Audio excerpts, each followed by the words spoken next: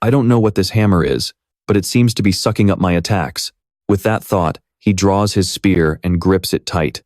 Seeing this, Kim Woo-jin braces himself.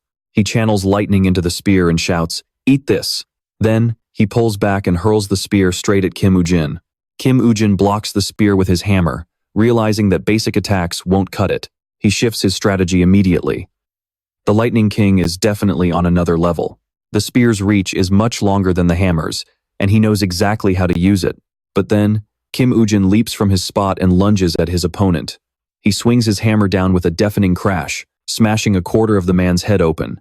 In a ruined city swallowed by the night, our protagonist screams out his burning hatred. "I hate this world." Tears fall uncontrollably.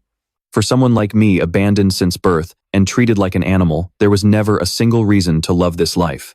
That's why trust never existed for me, no matter what I did or where I went. He remembers back to when he had to fight off a whole gang of thugs by himself.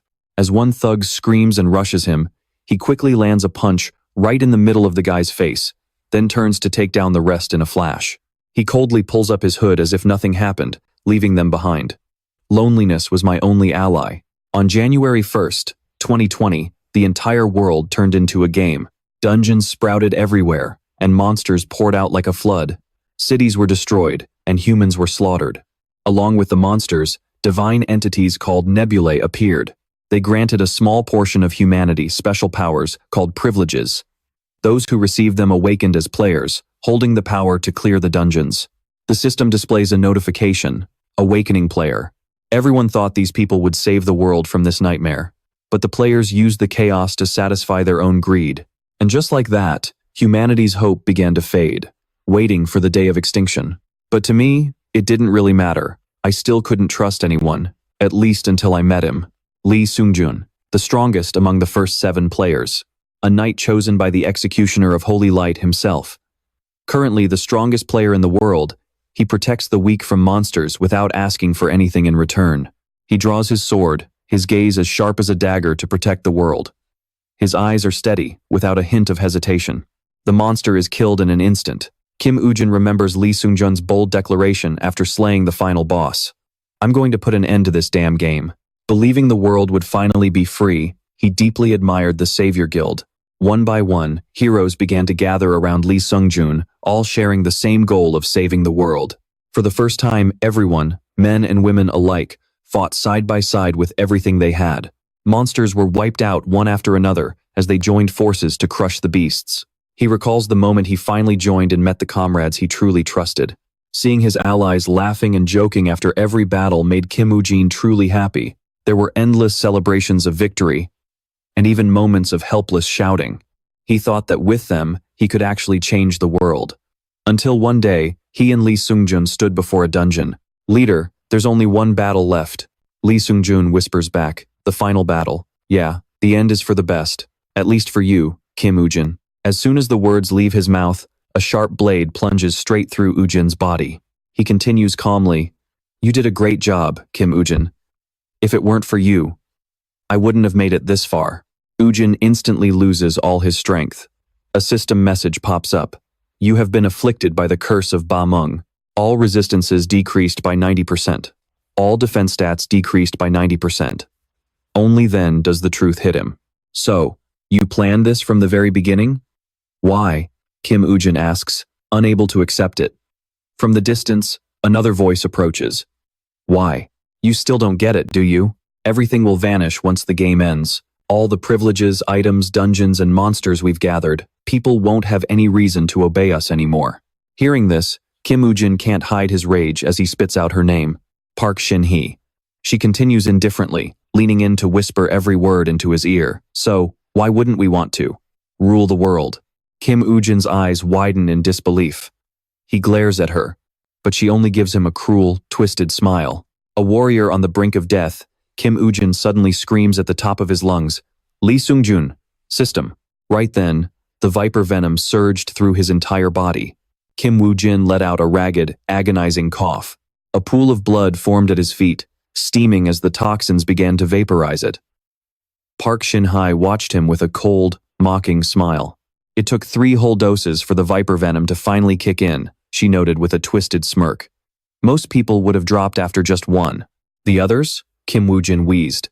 Was he thinking about the brothers in arms who had fought by his side? His body shook as he clenched his fists in rage. They trusted you. They gave everything to save this world. They risked their lives for the cause. He couldn't hold back his fury anymore and screamed, "And you slaughtered them just because they were in your way?" Park Shin Hye just gave a dismissive shrug. "Look at you, getting all smart." "That's right. The dragon hunter, the terrorist, and Jung Woo, the undead king. You were a huge help in taking them out, and thanks to that, the world is finally ours to rule." Kim Woo Jin screamed Lee Seungjun's name in pure desperation. He didn't stop, howling, "Lee Seungjun, Lee Seungjun," but Park Shin Hye just walked away, leaving him to rot. Gasping for his final breaths, Kim Woo Jin realized there was nothing left he could do. He spat out one last curse. Damn it all. Is this really how it ends? Betrayed by everyone? Dying like a dog? Suddenly, a system window flashed before his eyes. Initializing game. Today is January 1st, 2012. Is it just me, or are these monsters showing up way more often lately? Someone grumbled. Give it a rest, another voice snapped back. At least the pay is good. But a third voice chimed in. Damn it, we are out here risking our necks on the front lines. And they still don't pay us enough, he complained. Just then, a bright light appeared at the end of the tunnel. The truck sped out into the open air. Kim Woo Jin's eyes snapped open in shock, his forehead drenched in a cold sweat. What the hell is going on? Heart racing, he thought to himself. I was supposed to be dead, wasn't I? He reflexively grabbed his stomach. Stabbed 3 times, but as he looked down, his body was completely unscarred. He couldn't believe his eyes. Am I alive? He looked around at the other soldiers sitting and chatting. Is this a dream? Watching them joke around, a memory suddenly clicked for Kim Woo Jin. Wait, he realized with a jolt. This place is. The truck continued to roar down the deserted road. The driver's eyes widened as he spotted something up ahead. He slammed on the brakes, sending the truck skidding wildly across the pavement. Dust billowed into the air. What the driver gasped. A massive pack of green monsters stood right in their path. Emergency! Orc ambush ahead. Everyone, grab your gear and get out now, the driver yelled, pounding on the back of the truck. The soldiers in the back grabbed their rifles and scrambled out. A massive green orc bared its tusks and turned toward them. A second later, the pack let out a deafening roar. They charged toward the soldiers with brutal force. Hurry, get a move on, the driver stammered, shaking with fear. While the others were frozen in panic, a voice suddenly boomed over the chaos. Listen up, everyone. Ammo is tight. Don't pull the trigger until you've got a clear shot. A veteran soldier with a gray beard barked. What? The men shouted, looking around in confusion. Who said that? Suddenly, a soldier fired, landing a perfect headshot. The orc's skull exploded in a spray of blood as it collapsed backward. The shooter was Kim Woo Jin. Kim Woo Jin? The others gasped. Seeing their comrade fall, the orcs roared in fury and lunged at him. He narrowed his eyes, raised his rifle, and opened fire. His movements were sharp and surgical. Every single bullet found an orc's skull. 2 empty casings clattered to the ground at his feet. One orc swung a massive club, smashing it down right where Kim Woo Jin was standing. He nimbly leaped back, narrowly dodging the blow. Mid-air, Kim Woo Jin glared at the beast with cold fury. He leveled his gun and pulled the trigger. A bullet tore through the orc that had just attacked him. Kim Woo Jin landed lightly on his feet. Through the haze of dust, he stood face to face with the last remaining orc. Terrified after watching him slaughter its entire pack, the orc turned tail and tried to run. But Kim Woo Jin didn't give it a chance. He fired a single shot into the back of its head, and the beast crumpled to the ground. No way. The soldiers stared in absolute disbelief. Did he seriously just solo the whole pack? A brown-haired soldier stammered, his jaw dropping. Kim Woo Jin looked down at his hands. It feels like a dream, he thought, but the sensation was far too real.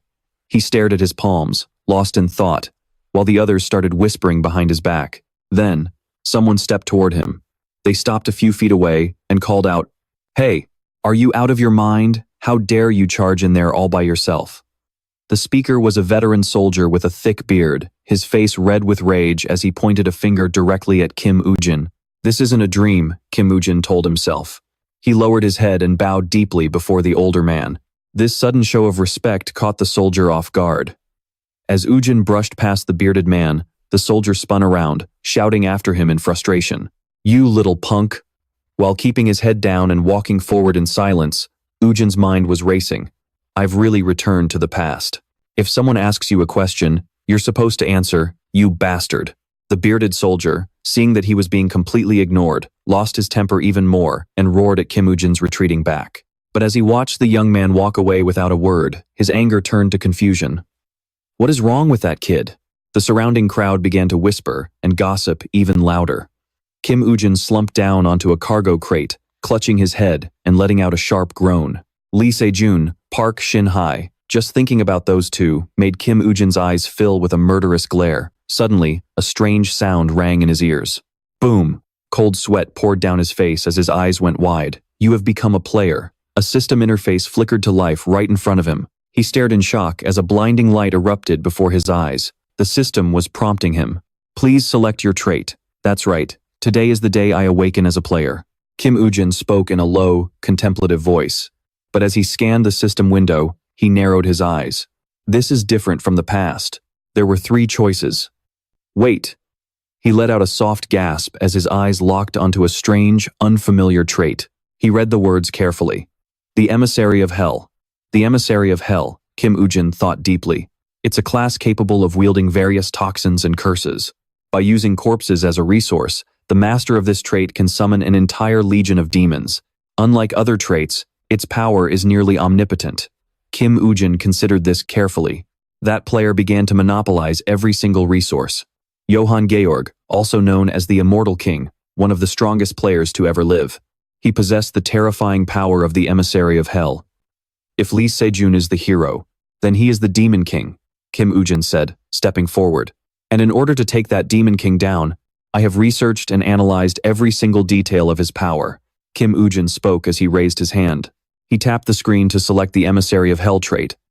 I will become the Demon King myself, he said, a dark smirk playing on his lips.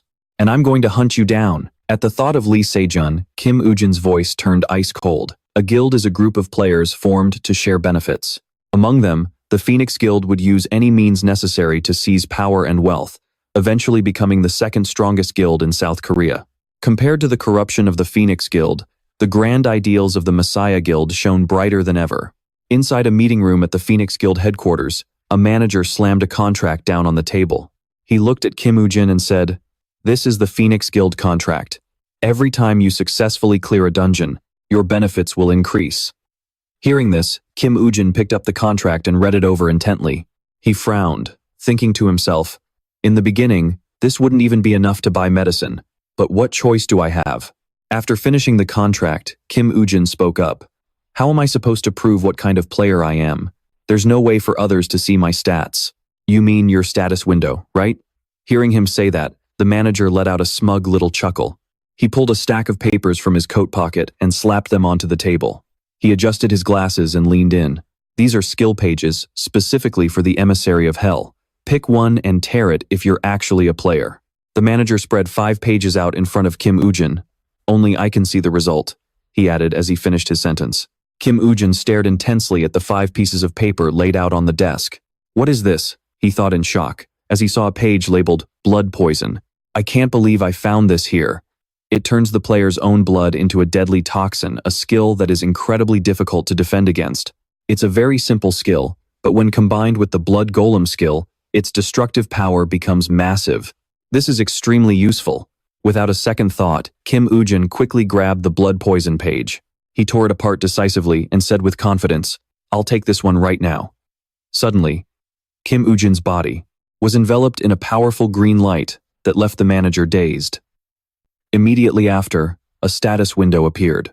A notification confirmed that he had acquired the blood poison skill. In his mind, Kim Woo Jin began to recall a scene from his past life. Back then, Kim Woo Jin was wearing heavy armor and standing at the front of the line with 3 people behind him. There was 1 woman and 2 men.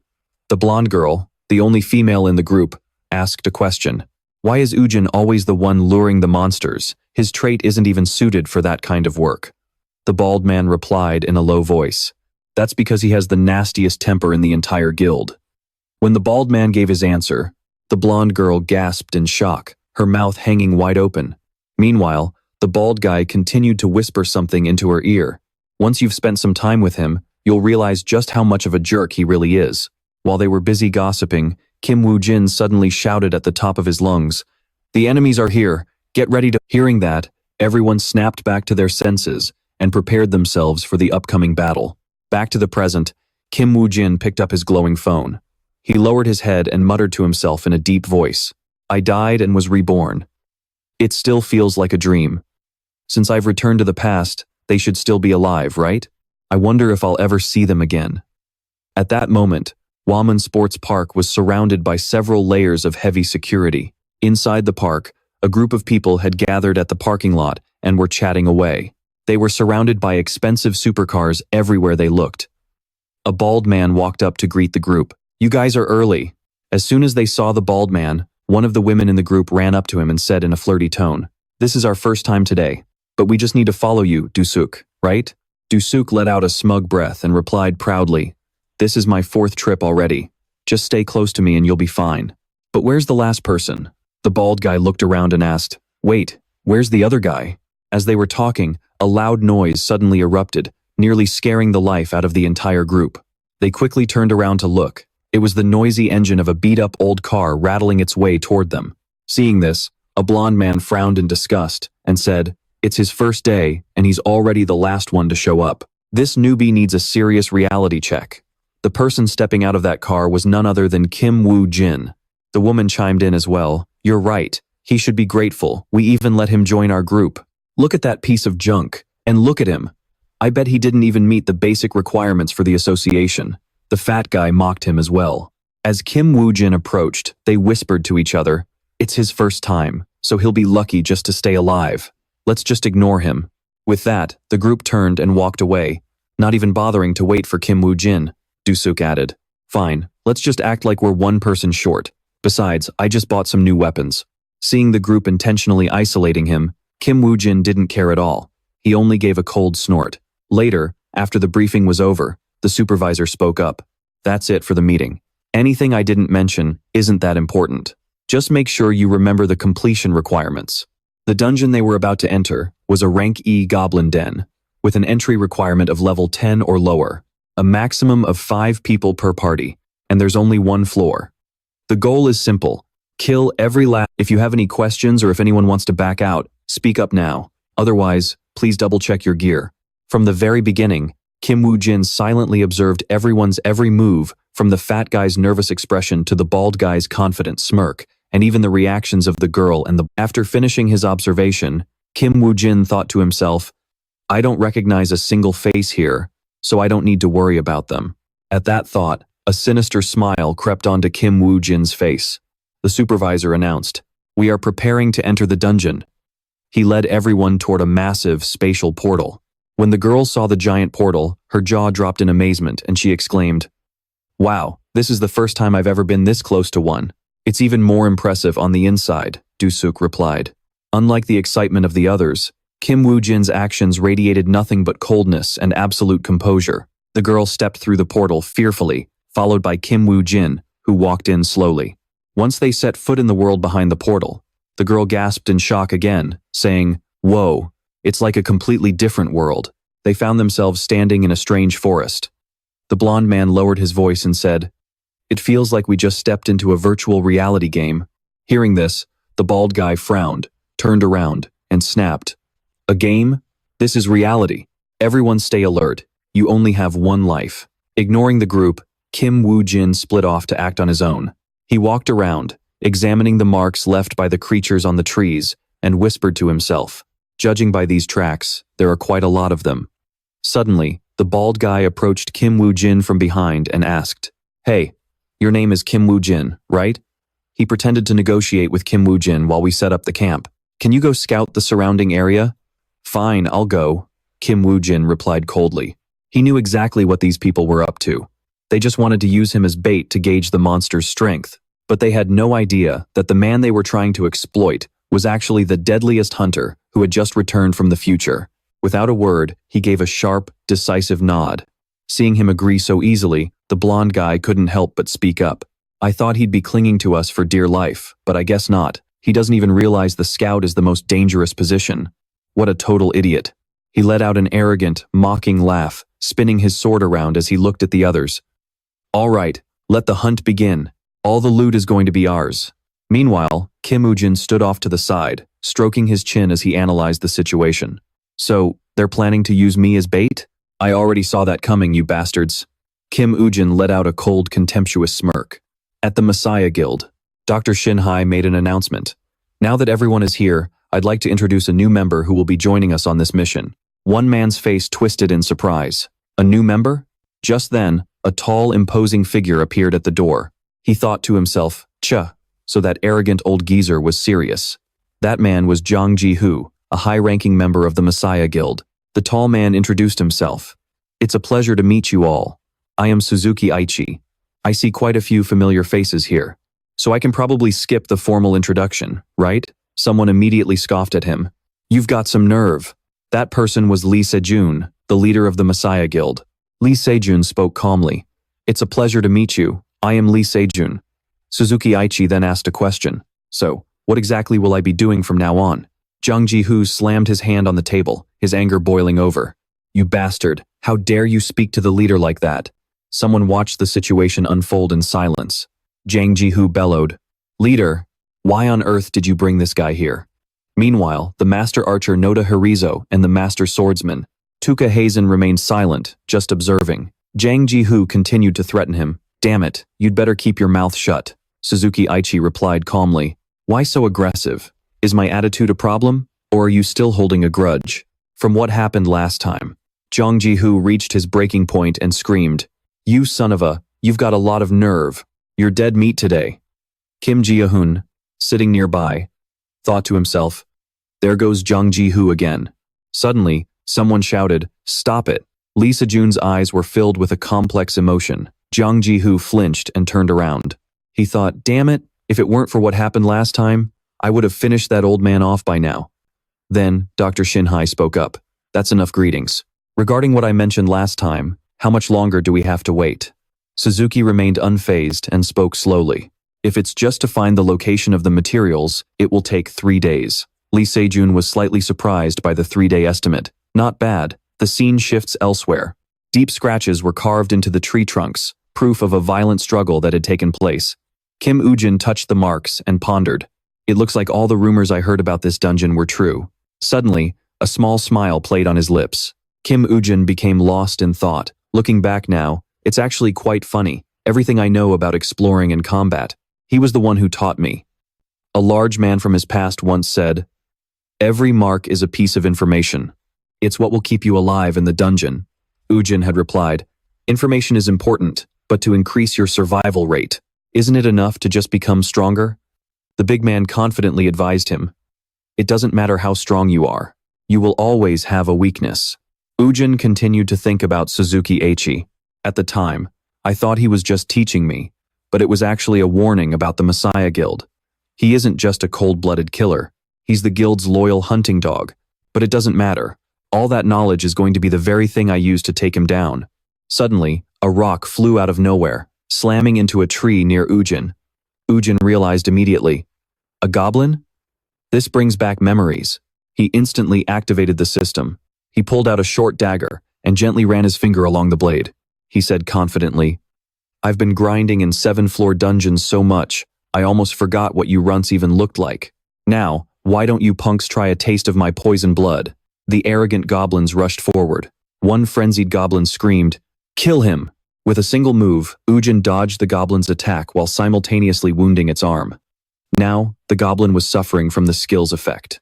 Its face twisted in agony. The goblin tried to retaliate immediately, but Woo-jin dodged it with ease. He thought to himself, he's still this active even after being hit with the effect? It seems it's not quite effective enough yet. The energetic goblin continued its assault, swinging a heavy blow down at Woo-jin that sent him skidding back a good distance. Woo-jin spun his dagger and threw it with full force at the goblin.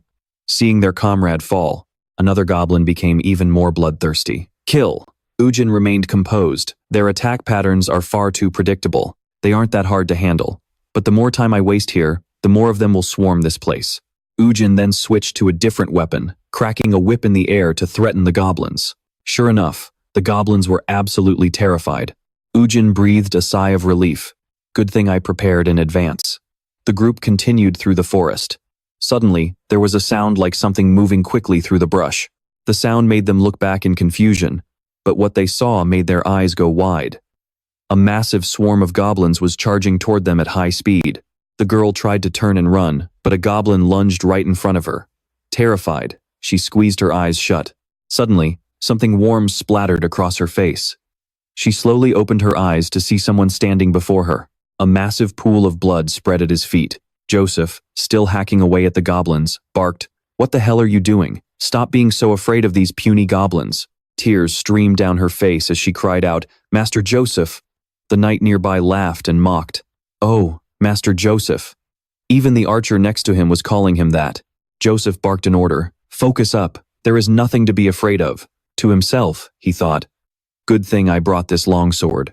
With this, carving through goblins is like slicing meat." He tried to pull his sword back for another strike, but it wouldn't budge. Confused, he muttered, "Huh?"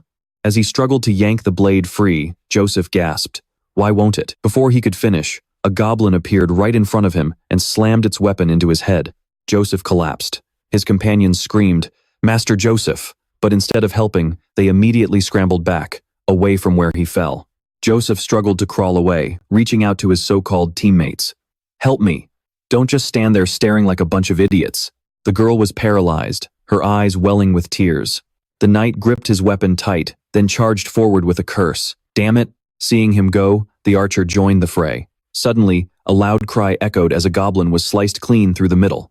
Blood sprayed everywhere as the creature was sent flying. The goblin's eyes bulged in agony. Kim Woo-jin smirked, and the surrounding goblins were so terrified they turned tail and ran. He lashed out with his whip, and the coil instantly constricted around a fleeing goblin. The more it struggled, the tighter the whip squeezed. Moments later, the goblin was choked, breathless, and collapsed to the ground. As it fell, a blue aura swirled around Kim Woo-jin's feet he had leveled up. A system notification appeared. "An emissary of hell has taken an interest in you. You have gained the title, the Noticed One." Kim Woo-jin chuckled and said, "The requirements are lower than I thought. I barely did anything and I'm already getting attention." He retracted his whip and walked past the goblin corpses. Looking down at the weapon in his hand, he muttered, "Only morons would go around swinging heavy swords like that. A whip is more than enough for these runts. This dungeon is such a waste of time." Meanwhile, the others were huddled under a tree. Joseph spat. "Son of a..." The knight, his face covered in fresh wounds, asked, "What do you think happened to that rookie?" Joseph's expression darkened. "Since he hasn't shown up yet, he's probably dead." The archer immediately snapped, "Joseph! Damn it, having one more person would have made a huge difference. We only ended up like this because we followed your lead." Joseph shot back, "What did you just say? You little punk." They were about to keep arguing. "That's right, you're the one who told us," but they were cut off by a loud noise. Joseph's instincts kicked in, and he whipped his head around. The knight and the archer looked on in terror. The girl, who hadn't stopped shaking, also looked over. They pressed their backs together in a defensive circle, trembling as they whispered, "Again? No way." A scream echoed through the forest. Kim Woo-jin had just slaughtered another pack of goblins and was leveling up again. A system message popped up. "An emissary of hell highly appreciates your abilities. You have gained the skill, Skeleton Warrior." He listened to the notification, realizing what it meant. He commanded, "List." His skill book appeared, and Kim Woo-jin tapped the new entry. "A skeleton soldier? I actually landed this." He thought to himself, Johann the Undead King could control an entire undying army with ease. This was one of his most powerful skills. However, it was also the fatal flaw that allowed me to catch him. The catch is that only monsters killed by the user can be used as a sacrifice. A fatal weakness indeed. Kim Woo-jin smirked and said, "But it'll still save me a hell of a lot of time." He ripped the skill page out, and a notification appeared. "You have acquired the F-rank skill, Skeleton Warrior. Maximum summons. 1. Effect. You can use a corpse killed by your own hand as a sacrifice to summon one skeleton warrior." Kim Woo-jin walked over to the dead goblins and noted, "Having a distraction will make hunting a lot easier." He reached his hand out toward one of the corpses and activated his new skill. It felt as if his hand was draining something from the air. Immediately, the skin around the dead goblin's body began to tear and peel away. After a few moments, the flesh was gone, leaving only a gleaming skeleton. Kim Woo-jin watched as the bones clicked together and the creature stood up. He stared at the skeleton, lost in thought, then looked into its dark, hollow eye sockets and said, "I like that look in your eyes." A while later, still deep in the forest, Kim Woo-jin stood with his arms crossed under a tree, watching his skeleton kill more goblins. He mused, "It's not quite as good as I expected. Is it because my magic stats are still too low?" The skeleton noticed him approaching and turned to look at him. Kim Woo-jin walked up and patted its head. He muttered, "Still a bit weak, can't really use it as a primary damage dealer yet." Then he looked up and thought, "By the way, were those guys actually players? They sure picked some interesting gear." Hanging from the trees were numerous skeletons wearing knight's armor. He looked down at the remains scattered near the roots and thought, whether it's a goblin or a dragon, they all have one thing in common. They exist solely to wipe out humanity. Rookie perks only exist in video games, which is why I don't need to show them any mercy. After thinking it over, he and the skeleton headed into the cave before nightfall. The group from earlier was huddled around a fire. Joseph, with his head all bandaged up, barked out, "Damn it. They were just a bunch of freaking goblins." The girl was still sobbing her eyes out. The archer, sitting across from her, asked, "Joseph, what do we do now? I think we were way too overconfident." Joseph muttered under his breath, "I refuse to die like this. Dying at the hands of some goblins?" He stood up and roared, "I am not going down this way." The archer just stared at him, speechless. The girl kept wiping away her tears, while the knight hesitantly asked, "Joseph?" Joseph looked around at everyone and said, "What is wrong with you guys? Sure, it is a struggle, but we can do this." Suddenly, the archer pointed up and gasped, "No, look, it is just." Joseph snapped, "What do you mean, no?" The archer jumped to his feet and yelled, "Look above your head." Joseph barked back, "What the hell are you talking about?" A level up notification appeared right above Joseph's head. He was completely baffled. Level up? We are all just sitting here. What is going on? Then it hit him. The only way to level up while standing still is if a member of the party is still out there fighting. That means that newbie kid is still alive. Meanwhile, Kim Woo-jin was holding a torch, standing in front of a massive pile of wood. Dead goblin bodies were scattered all around him. Kim Woo-jin stood there and said, "Based on my experience, the most effective way to kill goblins is exactly like this." With that, Kim Woo-jin dropped the torch, and the flames instantly caught the dry wood. A massive fire erupted, growing larger by the second as thick black smoke began to billow out. Inside the cave, the goblins caught a scent. They all turned toward the entrance at once, realizing black smoke was pouring in. They started frantically pointing at the smoke. As the smoke thickened, some of them began to choke and collapse. Only one stood watching before another pointed toward the exit and shrieked. Realizing the danger, the horde inside dropped everything they were doing and bolted for the entrance. Outside, Kim Woo-jin and his skeleton watched the blaze. Suddenly, the fire shifted, as if something had just slammed into it. Kim Woo-jin looked a bit surprised to see dozens of goblins desperately trying to crawl through the massive wall of fire. No matter how intense the heat was, they kept trying to force their way out. Kim Woo-jin watched the whole thing unfold. He let out a cold smirk and said, "Might as well give those dead players a proper cremation while I am at it, right?" The flames surged, incinerating the hands reaching out from the fire. The fire roared until those reaching hands disappeared. Eventually, the flames began to die down. Once the fire went out, a system notification popped up. "The emissary of hell is highly satisfied with your cruelty." The cave entrance was now nothing but ash, dry wood, and charcoal. Kim Woo-jin frowned as he looked around, then tilted his head and muttered, "That is strange." He gripped his whip tightly and thought, "I really thought that would have forced it out by now." He started to turn away. This is getting annoying. Is it hiding in another nest?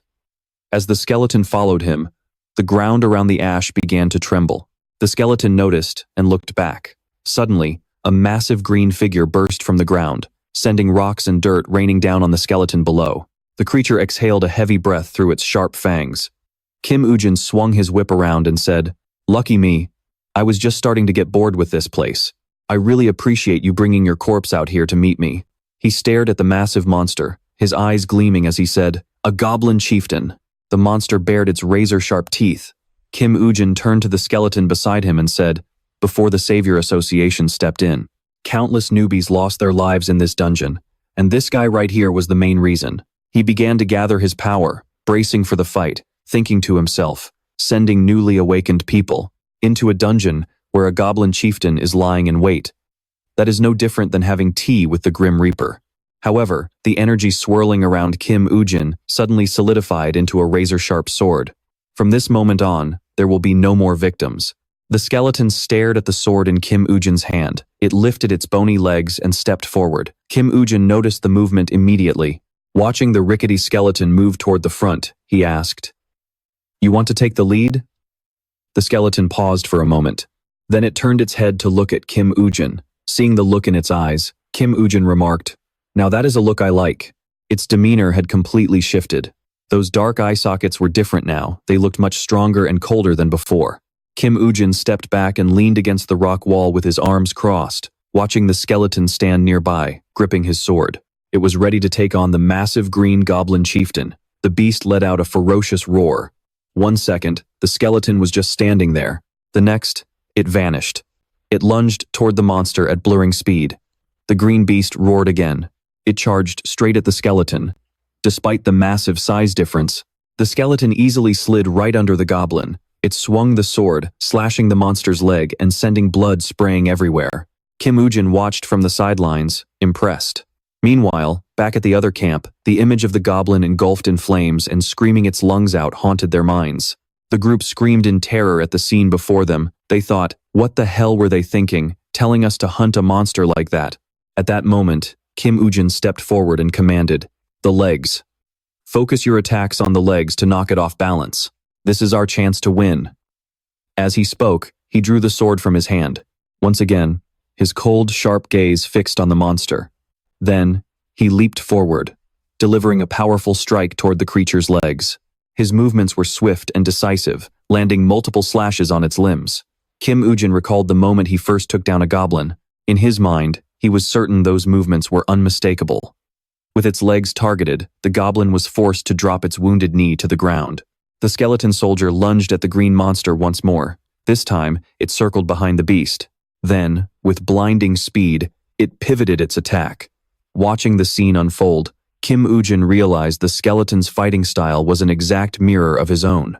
That powerful aura and that specific downward slash were identical. He placed a hand on his chin, lost in thought. He knew the skeleton warrior's strength depended on his magic stats, but he never expected it to copy its master's combat style so perfectly.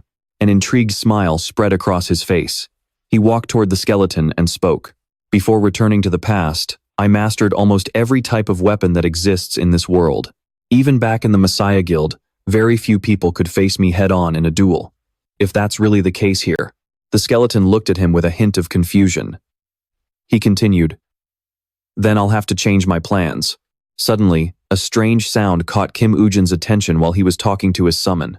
A new notification appeared on the system screen. He wondered to himself, "Oh, what's this?" He then tapped it to read the content. "The Emissary of Hell congratulates you on your brilliant achievement and has granted you a set of legendary skills." When he saw those last two words, he couldn't help but gasp. Legendary rank. Clutching the paper in his hand, he let out a thrill-seeking laugh. It felt like accidentally tripping over a pile of $100 bills. Meanwhile, at the guard post, word came in that the dungeon had been conquered. The man in glasses stood up in disbelief, shouting, "What?" He immediately burst through the door and ran outside. His eyes widened as if he were seeing a ghost. The gate connecting to the dungeon was opening. A group of people emerged from the portal. They looked battered and bruised, leaning on each other as they limped out. The man in glasses thought to himself that if the players were back, it meant the dungeon really had been cleared in a single day. How is this possible? He stood there with his jaw dropped. Voices began cheering, welcoming everyone back safely. The man in glasses rushed toward the wounded, being treated by the medical team. He looked around frantically but couldn't find the person he was looking for. He couldn't help but ask, "Huh? Why are there only 4 of you? Where is Kim Woo-jin?" The group went silent, hanging their heads without a word. Breaking into a cold sweat, the man in glasses rubbed his head and sighed, "I get it. So, Kim Woo-jin is." Suddenly, someone screamed, "Look, someone else is coming out." The man in glasses whipped his head toward the gate. The entire crowd stared in shock at the figure approaching. A lone silhouette stepped out from the portal. The man in glasses squinted and whispered, "Kim Woo-jin?" The gate slowly vanished. As the figure walked closer, it became clear it was none other than Kim Woo-jin. The man in glasses ran after him, calling out, "Wait, Kim Woo-jin." The bald guy with the bandaged head couldn't believe his eyes. He pointed a trembling finger at Kim Woo-jin and stammered, "That bastard, he's actually alive? How the hell did he clear a dungeon all by himself?" The others stood there, mouths agape in total shock. The man in glasses was trying to say something to Kim Woo-jin. The bald guy's expression darkened. He glared at Kim Woo-jin from a distance, his mind racing. How did that piece of trash do it? Who the hell is he? On the news, reports continued about the global economy being in a recession for 4 straight years. The European Players Association was demanding a 30% increase in dungeon clear rewards. The United States enacted a special player law, freezing 10% of players' income tax. Are we going to keep giving in to these players' demands? Their greed and ambition are spiraling out of control. This was the result of giving players so much power, simply because they were the only ones who could permanently close the dungeons. However, the Messiah Guild in Korea hadn't requested any reward at all for clearing a 5-story dungeon. Lee Seungjun has saved the world once again, successfully conquering the first 5-story dungeon. Stock prices for their sponsor, the Hansung Group, have skyrocketed. At a small bar, Joseph was watching the news. He grumbled irritably, "Those Messiah Guild bastards, damn it, every news cycle is about them, while we're treated like garbage who only care about money." The blonde guy next to him acted indifferent and tried to comfort him. "Why do you care? It's not the first time. By the way, how was the dungeon this time?"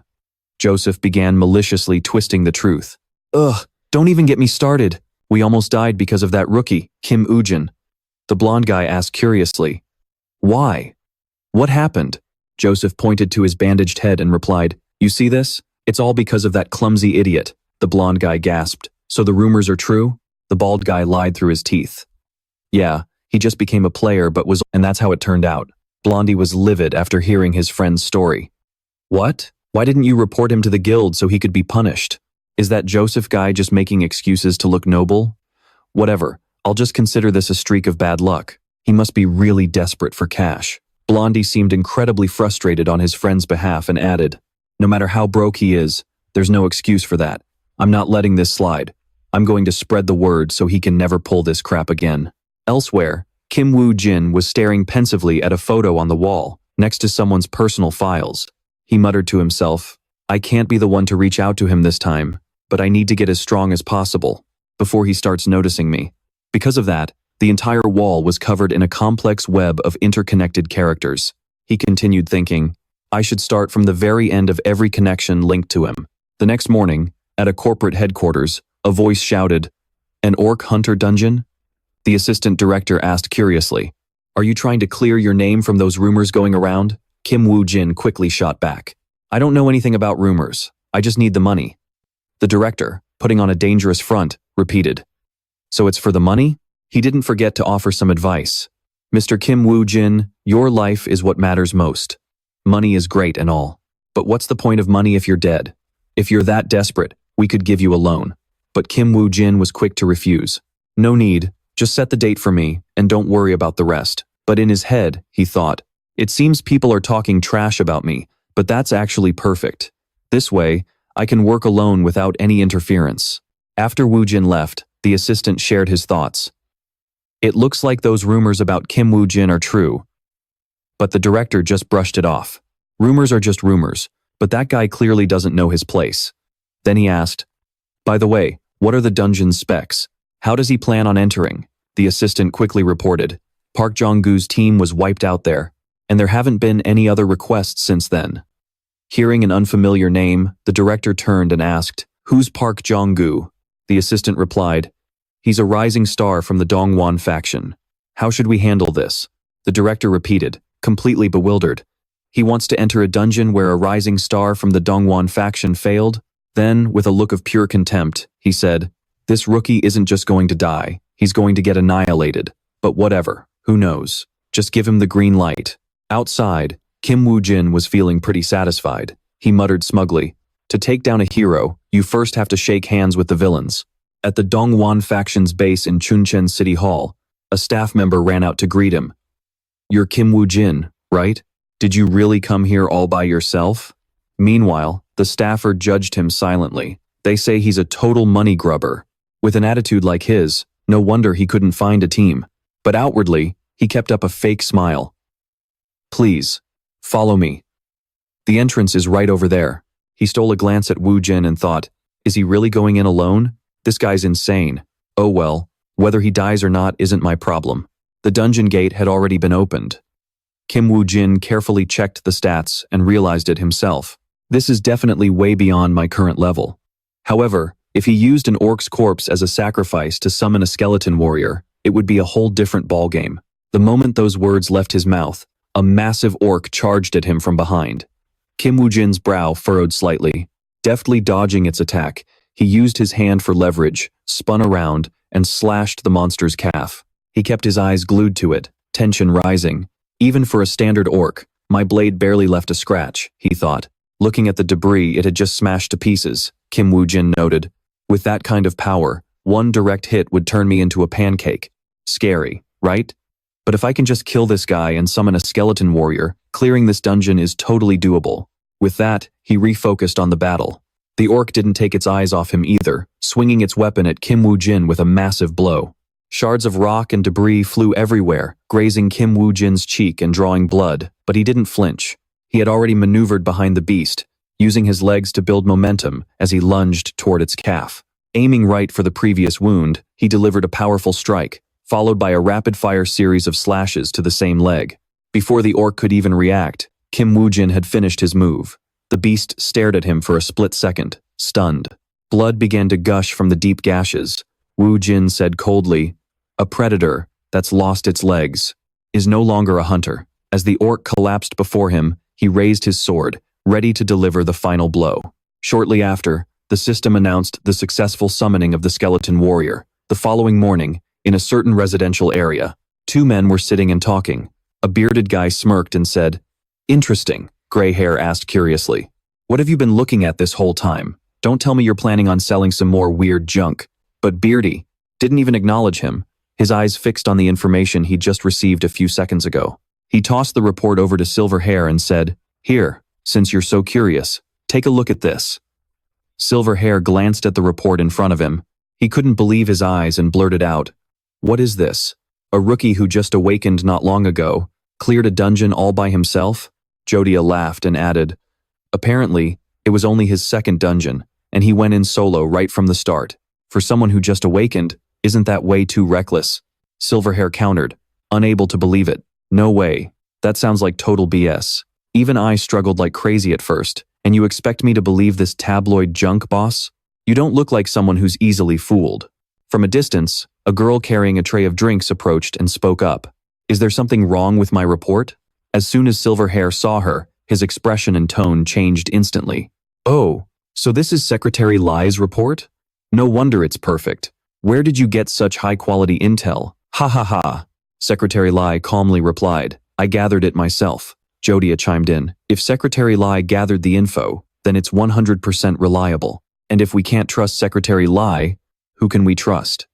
Before he could finish, Joseph spotted something he didn't like. He started shouting, "How many times have I told you not to buy instant coffee? Why didn't you say anything?" Secretary Lie calmly finished her sip of water, then slowly opened her eyes to look at him and replied sharply, "I brought this back from the Phoenix Guild, and this report can be printed on recycled paper." Hearing this, Joseph said with satisfaction, "Ah, I have to admit, it's actually pretty good. Instant coffee is the best. That's right, in this world. If you don't trust Secretary Lie, there's no one else left to trust." Seeing the boss's attitude flip so fast, Silverhair could only curse under his breath. What a joke, and at his age, too. The cup in Silverhair's hand was just about empty. The bearded man then spoke up. "By the way, Secretary Lie, how is the dungeon acquisition going?"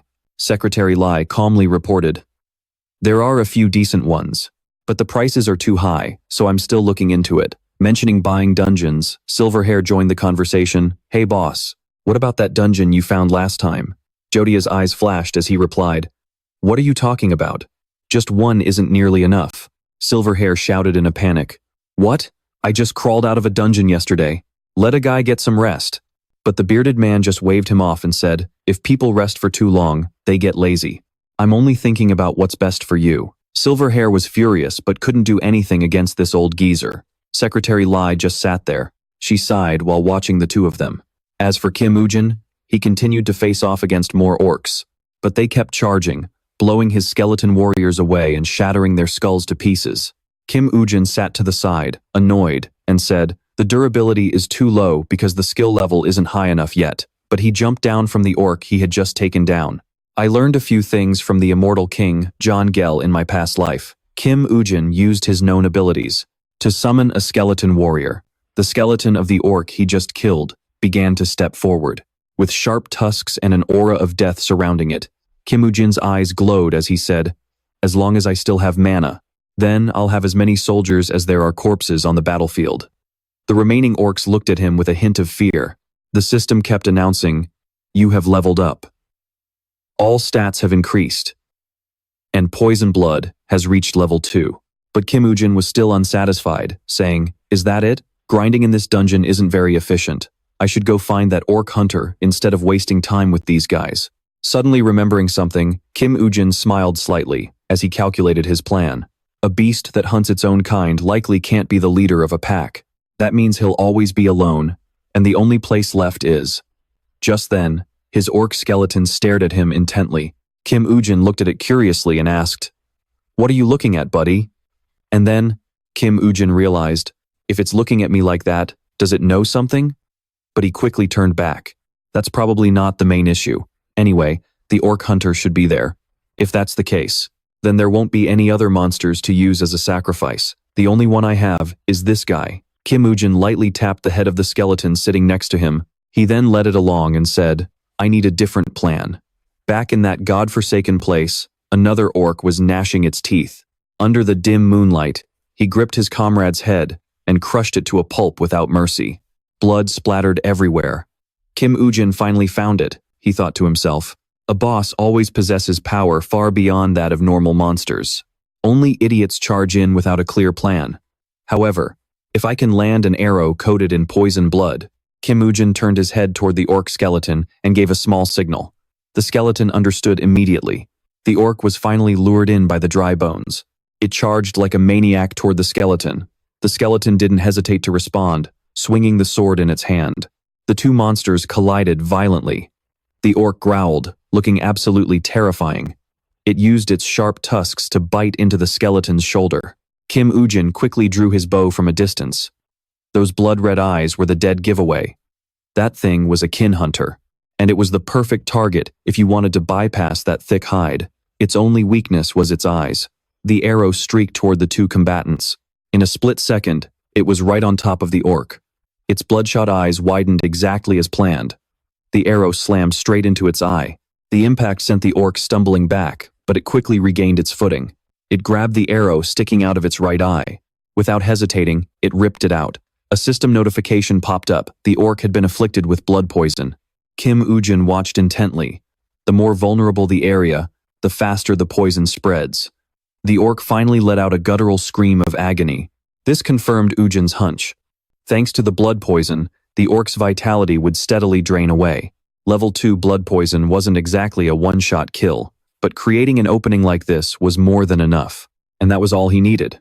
Now, Kim Woo-jin's skeleton warrior only needed one clean strike to finish the orc off. A notification flashed. "Congratulations. You have defeated the orc hunter. You have conquered the dungeon. You have leveled up. You may exit in 1 hour." Kim Woo-jin looked at the scattered remains and muttered, "Looks like it devoured everything in its path. I wonder if that guy from Park Yong-won's side is in here." Suddenly, he spotted something strange. Kim Woo-jin paused to take a closer look. It was a skeleton, but the cut was incredibly clean and precise. He thought to himself, this wound couldn't have been made by an orc. Judging by the marks, this guy was backstabbed, and by someone who was used to killing people. Whether it was intentional or not remained to be seen. But if they were from Park Yong-won's faction in the Phoenix Guild, it wasn't hard to guess.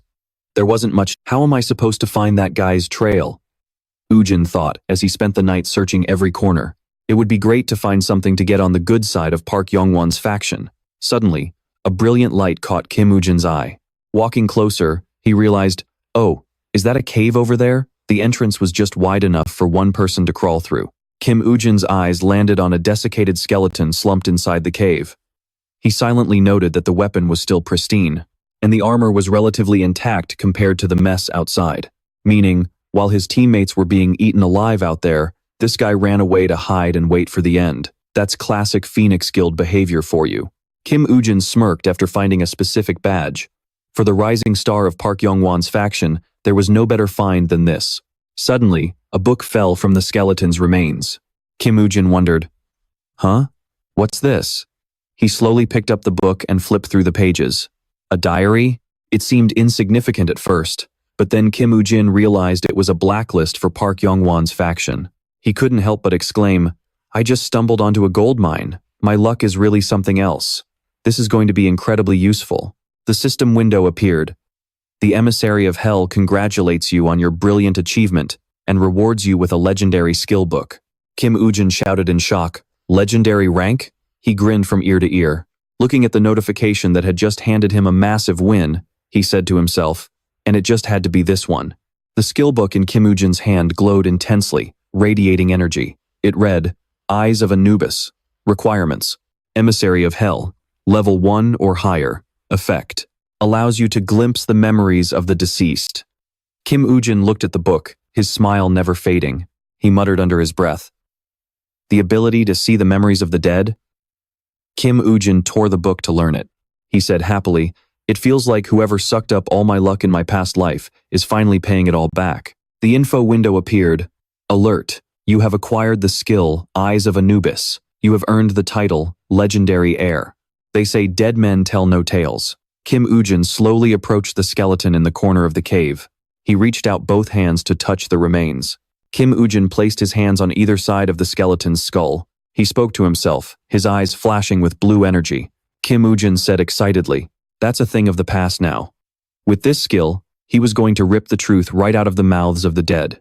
Streaks of black energy began to swirl within his eyes. Then, that energy slowly flowed outward. The system window appeared. Eyes of Anubis is opening. Magical energy from Kim Woo-jin's eyes flooded into the skeleton's empty sockets. The skeleton's jaw dropped. Kim Woo-jin let out a cry as well. The skeleton shook violently. Kim Woo-jin was still holding his sword. From the outside, the small cave glowed with Kim Woo-jin's magic. Memories began to flood into his mind like a slideshow. Voices continued to ring out. "Those damn orcs. Gong-gu. Help me." A figure appeared in the memory. He's severely wounded, barely able to crawl across the dirt as he desperately reaches out to Jeon Young-gu for help. Seeing the man slowing him down, Young-gu curses under his breath. Without a second thought, he turns and bolts, leaving the poor soul to die. Then, a vision of a cramped cave appears. Jeon Young-gu is hiding inside, clutching his head in sheer terror. "I can't die like this," he thinks. As the memories flash by, horrifying images of him hunting humans begin to surface. Blood soaks the earth as a voice rings out. "That's a felony, you know," Young-gu says with a twisted smirk. "Don't worry about it, we've got a powerful backer." The other man looks at him with pure horror, stammering, "A backer? What? What do you mean?" Jeon Young-gu lets out a sinister laugh, raising his sword over the helpless man. There's nowhere left to run. Young-gu looks down gleefully and reveals the man's identity. The one who will soon become the master of the Phoenix Guild. It's Park Yong-kwon. Through the memories, a surge of dark mana flows into Kim Woo-jin's eyes, allowing him to see everything. He's witnessed the entire history of that skeleton. Kim Woo-jin tilts his head back, shoving the skull away from him. He fights to break the connection and end the skill. Kim Woo-jin lets the skull drop heavily to the ground. Wisps of black mana still cling to its hollow eye sockets. He collapses, bracing himself against the ground with one hand. With his other hand on his forehead, he struggles to deactivate the Eyes of Anubis. Kim Woo-jin gasps for air, his breathing ragged. These are the memories of the dead, he thinks, staring at the skull rolling across the dirt. Peering into the past of the deceased isn't exactly a pleasant experience. Plus, it drains way more mana than I expected. Regaining his strength, Kim Woo-jin wipes away his sweat with a smirk. If I play my cards right and use this guy's memories, and use that list to get close, then no matter how careful he is, it'll all be for nothing. Later, at Jungbu University, Kim Woo-jin is blending into the crowd at a briefing. The speaker is mid-presentation. As most of you already know, according to the reports, this dungeon is swarming with at least 1,000 orcs. It's an A+ rank dungeon. This is the territory of the Orc Lord. Kim Woo-jin listens in silence, his mind drifting back to his past life. The number of survivors was vague. Around 70, right? That means more than half. Only the most elite players from the top guilds were sent here. There's no way basic monsters could have wiped out over half of them.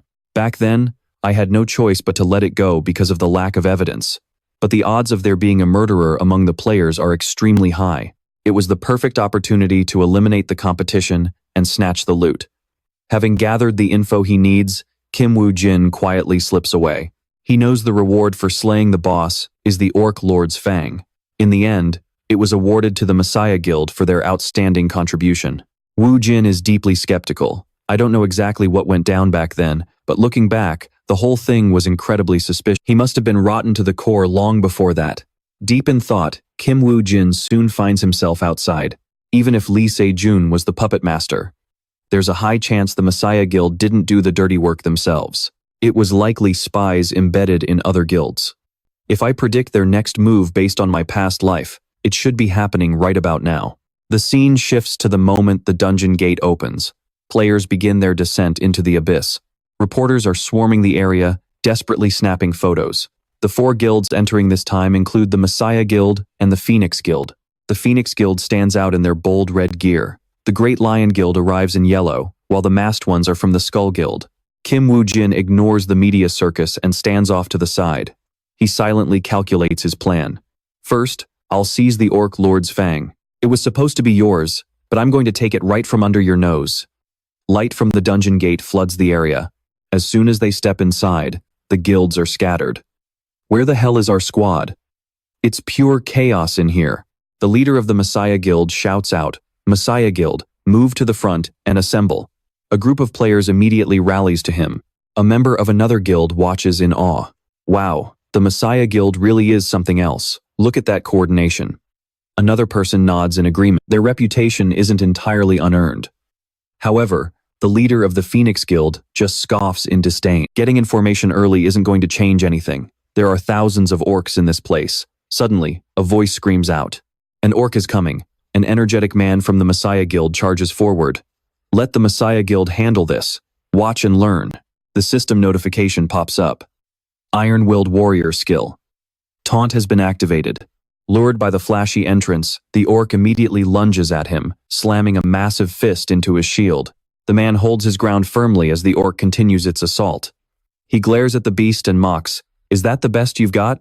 Suddenly, a blonde man behind him begins chanting a support spell.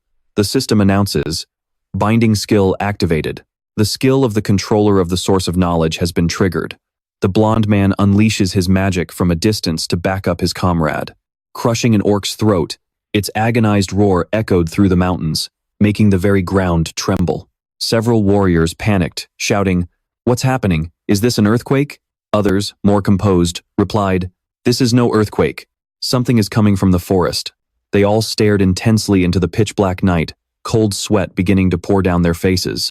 Suddenly, a massive pack of orcs charged out from the woods. One lunged forward to throw a punch at a warrior, sending blood spraying everywhere. The warrior managed to hack off the beast's arm.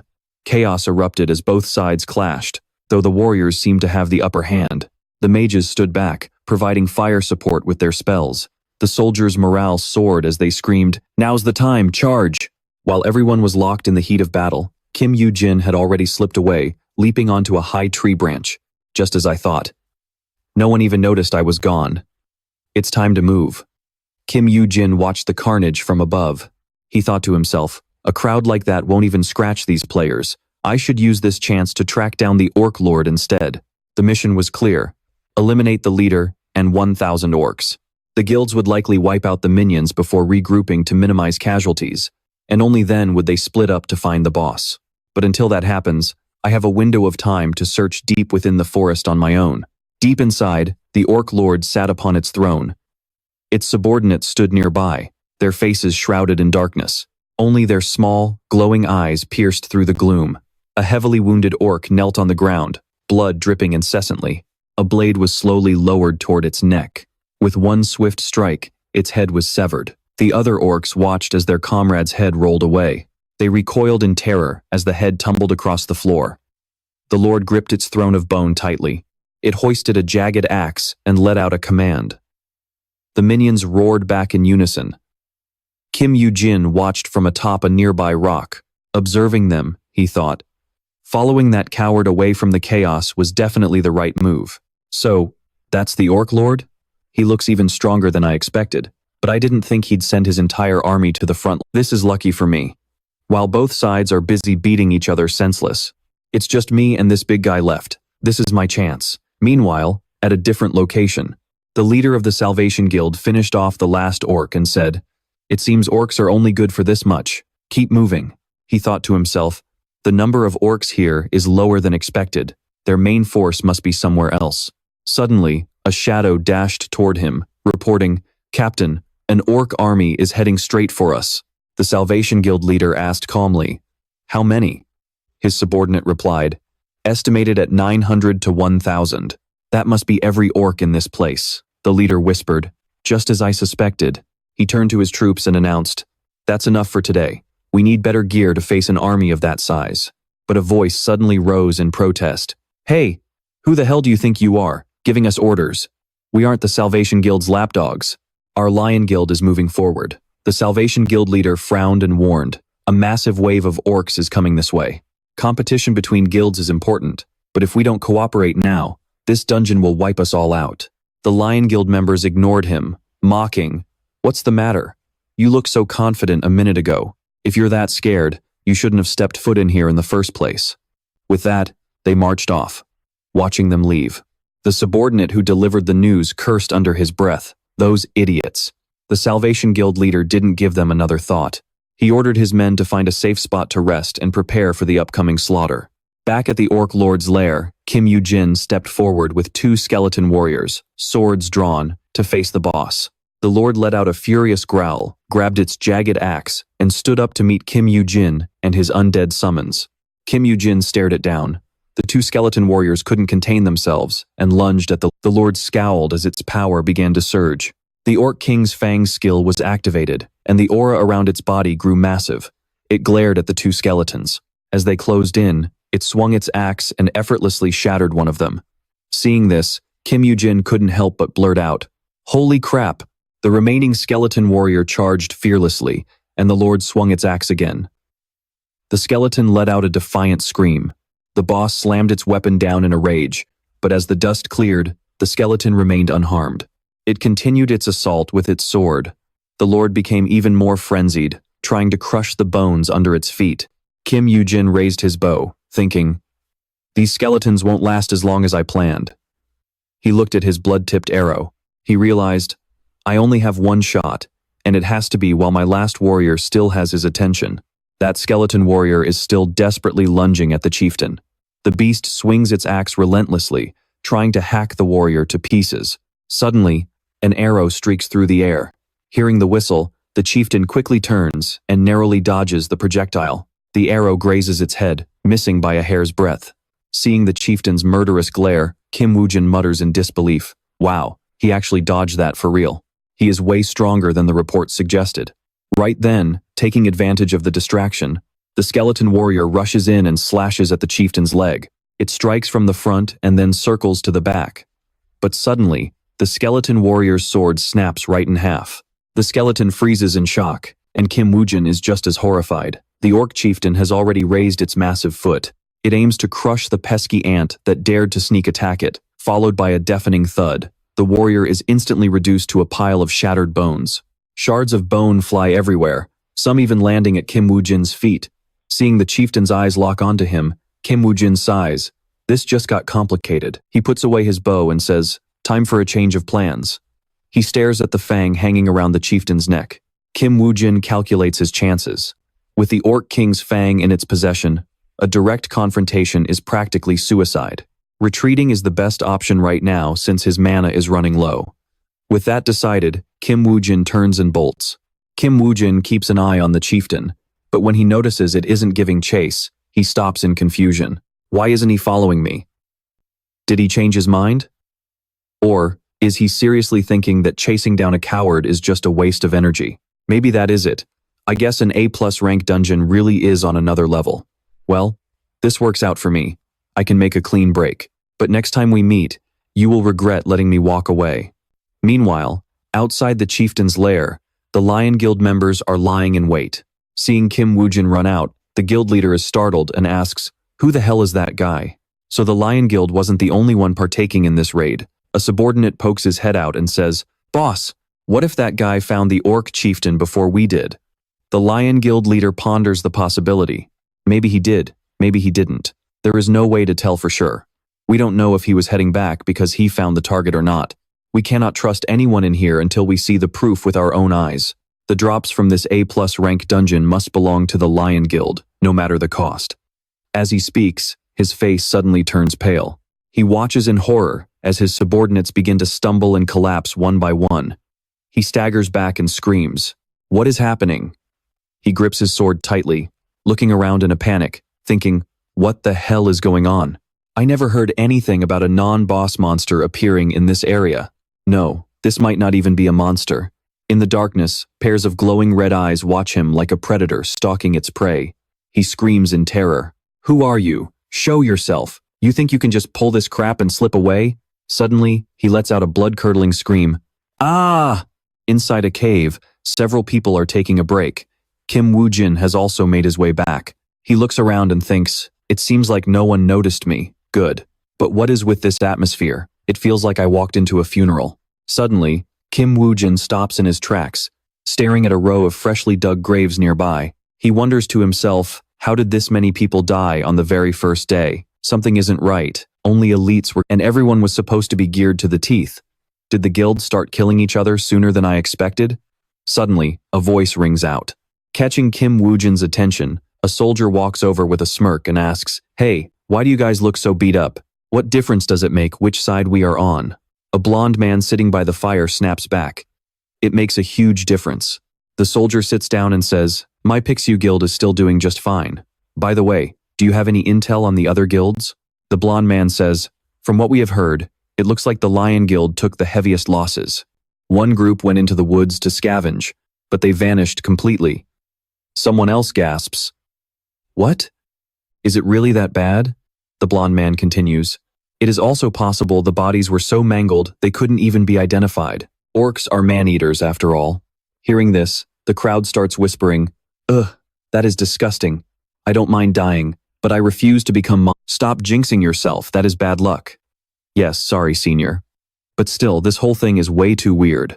Normally, there would be bodies left behind somewhere, or at least someone would have managed to escape, right? Even if they died from their wounds later, we should have found the corpses." The blonde man asks the guy next to him, feeling uneasy. Sharing the same thought, the other man leans in and says, "You think so too? I just hope someone from the whatever. We just need to focus on staying alive ourselves. If you are dead, all that high-tier gear is useless, right?"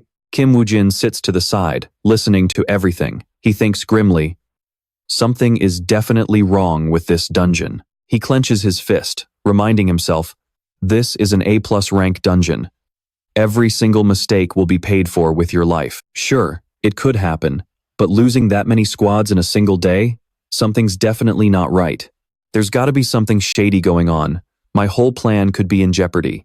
If our total forces drop any further, tomorrow's gonna be a hell of a busy day. The next morning, the orcs came marching in, and there were tons of them. One soldier stood there, paralyzed with fear, muttering, "How the hell are there so many of them?" No matter how many they killed, they just kept coming. An older soldier saw the kid lose focus and barked at him. "Shut your mouth and stay focused, you idiot." Both sides were evenly matched, locked in a brutal, tense stalemate. Suddenly, an orc let out a deafening roar, a signal to charge. The open field erupted into the chaotic sounds of a violent bloodbath. On the other side of the battlefield, Woo Jin heard the commotion and whispered, "Looks like it's finally started, but this side is the real problem. I can't land a killing blow on the orc lord with what I've got right now, and using the skeleton warriors as bait won't work either. They're way too fragile. Wait, come to think of it, can these skeletons use bows?" The system chimed in. Skeleton warriors summoned. He walked toward the orc lord, who was still sitting there on its throne, just as smug as yesterday. Woo Jin glared at him, pure annoyance in his eyes. "You look way too comfortable today. Let's get round 2 started, shall we?" Suddenly, the fang hanging around the orc lord's neck began to glow. A system message popped up. "The orc king's fang has been activated." The orc lord slowly stood up, gripping its axe with murderous intent. Boom! A massive shockwave kicked up a cloud of dust, and the monster charged forward at blinding speed. It let out a thunderous roar, but then its eyes darted to the side as an arrow slammed right into its axe. It whipped its head toward the source of the arrow, eyes burning with rage. Two skeleton warriors, armed with bows, were standing right in its path. The orc smashed a massive rock, sending shards flying toward the two skeletons. But the skeletons didn't just stand there to die. They immediately scrambled away and fired back, launching arrows straight at the orc lord. The beast swung its axe to block the shots. Woo Jin leaped back to dodge the brute's follow-up attack, thinking, "So, the skeletons actually know how to use bows." Woo Jin let out a dark smirk. Everything is going exactly according to plan. Woo Jin spun his sword, locked his sights on the orc lord from above, and lunged down with a heavy strike. He sliced through the necklace, and the fang went flying. Woo Jin moved like lightning and snatched it out of the air. The system pinged. "You have acquired the Lord Orc's fang. The boss orc's damage, defense, and agility have all been reduced." The orc lord was absolutely livid. It raised its axe and started swinging like a maniac at Woo Jin. Woo Jin danced out of the way. Suddenly, two arrows pierced the orc lord's legs. The system spoke again. "The boss orc has been afflicted with blood poisoning." Roaring in pain and fury, the orc lord turned its gaze back to the two skeletons who had shot it. Woo Jin chuckled. "Now that I've got its fang, my attacks are actually gonna hurt." Woo Jin looked at the fang in his hand, and an info panel appeared. Lord Orc's Fang. Grade, Legendary.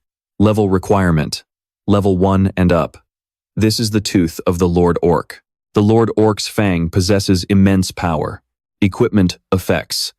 Physical damage plus 30, attack power increased by 5%, physical defense increased by 5. The fang in Woo Jin's hand began to glow and merge into his body. He gave a cold laugh. "Now, there's only one thing left to do," the system announced. "You have equipped the Lord Orc's Fang." Woo Jin smiled thinly. "Time to pull out my real weapon and take your head." On the other side, the Orc Lord was still locked in a frantic battle with the two skeleton warriors. One skeleton fired off another arrow. The orc didn't even notice, too busy screaming and swinging its axe in a blind rage. Suddenly, its eyes widened in agony as it looked down at its stomach. An arrow was buried deep in its gut. The system pinged. "The boss orc has been afflicted with blood poisoning." A sudden blur of motion streaked across the battlefield, leaving a trail of dust in its wake. Woo Jin was charging straight for the monster. The orc saw him and swung its axe in a desperate attempt to stop him. Woo Jin raised his sword and blocked the massive blow with everything he had. Using the momentum, he leaped high into the air, gripped his sword tight, and dove down, stabbing it deep into the orc's arm. The system announced, "The boss orc has been afflicted with blood poisoning." The monster let out a pained shriek and dropped its axe. Woo Jin sneered, "That axe you're using? I think I'll be taking that." A skeleton warrior reached out and caught the axe, standing there looking a bit confused with both an axe and a bow in its hands. Then, it just tossed the bow aside and gripped the axe with a menacing glare, ready to butcher the orc that had been giving it such a hard time. Woo Jin watched the scene and thought, "That's the perfect weapon to end your life." Not far away, a stranger landed on a tree branch, looking on in total shock. "What the hell is that sound? Orcs aren't supposed to sound like that. Someone is actually taking on the boss nearby? Damn it, who the hell could it be? I've got to find out and report back to the guild immediately." The man leaped away, moving quickly. He jumped out of the tree line and stood on a rocky ledge, looking down in absolute shock. Two skeleton soldiers, only one player, and I don't see anyone else around here. He stared intensely at Woo Jin. He whispered to himself in sheer terror. Is he really challenging the orc boss all by himself? How is that even possible? Breaking into a cold sweat, he thought. I have to report this to the guild right now. With that, he turned and scrambled away. Woo Jin had already spotted him. He remained dead silent as he leaped onto a tree branch. Suddenly, an arrow whistled through the air and pierced the man's shoulder. The man grit his teeth against the pain, seeing the arrow buried deep. He tumbled to the ground, clutching his wounded shoulder in agony. He scanned the area, panicking. What just happened? Who did that? No way. Was I discovered? Then he remembered Woo Jin, and it clicked. It's him. He's trying to stop me from reporting. But isn't he busy fighting the orc boss? Suddenly, his eyes narrowed in pure terror, as if he were seeing a ghost. A man slowly emerged from the shadows behind him. Seeing the mask with the skull symbol, the mark of their guild, the man stammered in fear. Is it the Shadow Guild? At that moment, a deep crimson aura filled the air. the terrifying man held his sword at the informant's throat. The informant was no longer breathing, his body lying limp on the ground. That leaves 5 more. Another man, holding a red pen, crossed out a picture of a man while speaking coldly. Heh, what's the point of wasting all that energy fighting orcs anyway? He looked at the notebook in his hand, which was almost entirely filled with red crosses. The man smirked with satisfaction and said, "Isn't it much better to just go around player killing? Listen up, rookie. Half of that guy's items will go to the guild, so make sure you divide them up correctly." A white-haired man sat perched on a tree, looking down. As the man gave his reminder, a green-haired guy holding the notebook replied, "Got it, don't you worry about a thing. By the way, are you really planning to go and kill that guy from earlier?" The yellow-haired man glanced at the white-haired one. "He's not on the list, but if the opportunity arises, I'm still going to kill him and take his loot." The white-haired man replied from his perch. The yellow-haired man looked up and asked further, "He's taking on an orc lord solo, so he's basically a monster himself. Isn't that a bit too dangerous? But once he finishes off that orc, he'll be completely exhausted, right? At that point, taking him out will be a total piece of cake." The white-haired man's eyes sharpened as he spoke in a dark tone. "I'm heading out. Finish up here and follow me." With that, the white-haired man vanished. The yellow-haired man grumbled, "There's nothing left to finish anyway." He grabbed the corpse on the ground by the collar and said, "I'll just toss this toward the orcs and let them take care of the evidence." He began dragging the body away. He left a long trail of blood behind him. Behind a nearby tree, someone was standing and watching everything. It was Woo Jin. He had been hiding behind the tree and heard the entire conversation. He watched the yellow-haired man walk away, frowning in deep, silent thought. In a secluded part of the forest, a large group of people had just finished taking down a mob of giant green orcs. "Progress is moving faster than I expected." The man in red armor thought to himself with a smug smile. A guy with a bowl cut looked at the leader and laughed. "At this rate, we'll clear this dungeon in no time." "Exactly, but from here on out, we don't need to push ourselves too hard. And if the chance comes, start moving toward the back of the formation." The leader in red armor smiled at the bowl cut guy. Confused, the guy asked, "What do you mean, boss?" "The small fry are almost wiped out, so starting tomorrow, we're going on the hunt for the orc lord." The leader in red armor began calculating his next move. He grinned and said, "It's about time we get ready for the main event." Suddenly, a brilliant blue light flashed, illuminating the entire area. Everyone froze in their tracks. The leader looked on in shock as the system light glowed intensely. Right in front of everyone, the system screen simultaneously flashed a red notification. The message read, "The boss has been defeated." The leader's jaw dropped, unable to find his words. What the hell is this?" Someone in the crowd screamed out in shock. "Someone please tell me I'm seeing things." They began shouting in frustration. "Which bastard did this? How is this even possible?" A brown-bearded knight thought in disbelief. "The main forces of all the top guilds are gathered right here." He whispered in confusion, "Boss, what on earth is going on? Does this mean those guys from the Lion Guild who left early actually pulled it off?" A masked man with white hair approached the bearded knight and whispered. Glancing at the people around him, the bearded knight replied softly, frowning as he looked off into the distance. "I thought those Lion Guild bastards were nothing but big talkers." Nearby, a massive skeleton stood holding an axe that was still dripping with blood. It had just cut down a giant orc under Woo Jin's command. The system chimed with a notification, "You have leveled up. You have earned the achievement. Orc Lord Hunter. Reward, 1 skill book." Another new book, huh? I hope it's something useful. Woo Jin thought as he looked at the notification. "This is?" His eyes widened in surprise. Right there in front of him was the Death's Ledger. Skill category, rank E. A ledger containing the power of the undead. It can store up to 5 undead monsters with active effects. The souls of the dead, sealed within this death book, have inherited the power of an orc. This grants a 5% boost to every stat. So, it's basically like an inventory specifically for my monsters. Woo Jin stared at the book in his hand, realizing that any creature stored inside would actually gain a bit of extra strength. Might as well test it out right now, shouldn't I? He activated the skill immediately, and his skeleton warrior let out a bone-chilling roar. Woo Jin watched in awe as the bones dissolved into a swirling black mist, getting sucked straight into the pages. The book erupted in a blinding, brilliant light. He gritted his teeth and held on tight as the radiance intensified. A moment later, the skeleton was completely gone. Woo Jin looked at the spot where his summon had just been standing. It was empty. He let out a low whistle of admiration. That was pretty flashy, wasn't it? From now on, I won't have to get my hands dirty for the first kill. As the words demon skeleton appeared in the book, Kim Woo-jin realized the game had changed. I can walk into a dungeon and summon my army instantly. He stared at the book with a satisfied smirk on his face. He was thrilled. With this, the biggest weakness of summoning skeleton warriors was officially a thing of the past. Deep in the forest, the silence was shattered. Leader, hey, where the hell are you going? The Orc Lord has been taken down. A group of men screamed as they chased after a knight clad in blood-red armor. You think I don't know that?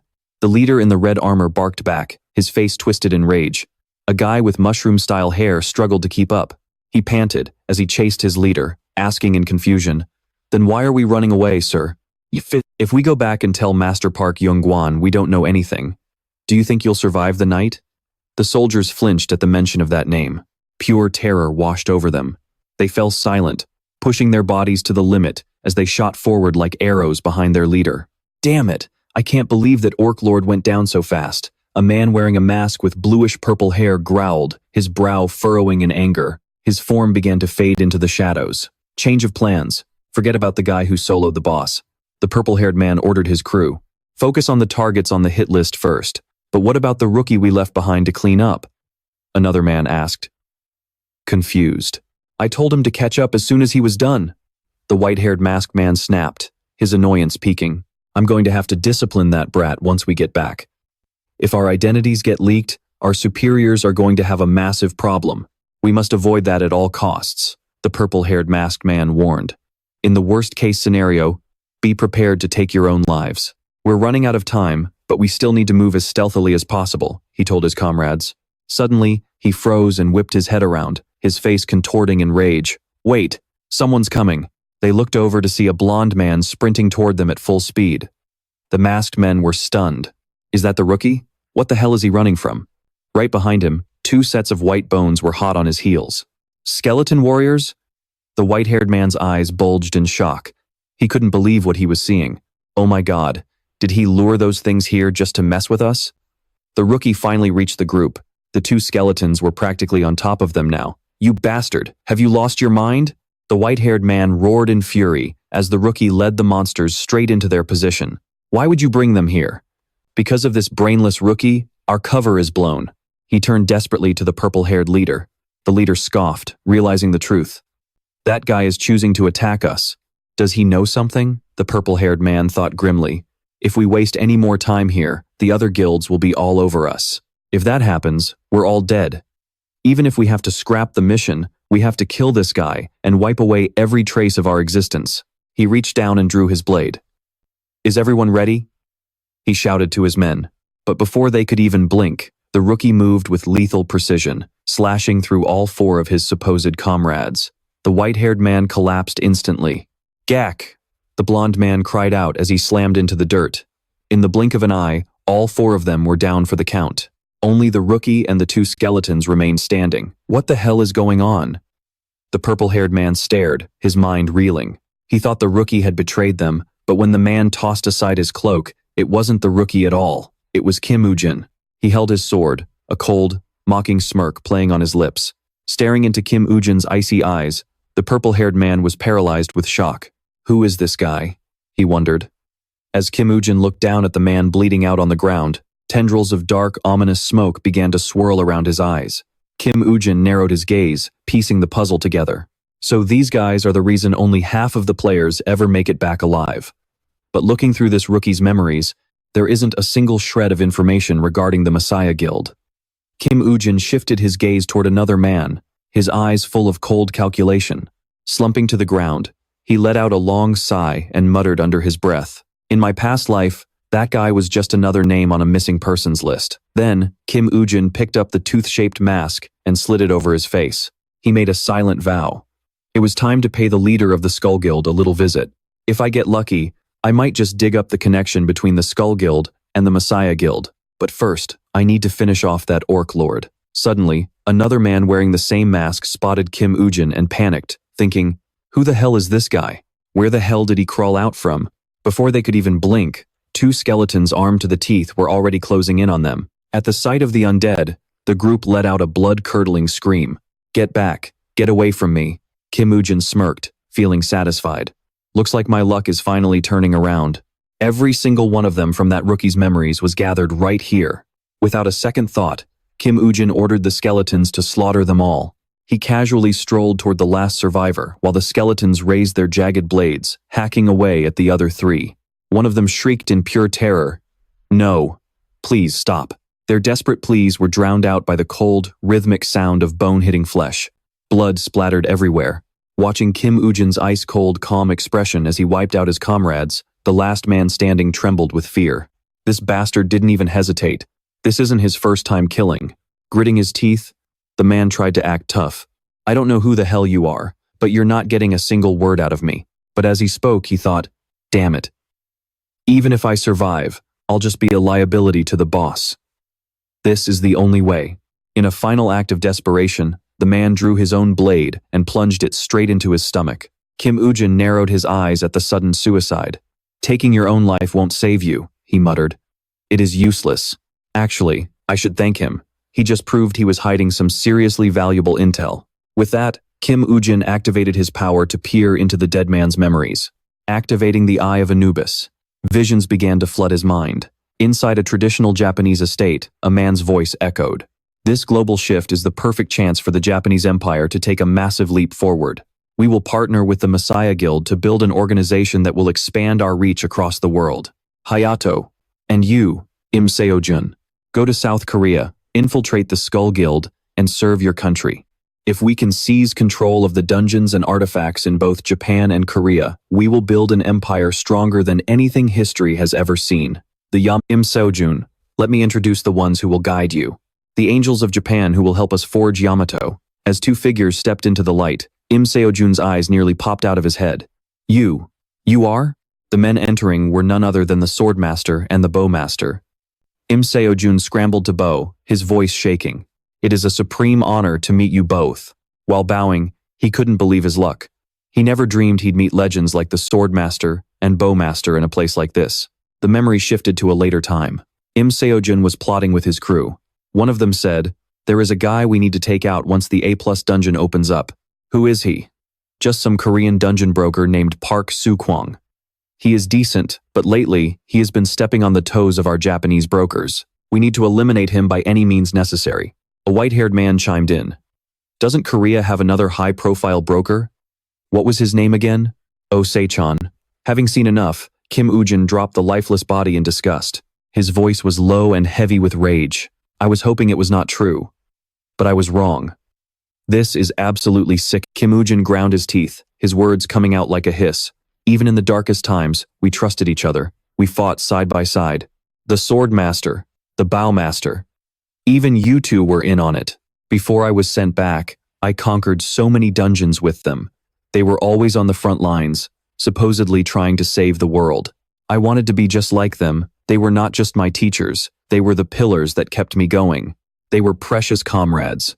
I would have trusted them with my life in the heat of the most brutal battles. Or at least, that is what I always thought. Kim Woo-jin fell silent, the weight of the betrayal hitting him like a physical blow. He still could not wrap his head around it. So even there in bed with Lee Seungjun, I won't let them get away with it this time. Kim Woo-jin made a silent vow. So, the next target is Ose-chan? He rubbed his chin, deep in thought. A dungeon broker. If he's high on the hit list, he must be incredibly talented. I didn't hear a word about him in my past life, which means the assassination was successful. If the Yamato group replaces him, Lee Seungjun must have something to gain. As long as he's on the hit list, assassins will come flocking. Like moths to a flame. I might find a lead to tear them down. He spoke up while looking at the fanged mass group. And besides, I need a broker to find dungeons for me anyway. It's two birds with one stone. Once things are settled here, it's time to get ready for the dungeon. Meanwhile, in the real world, two reporters were waiting in their car. Senior, is it always this quiet around the gates? The younger reporter asked. His senior replied, monsters can't just crawl out of the gate. So of course it's quiet. But once that dungeon is cleared, this place is going to be a total mess. So get some rest while you can. When the dungeon is conquered, everyone's going to mob the players for interviews. The young reporter asked more, and his senior snapped back. That's not the reason, you idiot. It's because the players will be at each other's throats for loot. They actually fight each other? he asked in shock. The senior explained calmly, except for the Messiah Guild. Everyone is just trying to get their hands on as much gear as whatever. We'll deal with it when the time comes. Just sleep. It'll be a long time before you get another break. Suddenly, the young reporter's eyes widened. He stammered, "Senior, look." Fed up with being bothered, the senior barked. "What is it now? You're so damn annoying." "What?" "Look at the gate," he shouted back. Hearing that, the senior turned to look. He froze the moment he saw it. "A player!" he screamed. Clutching his chest, Kim Woo Jin stumbled out. The crowd erupted in chaos, shouting, "An A+ rank dungeon has been cleared. Tend to the wounded first. The players are coming out. Get a stretcher over here, now." Kim Woo Jin couldn't even stand. He collapsed onto the ground. The young reporter yelled out in a panic.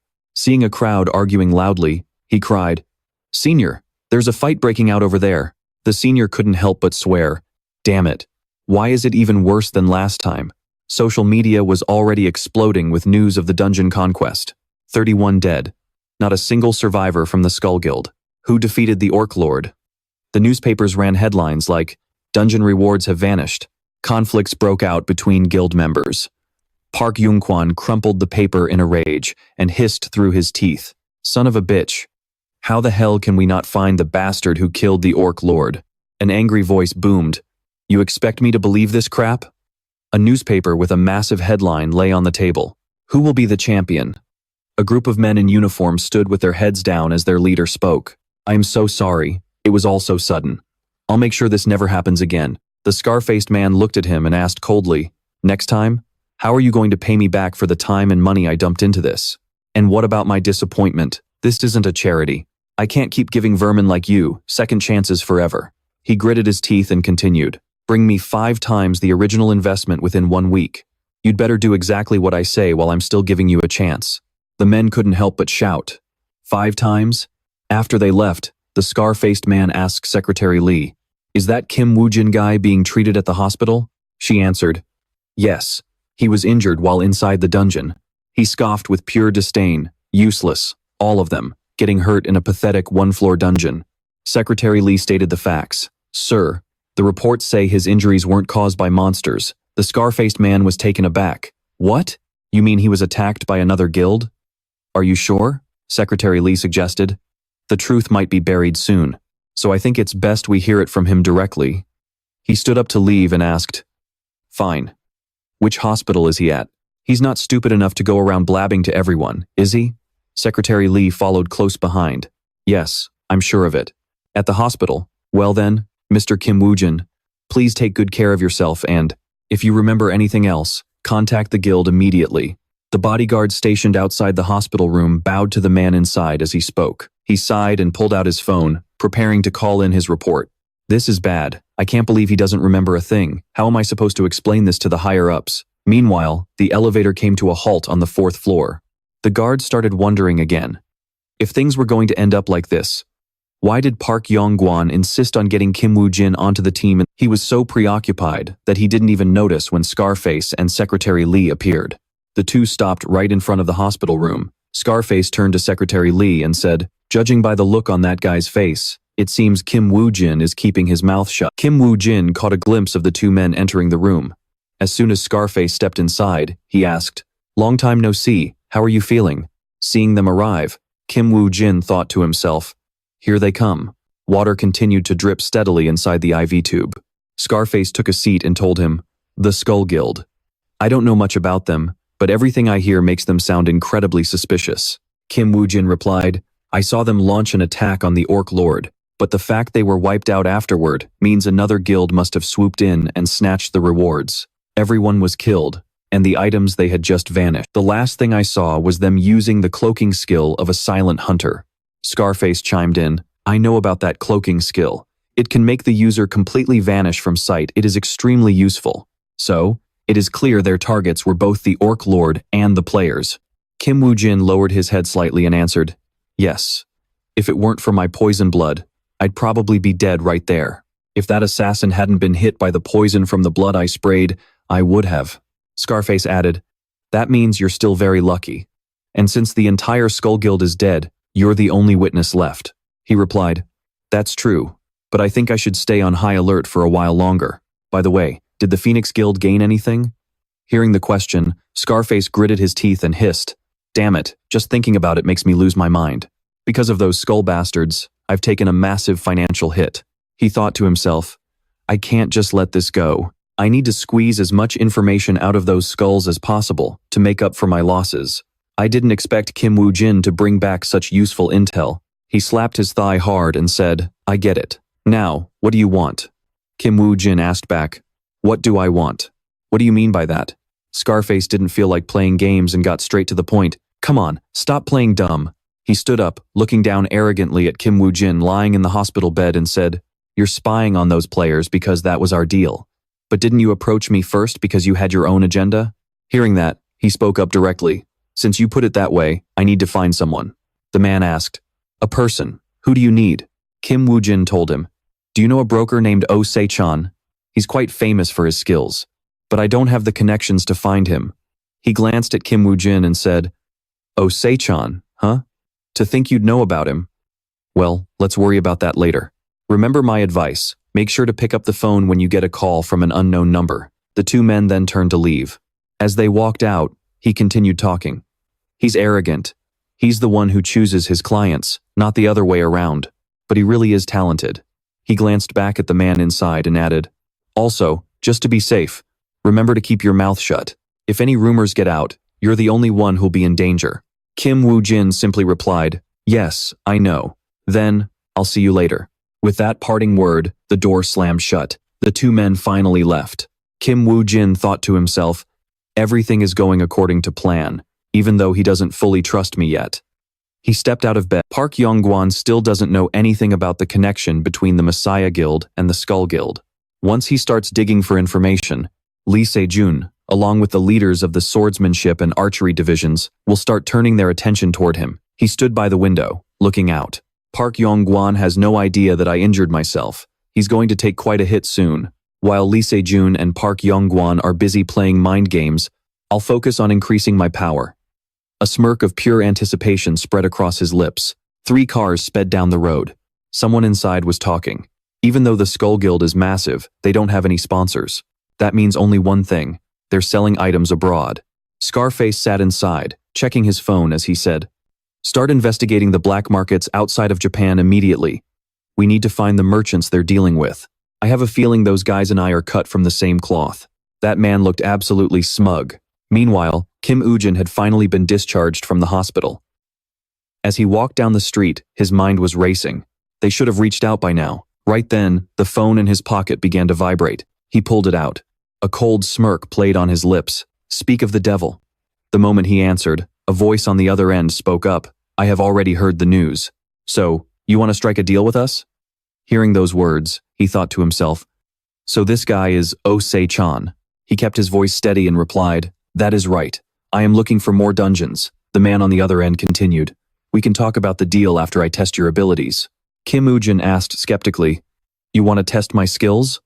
The voice replied, "I will text you the details shortly." With that, the line went dead. Kim Woo Jin muttered to himself. The rumors about him handpicking his own clients are true. At that exact moment, a new message popped up on his screen. The notification was a quest to clear out kobolds. Single floor, rank C+, number 14. Entry requirement, level 20 or below. Clear condition, hunt 100 kobolds. The dungeon was located at Songpa Usangu Guryongji Ongjijo. Even though it was only a single-floor C+ rank dungeon, I did not expect him to use an entire dungeon just to test me. But if I can get him on my side, this will be a massive advantage for my plans. Inside a gym, a guy with gray hair asks the man scrolling through his phone in front of him, "Who's the poor bastard this time, boss?" The other guy answers in his usual tone, "Just a walk-in who applied. Park Jong-gun sent him over." The gray-haired guy bows and lets out a sigh, saying, "But it hasn't even been that long since the last mess. What if he's a hitman sent to take you out?" The bald boss, looking like a total thug, just shrugs and says, "I don't give a damn. You could pack a whole truck with losers like that and it still wouldn't matter." The gray-haired subordinate adds, "Besides, I don't feel right with him working for Park Jang-gun." The boss replies, "Look, if he were actually working for Park Jang-gun, he would have contacted me himself. Besides, if he can't even pass the test, he's useless to me anyway, as long as he's got actual talent." Then I don't care if he wants my head. He smirks as he opens a drawer and tosses his phone inside with a sinister look on his face. Because if he really is that strong, we can finally wipe out the dungeon and beat this damn game. We need guys like that. His lackey grins ear to ear and asks, "Why you talking like that, boss? Isn't the man you're looking for standing right in front of you?" The boss just looks at him and says, "Kid, you're still wet behind the ears." The lackey immediately snaps back. "Huh? What do you mean by that, boss?"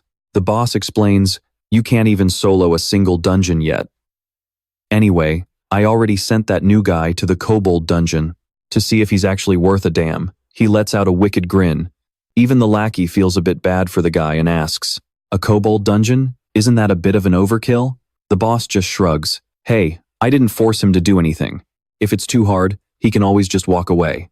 The lackey puts his hands behind his head and says, "Man, it's like you don't even care about the business side of things. Did you forget I have a crazy high metabolism, boss? I'm freaking starving over here." The boss loses it and shouts, "I'll crush you into a pancake. You literally just finished a mountain of food and you're already hungry again?" On the other side of town, a car pulls up to a massive crater. Kim Woo-jin steps out of the vehicle. Kim Woo-jin scans the area and mutters to himself, "A kobold dungeon? Is this guy even trying to make a profit? He definitely didn't make this easy. Throwing a dungeon this difficult at a normal player is insane." Kim Woo-jin slides down the slope with total confidence and says, "But hey, it's only hard if you're clueless on how to deal with kobolds." Somewhere else in the dungeon, Secretary Lee is watching Kim Woo-jin through her binoculars while speaking into a radio. "I'm stationed near the dungeon at Seongbo Usan. Kim Woo-jin is approaching the entrance now. Starting the clock." Hearing this, Se-chan is taken aback. "He's there already? Talk about being in a rush." He lets out a cold laugh and asks, "So, what kind of gear did he bring?" Secretary Lee replies, "Honestly, it doesn't look like he brought anything special at all." Se-chan smirks and says, "I can't tell if he's incredibly brave or just an idiot." The guy with blue eyes listens in, sounding confused, and asks, "Isn't he just a total lunatic?" Se-chan gives a cold snort, while the blue-eyed guy continues to mock him. But who knows? Maybe he's just so confident that he didn't think he needed any prep. Se-chan replies thoughtfully, "That's possible, assuming all that confidence isn't just him barking for attention." Meanwhile, at a Japanese restaurant, a mocking voice rings out, "It's not even time yet, and you're already breathing down our necks? I guess the Messiah Guild isn't as impressive as they say." Another man chimes in, "Whoa, take it easy. Don't say that, calm down. You know as well as I do how impossible it is to predict what happens inside a dungeon. There are just too many chaotic variables. It's a shame to walk away empty-handed though, but at least the losses weren't too heavy." The speaker is Kim Do-hun from the Messiah Guild. The other man hears this and asks sharply, "Not heavy?" The man asks in a rage, "5 of my best disciples are dead, and you have the nerve to say the losses weren't heavy?" Kim Do-hun panics and stammers, No, that's not what I meant at all." Just then, a man with a scarred face sitting nearby speaks up. "I'm sure Lee Seungjun knows all about our relationship with the Skull Guild. Isn't that why, when it comes to A+ rank dungeons, he hands the jobs to us first?"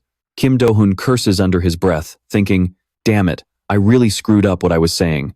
The scarred man continues, "Of course, I get that you can't predict every little thing that happens inside a dungeon, but are you seriously telling us to believe that low-level trash like orcs manage to kill our people? This isn't something we can just let slide." Terrified, Kim Do-hun quickly bows his head in apology. "I am incredibly sorry. I should have engaged my brain before spouting such nonsense. Please, just give me a little more time. I promise I'll investigate this thoroughly."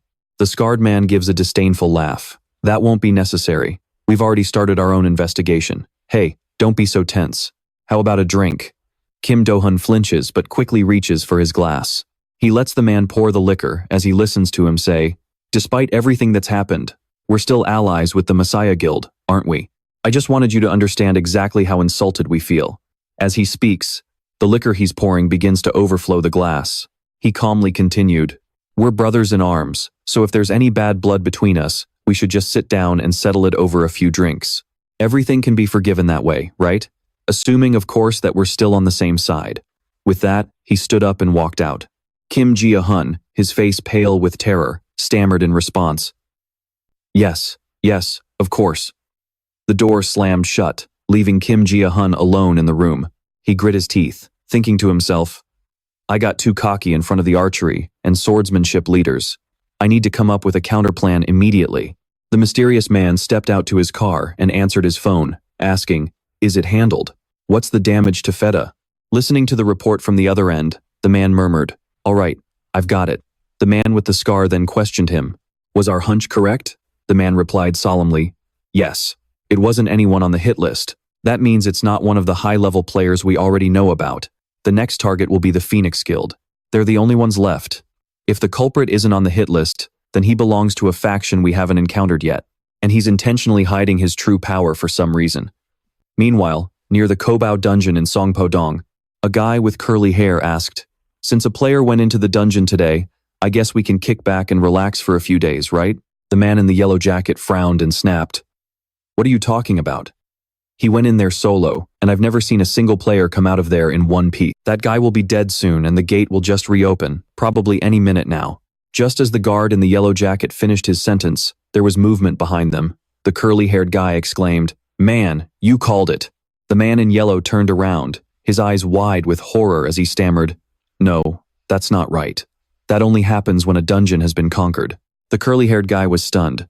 What? What are you saying? The man in yellow couldn't believe it, so he put on his goggles to get a better look.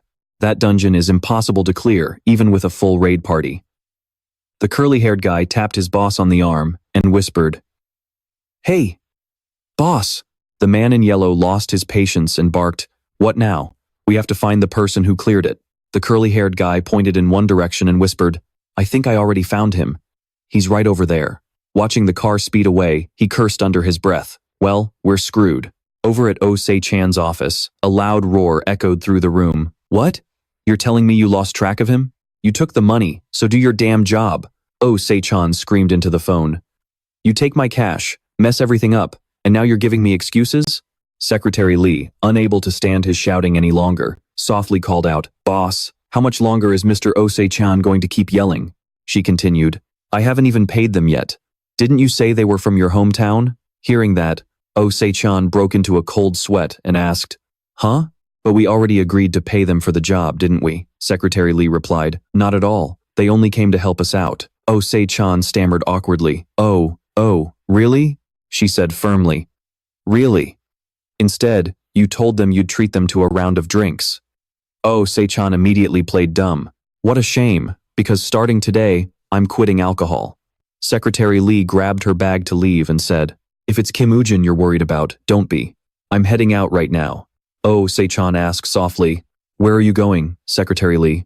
She nonchalantly replied, If he has any intention of working with us, he'll reach out soon enough. Oh Se-chan watched her leave and muttered to himself, Man, she's cold. Come to think of it, it was about this time last year that I first met that girl. A blue-eyed guy walked in, his mouth stuffed with food, and asked, Boss, what's up with Secretary Lee?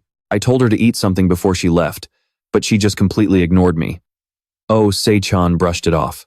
Just leave her be. She probably has somewhere she needs to go. Besides, Kim Woo-jin finished that dungeon, and it only took him half a day. That guy has real potential. Looking at the pile of snacks in the guy's hands, Oh Se-chan suddenly blew a fuse. You little brat, how much money have you blown at that convenience store? The guy replied without a hint of fear.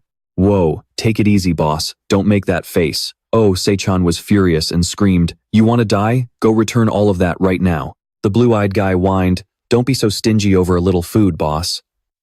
Meanwhile, Kim Woo-jin was driving down the road. He pulled over, got out of his car, and noticed a walkie-talkie and a note on the hood. He picked them up and asked curiously, What's this? Holding the walkie-talkie inside his car, he wondered, A handheld radio? So, are we doing this, or what? The note read, When you return from the dungeon, contact us using this radio. Working hours start at 9 in the morning. Be on time. Kim Woo-jin smirked and said, This guy is pretty interesting. In the parking garage, a car horn blared continuously for a long time as the headlights cut through the dark. Kim Ji-hun slammed his hands against the steering wheel in rage. He leaned forward and cursed under his breath. Damn it. I can't just show my face to the leader like this. Do I really have to ask Jang Ji-hoo for help? Suddenly, the phone sitting in the cup holder rang. Kim Ji-hun sat up straight and answered, It's me. This is Kim Ji-hun. What's going on? The Skull Guild? Who? Kim Ji-hun shouted in shock.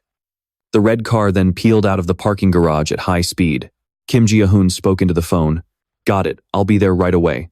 The man with the scar let out a sinister laugh. Solving this quietly, like we always do, is for the best. I don't need to spell out the reasons, do I? The man with the grayish-blue hair sitting across from him replied, Yes, I'm aware. Have you spoken to the person I'm supposed to protect yet? The man with the scar said, Not yet. But now that we've finished our discussion, it won't be long. The two of them sat across from each other, a desk lamp between them, casting an orange-red glow that matched the color of the chairs. In a bar empty of everyone except the two of them, the gray-haired man said, Fine.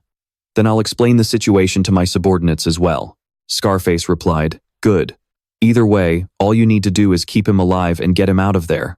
I'll handle the rest.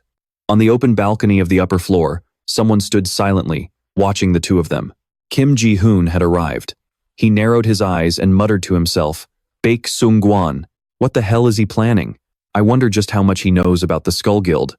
Suddenly, a voice came from behind Kim Ji-hun, making him jump. I'm wondering the exact same thing.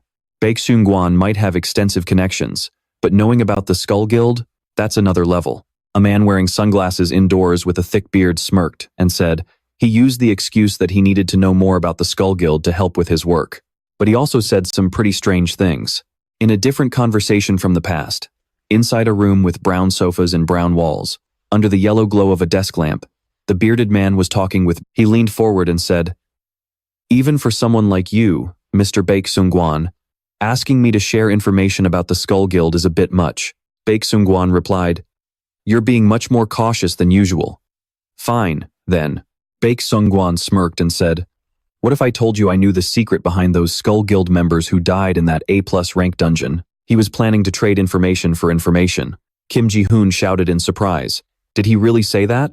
Kim Ji-hun was sweating bullets. He thought to himself, If that's true, this isn't something I can handle on my own anymore. I'll be in deep trouble if I report this to the leader. Kim Ji-hun looked down at the ground floor and asked the man in sunglasses, Who is that talking to Baek Seung-gwan? The man in sunglasses crossed his arms and looked down as well before answering. Dong-hun Dong. He's done a lot of business with Baek Seung-gwan. He's the mercenary type. He doesn't belong to any guild and will take on any job as long as the pay is right. It seemed the conversation downstairs was over. Dong-hun Dong bowed 90 degrees to see Baek Seung-gwan off. Meanwhile, the two men upstairs also said their goodbyes. Kim Ji-hun said, Thank you for cooperating with the Salvation Society and sharing this information. The man in sunglasses replied, Well, the Salvation Society did me a favor once, after all. A moment later, after Baek Seung-gwan had left, Kim Ji-hun went downstairs to talk to Dong-hun Dong. Can we talk? Kim Ji-hun asked. Dong-hun Dong looked at the man in front of him with disbelief and thought, Is that Kim Ji-hun from the Salvation Society? Kim Ji-hun then sat down at the table, resting his chin on his hand as he looked at Dong-hun Dong and said, I don't know what you heard from Baek Seung-gwan, but I have a proposal for you, a job involving cooperation with the Salvation Society, Kim Ji-hun said seriously. Dong-hun Dong was sweating profusely, yet he maintained a sly smile. He asked, What exactly are you talking about? Can you make it a bit simpler? Kim Ji-hun stared intensely at Dong-hun Dong, his brow furrowing. He said sternly, I'm talking about a deal that's incredibly profitable for you, and you still don't get it? This is going to be a waste of time. Several cars were waiting at a red light. Secretary Lee reported to Baek Seung-gwan, I've secured a public dungeon just like you asked. But your approach this time seems different than usual. Won't this make things more complicated? Are you getting personally involved? Secretary Lee turned her head slightly and glanced toward Baek Seung-gwan. Baek Seung-gwan calmly checked his phone. The Skull Guild is forced to act because I'm the one who stirred up all this trouble, and they'll likely be rushed and disorganized. Now, the location and the supporting actors are all ready. Baek Seung-gwan's phone was calling Kim Woo-jin. He said, I guess it's time we set the stage for the lead actor, don't you think? Back in that empty bar, only Kim Ji-hun remained. He anxiously bit his nails and thought, Baek Seung-gwan, what the hell is he plotting? Recalling the conversation he just had with Dong-hun Dong, he said that because the man requested 5 people, including myself, to protect that person, he must be extremely important. His name was on the list. The phone screen showed Kim Woo Jin, level 16, Phoenix. Kim Ji-hun frowned at his phone, thinking there was no way that guy's name should be on the list for an A+ ranked dungeon. He can take on the veteran members of the Skull Guild all by himself.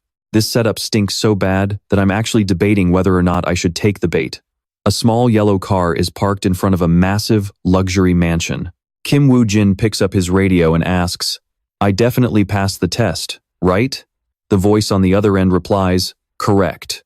That was even faster than I expected. "You were hiding your true abilities, weren't you?" "Whatever, it's not like I'm suspicious or anything. I'm just personally curious." Woo Jin responds with a frown. "I only showed you what I can do because you asked." The guy on the other end continues, "Got it. Anyway, you're looking to buy a dungeon, right? I've placed the list of dungeons I found in locker number 19 at Ilsan Station. Stop by there, and hit me up if you need anything else." Stepping out of the car, Woo Jin replies, "Understood, but I've got some things to handle first, so I'll be in touch in a few days." The boss and his subordinate listen on the other end, and the boss replies, "Fine, I'll be waiting." The subordinate asks the boss, "Are you really planning to do business with him? Has that gut feeling of yours ever actually been right?" The boss turns around with a confident smirk and fires back, "Has your intuition ever been right even once? Being a broker means making a living off risks, doesn't it?" Meanwhile, back with Woo Jin. "Mr. Park Yong-kwan, I feel like this is a bit too dangerous. Are you asking me to be the bait?" Woo Jin sits in the living room, staring down at the floor as he asks. Park Yong-kwan replies, "You hit the nail on the head." Propping his head up with his hand, he tilts it to look directly at Woo Jin and says, "I'm not sure how it happened, but our conversations have leaked out as rumors. It's only a matter of time before they reach the Skull Guild." Park Yong-kwan thinks to himself, Looks like the kid is starting to get scared, but I couldn't care less." Woo Jin looks troubled and keeps his head down. Park Yong-kwan asks, "Are you just going to sit there and wait to die?" Park Yong-kwan looks at Woo Jin and says confidently, "I've personally hired an elite team for you, so why not trust me and head into the dungeon with them?" Woo Jin finally looks up at him, appearing very reluctant as he says, "But you're still gambling with my life here. Is there any reason we absolutely have to do this?" Park Yong-kwan tries to persuade him, "I owe those guys a few favors, and I'm the kind of person who can't rest easy when I'm still in someone's debt." Woo Jin lowers his head again and speaks slowly. "I see. If that's the case, I guess I have no choice, but I want a raise." As soon as he finishes, Park Yong-kwan's eyes light up. Hook, line, and sinker. He's delighted to see Woo Jin jump right into the trap he set. Meanwhile, Woo Jin is smirking while hiding his face. Park Yong-kwan has also taken the bait and walked right into the trap Woo Jin laid out. They're both trying to outplay each other, but our protagonist holds all the cards. So of course, he's the one who will win. Park Yong-kwan says, "No problem." He snaps his fingers. Secretary Lee then brings something out for Woo Jin and says, "The boss has prepared something for you, Mr. Woo Jin." Woo Jin is a bit confused. Park Yong-kwan says, "If you're stronger, your chances of survival will be much higher, right?" Woo Jin looks at the item on the table, a skill book. Once their meeting is over, Woo Jin leaves Park Yong-kwan's mansion. He thinks to himself as he walks, he feels guilty? What a load of crap. Before I regressed.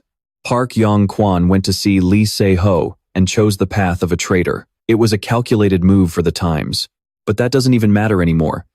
He stands there, looking back at Park Yong-kwan's mansion, pulling out the new skill book with a smirk. I didn't expect him to give me this. He's more useful than I thought. Meanwhile, at a certain dungeon, someone screams out, "Damn it! I can't believe how pathetic we've become." A team of 6 is moving through, with one member complaining non-stop. At this rate, I don't know if I'll even pay off my debts before I kick the bucket. The man in red armor can't stand to listen anymore. He turns around and snaps, "Shut your mouth and keep moving." Crossing his arms in frustration, he continues, "That bastard Park Yong-kwan was actually being easy on us, but the other guy keeps whining. But this is still way too much. Boss, it wasn't even our fault. How the hell were we supposed to know who that was? God damn it, how much longer do we have to rot in this dungeon?" He complains again. The leader yells back, "I don't freaking know. If you've got enough energy to whine, then use it to kill some monsters." The group continues forward, unaware that something is quietly watching them from behind a rock in the corner. A group of people is gathered under a bridge. Dong-hun tells the person on the other end that everything is ready.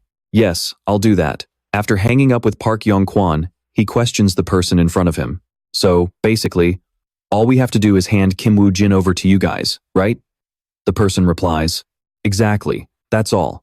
He glances at the suitcase full of cash behind him and says with a sinister look, but this seems a bit light, doesn't it? Considering we're about to lose a very important client, wouldn't it be right to add a little more for our trouble? Kim Ga-hoon, standing opposite him, replied, if it is just about the money, then consider the job done. You will be receiving a lot more.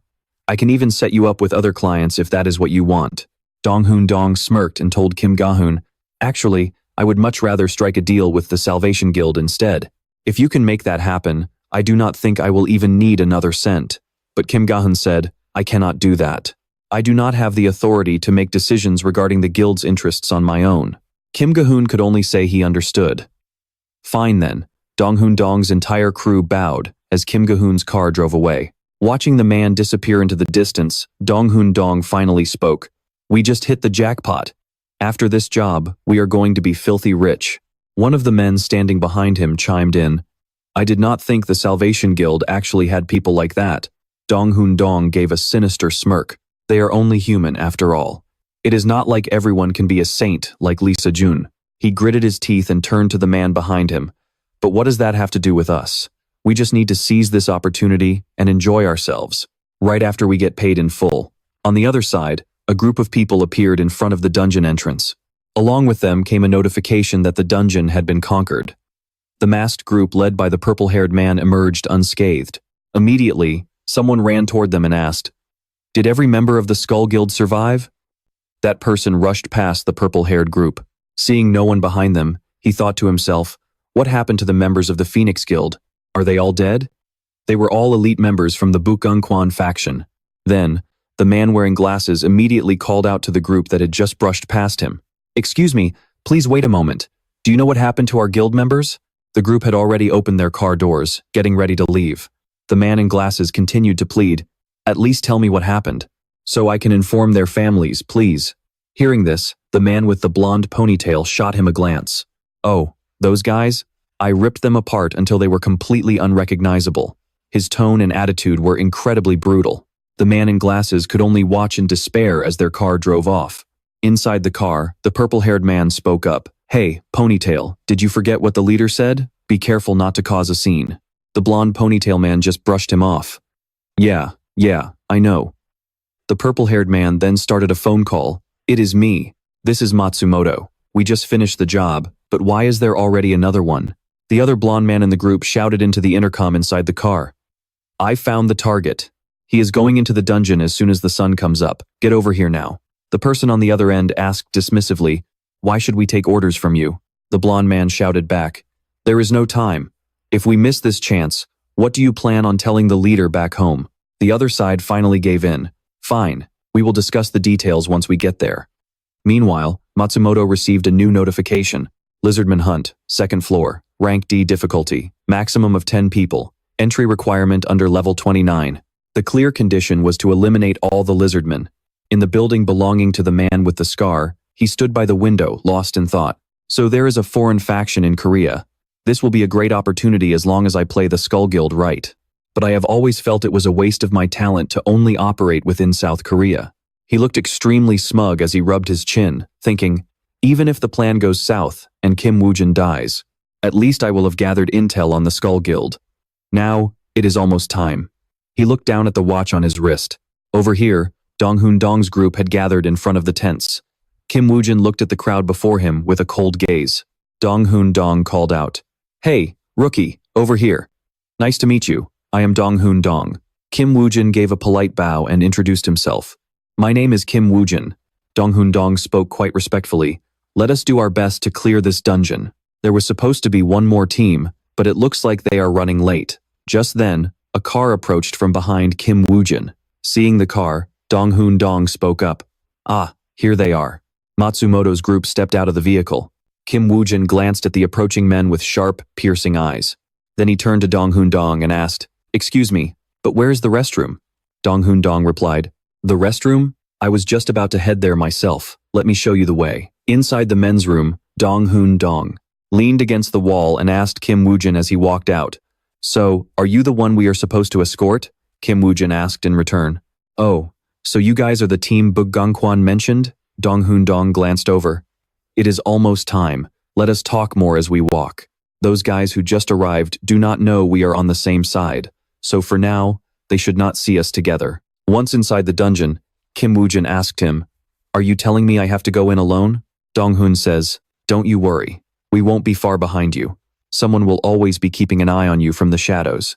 Besides, there is a high chance of an ambush on the second floor. If we start a bloodbath the moment we step in, clearing this dungeon is going to be a nightmare. Kim Woo Jin lowers his head, lost in thought. But Dong Hoon doesn't stop.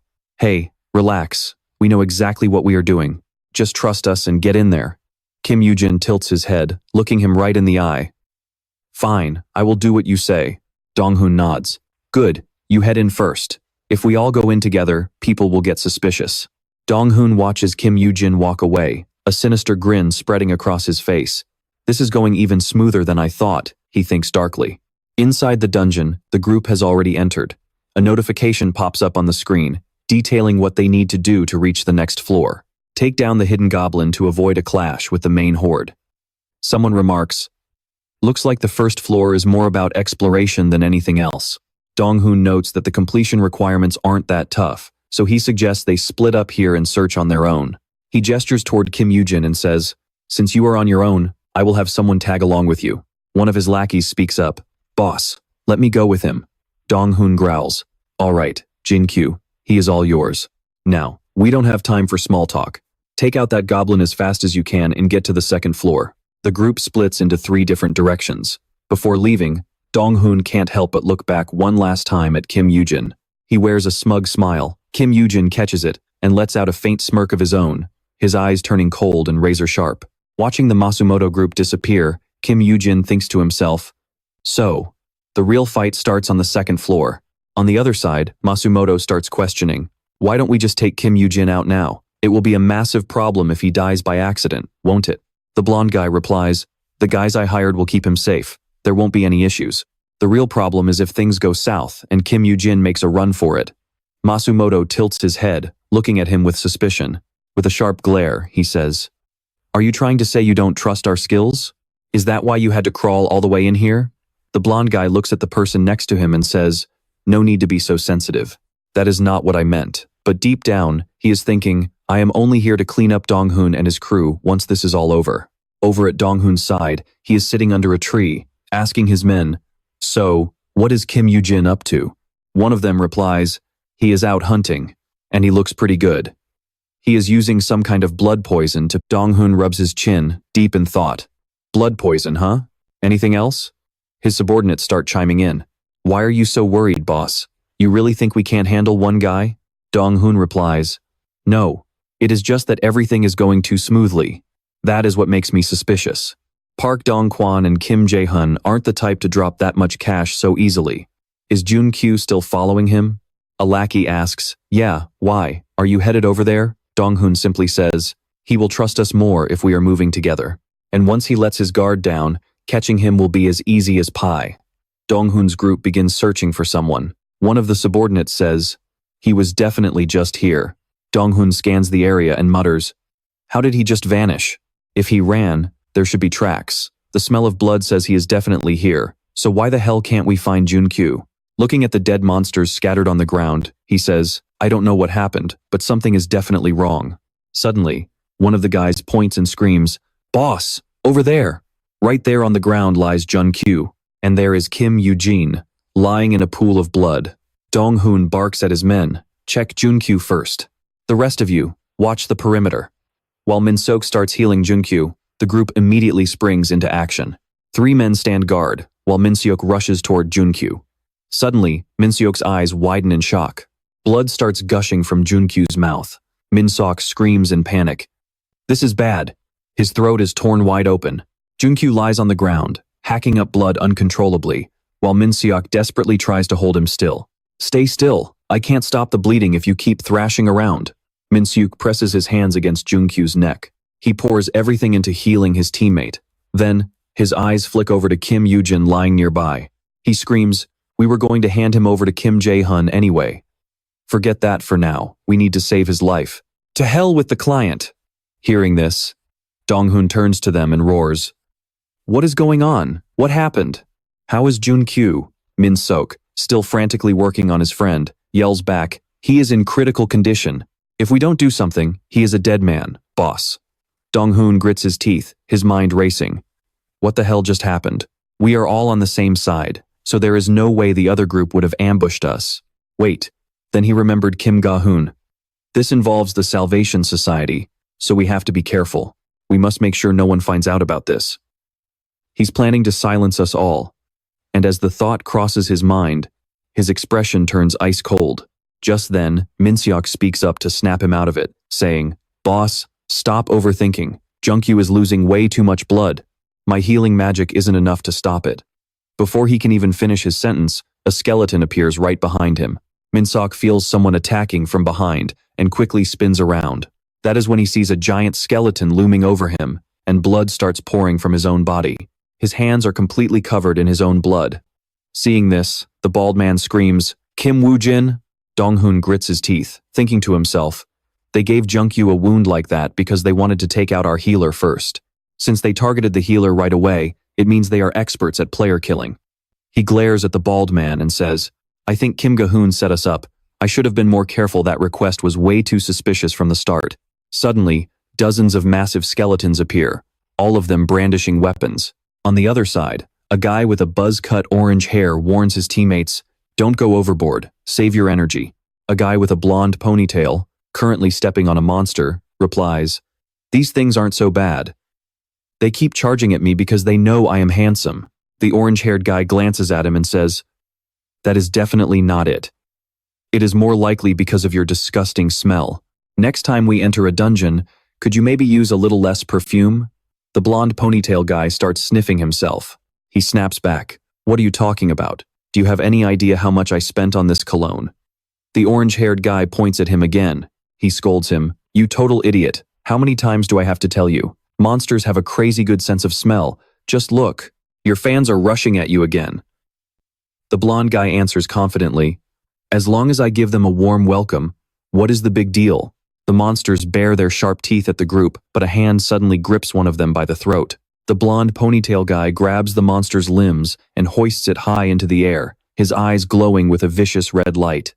He then ruthlessly tears the monster in half. The remaining monsters show no fear and lunge forward, swinging their claws at him. The blonde guy meets them with a heavy fist, punching straight through a monster's body as blood splatters everywhere. The monster collapses to the ground, dead. The blonde guy's face is covered in blood, but the rest of the pack continues to swarm toward them. Elsewhere in the dungeon, Dong-hoon is badly wounded. All he can do now is grit his teeth and hurl insults. You bastard, why are you betraying us? Hearing the insult, Kim Woo Jin fires back with a question. Looking down at the man on the ground, he asks, betrayal? You are about to die and you still can't be honest with yourself? He looks at him coldly and says, I have seen so many players use their gifted powers for nothing but selfish gain that I am not but your greed crossed the line this time. You once said that every human life has a different value, right? Dong-hoon is startled and asks, you son of a bitch, how do you know about that? The scene flashes back to the day before they entered the dungeon. Why were people from the Salvation Society there? What is so special about this Kim Woo Jin guy? Both Park Yong-kwan and Kim Ga-hoon seem interested in him. Dong-hoon had boasted to his subordinates, saying, he said he wants to keep Kim Woo Jin alive to ask him a few things. One of his lackeys asked, if we aren't allowed to kill him, then the boss won't get to have any fun, right? Dong-hoon then pulled up his sleeves to reveal several scars and said, are you talking about these? Whatever, we can do it next time. There are plenty of people to hunt. The bald man pointed at the scars and asked, wow, you have killed quite a few already. These are from those 3 kids who begged us to save them last time, right? The more we get requests like this, the better. Killing just 3 kids paid way better than clearing an entire dungeon. Dong-hoon gave a wicked smile and asked, you really think everyone's life is worth the same? Everything has a different price tag, and we only kill if the price is right. They then walked away laughing, completely unaware that Kim Woo Jin had overheard everything. Kim Woo Jin draws his weapon and speaks coldly. And now, I am quite curious to see how much your life is actually worth. Seeing this, Dong-hoon clenches his teeth in terror. I wonder how much. Kim Woo Jin swings his sword with a powerful strike, and Dong-hoon's head is instantly severed from his body. Kim Woo Jin coldly turns his back and walks away. In the dark of the forest night, he looks at a group of goblins sitting on the ground and speaks. So he's hiding in the same spot as in my past life. I've made it to this dungeon, now it's time to head down to the next floor. Having said that, he raises his sword and smirks. I shouldn't keep my skeleton comrades waiting. With those words, he slashes down, splattering blood everywhere. The system notification, you have cleared floor 1 of the dungeon. The gateway to the next level begins to glow, sending a pillar of light straight into the sky. The group of masked men hears the commotion and whips their heads around in shock. The blonde leader thinks to himself, how the hell did they finish floor 1 already? Jung was supposed to signal us the moment he found the goblin. The purple-haired man beside him squints at the light and speaks up. Judging by that reaction, this definitely wasn't part of your plan. Floor 1 was cleared way too fast. It looks like they rushed ahead to floor 2 and are waiting to ambush us. It is the only thing that makes sense. With that, the masked group moves toward the gate. The blonde man grits his teeth, thinking, damn it, did they figure out my plan to take them out? How did they manage to betray us first? Right then, the glowing door pulses with an overwhelming aura. Kim Woo-jin stands right in front of it. He places his hand on the door and slowly pushes it open. Kim Woo-jin's eyes are cold and filled with a deadly determination. A system notification announces they are warping to floor 2. Meanwhile, at a house outside, someone asks a question. Most players stock up on items before a dungeon raid, so what exactly is the problem here? Secretary Lee looks over the report and says, he bought a massive amount of test tubes, which struck me as very strange. I know monster blood, fluids, and body parts can sell for a high price, but there is nothing valuable in the dungeon he entered. There is literally nothing worth collecting there, so I thought you should know. The man with the scar on his face speaks up. Why buy storage gear when you are supposed to be nothing but live bait? He ponders, what on earth is that Kim Woo-jin kid thinking? A moment later, the masked group reaches the door and finds it already standing open.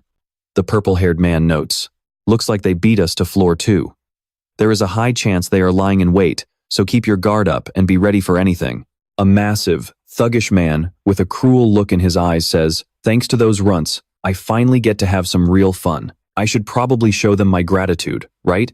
The blonde leader glares at him and thinks, that bastard Jung is going to pay for making me look like a fool. They draw their weapons and step through the door. The system announces the transfer to floor 2. Beyond the gate, light still floods the area.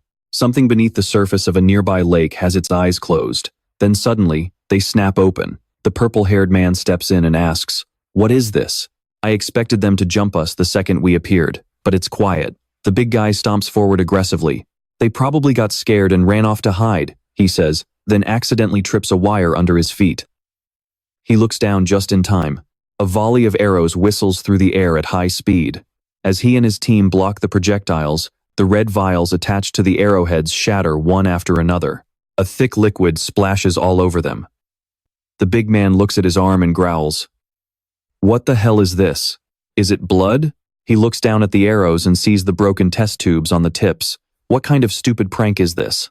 He picks up an arrow, confused. This was the perfect chance for an ambush, but they wasted it on this? The blonde man beside him complains that the smell is revolting.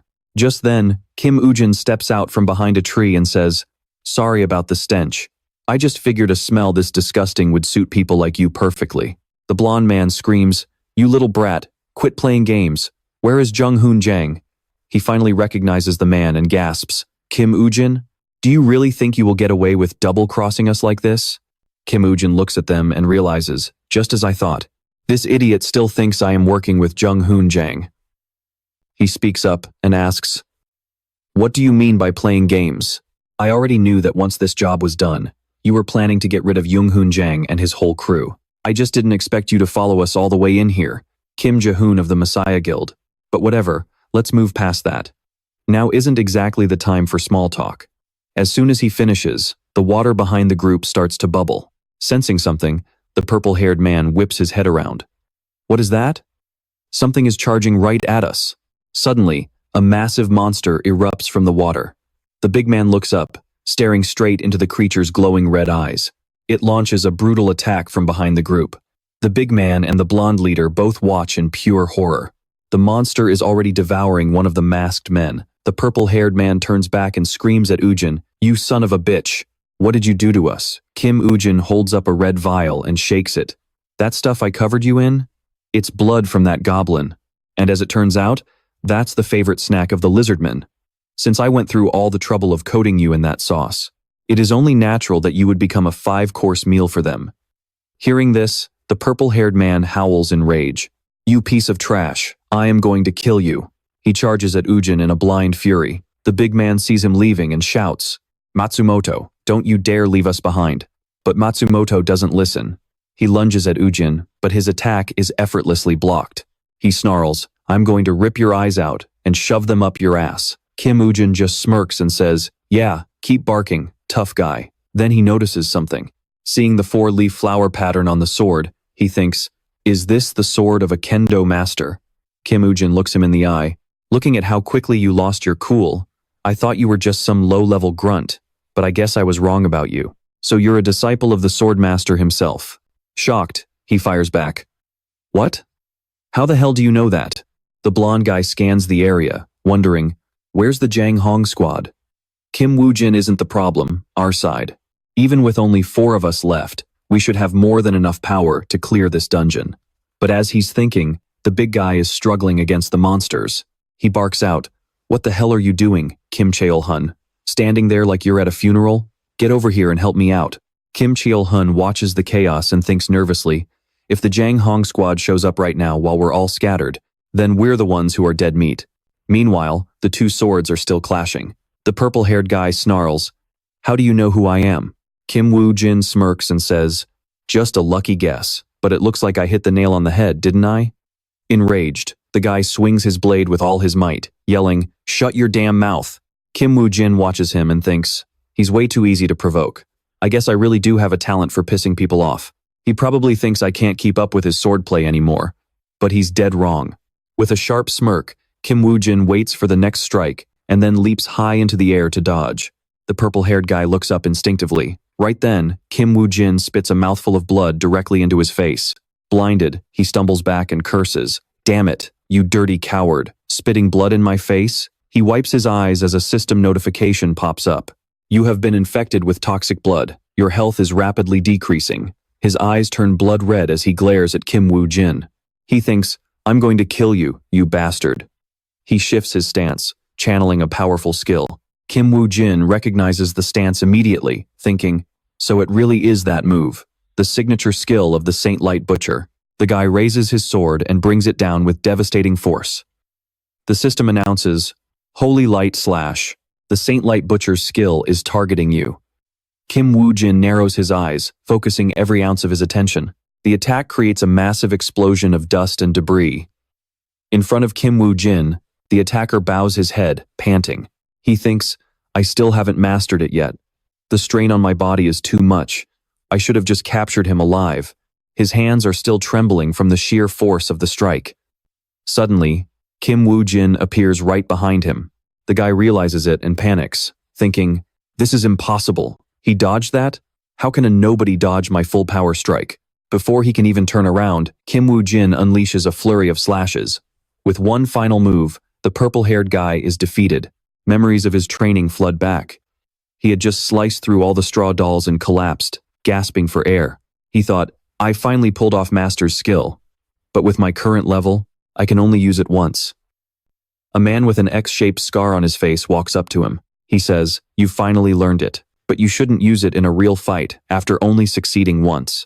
Look at your hands. They're shaking like crazy. High damage means it consumes a massive amount of stamina and puts a heavy burden on your body. If you use this in a real fight and your opponent survives to exploit that weakness, the man points his finger and says, then you're as good as dead. Hearing that, the purple-haired guy looks where his master is pointing and sees one single straw doll still standing. The man continues, eventually, you'll run into someone who won't die even after your strongest attack.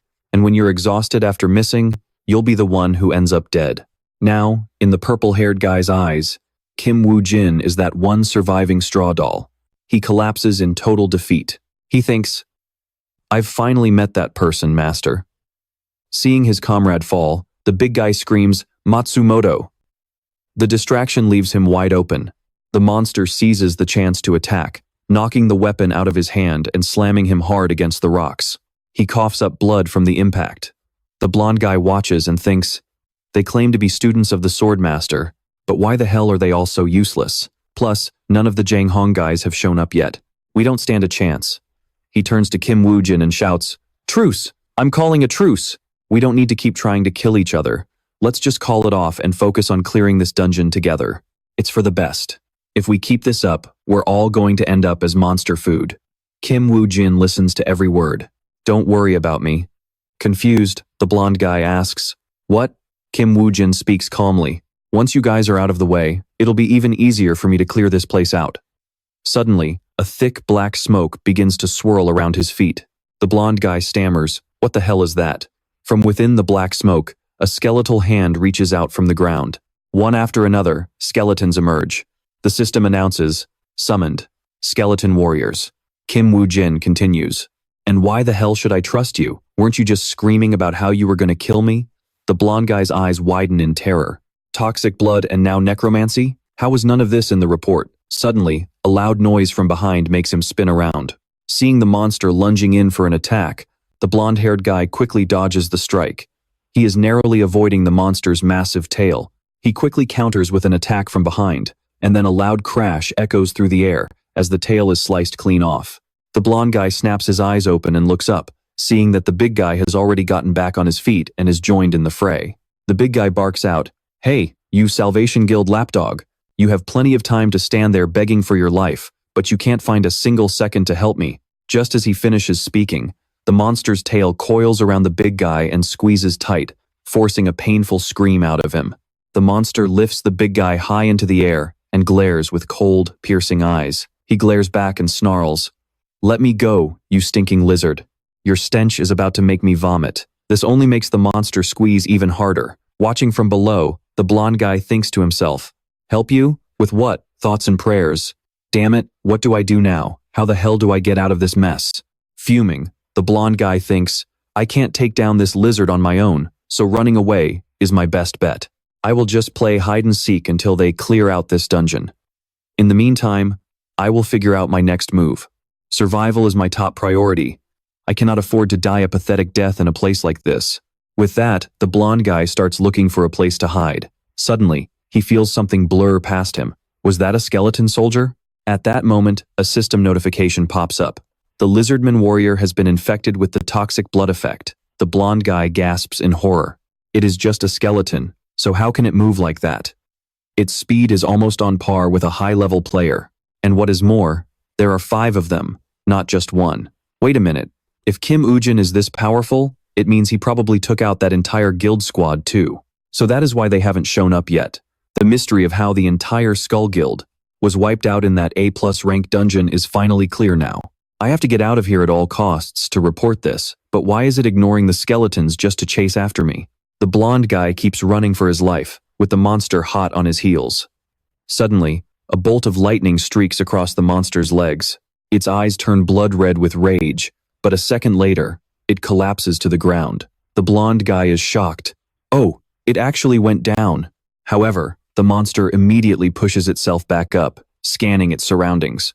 The blonde guy watches in disbelief. It is still standing? What the hell is this thing made of? Suddenly, the monster locks eyes with him, and he panics. No way. Why is it so obsessed with me, as if those skeletons are completely invisible? Behind him, Kim Woo Jin speaks to the skeleton. "Thanks to you acting as live bait for the lizard, this battle has been a breeze. You probably still don't realize what is happening, do you? Since we are still in an era where people only know how to rely on levels and items to conquer dungeons, the scene shifts to someone holding a pile of strange materials. Number 44 starts complaining. Why do I have to smear this stuff all over myself? Number 55 calmly explains, I don't know the exact details either, but I heard that lizardmen warriors have terrible eyesight, so obviously, we have to use camouflage to take advantage of that. Hey, am I right, Kim Woo Jin? Number 55 chuckles. That is not it, but I wonder if they are doing okay. The monster continues its relentless pursuit of the blonde guy. He thinks, I can't keep running forever. I don't know why, but it seems like these lizardman warriors only target players. While deep in thought, the blonde guy narrowly dodges another attack. Suddenly, an idea hits him. If I'm going down, I'm taking you with me. Come and share this nightmare with me, you bastard. His gaze becomes incredibly focused. He charges forward with determination, instantly creating a loud commotion. The blonde guy threatens them. You think a pile of dry bones like you can stand in my way? He lunges and zips past the skeleton, then gasps. It is still there? The skeleton counters, catching him off guard and sending him tumbling backward. His eyes are filled with disbelief. The blonde guy is left dazed. The skeleton lunges forward and smashes his mask to pieces, leaving him slumped on the ground in despair. But the monster behind him has no intention of stopping. It charges straight ahead and rams into the blonde guy, sending him flying. Kim Woo-jin silently watches the scene unfold. The blonde guy screams, "Damn it, my leg!" He stares up in wide-eyed shock. Several skeletons rush forward and stab the monster to death. The blonde guy celebrates inwardly. They killed it. I am actually going to live. Kim Woo-jin walks over and says, "Thanks for distracting the lizard for me. But now, it is time to clean things up." Confused, the blonde guy asks, "What do you mean? Clean up? Wait, let's negotiate. What do you want? Just help me get out of this dungeon." Kim Woo-jin agrees, "Fine. If you want your life saved, you should ask the guy behind you, not me." The blonde guy spins around. "What?" Kim Woo-jin hints at the truth. "You must be curious. Why was it only hunting you? Those eyes work like thermal binoculars, and that is why. Obviously, it's got zero interest in a pile of cold bones. That blonde guy is losing his mind, because the monster isn't dead yet, and it's lunging right for him. Breaking news. A 2-floor A+ rank dungeon has been discovered, and it's blowing up all over social media. The internet is going wild over the discovery of this A+ dungeon and its boss, the spiked tail snake. And word is, most players around the world have already given up on even trying to face it. Even the powerhouse guilds are backing out, including the Messiah Guild and the Phoenix Guild. Park Young-won is sitting there, watching the news about the Phoenix Guild refusing to enter the new dungeon. Secretary Kim is standing right next to him. "I can't believe this happened right when you were planning to conquer that 6th-floor dungeon," Secretary Kim says while scrolling through a tablet. "The timing couldn't be any worse. Just like I thought, the Phoenix Guild's public approval rating is absolutely tanking." Secretary Kim keeps scrolling through the wave of hate comments and says, "Humph. Who cares what those nobodies think?" Park Young-won scowls with pure disgust and says, "Right now, we need to focus on that 6th-floor dungeon." Suddenly, more news breaks. The Messiah Guild announced they need more time. In an official statement, the Messiah Guild is delaying the raid and calling an emergency press conference. At the press conference, Lee Seungjun stands at the podium and says, "Since this is a matter of grave importance, we will begin the raid only after we've had enough time to prepare thoroughly." After that speech, the whole world is putting their faith in the Messiah Guild. Everyone is rooting for them, fully trusting that they'll handle it. Lee Seungjun is looking at a tablet when Oh Se-chan speaks up. "So even the Messiah Guild is holding off? Well, duh. They don't call it the Snake of Death for nothing." Lee Jin-ae is absolutely inhaling his noodles while looking at Oh Se-chan and says, "It's been 2 years since it first appeared in France, the US, and Japan, but we still have almost zero intel on it, and not a single player has ever made it back alive after trying to hunt that thing." Between bites, Lee Jin-ae says, "When that thing shows up, the dungeon's official difficulty level basically becomes a joke, and now that monster is here, in our country." Oh Se-chan rubs his chin, thinking deeply, "And we still don't know anything about it. The public is just blindly following the Messiah Guild." But Oh Se-chan narrows his eyes in suspicion. Is the Messiah Guild really making this announcement without an ulterior motive? Oh Se-chan jumps as he's scrolling through his tablet and shouts, "Wait, no way, look at these bastards." Oh Se-chan smirks and asks, "What do you think would happen if every single guild delayed their entry into this dungeon?" He's got a wicked grin as he looks at the screen. Lee Jin-ae replies, "What else? A bunch of idiots who don't know any better will just band together, but they won't stand a ghost of a chance. And after a while, the government will get desperate to clear that dungeon as fast as possible." Lee Jin-ae takes another massive bite of noodles and looks at Oh Se-chan while chewing. He says, "Other countries will start opening their dungeons too. Yeah, it'll basically turn into a massive, wide-scale raid." Oh Se-chan keeps scrolling and says, "And what if, at that exact moment, someone shows up and slaughters that snake? Well, that person would become an instant legend." Or, Lee Jin-ae stops mid-sentence. "Wait, hold on. Boss, are you saying?" Lee Jin-ae's eyes go wide in total disbelief as he yells, spraying bits of noodles everywhere. He's completely shocked and shouts, "So you're saying the Messiah Guild is stalling on purpose? They have a plan? I'm not certain, but with their skills. Oh Se-chan says thoughtfully, there's definitely a reason they're putting off clearing that dungeon. Oh Se-chan holds up the tablet for Lee Jin, pointing at the data analysis for the Messiah Guild. Oh Se-chan lets out a cold, dark laugh and says, the longer they wait, the more people's fear grows. And the more the value of the items inside that dungeon skyrockets. The person who finally kills the spiked tail snake will walk away with both massive wealth and eternal fame. Oh Se-chan says, as the system notification pops up, you have earned the title Lizard Warrior Hunter. You will receive several skills as a reward. You have leveled up, and your poison blood skill has ranked up. Your skeleton warrior summon skill has ranked up. The system chime rings out as Kim Woo-jin commands his skeletons to take down a monster. The messenger of the underworld has granted you a portion of his power. The system notification flashes. This battle was way easier thanks to these skeletons not having any body heat, Kim Woo-jin says, looking down at the monster's carcass. Kim Woo-jin glares at it and thinks to himself, since I've already started getting involved with the Messiah Guild. He looks into the monster's golden eyes, seeing his own reflection in the dead beast. He thinks deeply, realizing it's going to be harder to move freely from now on. A skeleton watches as Kim Woo-jin pulls his sword from the monster. Whatever, I'll just deal with it as it comes. Gripping the hilt of the blade, Kim Woo-jin felt its power surge through him. The system interface flickered to life, displaying the stats of a sword forged from the shell of a legendary armored turtle. It required a level of at least 20 to wield. Since it was crafted from a rare carapace, this blade was damn near indestructible. With a physical damage rating of 109 and a strength boost of 11, it was a monster of a weapon. On top of that, it had a 20% chance to deal extra damage with every single swing. This was a weapon that once belonged to a grandmaster of the sword. Kim Woo-jin stared at the steel. Not bad at all. From now on, this belongs to you, Kim Woo-jin said as he handed the sword over to the skeleton. Kim Woo-jin turned and walked away. The skeleton gripped the sword and inspected it, its hollow form reflected in the polished blade. The skeleton's eyes flared with a ghostly light. Now then, how about we have ourselves a little chat, Kim Woo-jin asked, looking down at the man groveling on the ground. He activated the skill, Eyes of Anubis. At that moment, the system announced that the dungeon had been successfully conquered. Someone shouted out at the top of their lungs, "Great work." But what happened to the others? A chubby man in a business suit rushed toward Kim Woo-jin, his voice full of concern. "Everyone else is dead. I'm the only survivor," Woo-jin replied flat. "What? What do you mean?" The chubby man started sweating buckets. "Can you explain that more clearly? I need to write a detailed report for the guild." "Yeah, just tell them the lizard warrior was way stronger than we expected. Now, if you'll excuse me." Kim Woo-jin headed straight for his room as he spoke. The chubby man called out after him, sounding absolutely frantic. "Yeah, I handled it just like you said." Once the door was shut, Kim Woo-jin spoke to someone on the other end of the line. It happened exactly as Mr. Park Yong-kwan predicted. Kim Woo-jin frowned, his voice dropping an octave as he spoke into the phone.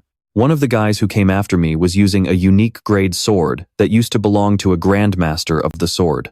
As you know, that grandmaster is a core member of the Savior Guild and the head of the Yamato sect." Kim Woo-jin continued, "The Yamato sect in Japan. That must be the headquarters for the Skull Guild." Kim Woo-jin narrowed his eyes and glanced to the side. "Other than that, I couldn't dig up anything else," he told the person on the phone. "But if you give me some time to look into it, I might find something new." "All right, I'll be in touch." Kim Woo-jin walked toward the door. As he flipped the light switch, a tiny red light flickered from behind the computer. Kim Woo-jin shoved his hands into his pockets and stepped out of the room. He glanced back one last time and let out a cold, sharp smirk. "A hidden camera? Do you really not trust me?" the purple-haired man asked, sitting across from his associate. The other man looked annoyed. Clapping his hands on the table, he lowered his voice. "No, of course that's not it. We have to be extremely careful because you're dealing with people the guild is monitoring. I installed it behind the TV. I'm just giving you a heads up," the man in the suit said. The purple-haired guy pulled up his mask to cover his face and replied coldly, "Yeah, whatever. Those damn skulls. Get ready to rot in the very hole you dug for yourselves." Kim Woo-jin thought to himself, a contemptuous smirk playing on his lips. "I wonder how the Skull Guild plans on dealing with Park Yong-kwan now." Suddenly, the phone in Kim Woo-jin's pocket vibrated. It was Park Yong-kwan. Looking at the screen, Kim Woo-jin muttered, "Speak of the devil, and he shall appear." "So, everyone except you was wiped out. Park Yong-kwan's voice came through the phone. You survived again? Is Lady Luck on your side or something? Well, do you have anything good for me? I couldn't get much important info since I was too busy trying not to die. However, Kim Woo-jin hesitated for a second before continuing. I think I've figured out where the Skull Guild's headquarters is. Not bad. Come to my place tomorrow. I want to hear every detail, Park Yong-kwan said, sounding intrigued. Opening his car door, Kim Woo-jin replied, Got it. See you tomorrow then. Sitting in the driver's seat, Kim Woo-jin turned the key and started the engine. Night had already fallen over Yusan Station. Kim Woo-jin looked toward the station and thought, Locker 19 at Yusan Station. This guy, Ose-chan, is really playing it safe. Standing in front of the station lockers, he mused, he probably knows he's a target himself. Kim Woo-jin thought to himself as he pulled open locker number 19. He leaned down and peered inside, finding a folder labeled Dungeon List. I hope this list doesn't disappoint me, he thought. I can't believe it's actually this much. Kim Woo-jin's voice was filled with shock as he sat in his yellow car parked under a street lamp. No wonder even the Savior Guild considers him a threat, Kim Woo-jin said, his eyes widening in surprise. The sheer quantity and quality of this data is incredible. He flipped through the pages of the dungeon list, marveling at what he found. Thinking back to the dungeons I cleared when I was with the Savior Guild, I finally know where all that intel came from. Flipping through the file rapidly, Kim Woo-jin thought grimly, Oh Sei-chan, it's no wonder they're hunting him down. Suddenly, he froze. Something caught his eye on the page. What is this? He wondered. The target is the albino lizard egg. Location, floor 2. Difficulty, A-, maximum capacity, 3 people, entry requirement, level 30 or below. Clear condition, retrieve the albino lizard egg. Completion rewards include exclusive skills and titles. Kim Woo-jin stares in disbelief, thinking, I can't believe he actually has this. There is almost no information available on the albino lizard egg. I haven't found any leads on its origin or details yet. Kim Woo-jin rests his chin on his hand, lost in thought. I wonder what is actually inside. Kim Woo-jin frowns, his eyes turning cold as he thinks, I guess I will just have to find out for myself. These are secrets that only Lee Seungjun would know. Picking up the walkie-talkie, a plan forms in his mind. This is a clue that brings me one step closer to the truth. This dungeon. He looks down at the radio in his hand, deep in thought. I must conquer it, no matter the cost. Suddenly, the radio lights up and vibrates. Hello? Hello? Is anyone there? A voice crackles through the speaker. Kim Woo-jin speaking. The bearded man on the other end lets out a sly grin. Kim Woo-jin is finally here. This is our first big play. Kim Woo-jin's car pulls up in front of a massive luxury estate. Inside a grand office, a voice booms. So, you are saying Jun-ho, Jun, and those Skull Guild bastards? Park Yong-kwan asks while flipping through the newspaper. Kim Woo-jin stands tall across from him and simply replies, Yes. One of the Skull Guild members was exceptionally strong, judging by his swordsmanship and high-tier gear. Kim Woo-jin says in a low, serious voice, They definitely have ties to Japan. Japan, you say? Park Yong-kwan muses, his interest piqued. There are several Japanese factions with significant influence. As soon as we clear this dungeon, Park Yong-kwan sets the paper down on the table. We will need to look into this thoroughly. The headline on the front page reads, Park Yong-kwan of the Phoenix Guild to raid 6th floor dungeon. Will the Phoenix Guild conquer the 6th floor? The Prime Minister has already held a discussion with Park Yong-kwan regarding how you were the sole survivor twice in a row while the entire Skull Guild was wiped out. Park Yong-kwan leans back in his chair. They are going to start keeping an eye on you. You should avoid acting on your own until I return. Park Yong-kwan says sternly, before calling for Secretary Lee. Park Yong-kwan snaps his fingers. The funds have been transferred to your account, Kim Woo-jin, Secretary Lee announces. You heard her. That is your compensation. Park Yong-kwan looks at Kim Woo-jin. Once we wrap up this dungeon, I will get back in touch with you. He returns to his paper. Kim Woo-jin bows respectfully. Thank you, sir. Kim Woo-jin walks out of the building toward his car. But once he returns from that dungeon, a dark, sinister smile creeps across his face. He thinks to himself craftily, now those bastards know Park Yong-kwan is backing me. They will focus all their attention on him, not me. He opens the car door, feeling a surge of excitement. I can't wait to see how Park Yong-kwan reacts when he comes back out. Now, everything is in place. Sitting in the car, he stares at the radio in his hand. To hell with that warning about not acting alone. At a blue container house within the combat zone, a report is made. Preparations are complete, boss. Secretary Lee reports into the phone with a stone-cold expression. But I am not sure if Kim Woo Jin will go along with this. She glances over at the man sitting at the table as she speaks to the person on the phone. Don't worry, if there is a problem, Oh Se-chan says with a smirk, I will talk to him myself. Understood, Secretary Lee replies. Lee Jin, the boss says it is time to get ready, she tells the man. He fires back immediately.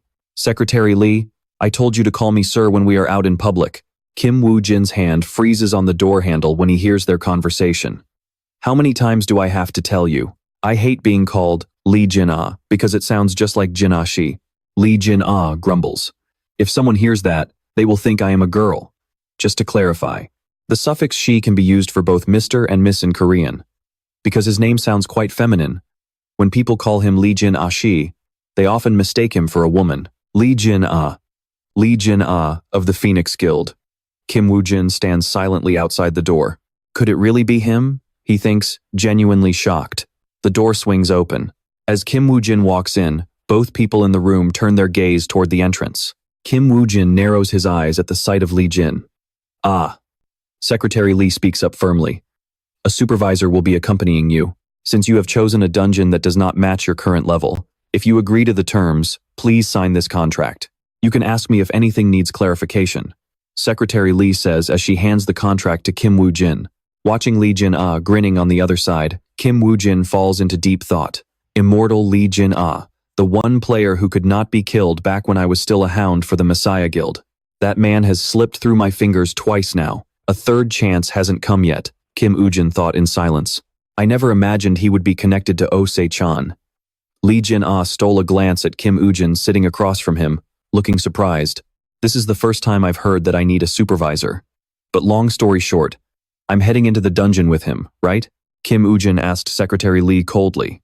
With this guy? Lee Jin roared. Hey, you! Did you hear me talking to Secretary Lee? Annoyed by Kim Woo Jin's mockery, Lee Jin frowned and spoke with a cold, angry voice. Oh, my bad. Kim Woo Jin smirked provocatively and teased. Or would you prefer I call you sir? You're laughing now? You definitely heard me. Lee Jin screamed in rage. You bastard. Do you think you can just look down on me? Watching Lee Jin blow his top across from him, Kim Woo Jin thought. Same hothead as always. Anyway, moving on.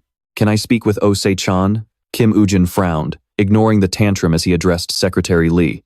Fine, you can use that radio. Secretary Lee looked at him with a blank expression and pointed to the walkie-talkie on the table. Picking it up, Kim Woo Jin said, Hello? Hello? Can you hear me? What's going on? Oh, Se-chan asked with a smile. Don't tell me you don't like the supervisor coming with you? No, it's not that, Kim Woo Jin replied.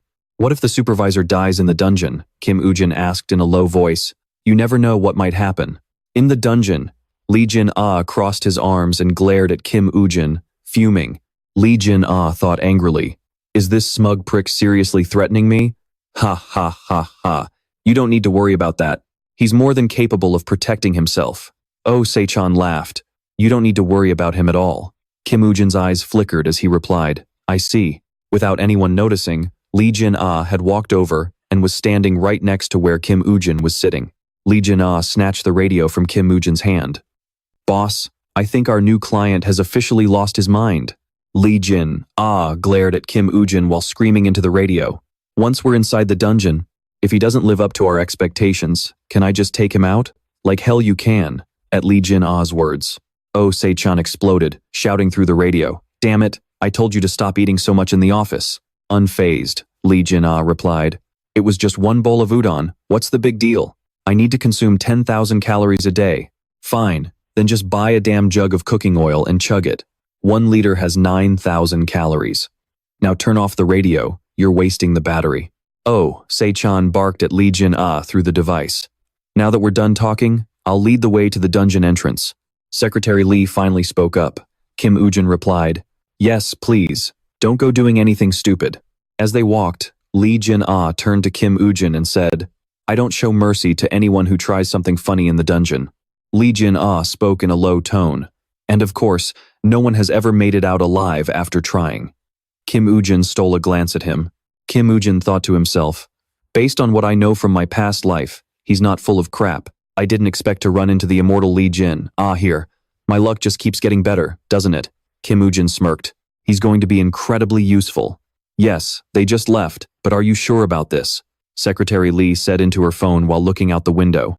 What if Lee Jin doesn't come back? Secretary Lee asked hesitantly. If that happens, then Kim Woo Jin. Oh, Se-chan's voice grew heavy. We will consider him an enemy. A blue light illuminated the forest. Warning. Proceeding to the next floor. Eliminate 111 direwolves. The system notification appeared. You had fun mocking me earlier, didn't you? Lee Jin said coldly. Now I'm going to give it my all. 111 direwolves. Let's see how you handle them on your own. Lee Jin laughed disdainfully. I'll just sit right here and wait until you beg me for help. Now, get to it. Plopping himself down on a nearby rock, Lee Jin barked at Kim Woo Jin. Kim Woo Jin frowned in annoyance but remained silent. Man, I'm already starting to feel sorry for you. Lee Jin teased. What's wrong? Can't handle it by yourself? As he spoke, Lee Jin pulled a snack out of his bag. Munching on it, he laughed and said, Well, I am a merciful person. Get on your knees and beg for forgiveness if you want my help. Lee Jin smiled. And maybe, just maybe, I'll decide to pitch in. He probably received the blessing of the sticks. Kim Woo Jin pondered. Only someone who takes the indomitable gladiator as their guardian deity can obtain that legendary skill. Even if his head is cut off or his heart is ripped out, he remains immortal. He simply cannot be killed. Kim Woo Jin thought deeply. He probably thinks he's incredibly lucky to have an immortal body, but Kim Woo Jin smirked as he glanced at Lee Jin. Thinking. Too bad you ran into me.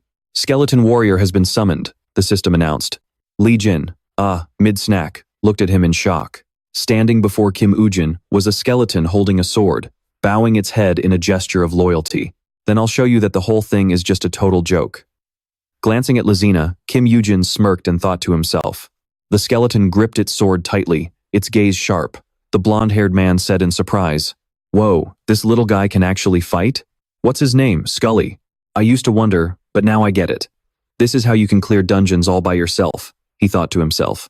Even seeing it with his own eyes, he couldn't believe it. A rattling bag of bones he thought would be a burden was actually swinging a sword. It fought just like a high-level player. Not only that, the higher his level gets, the more skeletons he can summon. Kim Woo Jin turned and asked, What do you think? The blonde man replied, Yeah, it's actually pretty decent. You probably don't even need my help. Once we're done here, I'll report the results to Si Chang.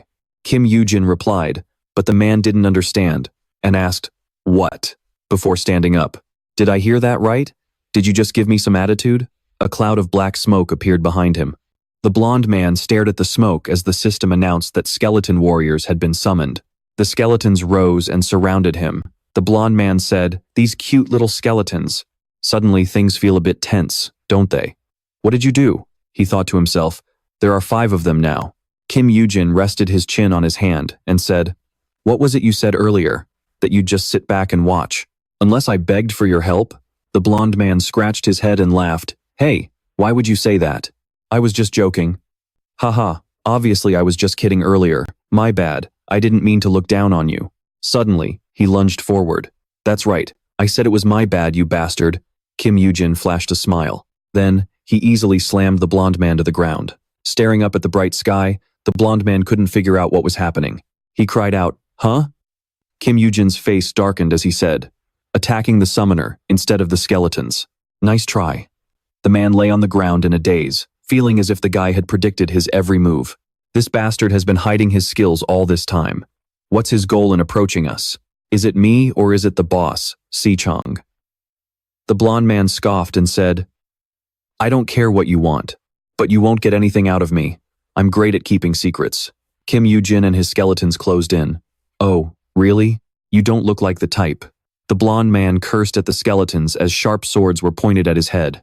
Then, a blade was held against his throat, making him freeze.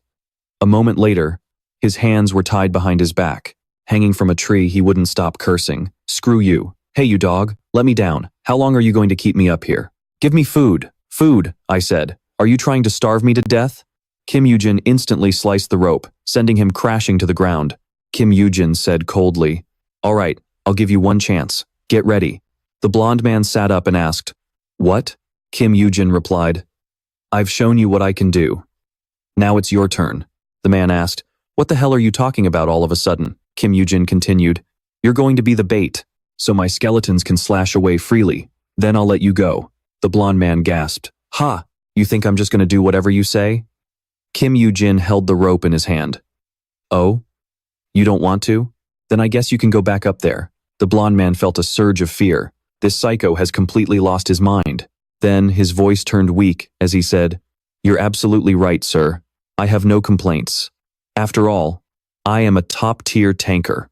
A few minutes later, the blonde man was running for his life, constantly knocking down enemies as two wolves lunged at him. Then, countless others appeared from behind, surrounding and attacking him relentlessly. The blonde man blurted out, "Holy crap! Why are there so many?" The pack of wolves charged, piling on top of each other like a mountain, burying him underneath.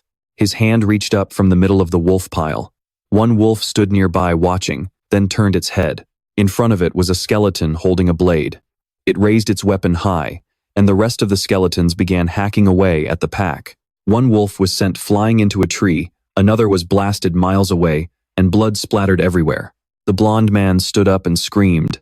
Kim Woo-jin, watching from a distance, couldn't help but comment, A wolf crashed into the tree he was standing by. The blonde man took down a wolf on the ground, his hands covered in blood. Dead wolves were scattered everywhere. He panted heavily, completely exhausted. The system announced that he had leveled up. He looked up and saw Kim Woo-jin standing there. Woo-jin smirked and thought, he's not at his past life level yet, but he's not too far off. He'll be very useful soon. The sky began to grow dark. The blonde man ran without stopping, cursing as he went. This is insane.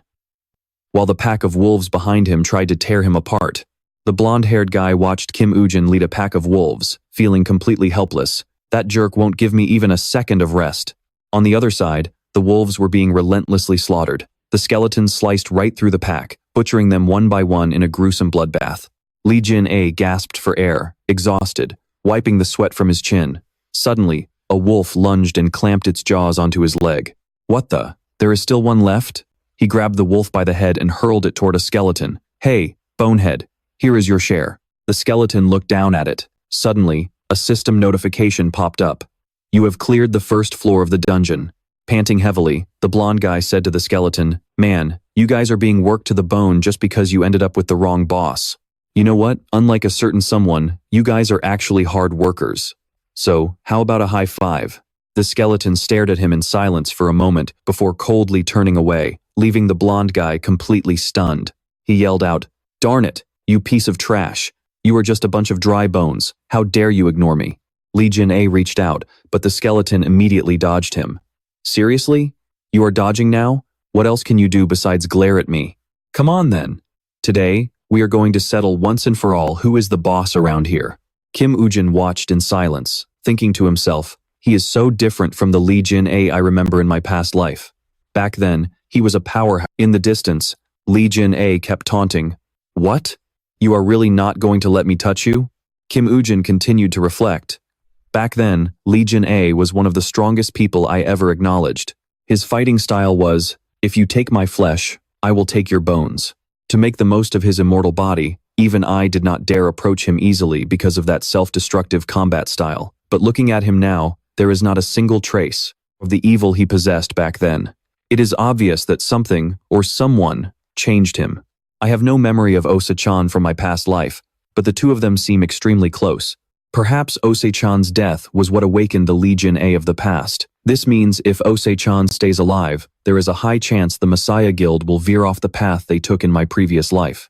Lee Jin-a felt Kim Woo-jin's gaze on him, and turned his head, thinking to himself, I still haven't figured out his intentions, but he always leads back just the right amount of monsters, so that even if I am surrounded, I won't die. And it is definitely no coincidence that the next wave always arrives exactly when I have finished recovering. This is not just a simple analysis of monsters and dungeons.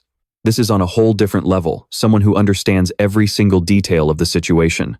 This is not just the ability of a high-level player anymore.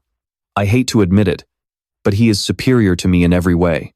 Kim Woo-jin walked over and said, Good job, let's head down to the second floor. Lee Jin-a could only manage a confused, Huh? Woo Jin gave a slight smile and continued. The second floor will be a lot easier to handle than this one. The system then announced that they were teleporting to the two of them were teleported to a riverbank. Lee Jin, drenched in sweat, gasped, "Man, I am so tired I thought I was going to kick the bucket. Hey, I have been working like a dog all day. Can't you at least give a guy a break?" Woo Jin was holding various small jars. Lee Jin pointed at them and asked, "Those don't look like medicine. What the heck is that?" Woo Jin asked him, "Are you confident you can roll as fast as a gorilla?" Lee Jin replied, "Roll? Why are you bringing that up all of a sudden?" The jar suddenly went flying toward him. Luckily, he dodged it just in time. Lee Jin yelled angrily, "What the hell was that for, Woo Jin?" Woo Jin smirked and said, "You had better start running for your life right about now." The sound of heavy footsteps echoed through the forest. Lee Jin looked back while running, and suddenly, something massive appeared. A ferocious monster with glowing eyes was staring right at him. Lee Jin cursed under his breath. That total scumbag. I haven't even had a chance to relax yet. Elsewhere, a man was reading a newspaper and said, "Looks like things are starting to get busy." The newspaper stated that the Korean government was allowing foreign guilds to participate in the A+ rank dungeon, the spiny-tailed snake. Oh Se-chan pointed at the paper and added, "I expected this to happen once the Messiah Guild withdrew. But just how long is the list of foreign guilds participating going to be?" Secretary Lee said, "We finished gathering the information this morning and are currently comparing and analyzing everything." "Oh," Se-chan replied, "Good. We still have some time before Jin-A returns, but keep moving as fast as you can." Secretary Lee asked, "Do you think Lee Jin-A will be all right?" Meanwhile, Lee Jin-A was still running without a moment's rest. Looking exhausted, he thought to himself, "How is it that I am the only one being chased?" Skeletons armed with blades were running all around him. Lee Jin-A looked back and thought, "I don't know why, but it seems like I am just the bait this time." He suddenly stopped, turned around to face the ferocious monster, and cursed. "How the hell is this supposed to be easier than the first floor? You bastard! Just wait until I get out of here. I am going to beat you to a pulp." The monster lunged, ready to swallow Lee Jin whole. He clamped down hard on its jaw. High up in the trees, Woo Jin watched the scene unfold in silence, letting out a cold, curious hum. Thick clouds of dust choked the air as Lee Jin was forced back step by step. The monster let out a guttural roar, desperate to tear him apart and swallow him whole. Lee Jin flashed a cocky smirk and spat out, "All right. I'm done playing games with you, you ugly bastard." Suddenly, a skeleton lunged from behind, its blade whistling through the air. Lee Jin shouted, "This ends now." The skeleton drove its massive blade straight toward the creature's spine, plunging it deep into its flesh. One after another, more skeletons swarmed in, sinking their jagged blades into the monster's back. A system notification flashed. Poison blood skill has reached maximum effectiveness. He watched intently, thinking to himself, "These skeletal soldiers, their coordination is perfect. In the hands of anyone else, summon skeleton warrior would just be a cheap distraction to buy." The system window popped up again. Due to the effects of poison blood, the albino lizard's vitality is rapidly draining. The beast shrieked in agony, its massive tail thrashing wildly in every direction. The skeletons moved with unnatural grace, leaping high into the air to dodge the lethal blows. Its eyes went dark as it glared at a nearby skeleton, then suddenly erupted into a furious, glowing red. The skeletal warriors stared back, seemingly unfazed by its rage. Without warning, the albino lizard whipped its head around. Lee Jin gasped in surprise. "What? Can it not even see the skeletons? Is that why it's only fixated on me?" He glanced up at the tree branches, wondering, what kind of insane magic did Woo Jin use on this thing? Then he remembered the warning he'd been given. "Comrade, you better start hauling ass right about now." He shot a glare toward the trees, thinking, that total piece of work. He planned every single bit of this from the very start. Suddenly, the monster's tail slammed into Lee Jin-a's side, making him let out a pained grunt. He was sent flying, crashing into a massive tree with enough force to snap the trunk in two. The heavy wood came thundering down to the forest floor. As the dust began to settle, Lee Jin-a staggered back to his feet. His mouth was stained with blood, but he gritted his teeth, refusing to go down. The system chimed, "Blessing from the river Styx has been activated." A faint, ominous red glow enveloped his entire body. Woo Jin watched with a satisfied grin. "Just as I thought. He can recover instantly even after taking that much damage." The lizard flicked its tongue, locking eyes with Lee Jin-ah again. Lee Jin-ah cursed under his breath. "You're making me burn way too many calories, you damn lizard." He adjusted his gauntlets, and the sharp spikes on his knuckles locked into place as he tightened his fists. Without a second thought, he charged straight at the beast. The albino lizard stared in confusion as Lee Jin-ah closed the distance and wound up a devastating punch. The spikes buried themselves deep into the monster's flank. The creature's eyes bulged in shock before its legs buckled, and it collapsed to the ground. Seeing their opening, the skeletal warriors swarmed the fallen lizard like a pack of wolves. Lee Jin-ah felt a chill run down his spine. These bony bastards are treating me like bait, just like their master does. One skeleton drove its blade into the beast's left side, while another stabbed deep into the lizard. Let out one final, deafening scream as it sank completely to its knees. The system announced, "Poison blood has spread through the albino lizard's entire nervous system." A skeleton dropped from the sky, driving its weapon straight through the creature's skull in a spray of dark blood. The massive lizard slumped over. Dead. The system confirmed, albino lizard has been eliminated. Lee Jin-ah finally let out a long, shaky breath of relief. The system chimed, "You have reached level 1. Woo Jin jumped down from his perch, landing gracefully on the ground.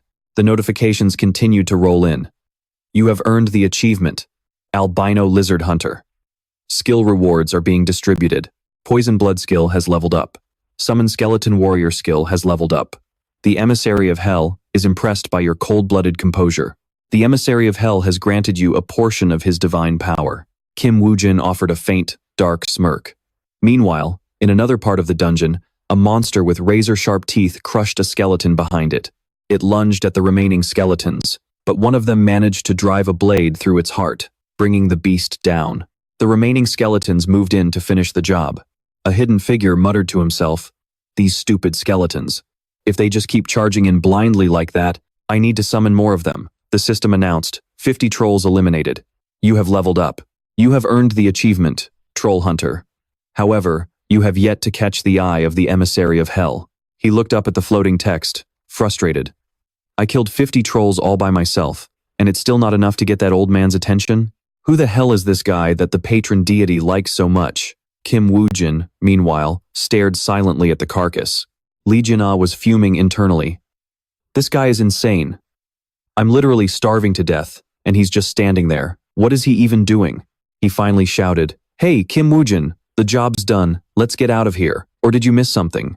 Woo Jin remained silent for a long moment before finally replying, "You're right. I almost forgot the most important part." Woo Jin ran his hand over the monster's scales as he walked, feeling for something. "It should be right about here," he muttered. Then, with a quick motion, he sliced the body open. He carved a deep wound into the beast and reached inside. Finally, he said, "I found it." The system flashed. "You have obtained an albino lizard egg." In his hand sat a massive, glowing egg, pulsing with an eerie light. The system chimed, confirming the dungeon was cleared. Woo Jin narrowed his eyes, thinking to himself that the Messiah Guild had been incredibly careful to keep the contents of this egg a secret. But now, I finally have the chance to see what they were hiding. Lee Jin-ah stood there with his jaw dropped and said, "Wait, I just remembered. The condition to clear this dungeon was to find a specific. I was getting tossed around all day and totally blanked on that. Anyway, what the hell are you planning to do with that thing?" Without a word, Woo Jin smashed the egg with the hilt of his sword. Lee Jin-ah jumped back in shock and yelled, "Holy crap, that was brutal. You don't even know what it's for yet, and you just went and smashed it?" Bits of eggshell scattered all over the floor. Woo Jin looked inside and found several skill pages. He ground his teeth in pure rage, whispering, "All for this?" Lee Jin-ah pointed at the papers in his hand. "What the hell is that? There were skill pages inside an egg?" Woo Jin cursed under his breath. "Damn it. 4 pages containing the power of Apophis. Requirements. Emissary of Hell. Level 1 or higher. Effect. Complete immunity to all types of toxins." Woo Jin was stunned. How could that man's skill be in a place like this? The Poison King. He was a man who toyed with every toxin imaginable, but he never felt a single sting thanks to the power of Apophis. When his atrocities reached their peak, the Messiah Guild announced they would finally bring the Poison King to justice. So many members of the Messiah Guild, including myself, joined the hunt to take him down. But too many people died in that campaign. Even now, I remember every single comrade who fell because of that bastard's poison. The albino divine egg.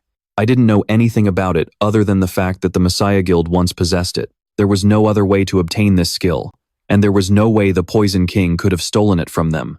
There's only one logical explanation left. The Messiah Guild gave it to the Poison King themselves. They slowly turned him into a villain, just so they could swoop in and play the hero. Lee Seungjun, once again, you've shown me that the lives of my comrades were nothing but stepping stones for your ambition. He gripped the paper tightly. But now, this power belongs to me. I won't let you use their corpses to climb. The system announced that you have acquired the power of Apophis. You are now immune to all toxins. Just you wait, Lee Seungjun. I'm going to rip you apart with my own 2 hands. Lee Jin watched him, feeling uneasy. What the hell is up with his mood all of a sudden? He got the prize all to himself, but I seriously can't figure this guy out. Kim Woo-jin spoke coldly. Let's get out of here. As he spoke, a bright light filled the room, and they both vanished. Kim Woo-jin and Lee Jin stepped back into their room.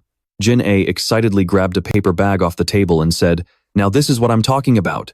Big brother Osei-chan actually has some class. I'm starving to death." But then his face fell, and he started swearing.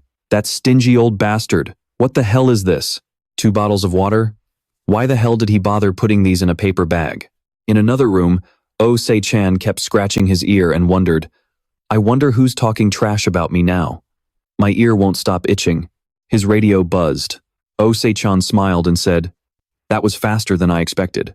Even if the difficulty wasn't that high, you managed to clear a dungeon in less than 3 days." Kim Woo-jin replied, "It didn't feel too bad. More importantly, has anything happened outside?" Osei-chan clicked his mouse repeatedly before answering. Still no word on the Book Gang army troops that entered the 6th-floor dungeon. However, there's news that the Great Ancients Guild and the Frontline Guild, 2 of the 5 largest guilds in the world, have decided to form an alliance. Oh, and one more thing. The dragon hunter caught a golden dragon in a 5-floor dungeon. Kim Woo-jin fell into thought. The golden dragon. When the first one appeared, people only cared about its hide. The skin was incredibly tough and heat-resistant. Everyone expected armor made from golden dragon hide to change the game for players.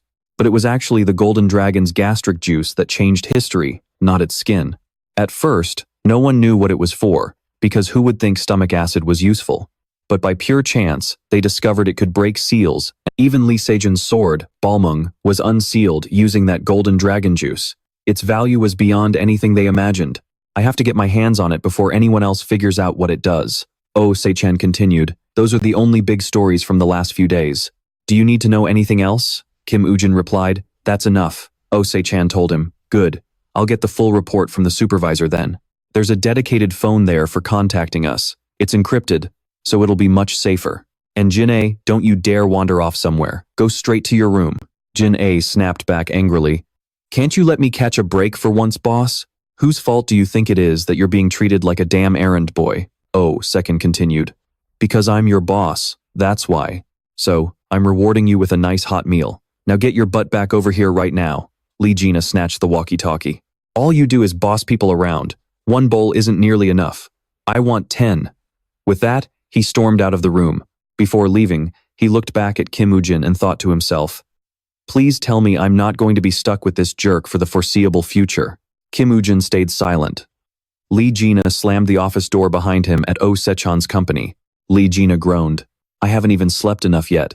Why are you screaming for me so early? I turned in that report yesterday. Second explained. I called you exactly because of that report. We need to speed up the plan. Here, read this. Lee Gina asked, what could be so important that I can't even eat breakfast?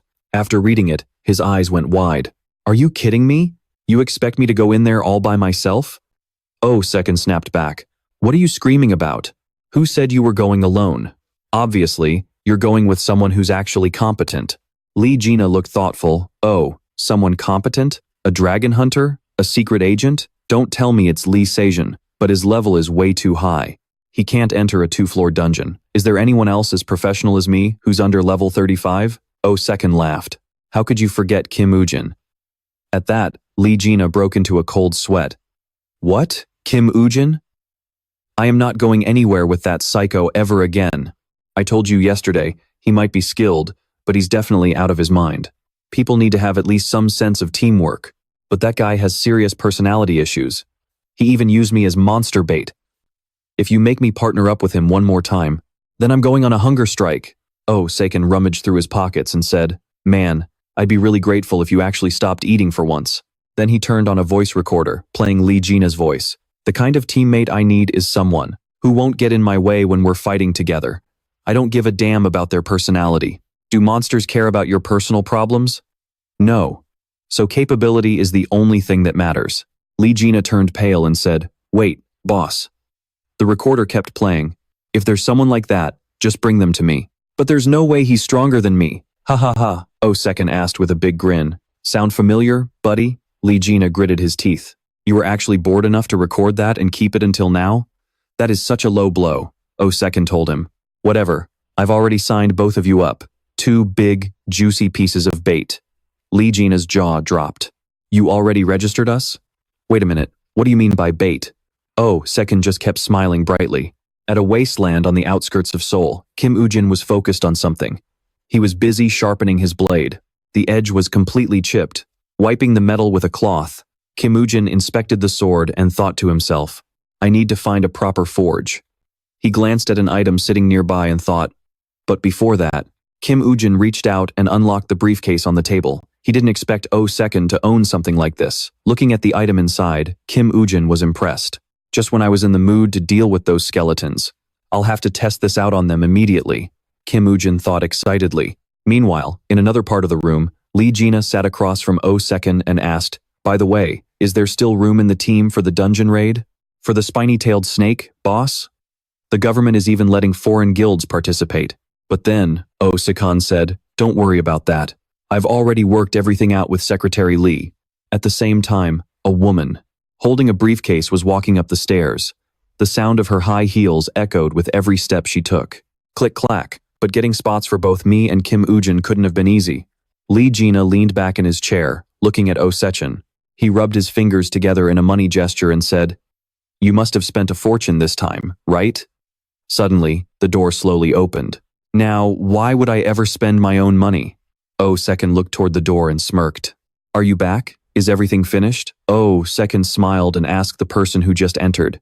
"Yes, the Russian Makova Guild has finished their auction. I also delivered the items you prepared for Kim Woo-jin." Holding up the briefcase, Secretary Lee added, "I also bought the masks you requested."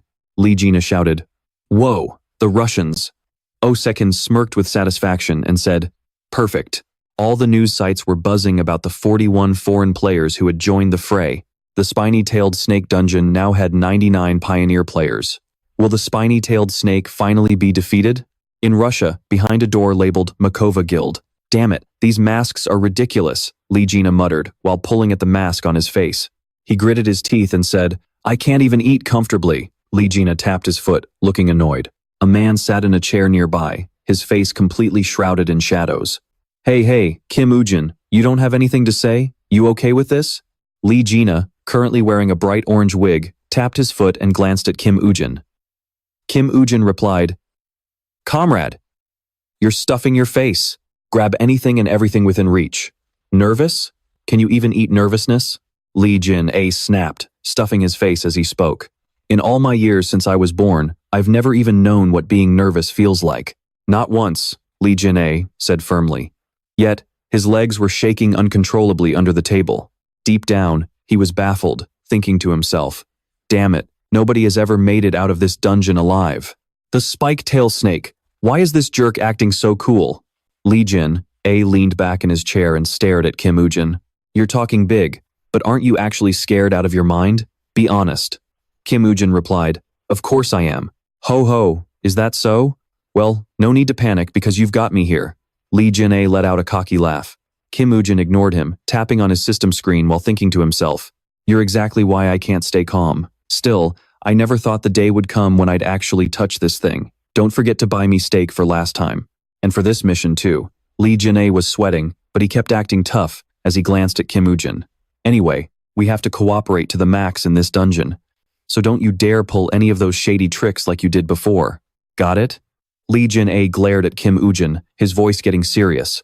On the system board, the information was being displayed.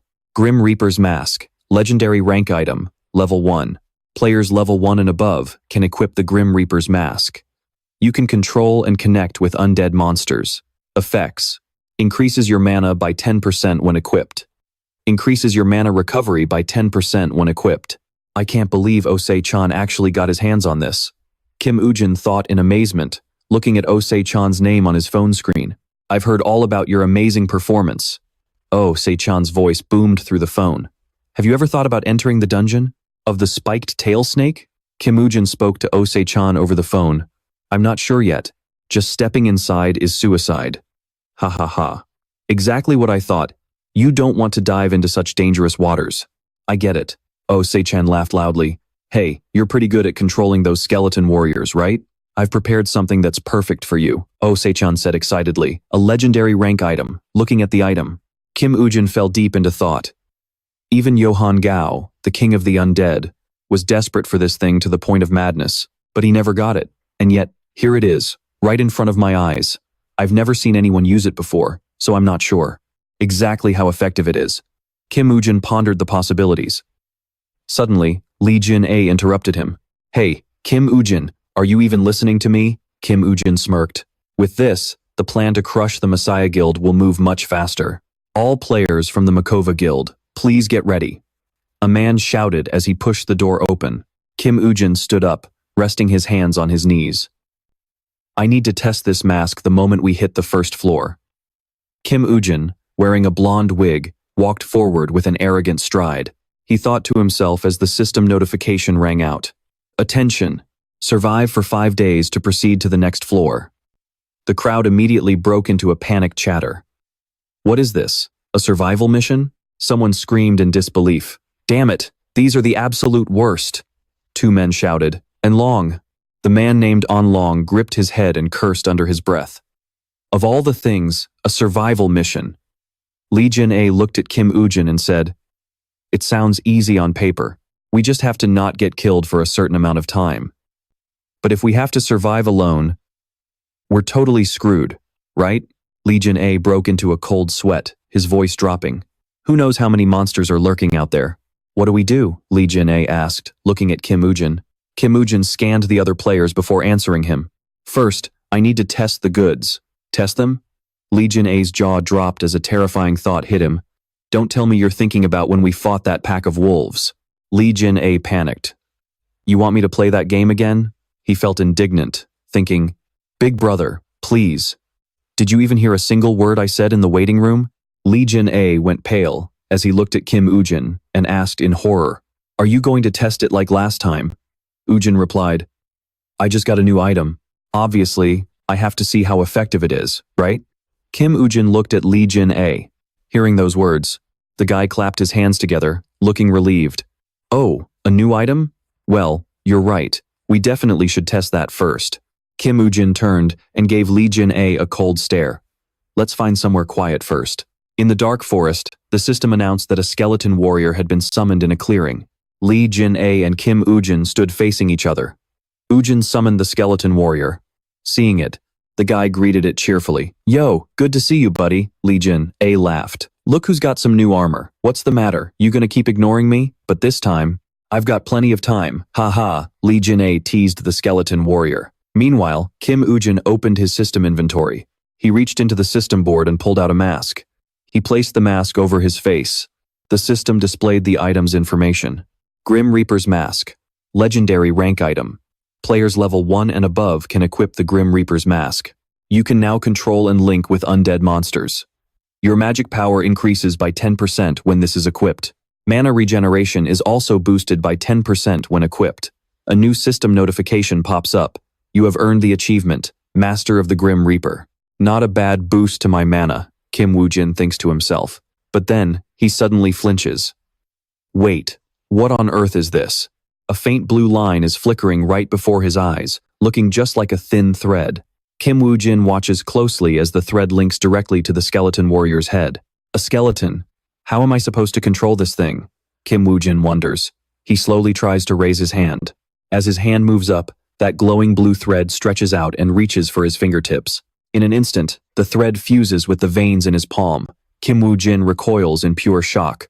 The system announces that the connection is established. Kim Woo Jin is stunned. His eyes glow as he feels a direct link to a tiny spark of light, a small blue spark deep in his subconscious. Gotcha. Suddenly, Lee Jin-ah's playful laughter rings in his ears. He sees Lee Jin-ah grinning while patting the skeleton's head. Hey, why are you just standing there looking like a complete idiot? Ha ha ha! Lee Jin-ah laughs gleefully while smacking the skeleton warrior's skull. But then, deep inside the skeleton's empty eye sockets, it spoke. It actually talked. Lee Jin-ah pointed at the skeleton warrior in shock, shouting at Kim Woo Jin. Suddenly, the skeleton warrior started moving with great difficulty. Looking at the skeleton limping right in front of him, Lee Jin-ah asked curiously, "Man, how the hell are you even moving?" Suddenly, the skeleton face planted onto the ground. Lee Jin-ah's eyes widened in disbelief as he yelled, "He totally ate dirt!" Lee Jin-ah used his toe to poke the skeleton's head. Suddenly, Kim Woo Jin spoke in a chilling tone. "Hey, kick it one more time, and I'm cutting your leg off." Hearing that, Lee Jin-ah jerked his foot back, terrified. Kim Woo Jin thought to himself, controlling just one skeleton warrior is a lot harder than I thought. Kim Woo Jin broke into a sweat, deep in thought. Meanwhile, back at the gathering area, a voice called out, "So, what's the plan, An Jung-hoon? Are we holding this position or scouting the perimeter? We still don't know what kind of monsters will show up, so it's best not to rush in." The speaker was An Jung-hoon from the Pai Zhu Guild. Just a quick note. The Pai Shu is a mythical creature that looks like a lion with a single horn. For now, let's stay here and monitor the situation for a few days. While scanning the area, An Jung-hoon said sternly, "It looks like all the other players have gathered here as well. If something goes sideways, joining forces gives us a better survival rate, but I wonder if they see it that way." Looking at the crowd nearby, one of An Jung-hoon's group members asked suspiciously, "Besides, it's not like there are any big players here, like the Messiah Guild." An Jung-hoon adjusted his glasses with a smirk, thinking, in this situation, the more meat shields, the better. I need to convince that crowd so our faction is free to go hunting. An Jung-hoon calculated his next move. Deep in the forest, aristocrat's punch, Lee Jin-ah shouted as he channeled power into his fist. Lee Jin-ah slammed his fist into the head of a massive green monster. "Is that it? I was actually scared for a second when they said this was a survival mission." Lee Jin-ah smirked, thinking, "But these mobs are just a bunch of weaklings." Lee Jin-ah thought smugly, "Or maybe I'm just way too strong. Ha ha ha." Suddenly, he flinched as he watched the skeleton warrior. It was skillfully and rapidly slashing two giant monsters. The skeleton warrior turned its head, glancing at the monster collapsing to the ground. Lee Jin-ah's face darkened as he stared silently at Kim Woo Jin, who was standing further away. Lee Jin-ah broke into a cold sweat, thinking to himself, "That guy is the real monster." He recalled what happened earlier. He thought, just a moment ago, he was struggling to even walk. He remembered how clumsy the skeleton had been. He thought, he face-planted like 5 times, but now, seeing the skeleton warrior wielding its sword with such finesse, effortlessly slaughtering the monsters in front of it, Lee Jin-ah marveled. But now, look at him go. The skeletons he summons are already beasts. Glancing over at Kim Woo Jin, who was gesturing with his hands, Lee Jin-ah thought deeply. But the fact that he can control them so freely is basically a cheat code. Damn it, why is life so unfair? Lee Jin-ah gritted his teeth and muttered, "I'm the one risking my life as a tanker, while he just puts on a mask and dances around in the back. It's like being in a raid with a leecher." Basically, Lee Jin-ah was calling him a parasite who doesn't do any real work. Suddenly, Lee Jin-ah's eyes widened in shock. Standing right in front of him was a skeleton warrior 3 times larger than before. The first giant skeleton warrior had been summoned. The system announced, "A skeleton warrior has been summoned." Lee Jin-ah screamed internally. Good grief, he can still summon more bones while in that state? Looking at the massive skeleton warrior, Lee Jin-ah thought in amazement, he's going this hard and can still summon? Connecting with the skeleton warrior consumes 3 times the mana. Kim Woo Jin thought solemnly, and poison blood is probably out of the question. How are you holding up? The skeleton warrior, connected to Kim Woo Jin, turned to Lee Jin-ah and asked with concern, Hey, where are your manners? At least look me in the eye when you're talking." Lee Jin-ah crossed his arms grumpily. "Talking to a bunch of bones isn't exactly good for my mental health." Lee Jin-ah said with irritation, "Don't tell me you need a taste of my aristocrat's punch to learn some basic etiquette, is that so?" Kim Woo Jin asked softly. Lee Jin Ah froze. Is this better? Kim Woo Jin's voice came from right behind Lee Jin Ah's back. His eyes shot open, and sweat poured down his face. Holy crap. You scared the life out of me. Lee Jin Ah spun around and yelled in a panic. Kim Woo Jin asked coldly, with a deadpan expression. So, how is your condition? Oh, well, as you can see, I'm feeling a lot better after teaching those rude punks a little lesson in manners. Lee Jin Ah's face went pale as he stammered. Oh, I wasn't calling you rude. I meant the monsters. Totally the monsters. Kim Woo Jin said in a low voice. Good. Then shall we go all out from now on? Wait, what's with the sudden intensity? Haven't we fought enough already? Lee Jin Ah cried out in shock. What the hell do you mean by going all out here? Lee Jin Ah shouted angrily. And what about those idiots back there? Kim Woo Jin put on his mask and said, that was just the warm-up. Just a warm-up, Lee Jin Ah shouted, drenched in sweat and stuttering. He turned to Kim Woo Jin and said, wait, hold on. All of a sudden, I am not feeling so great. I have got that, you know, buddy, anemia. I am feeling a bit lightheaded here. He clapped his hands once for emphasis. Lee Jin A's voice trembled as he clutched his head, putting on a tired act. Ugh. Why did I get so dizzy all of a sudden? Suddenly, a blade was pointed right at him. What the hell are you doing? Lee Jin A screamed in terror when he saw the skeleton warrior's sword aimed at his chest. You said you were anemic? The skeleton warrior stared him down and said, then I will just give you some iron, a healthy dose of cold, hard steel. Lee Jin A barked back in anger. That is not iron, that is attempted murder. You idiot. Kim Woo Jin replied calmly, listen to yourself. Is that how you talk to your teammates? Lee Jin A's eyes bulged with rage as he yelled. Kim Woo Jin continued. If you can scream like that, you are clearly healthy enough. Follow me, we have a lot to prepare. Kim Woo Jin let out a smirk. Lee Jin A ground his teeth in frustration, thinking, this bloodthirsty bastard, it burns me up that I am too weak to do anything to him. The deep forest grew darker and more ominous. A tree shook violently before crashing to the ground with a loud thud. Kim Woo Jin was relentlessly chopping down trees. What on earth was he thinking? Lee Jin A watched him, sweating and confused. Why are we just cutting wood instead of hunting monsters? By the second day, a lone orc roared and charged, cornering them. A group of players was chasing that orc.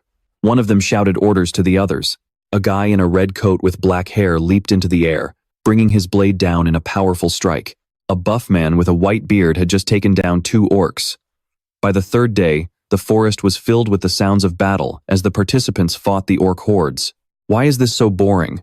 A survival mission should not be like this, one knight said to his teammate, clearly confused. His teammate agreed. It is strange. There are way too few monsters around. And Dongjun frowned, lost in thought. This is an A+ rank dungeon survival mission. We should be running for our lives, but instead, it is strangely peaceful. He said solemnly, this is not right. We need to take a risk and scout a wider area. Elsewhere in the forest, a massive fence made of heavy logs stood tall. Suddenly, a status window popped up. You have leveled up as the emissary of hell. Your personality is becoming more intriguing. You have earned skill rewards. Kim Woo Jin picked up the reward scroll and muttered, huh? The scroll read, Skeleton Warrior Mastery. Requirements, Emissary of Hell, level 20 or higher. Effect, enhances the skills of skeleton warriors and increases the number of skeletons that can be summoned. The effects will increase as the skill rank goes up. After reading this, a satisfied smile spread across Kim Woo Jin's face. He quickly tore the scroll to activate it. Immediately, the notification appeared. You have acquired Skeleton Warrior Mastery. After finishing his business, Kim Woo Jin stood atop the fence and told Lee Jin A, let us move. Lee Jin A looked up, puzzled. Huh? Why are we leaving already? This fort is still in great shape. Why do we have to go now? He punched the wooden wall in frustration. It took us all day yesterday to build this. Kim Woo Jin hopped down and said in a low voice, the situation has changed, so the plan has to change too. What situation? Did the monster count go up? Lee Jin A asked. Kim Woo Jin did not bother explaining. He simply removed his mask and gave a mocking smirk. Kim Woo Jin turned and walked toward a massive pile of orc corpses. He slammed his hand down on one of the orc bodies. Instantly, 2 status windows flashed. Skeleton Warrior summoned. Skeleton Warrior summoned. Lee Jin A's jaw dropped in shock. He could not believe his eyes and screamed, how is this possible? You could only summon 5 skeletons before. Kim Woo Jin replied in a calm tone, that was before. Things are different now. A look of supreme confidence washed over Kim Yoo-jin's face. Elsewhere, a group of players was sprinting through the woods. But when Jun saw the piles of orc corpses scattered everywhere, his eyes widened in horror. He quickly shouted, "Everyone, come look at this." The group stopped immediately to inspect the area, and Jun muttered suspiciously, "These are orcs. Just how many bodies are there?" And Jun looked around frantically, trying to count them all. Seeing the sheer scale of the carnage, he thought to himself, "This does not look like a battle. It looks like a one-sided slaughter. Who the hell could have pulled this off? I thought we had already gathered every high-level player available. Did we miss someone?" Suddenly, one of his henchmen calls out to Jun in a panic, pointing toward the distance. "Jun, look over here. There are even more of them." Hearing this, Jun holds his breath and follows the direction of the man's pointing hand. Immediately, Jun rushes closer to see for himself. As he walks, he asks in disbelief, "What do you mean there are more?" But when Jun gets close and sees the scene below, he is completely shell-shocked. He is so stunned that he can't even find the words to speak. Before his eyes lies a massive, sprawling maze system built with walls. The surrounding structures were all made of solid timber.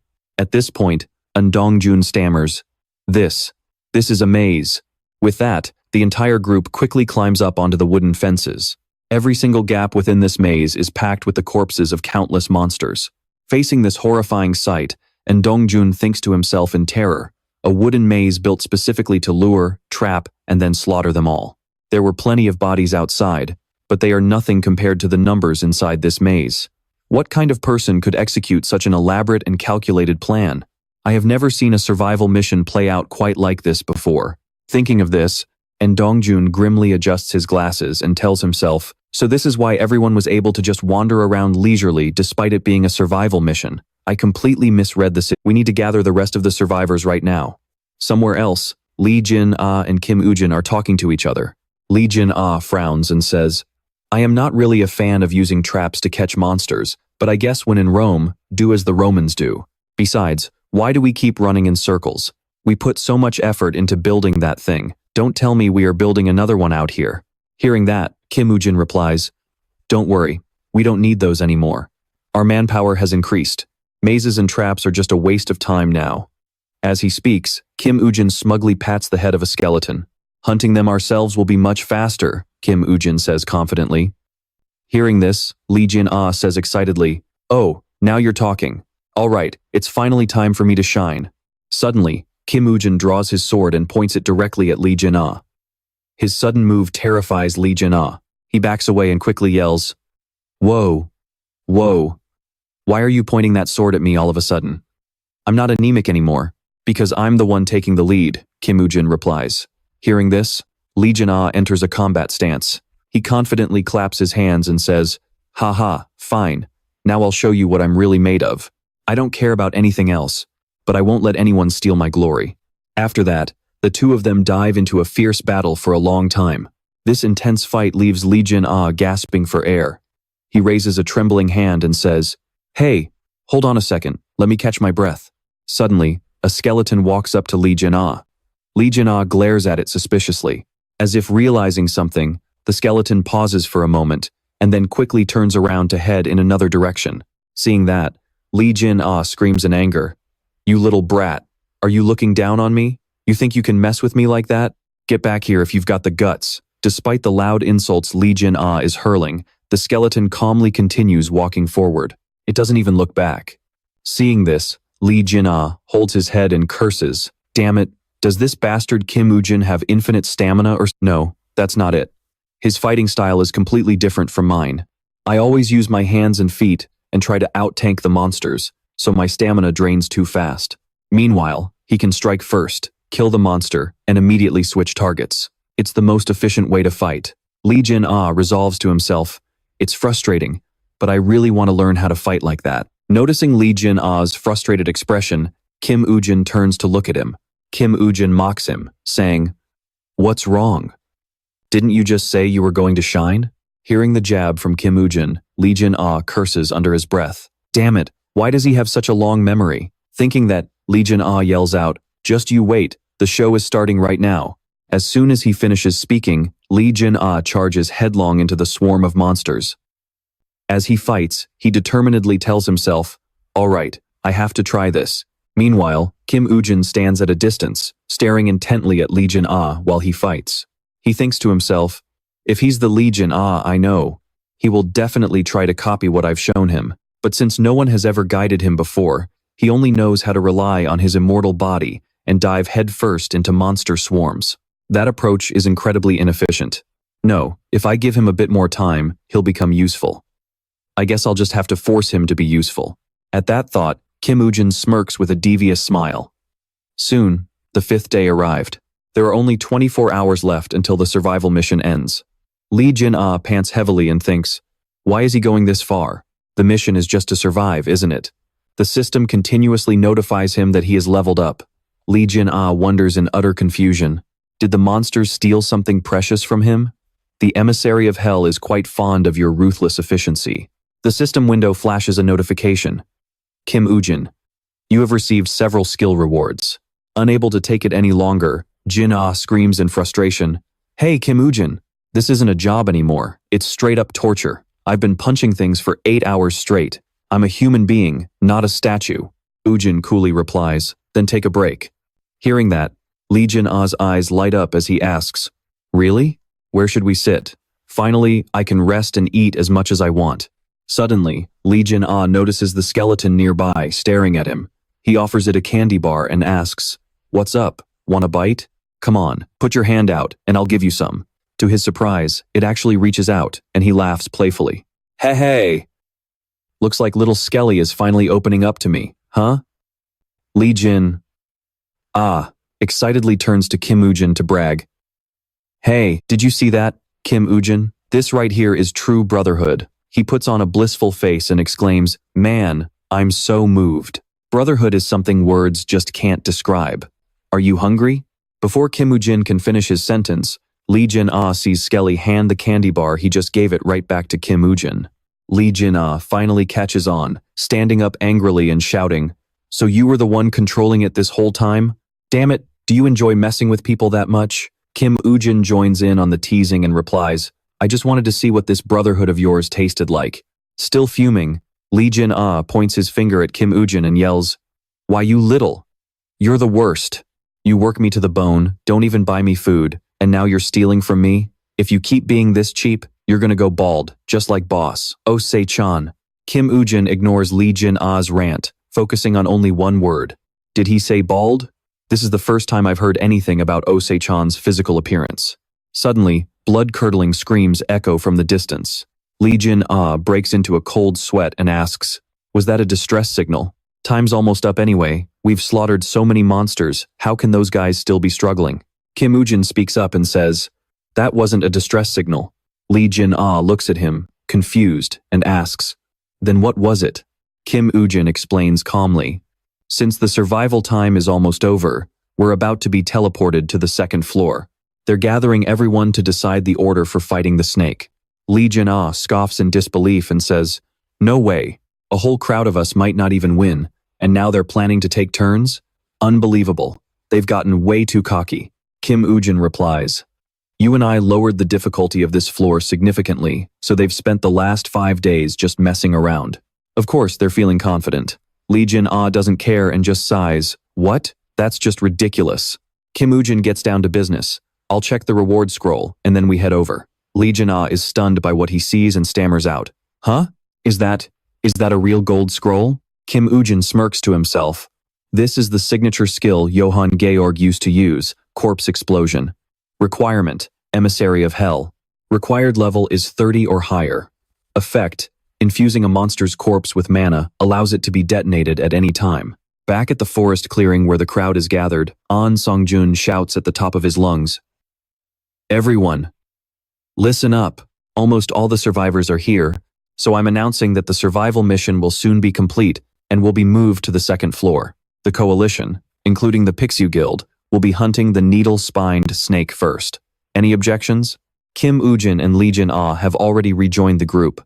Lee Jin-ah whispers, just loud enough for Woo-jin to hear. Just like you said, these guys are nuts. They're really doing the take turns thing? Since no one objects, Lee Seungjun continues to shout, I'll warn you all now, so you're careful. Remember, do not interfere with our hunt. If anyone tries to cut in, we will execute you on the spot. Kim Woo-jin thinks coldly. Quite the threat. Meanwhile, Lee Jin-ah keeps buzzing in his ear. What do we do? You have a plan, right? Suddenly, a stranger shoves Lee Jin-ah and barks. Do you understand what he just said? Lee Jin-ah thinks irritably. Is this guy crazy? Can't he speak Korean? But Kim Woo-jin stops him, shaking his head to tell him to let it go. He steps forward, smiles at the man, and says, Sure. Good luck with that. The man seems satisfied and says, Good. As he walks away, Lee Jin-ah is still pissed and whispers to Woo-jin, Why'd you stop me? That guy is a nobody. Kim Woo-jin finally responds, You're really planning to take on that whole mob by yourself? Lee Jin-ah asked, totally confused. The whole damn crowd? Lee Jin-ah explained, Look at that red band tied on his arm. That's how they identify teammates. Now, take a good look around us. Sure enough, everyone around them was wearing a red cloth on their arm. Lee Jin-ah acted like he knew it all along and replied, Oh, yeah, I noticed that too. Wait, what? He realized it in his head, so that's why nobody is speaking up. Then he turned back and whispered to Kim Woo-jin. Not a single soul is without a red band. Hold on, does that mean we can't win against them? But Kim Woo-jin only let out a cold smirk and asked back, Is that what you really think? Right then, the system flashed a notification. You have completed the survival mission. Teleporting to the second floor. A massive monster was slithering through the deep forest. Its body glided silently over the ground. At the sight of its long, flickering tongue and glowing eyes, the crowd was instantly paralyzed with fear by its hideous form. The spiked snake still hadn't noticed the humans below it. The group remained hidden behind the thick bushes. Dongjun was the first to give the order to fire. The entire group unleashed their magic at the beast at once, making it shriek in agony as its head seemed to explode from the impact. Lee Jin-ah stood to the side and whispered to Kim Woo-jin, Are you really just going to stand there and watch the show? Looking at this, they might actually be able to kill it. Kim Woo-jin only replied coldly, No, not a chance. With a look of total indifference, Kim Woo-jin said, No, that's never going to happen. Lee Jin-ah turned and asked, Why not? You're saying even with all those people, it's not enough? Kim Woo-jin didn't answer and instead asked a question of his own. When you encounter a new monster, what's the first thing you do? Lee Jin-ah replied, The first thing? Well, I'd just jump in and punch it a few times, since there's no way to know what it can do anyway. If you use all your strength right from the start, you won't be able to react to any surprises. Hearing this, Kim Woo-jin pointed down and said, Exactly. So, that mess down there. You're saying they should just punch it a few times? Below them, the snake was being hit by a relentless barrage. Lee Jin-ah saw the situation and muttered, Yeah, I guess so. Isn't it easier to just overwhelm it with numbers from the start? Kim Woo-jin replied, Of course, that would be the ideal scenario. But if it were that easy to take down, why hasn't anyone managed to kill it until now? He looked at the massive crowd attacking below and continued, Is it a lack of firepower? In the previous raids, do you think they had less firepower than that ragtag bunch? Down below, Dongjun saw the snake engulfed in smoke and shouted, We've got it! Everyone, keep pouring on the damage. Suddenly, the snake lunged out from the smoke. It bolted toward the forest. A soldier standing nearby screamed, It's trying to run away. Seeing this, Dongjun laughed, thinking that if they just stuck to the plan, they'd catch it sooner or later, and I'll be the first player to ever kill a spiked snake. The snake continued to dash at high speed, but it suddenly sensed something, its eyes widening as it skidded to a halt. A massive wall of thorns sprouted up right in front of it. The system announced, The master's skill, Dead-End Spring of Wisdom, has been activated. The thorn barrier continued to rise high above the forest, yet the snake still tried to smash through it. The two men standing on the mountain peak watched the snake crash through the barrier. Lee Jin-ah said, Looks like they were actually prepared. They even predicted the snake would try to flee. Kim Woo-jin added, The real show is about to start. Hearing that, Lee Jin-ah turned and asked, Huh? It's just starting now? To me, it looks like it's almost time for the finishing blow. Kim Woo-jin explained, Haven't you noticed the snake hasn't even launched a proper attack yet? Besides, those things that look like sharp spikes all over its body. What do you think they're for? Down in the army, Dongjun continued to shout. They all released their power at once, concentrating their magic on the snake's head. It shrieked in pain. Another soldier who was attacking suddenly realized something was wrong. He turned around to see the snake's tail, and before he could even finish a sentence, the tail came crashing down. From a distance, the snake looked at its tail that had just struck and seemed to realize something. Luckily, that soldier wasn't hit by the tail's strike. The man next to him looked back and yelled, "Get up now, we have to keep attacking. We were assigned to hold this position." The soldier glanced over and saw a wall formed by other soldiers blocking the snake's tail. He pushed himself off the ground, gaining the momentum to stand as he said, "You're right, let's end this." On the other side, the barrage on the snake's head continued. Dongjun observed the situation and said, "It's starting to slow down. Melee team, charge." Hearing the order, everyone let out a war cry and rushed forward. The snake glared with blood-red eyes at the approaching mob. From within the smoke, it raised its tail high into the air once again. Dongjun saw this and sensed something was coming. The raised tail bristled with countless sharp thorns, expanding into a massive spiked club. Seeing the danger, he screamed in a panic, "Stop the attack! Form a defensive line, now!" But before he could finish, the spike from the snake's tail rained down in a devastating strike. People are panicking and scattering everywhere. The attack blanketed the entire area below in an instant. The snake let out a deafening screech right after its assault. Even the two standing on the mountain peak felt the aftershocks of that massive strike.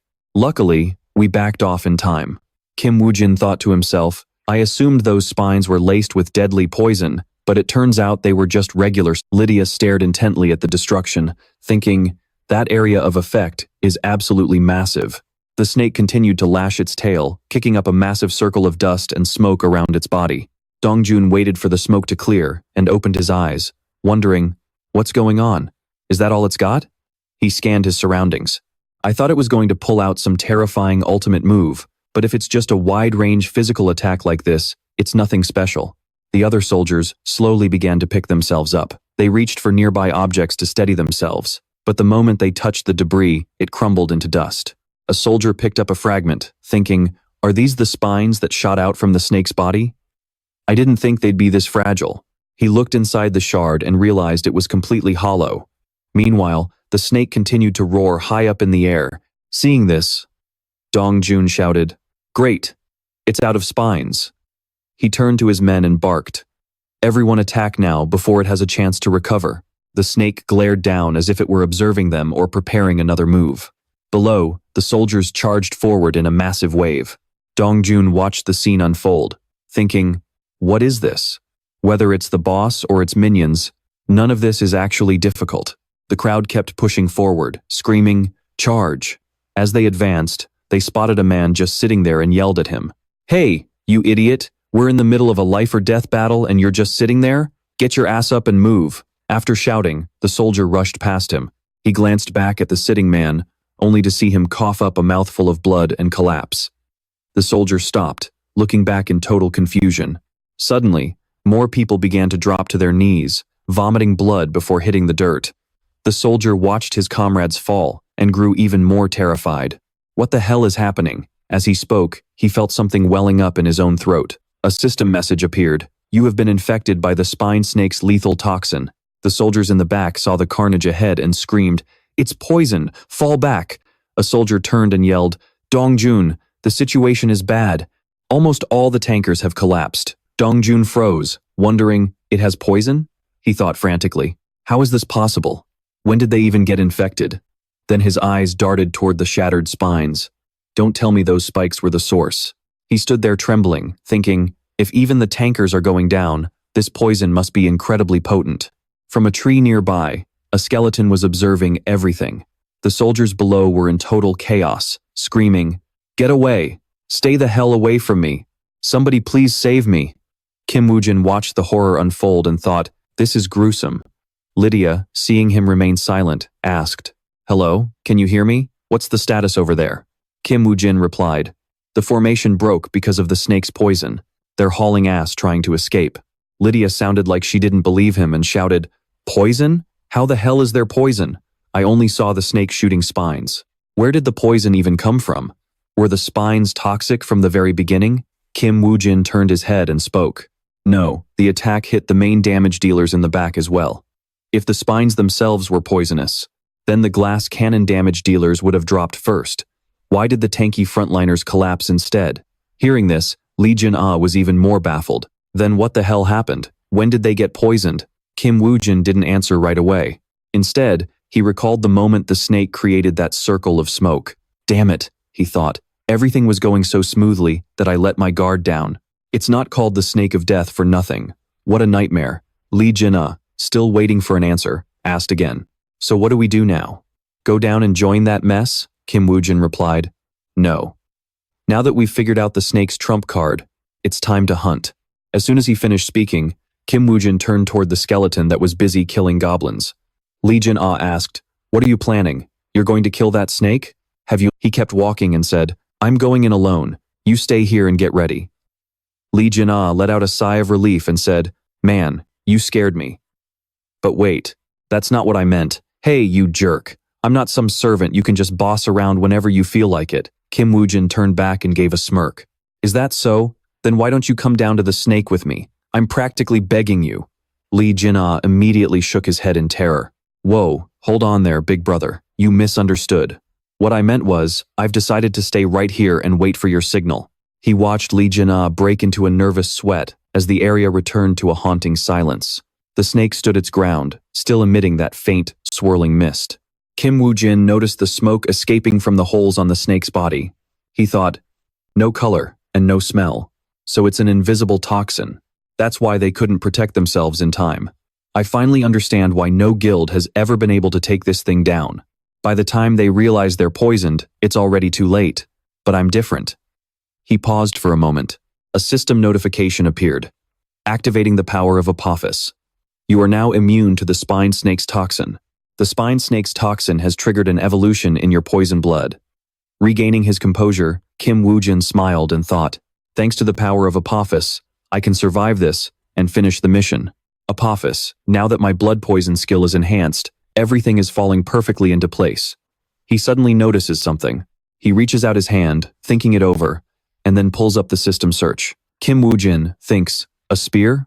With a body that massive, its skin must be incredibly thick. Slashing at it probably won't do a thing. Woo Jin smirks and thinks, this approach makes way more sense. Elsewhere, Dongjun slams his fist into a nearby tree. He fumes, damn it, I was too careless. This is all my fault. He turns to the soldiers nearby and asks, how many people made it out? A soldier runs up to him. I don't know. There were about 30 people left when I started running, but now everyone is scattered in different directions. Another soldier speaks up. Dongjun, we have to go back for them. There might still be survivors.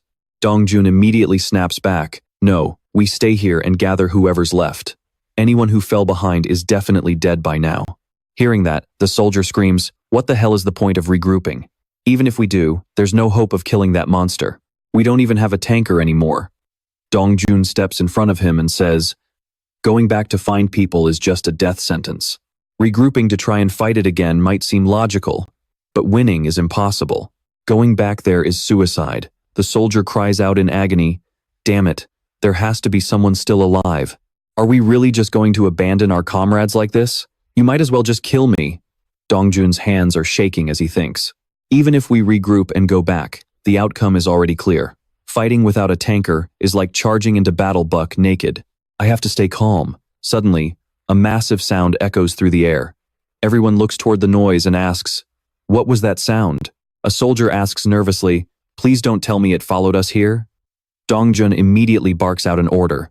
Find that snake's location, now. The fastest soldier among them immediately scales a tree. He is stunned by what he sees. The people below ask impatiently, well, where is the snake? The scout looks down in shock and says, believe it or not, it's fighting another player right now. Dongjun's eyes widen. What? The other soldiers don't believe him. Are you kidding me?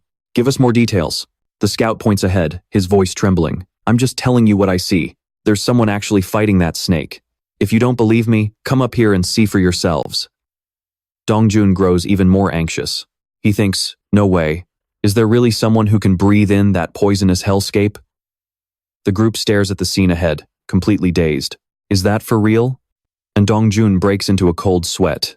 With that lethal toxin, getting close to the snake should be impossible. Just who the hell is this guy? As the massive, spiked snake thrashes around, and Dongjun has a thought. Could the poison have disappeared? That shouldn't be possible. But there's no other logical explanation. His fists clench, and he shouts to the remaining two, move out, we're going back. The orange-haired soldier looks back and asks, go back there? You just said it was suicide.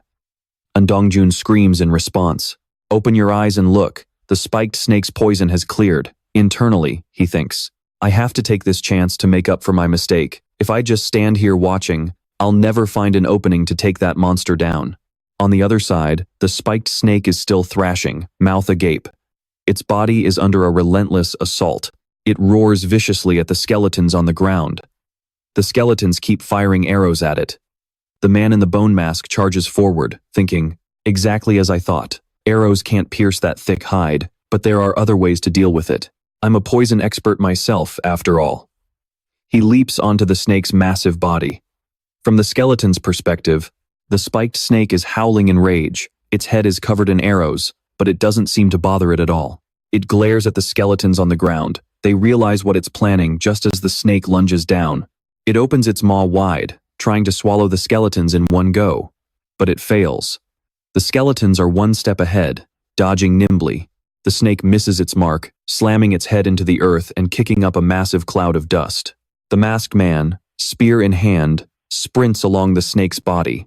He raises his spear high. He spins it once in the air before driving it deep into the snake's exposed back, making it scream in agony. A notification immediately pops up. The spiked snake has been poisoned. The snake whips its head around in a rage. It lunges at the bone-masked man with its mouth wide open. He stands his ground, unfazed, and says, "Those spots where you fired your spikes, they leave countless open wounds. That's exactly where I'll inject my poison. These holes are basically like open pores. That's gotta hurt, right?" The snake bares its fangs, glaring at the man speaking. He just smirks and continues, "You were just pretending to run away earlier, weren't you? All to lure them in close." A split second later, the snake lunges at the bone-masked man. He remains calm, mocking it. Those idiots were so clueless, they didn't even realize they were being played. But those thorns weren't meant for physical damage. He simply raised his arm, gripping the long spear tight. The snake's real weapon was the poisonous gas leaking from those tiny holes. Then, he hurled it with all his might at the lunging head. The thorny snake's pupils shrank in terror as the spear pierced right through its eye. A notification popped up. The thorny snake had been poisoned. It thrashed around in agony, losing its mind. The man in the bone mask used a nearby tree to zip away, but not before throwing in a little trash talk. "Falling apart already? How does a taste of your own medicine feel, you damn beast?" Meanwhile, on the other side, the goblins had been dealt with. After taking down the monsters, the blonde guy turned to the skeleton. He was told to keep a low profile, but here he was, causing a total massacre.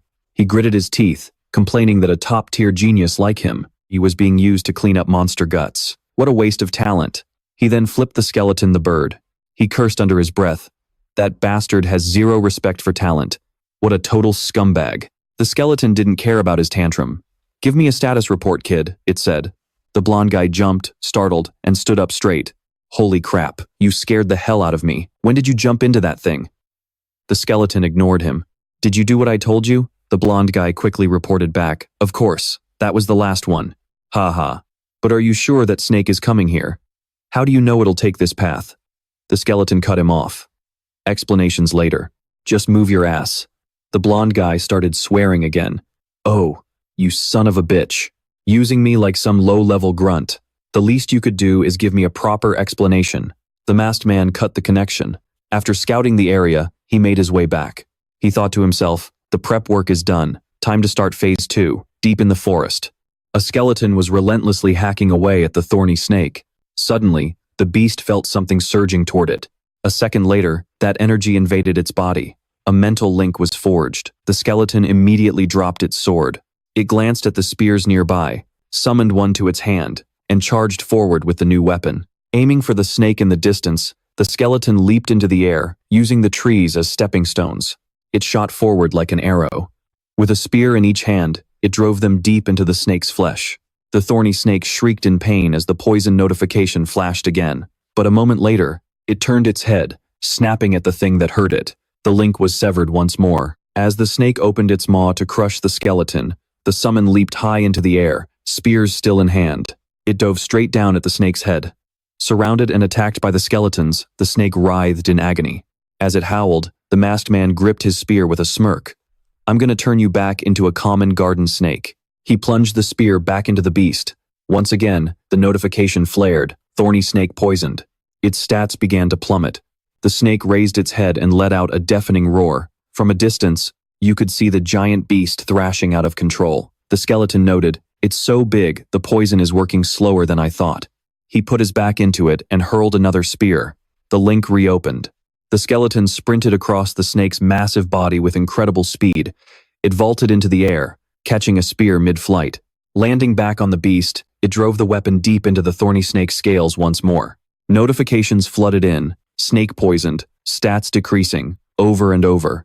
Its resistance was fading fast. The snake let out one last desperate cry as the skeletons didn't let up, jamming spears into every opening on its body. The snake began to struggle blindly. The skeleton leaped off the dying beast and landed on a branch. The poison is finally kicking in. Look at it run. A smug smile played on the masked man's lips.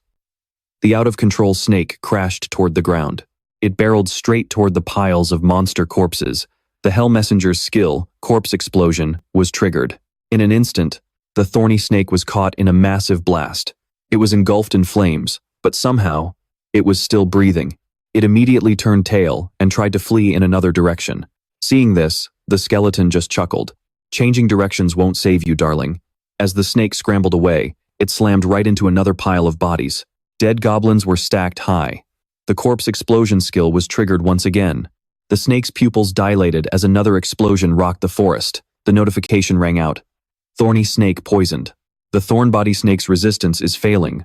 All its stats are plummeting. Elsewhere, a newspaper headline blares, "Exterminated. The Phoenix Guild's 4-floor dungeon raid has ended in total failure." Slamming the paper onto the desk, Ah-the-chan gloats over the news. Wow, that elite squad Bak Jang-kwan spent so much time training just got wrecked. Now things are getting interesting. How's he ever going? Secretary Lie, go rent a sweet ride and wait outside the Thornbody Snake Dungeon. Secretary Lie looks confused. Right now, based on the plan, they aren't supposed to be out for at least another week. Oh-the-chan scoffs. Listen, when I invest, I never lose. I told him to go all out and not worry about anyone else.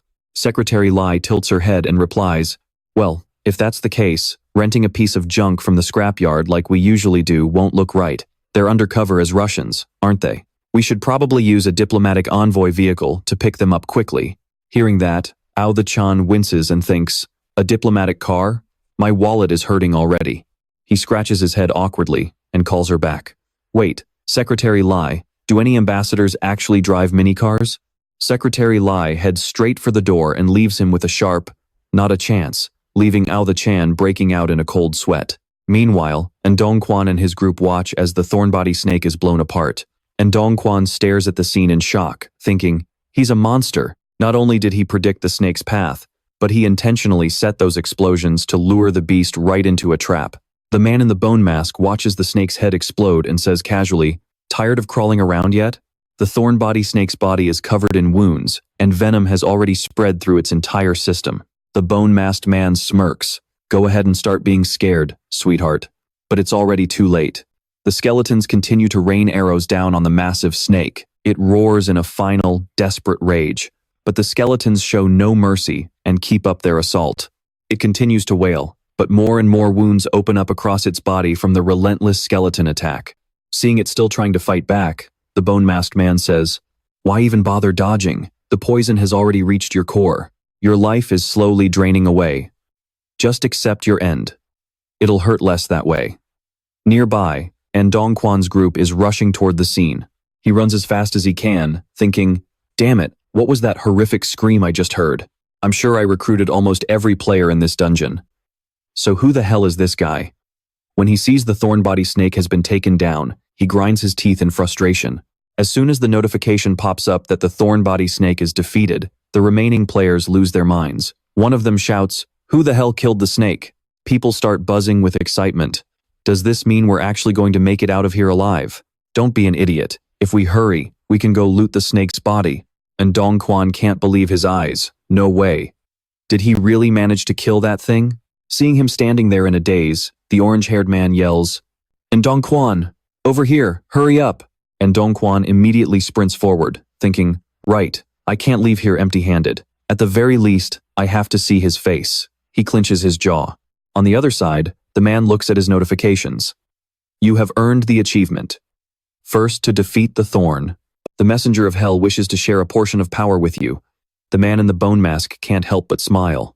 Notification. First, to defeat the thorn. Body snake. Achievement quality. Unique. Effect. All stats plus 20. Title. Thorn. Body snake hunter. Achievement quality. Rare. Effect. All stats plus 3. The poison blood skill has been upgraded, and you have received a grade C skill stone. As the level up notification appears, the dungeon portal opens a new quest notification pops up. Retrieve the golden dragon's secret jade from the thorn body snake's corpse. Looking at the massive snake curled up before him, he sighs. What a pain. Right then, a crowd of other players comes charging in. A blonde man runs to the front, signaling the incoming crowd and shouting, "Stay back." The players, confused by what's happening, start shouting at each other. Huh? Why is this guy blocking the way? Hey man, we aren't here to cause trouble. Wait, he doesn't seem to speak Korean. Does anyone here speak English? And Dongkwon steps forward and speaks calmly to the blonde man. Hey brother, we just want to take a quick look. We aren't bad people. Wait. What? He stops mid-sentence, his throat tightening. Behind the blonde man stands a group of massive, towering skeleton soldiers, weapons drawn and waiting. And Dongkwon thinks in terror. Skeleton soldiers? It makes sense to use skeletons, since they aren't affected by poison gas, but something's not right. There's no way a few scrawny bones could have finished off that snake. So many players organized massive raids with all kinds of tactics, and they all got slaughtered. There has to be a secret behind all this. And Dongkwon thinks to himself, I knew it. I need to get to that snake's corpse right now. Suddenly, birds fly out of the forest in a total panic. The chaos cuts right through and Dongjun's thoughts. Everyone nearby freezes, eyes locked on the woods, terrified of whatever could scare those birds like that. And Dongjun is speechless. He stares in that direction, while someone behind him stammers, What the hell is that? Lee Jin-ae's jaw drops in shock as she looks on. The snake is rising again, but its flesh is slowly rotting away. Floating in the air, and Dongjun breaks into a cold sweat as he watches the scene. Is that the needle snake? He mutters. He screams internally. Don't tell me someone is actually turning that needle snake into a bone soldier right now. And Dongjun charges toward Lee Jin-ae. He sprints toward the snake, thinking he at least needs to see the face of the person responsible. Meanwhile, Lee Jin-ae is still dazed, staring at the snake, and Dongjun pushes himself to run even faster. Just as he's about to pass Lee Jin-ae, a fist comes flying out of nowhere, aimed straight for Dongjun's face. Lee Jin-ae shifts into a defensive stance, blocking his throat with her arm and spinning to hurl the sprinting Dongjun backward. The impact to his neck is brutal. The pain makes his eyes bulge. And Dongjun is sent flying several meters, his body skidding across the dirt. He struggles to lift his head, glaring at Lee Jin-ae. Are you freaking crazy? He barks. Lee Jin-ae just shoots back with an arrogant look. Her voice is cold and warning. I told you to stay the hell away. And Dongjun struggles to his feet and snarls at his group. You bastards. Everyone, we're pulling out of this dungeon. Make sure you remember his face. Meanwhile, over where Kim Woo-jin is standing, the needle snake is still being transformed into a bone soldier as its flesh continues to melt away. A glowing gem appears near its head. The jewel radiates a yellowish-white light, pulsing with intense magical energy. It swirls in the air. Seeing this, Kim Woo-jin says to himself with a smirk, well, this is nice. Saves me the trouble of digging around for it. The system window flashes a failure message for the bone soldier summoning. Skill level is too low. Cannot turn the needle snake into a bone soldier. The bones and remains of the poison needle snake begin to crumble into pieces, falling from the air to the ground. In front of Kim Woo-jin, the impact sends a massive cloud of dust and debris flying everywhere. The wind starts to pick up, clearing the air. A notification pops up. You have obtained the yellow dragon's secret jade. The smoke finally clears. Kim Woo-jin stands there, holding the glowing gem in his hand. Yellow dragon secret jade. Rarity. Legendary. Requirement. Above level 1. A precious jewel of the yellow dragon that holds a massive amount of magic. Mana effect, plus 50. Mana recovery speed increased by 200%. Dawn is slowly breaking. The orange glow of the sun begins to peek out from outside the dungeon. A reporter's car is parked nearby. A journalist starts writing an article with the headline, Needle Snake Raid Fails. Doubts rise over the success of the conquest. The man sighs. We've been out here for an entire week and haven't seen a single thing. His colleague sitting in the car with him speaks up. He leans back with his hands behind his head and says boredly, "So what? No one actually believed this raid would be a success from the start anyway." The first man replies, "Yeah, but if they actually pulled it off this time, it would be the story of the century." The chubby colleague turns away and groans, "Just hurry up already. For my sake. Who knows how long we'll be stuck waiting here. Maybe being a journalist just isn't for me." The guy with glasses just raises an eyebrow. He looks at his partner, not knowing what to say. Suddenly, someone screams out. The dungeon raid was a success. The chubby colleague quickly flings the car door open and jumps out to see what is happening. The man with glasses rushes out too. Both of them are stunned. The chubby one stammers in disbelief. "Is that for real?" The reporters start snapping photos like crazy. Camera flashes and clicking sounds fill the air. People are rushing in, hoping to snag a hot scoop for their front page. Someone shouts at the top of their lungs, "Who the hell is in charge of managing this dungeon? There should be someone monitoring this." And Jun yells. He and his teammates have changed into black and yellow suits. They're shouting and frantically looking around for the logistics team of the Pihu Guild. A member of the logistics team, sweating from pushing through the crowd, speaks up, "Over here, I'm right here."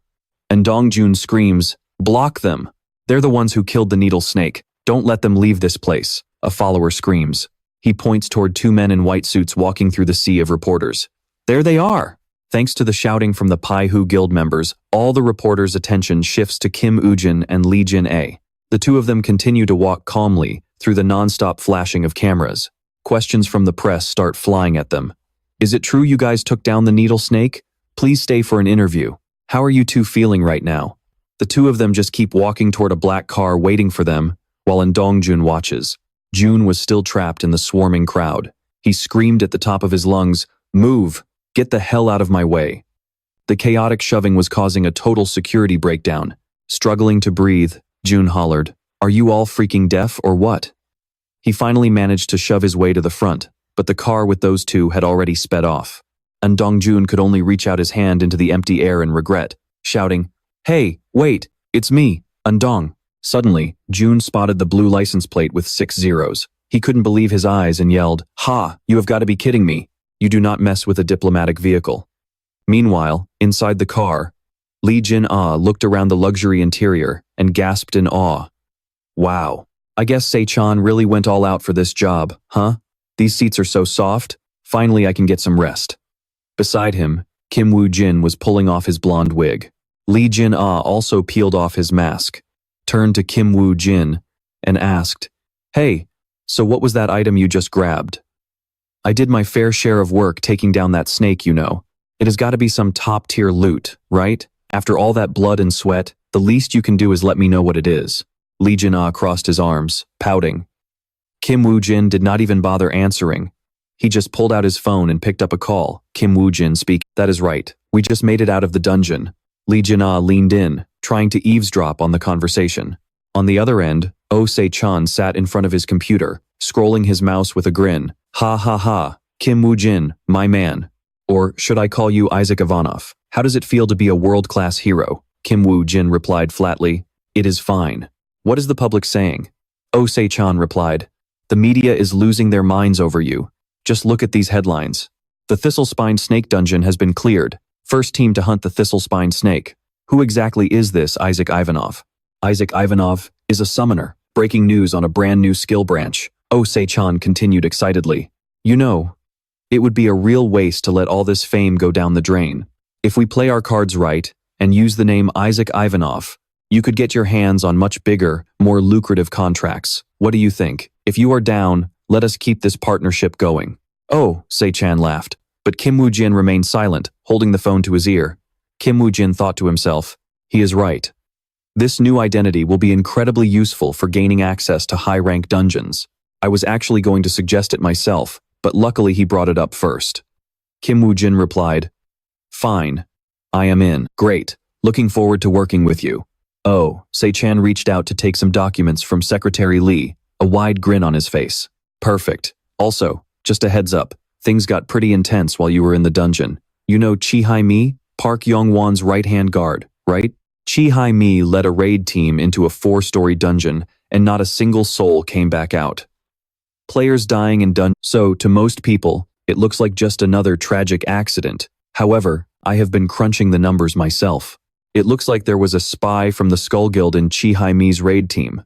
I have currently got my hands on information on players that Yamato is secretly funding, and just as I suspected, the Skull Guild made a very bold move. Woo Jin asked, "Why are you telling me all this?" "Oh," Se-chan replied, "what is the point in keeping secrets? I am well aware of your history with Park Yong-won and the Skull Guild." Woo Jin recalled his thoughts. That wiretap he used must have been top of the line. Either way, Oh Se-chan is exactly who I thought he was. This man is dangerous. A moment later, the call ended. The luxury car pulled over at a highway rest stop. Woo Jin looked at Lee Jin-ah, opened the door, and said, "Get out." Lee Jin-ah looked reluctant and asked, "Huh? Right now?" But Woo Jin was already outside, leaning against the roof of the car with a smirk. "Is Se-chan planning to treat us to a massive feast after we worked our butts off all day? Honestly, even if he does not, I have been craving fried tofu udon for hours, so why are we stopping here?" Woo Jin patted a beat-up banana yellow car and said, "We are switching to this one." Lee Jin-ah froze in shock. "What?" They both got in. Lee Jin-ah had to sit with his knees pulled up to his chest because there was no. Lee Jin-ah screamed in frustration. "Damn it, I should have known. That cheapskate bastard, he told us we would be riding in style." Woo Jin just sat there in silence, watching him struggle to fit in the seat. Lee Jin-ah continued to vent. "Where the hell did you even find this piece of junk? A scrapyard car would be in better shape than this pile of bolts. Seriously. This thing is freaking filthy. I cannot believe there is actually a loser out there who would willingly drive this trash heap." Woo Jin replied indifferently, "It is my car." Lee Jin-ah, who was mid-rant, immediately shut his mouth and tried to pivot. He started scratching his head, trying to save face. "Ha ha ha. You know, a minicar is actually perfect for the current Korean economy. It is so fuel efficient. Only a true patriot with a sharp mind would choose a car like this." Woo Jin did not change his expression and said, "Oh, that reminds me. There is some pocket money in the glove box. If you are hungry, go ahead and grab some food." Woo Jin's eyes followed Lee Jin-ah's hand as he reached for the glove box. The moment Lee Jin-ah heard there was money for food, his eyes lit up like Christmas lights. Holding the envelope, he says excitedly, "Are you serious? Actual pocket money? Hell must have officially frozen over." He shakes the envelope, and 5 coins fall out, totaling 2,501, which is barely $2. The cheerful chirping of birds fades away, leaving a heavy silence in the car between the two of them. Just 2,501 for pocket money after a day of getting beaten to a pulp in a dungeon. Lee Jin-ah curses under his breath, "Oh Se-chan, you bald old geezer." Meanwhile, the magazines are flooded with news about the recent incident. The first hunter to take down the barbed snake, Isaac Ivanov. Who is he? Isaac Ivanov is a necromancer, a user of a brand new skill. Will foreigners continue to pour into South Korean dungeons from now on? The newspapers are having a field day. Exclusive news. An interview with On Dong-jin, a player who participated in the barbed snake hunt. In the comments section of the article, people are arguing back and forth. "I can't believe we let some Russian guy snatch away such a prestigious dungeon. And they even assaulted him? What a bunch of savages. Why are they even letting foreigners into our dungeons anyway? I don't get it, but I knew it. Our local players are all talk and no action. They can't get anything done right. If the Messiah Guild had handled it, wouldn't it have been a piece of cake?" Secretary Lee reads the comments and whispers, especially after that interview with On Dong-jin, it's causing a lot of controversy. Should I go ahead and start the next phase of the plan now? Oh, Se-chan chuckles and says, "Yeah, we can't stay quiet anymore." An article is published featuring an exclusive interview with Isaac Ivanov. Isaac Ivanov? "I'm a huge fan of the Messiah Guild." Isaac Ivanov says Lee Seungjun is his ultimate role model. Isaac Ivanov claims he has always dreamed of achieving impossible feats, just like the Messiah Guild. Under the post, people are commenting enthusiastically. This Isaac Ivanov guy has good taste, having Lee Seungjun as his idol. See, you really have to hear both sides of the story. I'm rooting for you, Isaac. Lee Seungjun really is a true hero. You're awesome too, Isaac. Someone give this comrade a choco pie right now. Woo Jin reads the comments and smirks. Oh Se-chan, that was a brilliant move. This isn't just about shaping public opinion anymore. With these statements out there, the Messiah Guild won't be able to stay idle. They'll definitely try to recruit me. Or at the very least, they'll try to get in touch. I didn't even think about using public sentiment to bait the Messiah Guild like this. Let's wait and see what their next move is. First, I need to be fully prepared before they approach me. Suddenly, a news headline catches Kim Woo Jin's eye. Breaking news: Park Yong-kwon has conquered a 6th-floor dungeon. Kim Woo Jin gives a mysterious smile and says, "He finally showed up." Park Yong-kwon is currently standing in front of hundreds of cameras, waving to the crowd. His secretary rushes onto the stage and whispers, "Sir, I have something urgent to report." Park Yong-kwon says in a low voice, "I'm a bit busy right now. If it's not urgent, tell me later." The secretary whispers in his ear, "It's an emergency. Jin Hee-me's team was completely wiped out while entering the dungeon." Hearing this, Park Yong-kwon furrows his brows tightly. He gestures to someone nearby, and they quickly announce that the press conference is over. "Everyone, we need to take Mr. Park Yong-kwon to the hospital for a health checkup immediately. The Phoenix Guild will organize everything and release a statement later." Park Yong-kwon leaves with a dark expression, hissing through gritted teeth. "Get the car, and give me a detailed report on everything." As the car speeds down the road, the secretary says, "A few days ago, an anonymous source sent this settlement report to the office." Park Yong-kwon reads the report and asks through gritted teeth, "Can we even trust an anonymous source with no clear—" The secretary frowns thoughtfully. "I'm not sure what their motive is, but it doesn't seem to be entirely false, sir. According to the investigation team, most of the team members died from stab wounds, so there's a high chance it wasn't monsters that killed them. Jin Hee-me's team was the only one in that dungeon, so it wasn't an attack from another guild either. That means there's a spy among my own guards." Park Yong-kwon, boiling with rage, crushes the tablet in his hand and snarls, "Those skull bastards played me?" Inside the Messiah Guild's headquarters, in a dark, private meeting room, someone asks, "What should we do about Park Yong-kwon next?" Park Shin Hye says indifferently, "Just leave him to the public. By the way, your actions have been a bit sloppy lately."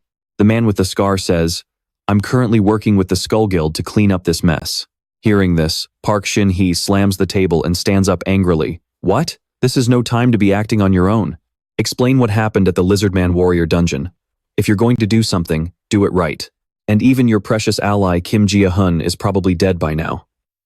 Are you trying to ruin everything? Are you happy now that our ties to the Skull Guild are being leaked to the entire world?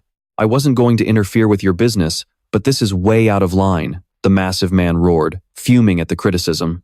"That bastard Kim Ji-hun, he's got zero talent, yet his name's in everything. It's absolutely infuriating," Park Shin Hye muttered from the shadows. "We can't keep working with the Skull Guild. Cut all ties and shut down every joint operation immediately." Scarface wasn't having it. He slammed the table and barked, "Like hell I will. The Guildmaster isn't even here. I'm not just going to follow your orders." Park Shin Hye looked down at him and said coldly, "You clearly don't get it. This is a direct order from the Guildmaster himself." Scarface went silent, having no comeback for that. He glanced at the man sitting next to him, and the conversation ended right there. After leaving the meeting, the two Japanese men headed toward their car. Scarface leaned over and whispered to his companion, "Haizo, what's the plan? We've put up with enough of this crap, haven't we?" The man called Haizo, who was actually a master archer, replied in a low, somber voice, "Yeah." The next morning at Park Kang-kwan's place, Kim Woo Jin stood before him. Park Kang-kwan sighed in disbelief. Jin Hye-me's team.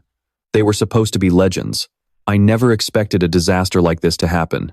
Park Kang-kwan continued darkly. Honestly, I was planning a deal with those Skull Guild bastards. It's better to just crush them into dust. Kim Woo Jin stayed silent for a moment before finally speaking up. Park Kang-kwan's ambition was larger than anyone could imagine. Within the next few years, he planned to sell everything out to Japan and go into hiding. But those who didn't know the truth would just curse his name. Park Kang-kwan is a total traitor. But his real reason for fleeing to Japan is the fear that the Salvation Guild will eventually see. He's a man willing to turn his back on his own country just to save his own skin and his fortune. So, obviously, he wasn't going to let the Skull Guild slide after this. Kim Woo Jin snapped back to reality and said, "Let me be your personal guard. I know you're planning to use me to hunt them down. But don't think for a second I'm just some tool you can use and toss aside." "Huh?" Park Kang-kwan asked, caught off guard. "My guard?" I didn't expect Kim Woo Jin to actually volunteer for this. I was prepared to do whatever it took to drag him to my side. This is better than I could have planned. Whatever his motive is, I don't care. As long as he wipes out those skulls for me, we're good. Park Kang-kwan slapped the table and laughed. Now that's interesting. You're saying you'll hunt down the skulls in exchange for my protection? Kim Woo-jin nodded. Exactly. That's my condition for taking action. It's also a coincidence that I have a personal grudge to settle with them. Park Kang-kwan smiled wickedly, thinking, perfect. This is exactly what I wanted. Kim Woo-jin left Park Kang-kwan's house late that night. He thought to himself, from now on, every move I make, you're the one who'll take the fall. Park Kang, I'm actually quite grateful to you. Meanwhile, back at the Salvation Guild headquarters, in an office, the man in charge of working with Kim Woo-jin said, the terms of the contract will be revised to give you the best possible advantage. Kim Woo-jin stood up to leave and said, I got it. Looking forward to working together. As the door closed, a man wearing glasses asked quietly, how did that Kim Woo-jin guy become Park Kang-kwan's guard? He's only been in the guild for 6 months, right? I've done a perfect job on every mission since I joined, but getting on the elite guard seems like a distant dream. The man who handled Kim Woo-jin's paperwork sighed and said, I have no clue. There must be some shady deal involved. Park Kang-kwan isn't the type to act without a plan. The elevator was heading down to the 6th floor. The people inside were gossiping loudly, having no idea the man they were talking about was standing right there with them. Did you hear? That traitorous rat. I heard he's Park Kang-kwan's new guard now. Yeah, I heard. How did a guy like that get into the elite guard? He must have gotten lucky and stumbled onto some rare item. Still, I can't help but feel a little jealous. Damn it.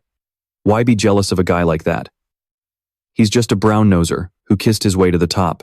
Kim Woo-jin heard every word from the back of the elevator, but he didn't say a thing. He just thought to himself, honestly, I guess I have been pretty lucky. Whatever. The real hunt officially starts now. Oh Se-chan's phone began to vibrate. The caller ID showed Kim Woo-jin. Oh Se-chan picked up with a sly grin and said, oh, look who's calling. Well. Could it be the famous Mr. Isaac himself? A busy gentleman like you actually has time to call me? After listening to the other end, Oh Se-chan's face went serious, and he asked, what? A fake ID? Lee Jina sat back on the sofa, looking bored, and sighed. That slippery snake is definitely up to something again. Boss, damn it. Oh, Se-chan continues talking on the phone. I guess I can make it work. But tricking those guild managers and dungeon overseers is going to take some serious effort. Yeah, fine.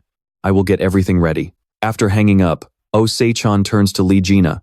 He wants a fake identity to enter the dungeon. Just wait a bit and everything will become clear. Lee Jina scratches her head and asks, seriously, boss? That guy is being so secretive, so why are you still helping him?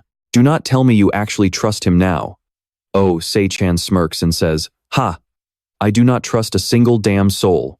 I just want to see who he is targeting. Once I know his goal, I can figure out if he is a friend or a foe. Human greed never lies.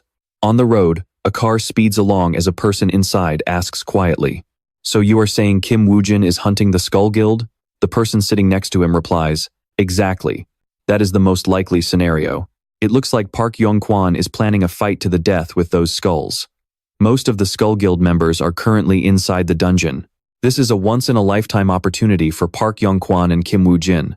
We also need to consider the possibility that Kim Woo-jin might form a team or use a fake identity. The mysterious figure says softly, it does not matter. As long as he dares to enter the dungeon on Yeongjong Island, he is finished. The dungeon guard asks, what is your name? Kim Woo-jin steps forward and says, I am Lee Jong-hyun. The registrar asks, you are entering alone, right? Please sign here. We do not have a formal dungeon survey report yet, so just read this for now. Holding the paper, Kim Woo-jin thinks to himself, this is only a rank D dungeon, yet they are allowing 61 people inside. The management here seems incredibly sloppy. I can already tell something fishy is going on. Just as I thought, this is clearly a trap to lure me out into the open. Kim Woo-jin squints as a bright light hits his eyes. People slowly step out of 2 cars that just arrived. Seeing them huddling together to talk, Kim Woo-jin thinks, I expected some veterans to show up, but I never thought it would be him. What? Jang Ju-hoo. Oh, Se-chan says in surprise. Why is he there? Secretary Lee responds, I checked the list. He definitely entered the dungeon under the alias Jang Won-hee. Oh, Se-chan stares at the report in his hand and says, so he is in the same Yeongjong Island dungeon as Kim Woo-jin? Lee Jina hears this and asks, who the hell is Jang Ju-hoo? Oh Se-chan clutches his head and says, He is a big shot among the rookies under level 50. He is also a member of the Knights of the Round Table. This is going to be a massive headache. It turns out the mysterious person in the car earlier was Jang Ju-hoo. Kim Woo Jin looks at him and thinks, Jang Ju-hoo. I did not expect the Messiah Guild to send him this early. To think he is already a member of the Knights of the Round Table. The Knights of the Round Table is a group of players who possess legendary items related to King Arthur, including their subordinates. These knights always use the name of the previous government to protect the weak, just like the Messiah Guild. Over time, the Knight Order quickly declined. The remaining remnants became the bodyguards of Park Shin Hye, the one who holds Merlin's wand. From that point on, they became a part of the Messiah Guild. It was not until much later that I realized everything was their scheme. The reason the Knight Order fell was none other than the King of Lethal Poison. His hands are stained with the blood of countless knights from the Round Table. The Gay-In necklace that Jang Ju-hoo currently owns was definitely stolen from his predecessor, who was also a member of the Round Table. This is exactly how those bastards operate. They infiltrate and then take root. No matter whose hands that Gay-In necklace is in, it is still a dangerous weapon. I do not need to hide my skills anymore. Kim Woo Jin begins equipping his skills. Rank C Skill Stone. Non-tradable. Effect. Increases skill level from rank D to rank C. You use the rank C skill stone to level up. Skeleton Soldier, Fortification rank F. Enhances the stats of skeleton soldiers and increases the number of skeletons. The higher the skill level, the more powerful these stats become. Effect. Increases skeleton soldier stats by 20%. Can summon 5 additional skeleton soldiers, preparing to enter the dungeon. Alright, everyone get ready. Hearing the announcement, Kim Woo Jin steps out of his vehicle. The system window displays a notification. Eliminate 3,000 monsters to proceed to the next floor. Everyone starts buzzing after seeing the notification. What? 3,000? This is going to be exhausting. I would rather face 1 or 2 boss monsters.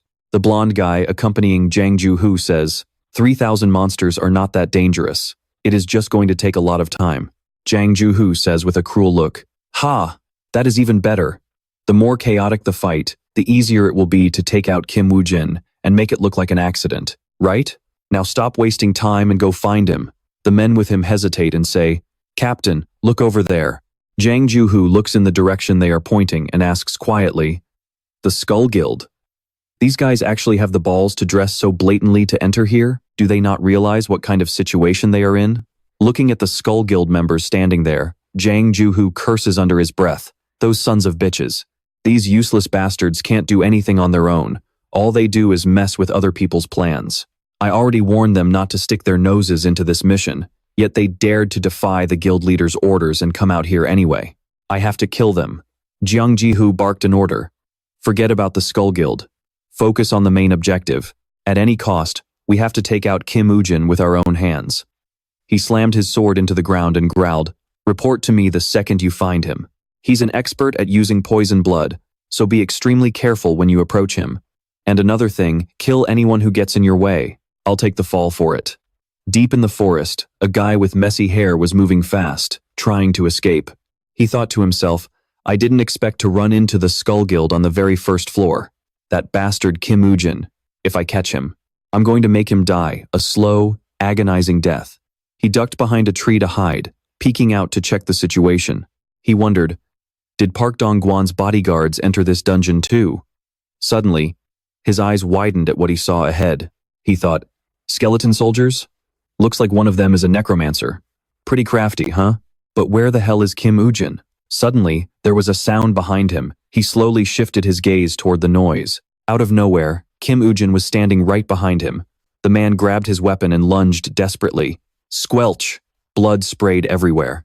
Curly Hair's voice trembled with fear as he stammered. Stop! Stop! Why are you doing this all of a sudden? This is all just a big misunderstanding. I'm not a member of the Skull Guild. You're not involved, you say. Kim Woo Jin pointed upward and continued. That guy up there says otherwise. Huh? Curly Hair looked up, only to see a man hanging from a tree. It was impossible to tell if he was dead or alive. Seeing the man wearing the Skull Guild's signature mask, Curly thought to himself, there's no way he talked. He remembered what the man hanging there had told him. Even Mitsumoto couldn't take him down. So even if the team is in danger, do not interfere, no matter what. You must report everything happening in this dungeon to the guild leader. Remember, the mission is more important than our lives. Snapping back to reality, Curly played dumb. What are you talking about? I've never even met that guy. Why are you doing this to me? Without listening to a single word of his excuses, Kim Woo-jin swung his blade. The man collapsed at his feet just like that. With his last breath, he struggled to say, I really don't know. Kim Woo-jin looked down at him coldly and said, You're much more believable when you're dead. A system message rang out. The eye of Anubis has opened. Kim Woo-jin's gaze shifted. A dark aura surged from his eyes as he stared at the Skull Guild member's corpse on the ground. He thought, I've scoured through his memories, but I still can't find anything linking them to that bastard, Jiang Ji-hoo. That means Jiang Ji-hoo and the Skull Guild being here together wasn't orchestrated by the guild. The Salvation Society. I didn't expect the Skull Guild to act on their own like this, Kim Woo-jin pondered. Is there some kind of internal conflict? Night fell over the forest, and the group gathered to rest and talk.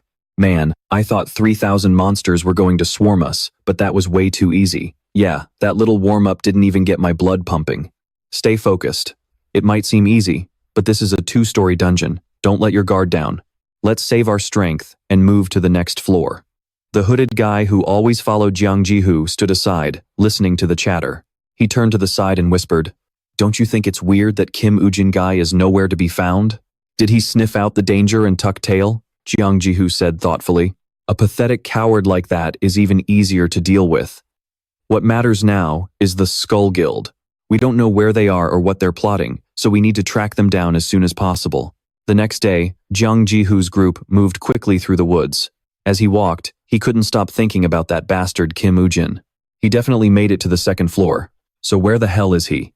Don't tell me he's planning to hide until the dungeon clear is over? Suddenly, a flash of light streaked toward him. He dodged just in time, watching the arrow whistle past. He smirked. Archery? A blonde guy also moved quickly, drawing his sword to deflect an arrow flying his way. The rest of Jiang Ji-hoo's crew scrambled to avoid the rain of arrows. Then, a horde of skeleton warriors suddenly sprang out of nowhere. They surrounded the group. A guy with long hair grunted in annoyance. You've wasted enough of our time. So you finally decided to show your face? You're an eyesore, the hooded man chuckled mockingly. Looks like one of his buddies is a necromancer. Look at those scrawny-ass skeletons. Ha ha ha.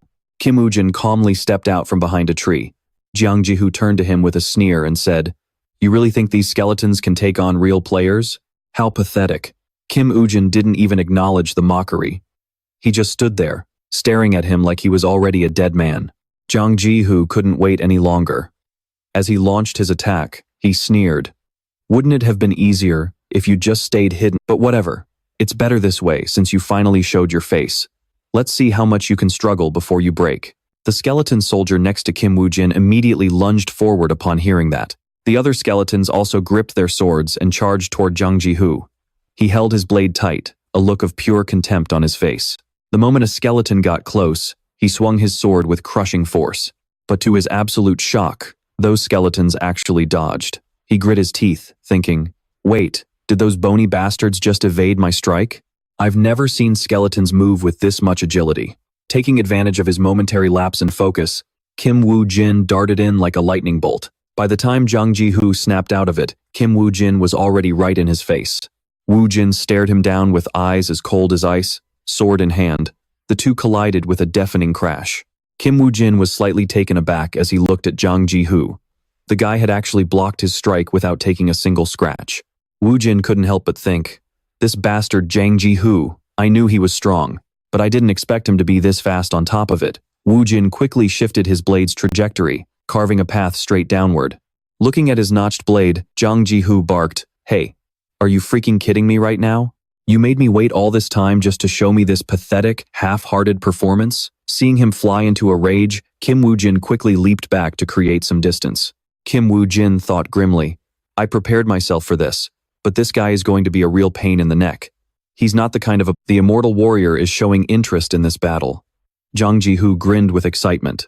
Well, look at that. It seems we've got ourselves an— Kim Woo-jin didn't give it a second thought. The system rang out again. The emissary of hell is showing interest in this battle. Jiang Ji-hoo was buzzing with excitement. I only get notifications like this when I'm fighting someone worth my time. Does that mean you're also a favorite of the constellations? This is going to be fun. I'll kill you quickly so I can claim my reward. Kim Woo Jin narrowed his eyes, thinking, if this drags on, things are going to get messy. Meanwhile, at Osei-chan's office, I know I told you to take your time and savor your food, but hurry the hell up and eat. We've got a situation. Lee Jin-ah took a slow bite of his favorite food and asked, what's the big deal? Why are you so wound up, old man? Osei-chan snapped back. What's the big deal? Are you seriously questioning Kim Woo Jin's skills right now? Osei-chan said with an annoyed look. Are you really this stupid, or are you just acting? The guy is clearly 10,000 times stronger than you. Lee Jin-ah slammed his pizza down, losing his appetite. Are you kidding? We're partners. How can you be so damn harsh? I'm so depressed I can't even eat anymore. Osei-chan gave a scoff. Oh, you're depressed? You already wolfed down 5 pizzas, and only now you're feeling down? Hearing Osei-chan mock him, Lee Jin-ah's temper flared. I bought this pizza with my own money, so what's it to you? I even bought some for you, too. Osei-chan rubbed his aching temples and changed the subject. Fine, fine. So, what's your take on Kim Woo Jin anyway? Lee Jin-ah turned serious. I've never seen a player more cunning than him. Osei-chan whispered, cunning? Lee Jin-ah shared his perspective on Kim Woo Jin. What I mean is, he never picks a fight unless he's 100% sure he's going to win. If there's no chance of victory, he'll never show his face. Never. Back in the dungeon where Kim Woo Jin and Jang Ji-hoo were clashing, a thick black smoke began to spread. Not knowing what was happening, Jang Ji-hoo let out a confused, huh? The system announced. Skeleton soldiers have been summoned. Kim Woo Jin thought to himself, it's a bit earlier than planned, but I have to summon all of them now. The black smoke slowly condensed, forming a small army of skeleton soldiers. Jang Ji-hoo kept up his arrogant act. Well. So these skeletons weren't summoned by some hidden teammate of yours after all? 1, 2, 3, 4. That's quite a few. So you've been hiding your true skills this whole time? Fine. The battle erupted once more, as the two threw themselves back into the fray. Seeing 2 skeletons charging at him with swords, Jang Ji-hoo shouted, now this is more like it. Bring it on. I'll take all of you at once. But the skeleton, he turned around in shock. What? They aren't aiming for me? A sudden scream of agony filled the air. Ah! Jang Ji-hoo spun around only to see the skeletons brutally attacking his teammates. The man in the hood clutched his bleeding arm and yelled, Leader, help us! There are too many skeletons, we can't hold them off. Jang Ji-hoo cursed under his breath. Ch, you useless bunch. He turned back to Kim Woo Jin and barked, hey, you son of a bitch. You playing dirty now? Kim Woo Jin gave a thin smile. Funny hearing a coward like you bark about playing dirty. You're still so green. Haven't you realized what's actually happening yet? Hearing Kim Woo Jin insult him, the man grit his teeth so hard they nearly cracked, his rage reaching a boiling point. Jang Ji-hoo hissed through his teeth, you picked the wrong person to mess with, kid. The system's voice echoed. Gaia's necklace. Jang Ji-hoo gritted his teeth and snarled, you picked the wrong person to mess with, you little punk. Suddenly, the system's voice rang out. Activating the sun's blessing skill. A powerful aura radiates from Jang Ji-hoo. Kim Woo Jin looks at him and chuckles, thinking, you're using your trump card right from the start? The skeleton soldiers turn back to swarm Jang Ji-hoo. He grinds his teeth in frustration. Acting like a complete madman, he swings his blade frantically, cutting down everything in sight. The skeletons are no match for him, shattered into tiny bone fragments that scatter in the wind. Kim Woo Jin watches the scene, his brow furrowed in thought. Gawain's necklace, one of the sacred relics of the Knights of the Round Table. Its passive skill is truly broken, but since he's already activated it, it's time for me to start the next phase. Kim Woo Jin lets out a loud shout, retreat! Jang Ji-hoo is stunned, unable to believe his ears. Retreat? Is he kidding me? Hearing the order, the skeleton soldiers quickly vanish.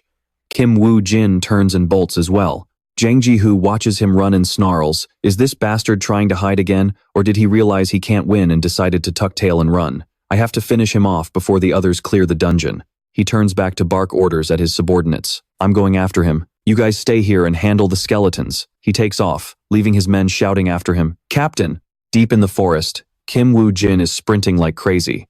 As he runs, he thinks to himself, Jang Ji-hoo, you're exactly the man I remember. A guy who doesn't give a damn about his subordinates because he's so blinded by his own power. Well, I guess having Gawain's necklace would do that to someone.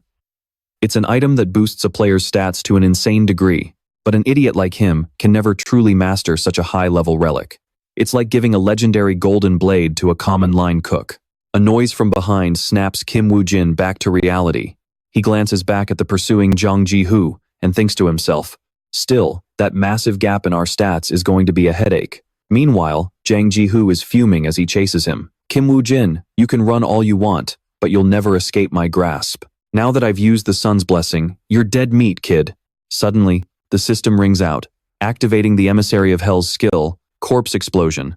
A blinding light engulfs Jung Ji-hoo, catching him completely off guard. A massive explosion rocks the forest, sending out shockwaves that grab the attention of his subordinates. The man in the hood asks anxiously, "What was that explosion?" The blonde man barks back at him, "What are you worried about? Something like that isn't enough to take down our captain. Just focus on wiping out the rest of these skeletons so we can regroup with him." As soon as he finishes speaking, an arrow whistles through the air and embeds itself in his chest. He falls to the ground in agony as the system alerts him, "You have been infected with blood." The rest of the group immediately goes on high alert, staring at the approaching skeletons. The blonde man grinds his teeth and snaps the arrow off, enduring the pain. Damn it, even these weaklings are becoming a pain to deal with. Everyone, get into formation. Deep in the woods, Jung Ji-hoo staggers out from the smoke and dust. He screams in a rage, "You cowardly dog, if you've got the guts, stop hiding and get out here right now." Kim Woo Jin slowly steps out from behind a tree, crossing his arms mockingly. He says, "What's wrong with being a little cowardly? If I fought you head on, I'd obviously lose. So, if you actually want to catch me, you'd better pick up the pace." Jung Ji-hoo sees Kim Woo Jin running again and curses, "Damn it. Just wait until I get my hands on you. I'll show you what hell really looks like." He takes off after Kim Woo Jin once more. The system rings out, activating the Undying Warrior's skill, Extreme Speed. He suddenly lunges forward, appearing right behind Kim Woo Jin, swinging his sword to take his head off. Jung Ji-hoo snarls viciously, "Die, you bastard!" But suddenly, the ground beneath his feet crumbles. Jung Ji-hoo looks down in sheer terror. His entire body falls right into Kim Woo Jin's trap. He can't even fight back. Beneath him lies a pile of explosive corpses. A deafening boom echoes through the trees. This explosion is even bigger than the last one, leaving a massive crater in the middle of the forest. Jung Ji-hoo struggles to his feet, growling, "You've really pissed me off now. Stop playing games." Kim Woo Jin looks down at him from above and says, "Games? It seems you're still failing at basic tactics. Do you really think I'm just playing tag with you because I'm bored?" Jung Ji-hoo doesn't understand the hidden meaning behind his words. Still? What the hell is he talking about? Kim Woo Jin doesn't care whether he understands or not. He continues, "Creating a strategy based on your opponent's weaknesses, the terrain, and every possible variable is the absolute foundation of combat. Meatheads like you, who only rely on brute force to bully others, are just incompetent leaders who end up getting their teammates." As Jung Ji-hoo listens, something about those words feels eerily familiar. He thinks to himself, "Wait, why does that sound so familiar?" A memory flashes in his mind. A group of people approaching from a distance, mocking him. Oh wow. Isn't that the great Jung Ji-hoo? Leaving a dungeon all by yourself again? How many times has it been now?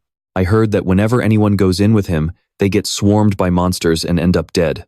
At the time, he had roared in anger. "Shut your damn mouths!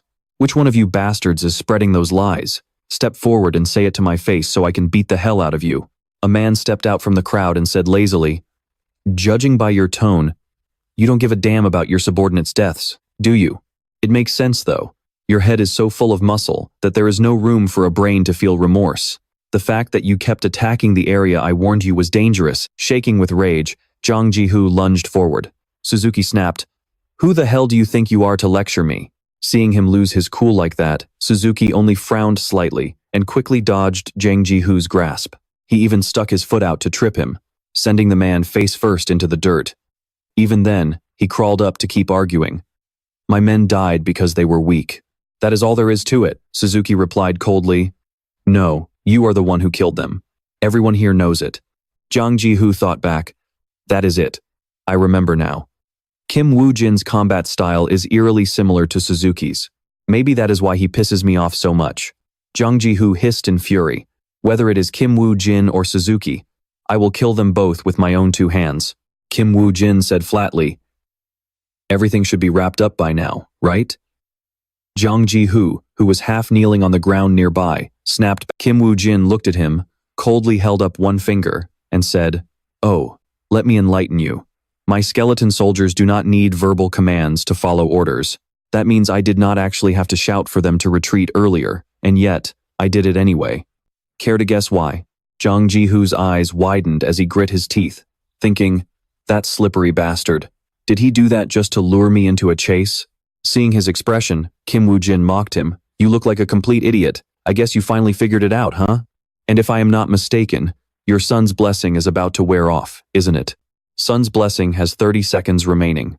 Jung Ji-hoo grew even more furious, thinking, "How does this bastard?" He screamed at Kim Woo Jin in frustration. "You son of a bitch, tell me, who the hell are you really?" Kim Woo Jin just gave a cold smirk and said, "You still haven't figured it out? You're hopeless. Fine, if you want to know that badly, I am."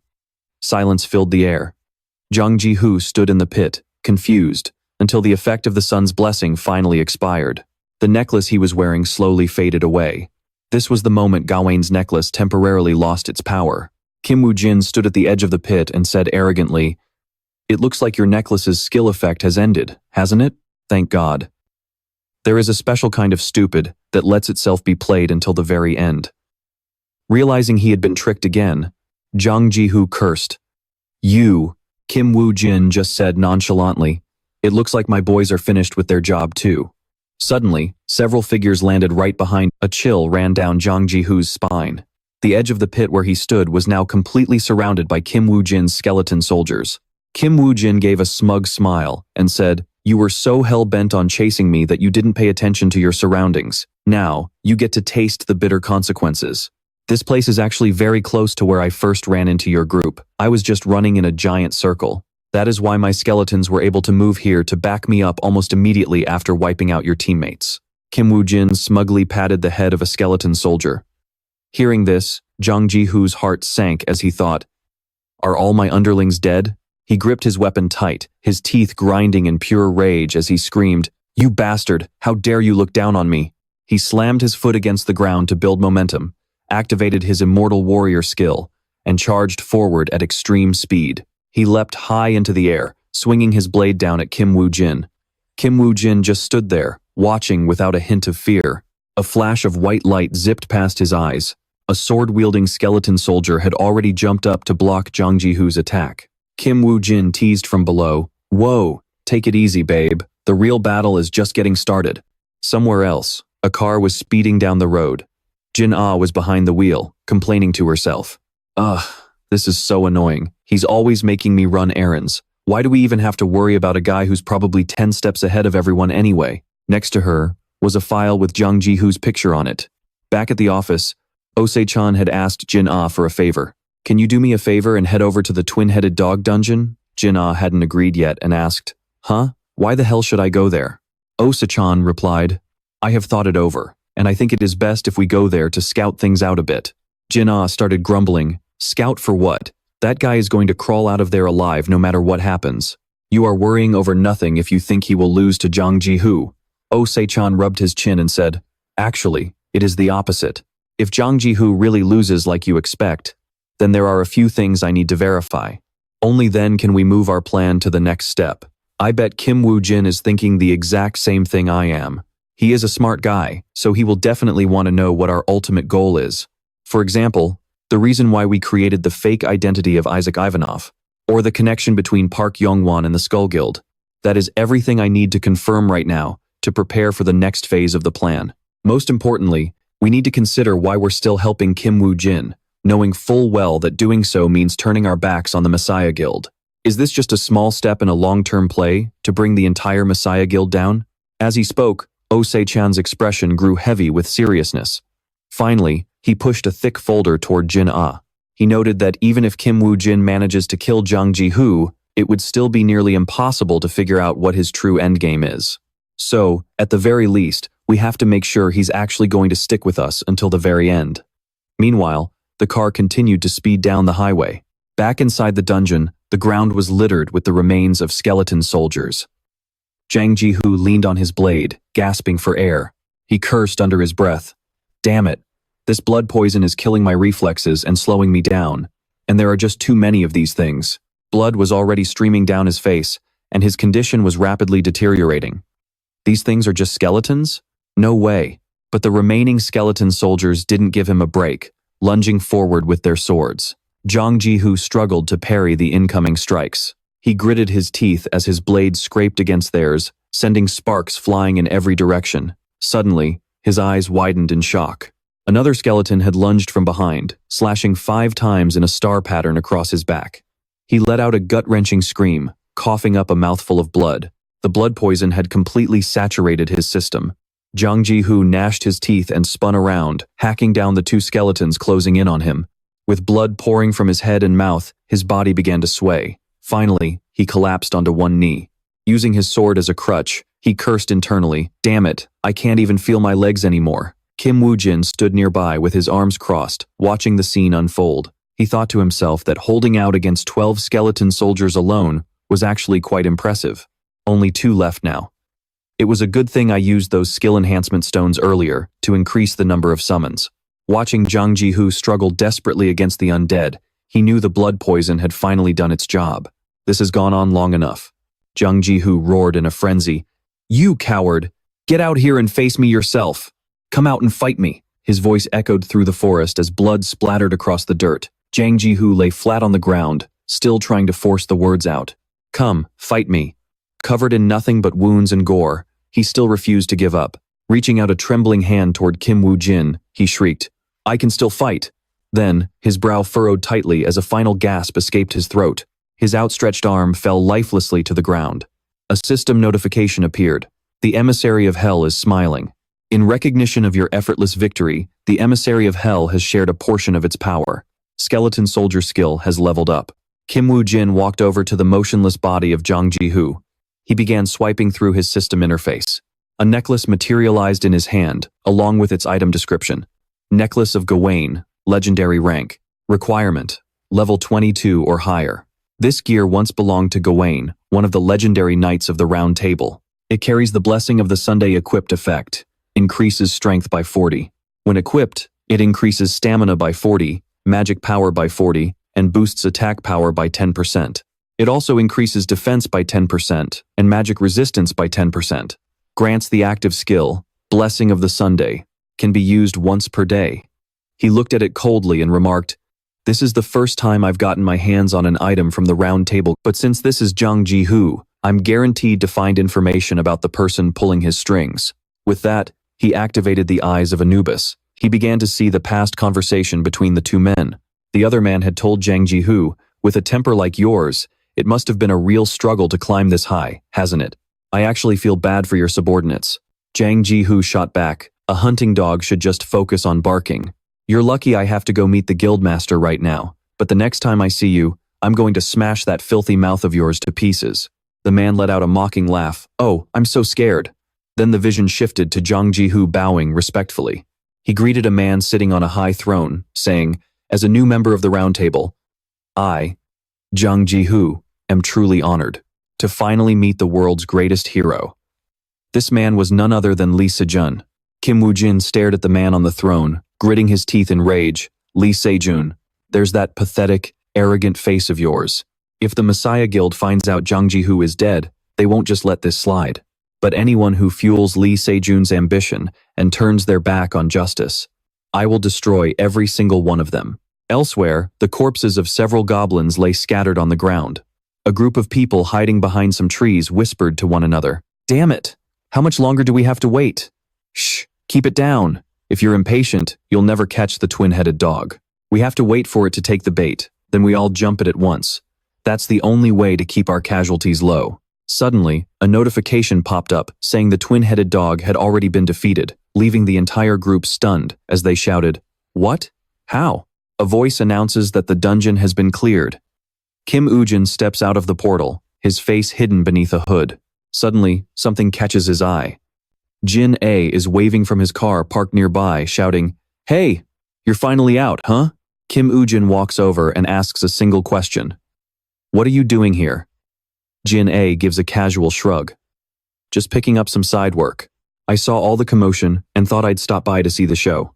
He holds up a folder and adds, "Anyway, I've got something for you. Get in the car and we'll talk.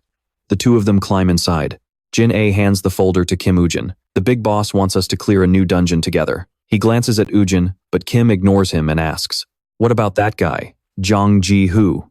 Kim Woo-jin takes the folder and looks at his partner, thinking to himself, "I had a feeling they already knew." In Jung Ji-hoo's records, he entered the dungeon using a fake name and identity, so Osa-chan must know why I requested one too. He knew I needed a cover, and yet he still agreed to it. Jin-A sits back, crossing his arms. "You went at it with him in there, didn't you? Was that guy actually strong?" Kim Woo-jin opens the folder and replies flatly, "Yeah, definitely stronger than you." Jin-A bristles at the remark, shouting, "What? No way, you must be blind. Do I need to show you what real talent looks like to open those eyes of yours?" Kim Woo-jin keeps reading. Jung Ji-hoo was surrounded by 12 skeleton soldiers and managed to take down 10 of them by himself. If you want to prove you're stronger than him. He looks over at Jin-A and says, "It's simple. I can set that up for you right now." Jin-A turns pale, breaking into a cold sweat as he quickly changes the subject. "Well, thinking about it, a true master should be humble. No need to show off. Let's get back to business." Where were we? Kim Woo-jin pulls out the documents. He says, "It's the one-horned fox dungeon in Busan. There have been 12 raids so far, and every single one ended in failure. The paper lists the mission as hunting the one-horned fox. It's a 2-floor dungeon with a difficulty of rank A, a 40-person capacity, and a level limit of under 40. The completion condition is to hunt and collect the horn of the one-horned fox. Reward for completion: a unique title and skill for the one-horned fox hunter." Jin-A glances at Kim Woo-jin. "Since you've read it, it saves me the trouble. I don't have to explain it all over again. This time we're going public, and you'll be using the Isaac identity again. You probably already know why. So, what do you think? Are you in?" Kim Woo-jin looks at him, thinking, "They're sending me to the one-horned fox dungeon right after I took down Jang Ji-hoo. There can only be one reason." Then he says aloud, "Fine, I'm in." Later, Jin-A watches as Kim Woo-jin drives away. Once Woo-jin is gone, Jin-A immediately calls his boss to report.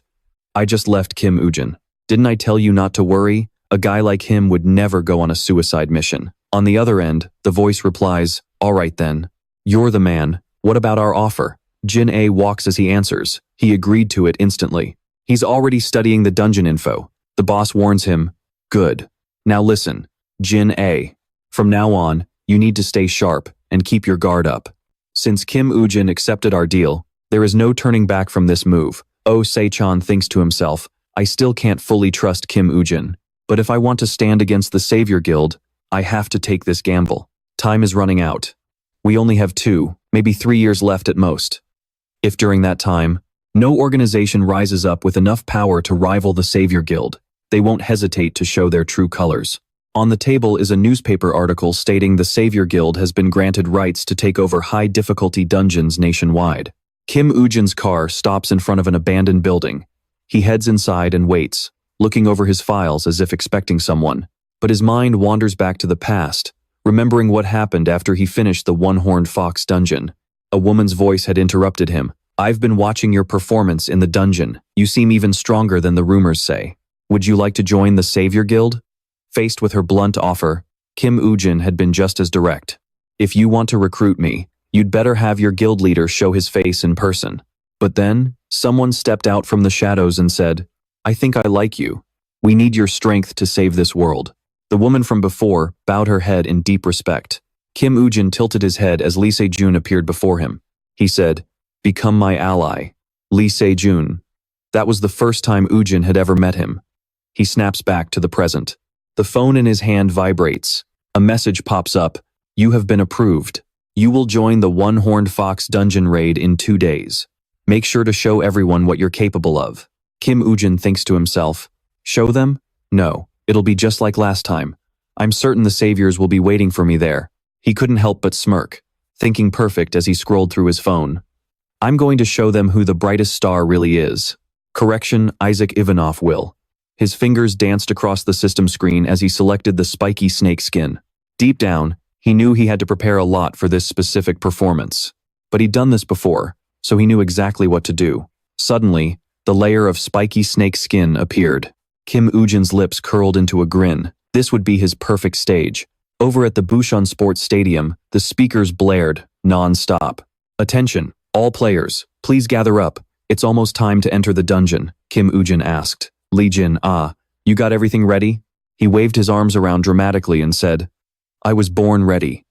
Then, his face shifted, turning dead serious. "I'm the guy who conquered the spiky snake dungeon when everyone else said it was impossible. This place is going to be a piece of cake." But a second later, his attitude flipped again. He started stammering, wait, this cake is frozen solid. My teeth are gonna hurt." Just then, an announcement told everyone entering the dungeon to wear heavy winter gear, especially the mages and priests with low health. "Stay sharp and protect yourselves." A girl nearby chimed in, "If you get left behind, you'd better pray you can save your own skin. No one has time to babysit you, so try not to be a dead weight." Isaac Ivanov glanced at her and thought, "She looks like she's seen some things." Sometimes, the environment is deadlier than the monsters themselves. Beside him, Lee Jin was shivering uncontrollably. "Even a Westerner like me is freezing. Just how many degrees below zero is it in here?" Isaac Ivanov called out softly, "Lee Jin, let's move." "Huh?" Lee Jin asked while shaking. "Why the rush?" But Isaac had already bolted. Lee Jin, still trembling from the cold, gritted his teeth and chased after him into the depths of the dungeon. Lee Jin kept complaining as he shook. "Wouldn't it make more sense to just stick with the Messiah Guild for now? Splitting off in this brutal weather is crazy." Isaac saw his reaction and started teasing him. "What's the matter? Is it so cold that your junk shriveled up? You can't handle a little breeze?" Lee Jin snapped back, annoyed. "Not even close." He stood tall with his hands on his hips and boasted, "My nickname is the Siberian Brown Bear. This temperature is nothing but a light breeze to me. Just look. Do I look like I'm huddling for warmth?" "Ha ha ha." Hearing that, Isaac smiled and said, "Good to hear. Just so you know, this dungeon is way more brutal than the spiky snake one." Lee Jin eyes widened in horror.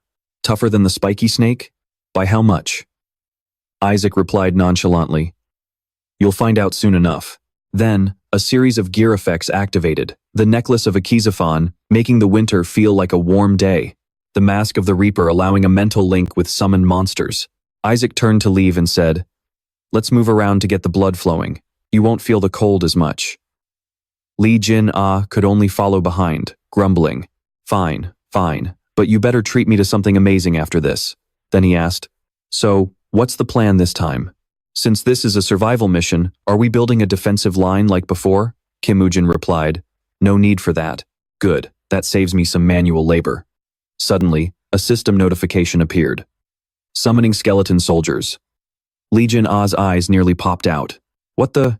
The skeletons were surrounded by a deadly aura of death, but they were wearing brand new red outfits. A crowd of skeletons appeared all around them.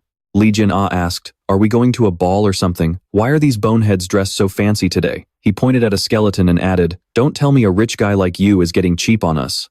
I remember you only used to give them leather armor." As he spoke, it suddenly clicked. Lee Jin froze, then continued, "Wait a minute, is this spiky snakeskin?" He turned to Isaac, furious. "You bastard. We both worked our asses off. But you kept all the snakeskin for yourself?" He thought to himself, "A single set of this armor is worth a fortune, yet this guy equipped every single skeleton with it. He's really playing on a different level." Kim Woo-jin smirked and said, "I sent your share to the office already." Lee Jin screamed, "God damn it. That means it's all going straight into that bald guy's pockets." Back at the office, Oh Se-chan rubbed his ear and muttered, "Who the hell is badmouthing me now?" Someone noticed the two of them and thought, "Did those two Russians break away from the group?" She shouted, "Hey, has anyone seen Isaac Ivanov and his partner?" Another person walked up and said, "Sorry, I've been too busy to notice." "Sorry, doesn't cut it. Did you forget our orders from the higher-ups?" She thought to herself, "Clearing the dungeon is secondary. What matters most is seeing if we can actually recruit that Russian, Isaac Ivanov." She turned to leave and ordered, "Have the camp set up before I get back, and keep a tight guard." A soldier tried to stop her. "Why not just send a scout?" "You don't have to." She glared at him and snapped, "Stay out of it. If anything happens, just whistle. I need to see for myself exactly how strong they really are." Meanwhile, a pack of wolves watched them from the shadows, their eyes gleaming with the Lee Jin jumped into the fray. On the other side, the skeleton soldiers were just as fired up, fighting with everything they had. A girl stood there watching, her eyes wide as she thought, "What on earth is that? Are those really skeleton soldiers?" They are on a completely different level than any I have seen before. A soldier followed her and whispered, "Captain, what should we do? Should we move in and help?" She replied, "Can you not see what is happening? This place has already become their personal hunting ground. If we jump in now, we will only get in the way." She thought to herself, "These guys are way out of my league. No wonder they are the players who cleared the barbed-bodied snake dungeon. I need to get back and report this. We have to recruit him at all costs." Just then, a signal came through. The soldier stood up abruptly and whispered, "A signal." She turned around and spoke quickly, "It is an emergency SOS. Something happened at the camp." They both hurried off. Meanwhile, a pack of wolves charged toward them at high speed. A soldier yelled, "They broke through the defense line." While fending off the wolves, they grumbled, "Damn it, where are they all coming from? Just hold on until the captain gets back." Something moved rapidly through the snow, leaped high into the air, and delivered a powerful strike. The impact cracked the ground, and as the smoke cleared, a soldier cried out, "Captain!" She turned and barked at them. "Why are you just standing there like idiots? These are only first-floor monsters. Shut your mouths and get back into defensive formation. Now. Fight while retreating toward the camp. If you are wounded, fall back to the rear." High on a cliff, a lone wolf watched the chaos. It let out a massive howl that echoed throughout the entire forest. The ground began to shake. Rocks trembled and even started to float. A soldier, scouting from a tree, shouted, "It is a monster horde. A massive wave of monsters is heading this way." Down below, as a huge pack of wolves rushed them, the captain thought, "We are screwed. Our defenses were already falling apart, and now there is an even bigger wave?" Woo Jin and Lee Jin watched the horde from the cliffside. Lee Jin spoke up, "If we leave them be, they are all going to die." He looked at Woo Jin and pointed down, "Hey, don't tell me you are planning to jump down there?" Woo Jin looked at the paper in his hand, recalling a phone call. The voice on the other end had said, "I was a bit surprised you were looking for that specific skill book. Luckily, I managed to buy one. Did you get it?" Woo Jin replied, "I have it right here. Thanks." The text on the paper read, "Force Field Skill, Rank E. Effect. Releases a field that buffs allies or curses enemies. The radius of the field increases with the skill level. You have learned the Force Field skill." He smirked and looked over. "Just watch me and follow my lead. Explaining everything is too much work." A moment later, the entire team was surrounded by wolves. The captain gritted her teeth at the situation. "Damn it. Now I see why the previous 12 raid teams all failed. I completely underestimated this first floor." Just as she thought that, a massive explosion erupted from the other side. The soldier next to her cried out, "Reinforcements!" The captain turned and snapped, "Has the cold finally made you lose your mind? There is no one else in this dungeon but us. Unless." She glanced in another direction. On the cliff, someone was holding a wolf before tossing it into the abyss. Woo Jin watched with a grin. The system announced the activation of the Emissary of Hell's corpse explosion skill. Another explosion followed immediately. The smoke was so thick it blinded everyone. Lee Jin burst out from the haze, fighting the wolves alongside the skeleton soldiers. The skeletons fought in a circular formation. The system announced the activation of the Blessing of the Sunday. After the activation, a glowing necklace appeared on Woo Jin's chest. The system then announced a link had been established with a skeleton soldier. His vision synchronized with the skeletons. The system announced the use of force field. "You are currently linked with a skeleton soldier. Mana consumption has increased significantly." The skeleton soldier suddenly had a glowing necklace just like his. Its eyes flared with a brilliant light. Soon, the other skeleton soldiers began to show the same phenomenon. Lee Jin watched in confusion, his eyes wide. Then, the skeleton soldiers slowly began to open their mouths. They let out a roar as the surrounding light intensified. Lee Jin thought, "What is this insane aura? What the hell are these skeletons doing?" He looked around at all the skeletons while thinking. Then his gaze shifted toward Woo Jin on the cliff. Did that guy give them some kind of crazy performance enhancers? The skeletons continued their roar for a moment. After a while, they returned to normal and charged into battle. They were several times stronger than before. Lee Jin thought, "No way. They are fighting like total berserkers. That bastard Woo Jin, he had the good stuff and did not share any with me." Woo Jin observed his reaction and thought, "What is there to be so shocked about? This is just a basic group combat tactic. Instead of focusing on single target buffs, using a force field to turn the Blessing of the Sun into an AoE buff is much more efficient." After thinking this, Woo Jin smirked. Below him, The skeleton soldiers were fighting relentlessly. In his hand, he now held the corpse of a wolf. He tossed the body down. The system announced the activation of the Emissary of Hell's corpse explosion skill. Another explosion rocked the battlefield. The captains stared at the massive explosions, realizing they had formed a wall of fire, completely cutting off the monster tide. Is this the true power of an S-rank hunter? He turned to his men and barked, "Their rhythm is broken. The time is now. Everyone, charge." Meanwhile, back at the office, voices were echoing. "We'll step in to save the Salvation Guild at the very last second," Seachan said with a smirk. "They call themselves heroes, right? Do you think they'd dare turn their backs on their own savior? Under the pressure of the media, they'll have to pay us back handsomely. Get it? It's what the ancients called killing two birds with one stone," he said, tilting his chin up arrogantly. Secretary Lee listened and sighed.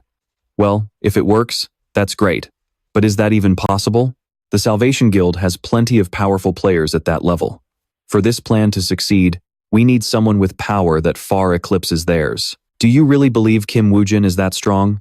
Se-chan replied firmly. "Based on his growth rate and the skills he's shown lately, I'm ready to go all in this time." As she typed, she froze and thought, "All in?" She pushed her chair back and asked, "You really think that highly of him?" Se-chan nodded. "Of course. So while Lee Jin-ah and Kim Woo Jin are in that dungeon, we have to protect their identities at all costs. Keeping the enemy in the light while we stay in the shadows is the only way." Back in the dungeon, a sword plunged down as a soldier exhaled. "Phew, is that the last one?" Another soldier wiped his sweat and looked over at Kim Woo Jin. "If it wasn't for that Russian guy, we'd be toast right now." The captain stepped forward and reached out. "Thank you so much. Your help saved my entire team." She hesitated for a moment and added, "In case you don't speak Korean." Before she could finish, Kim Woo Jin cut her off. "The path is clear now." The two of them turned to leave. The captain ran after them, shouting for them to wait. Lee Jin-ah looked back and whispered, "Hey, we're just leaving like this? What about our plan?" Kim Woo Jin replied calmly, "We just wiped out the largest pack. The rest are no threat. Staying with them only increases the risk of our cover being blown. Now that they've seen what we can do, they won't have the nerve to claim this dungeon belongs to the Salvation Guild anymore. Why wait? Let's start grinding." Lee Jin-ah groaned. "Wait, don't tell me we're doing the same thing as last time?" Kim Woo Jin didn't answer, just gave a small smirk. Late that night, Lee Jin-ah was panting heavily, thinking, "Damn it, this is insane. I'm stuck in a party with a total psycho." A system notification appeared. "You have leveled up." Two windows popped up in front of them. Kim Woo Jin looked at his and thought, "I've hit level 35. I've reached my goal." The system announced, "The Emissary of the Underworld has used a privilege to grant you power. The skill Poison Blood has increased by 1 level." He reached toward the screen as a new skill appeared. It was Poison Blood, skill rank EX, effect. Turns your blood into a deadly toxin. You can use mana to refine the toxicity and create black blood. After reading it, Kim Woo Jin thought to himself, Poison Blood EX and black blood. This will make my plan move forward. Seeing him go silent, Lee Jin-ah asked, "Hey, why the serious face? You got indigestion or something?" Kim Woo Jin snapped out of it and said, "No, it's nothing, but before we move to the second floor, there's one very important thing we need to do." Thinking he was being forced into another fight, Lee Jin-ah yelled in frustration, "What now? What the hell is your plan anyway?" Kim Woo Jin simply replied, "Eat dinner. The second floor is going to drain a lot of stamina." Lee Jin-ah blinked, unable to believe. "Wait, for real?" A while later, the big guy was happily roasting a meat leg over the fire. Lee Jin-ah chatted away while he ate. "See, this is how teammates should act. Here, have a bite, buddy." Suddenly, Kim Woo Jin spoke up. "There's something I've been wondering about. Even though you have an immortal body, you still feel pain, right? So, in the middle of a battle, would you ever pass out if the pain got too intense?" Lee Jin-ah, stuffed with food, answered cheerfully, "No way. Who do you think I am? A real man like Lee Jin-ah would never pass out in a fight." Kim Woo Jin smirked and said, "Good to know.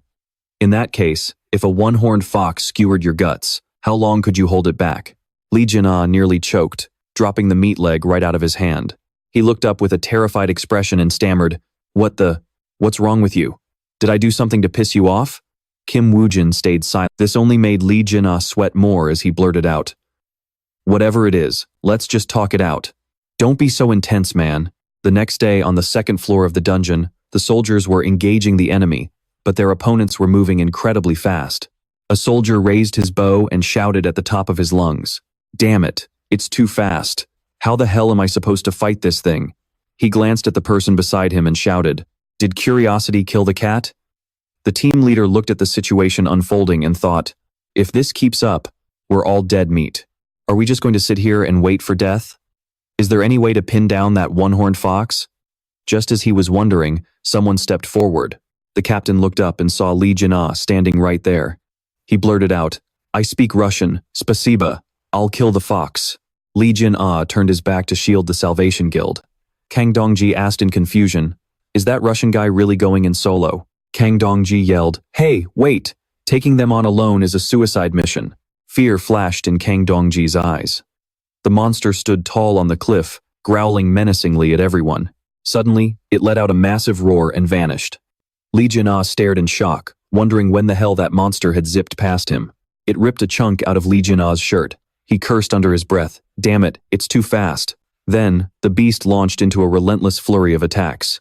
Lee Jin struggled to hold his ground, thinking, just like he said, its attack power isn't high, but its speed is insane. Crap, I'm stuck on the defensive. There's not a single opening to counterattack. Lee Jin stumbled and grumbled. Of course I'd slip now of all times. Right then, the monster lunged at him with everything it had. It slammed into Lee Jin with incredible force. In a state of shock and agony, he realized the true weight of the one-horned fox's strike. The damage isn't the issue, it's that damn speed that's the real headache. Woo Jin chimed in, "The skeleton soldiers will be shattered in a single hit, so they're useless. And setting a trap to corner it would take way too long," Lee Jin stated bluntly. "Just say it already, you want me to be the bait, right? No wonder you were being so nice, stopping for dinner and all." Woo Jin teased softly, "What's the matter? Is this a bit too much for you?" The monster kept coming. Lee Jin poured every ounce of strength into fighting back, but his legs were starting to give out. The fox grew even more enraged, striking back harder than ever. At that moment, the blessing of the river Styx kicked in.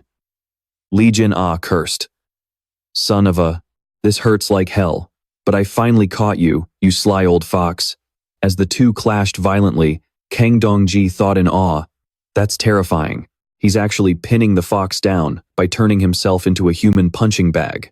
But he can't keep this up forever. If nobody lands a finishing blow, all this holding back is for nothing." Suddenly, an arrow whistled through the air, heading straight for the monster. The monster was still locked in a struggle with Lee Jin. Its gaze grew more ferocious by the second, and its eyes suddenly bulged out. Woo Jin fired from a distance while the skeletons seized the chance to swarm in. Lee Jin felt a pang of fear. He wondered to himself, are these two really under level 40? The battle turned into pure chaos. Lee Jin thought, compared to these two freaks, we're absolutely nothing. Their level is just on another planet. Right then, a system notification popped up. "You have successfully slain the one-horned fox." A beam of light shot down from the heavens, illuminating the entire stadium. Everyone was buzzing with the same question, who finished it? Was it Kang Dongji from the Salvation Guild, or was it Isaac? No matter who it is, we need an interview. Wait, why is there a diplomatic car here? Oh, it's Isaac's car. Woo Jin gripped the item in his hand tightly. He dialed a number. "Hey, Oh Se-chan. I want to release a press statement." Oh Se-chan replied, "You finished up sooner than I expected." "Sure, but what's the point of the announcement?" Woo Jin simply replied, "Just tell the media that if the Salvation Guild is truly in need, then we are more than willing. We'll donate the one-horned fox's horn to them." Lee Jin exploded. "Have you lost your damn mind? We busted our tails all day for this. And now you want to just give it away? Why?" Oh Se-chan caught on quickly. I see. That's a brilliant move." But Lee Jin was still dead set against it. Hey, if you don't want it, give it to me. Why the hell would you gift it to those Salvation losers? You guys have totally lost it." Woo Jin ignored him and continued, "Oh, and one more thing. Make sure to emphasize the part about if the Salvation Guild is truly in need." "Got it," Oh Se-chan said triumphantly. "On it right now." Soon, headlines flooded the web. "If the Salvation Guild truly needs it. I am willing to donate the horn of the one-horned fox." Isaac Ivanov expressed his goodwill by offering to raid dungeons. Alongside the Salvation Guild, Kang Dong-ji from the guild admitted, without Isaac Ivanov. Clearing this dungeon would have been impossible. After seeing the news, Kim Woo Jin thought to himself, these guys are actually pretty competent. The news is spreading fast. Just then, Uncle Park Yong-kwan called. The scene shifts to the inside of a building. The TV was buzzing with theories about Isaac Ivanov's true identity. Park Yong-kwan sat in his office, impressed. Isaac Ivanov, his name is everywhere on the news lately, isn't it? Anyway, down to business. You've been much more efficient than I expected. Those damn skullpunks seem to have ceased all operations in Korea. They've packed their bags and scurried back to Japan. Part of me wants to hunt them down and finish the job. But for now, I'm satisfied with this result. Since you held up your end of the bargain, you deserve a proper reward. But don't get cocky. Keep training hard. If you do well, there will be more gifts. Park Yong-kwan then handed over a card. It was the Blood Mist skill, restricted to the Emissary of Hell class. It requires level 40 or higher. It allows you to create a thick mist using your own blood. Park Yong-kwan added, now that you are a member of my personal guard, I expect total dedication. Understood, sir. Orders received. At that moment, a breaking news report flashed on the screen. The Savior Association had officially released a statement. The Savior Association is deeply moved by Isaac's generosity, but they can only accept his kind intentions. Instead, the association wishes to send a small gift of their own, to repay him for saving their members' lives. Park Yong-kwan cursed. Damn it, those idiots. Clinging to that cheap pride will only lead to their ruin. Isn't that right? Kim Woo Jin recalled the news report he just saw. He smirked to himself. If I had stayed silent, they definitely would have used the media to pressure me into handing over the horn. But that trick only works on those they label as enemies of the Savior Association. Not only did I save their members, I even showed goodwill by offering them a gift. Now, there is no way they can drag my name through the mud. To protect their image as noble heroes, if they truly want that one-horned fox horn, they are going to have to pay a massive price. Exactly how much they lose depends on how much they want to save face. Kim Woo Jin stared. He looked at the skill book he just received and thought, gifting me a level 40 skill book. That means he wants me to go out and grind. Kim Woo Jin then turned to Park Yong-kwan and asked, could you help me find a few dungeons? Somewhere suitable for leveling up? Park Yong-kwan replied casually, dungeons are no problem. Just contact the brokers and send the bill to me. Don't worry about the rest. Kim Woo Jin gave a faint smile and said, thank you, sir. Back on the news, the Savior Association's official announcement continued. The anchor reported, the Savior Association has expressed its desire to send Isaac Ivanov a gift to show their immense gratitude. They truly are a generous organization, always ready to provide heavy support to individuals. To those who are dedicating their lives to saving the world, Lee Jin-ah, who was eating while watching the news, couldn't help but swear. Damn, that slippery snake. He released that statement on purpose. Did he know things would turn out like this? He really took them for all they're worth. He kept the horn. And he even scored an extra gift from the Saviors. I wonder what they'll give him. I'm dying to know. It is the golem summoning skill. Oh, Se-chan answered. Hearing that, Lee Jin-ah asked in confusion, huh? How do you know that, boss? Did they reach an agreement before talking to the media? Oh, Se-chan replied. A gift is a gift, but being proactive is always the smartest move. They intend to give him the golem summoning skill, so there is no reason not to take it. Lee Jin-ah finally understood. Just as he was about to rip open another snack, he suddenly remembered something. He stood up abruptly and screamed at the top of his lungs, hey, Mr. Oh Se-chan, what about my share? I bled and sweated for this too, so why didn't I get a single thing? I should at least get a small cut of the loot. Hearing this, Oh Se-chan grabbed a huge stack of snack boxes. He slammed them on the table and said, here, this is your share. I know how much you love to eat, so I stocked up an entire warehouse of snacks as a gift for you. Oh Se-chan flashed a bright smile, acting as if he was being incredibly kind. Meanwhile, Lee Jin-ah was shaking with pure rage. He pointed furiously at the pile of boxes. They were stacked in a corner of the room as he yelled at Oh Se-chan. These were sent by other people as gifts. They sent these because they think we are the representative office for the Russian squad. You didn't buy these, you scammer. Where are my skills and gear? Faced with Lee Jin-ah's explosion of anger, Oh Se-chan just stayed silent, breaking out in a cold sweat. The room fell into a long, awkward silence that stretched on for minutes, until only 1 or 2 boxes of snacks were left on the table. It turned out Lee Jin-ah had been stress eating the whole time to vent his anger. Noticing Ose-chan was focused on reading something, Lee Jin-ah asked, "What have you been studying so intently this whole time?" "Oh, it is a dungeon purchase order from Park Yong-kwan," Ose-chan replied. Lee Jin-ah was puzzled and asked, "Park Yong-kwan, I thought you were done with that guy. You even cursed him out, calling him a lowlife who only cares about his own pocketbook. Why are you doing business with him now? Besides, I heard he already has the Phoenix Guild in the palm of his hand. Why would he even need a dungeon broker?" Ose-chan then explained. "He said he wants to buy. He wants a few dungeons to train his new right-hand man. He seems to care a lot about his subordinates lately." "New right-hand man? Who?" Lee Jin-ah asked. "It is your best friend," Ose-chan replied. "Kim Woo Jin?" Lee Jin-ah gasped in shock. He narrowed his eyes and said, "So that is it. You two are plotting to take down General Book Gang? You guys are straight-up scammers." Hearing that, Ose-chan gritted his teeth and fired back. "Scammers?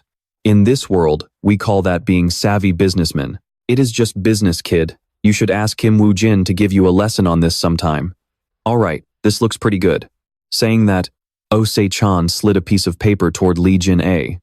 Lee Jin-a picked it up with a bored expression and read, "Survival mission."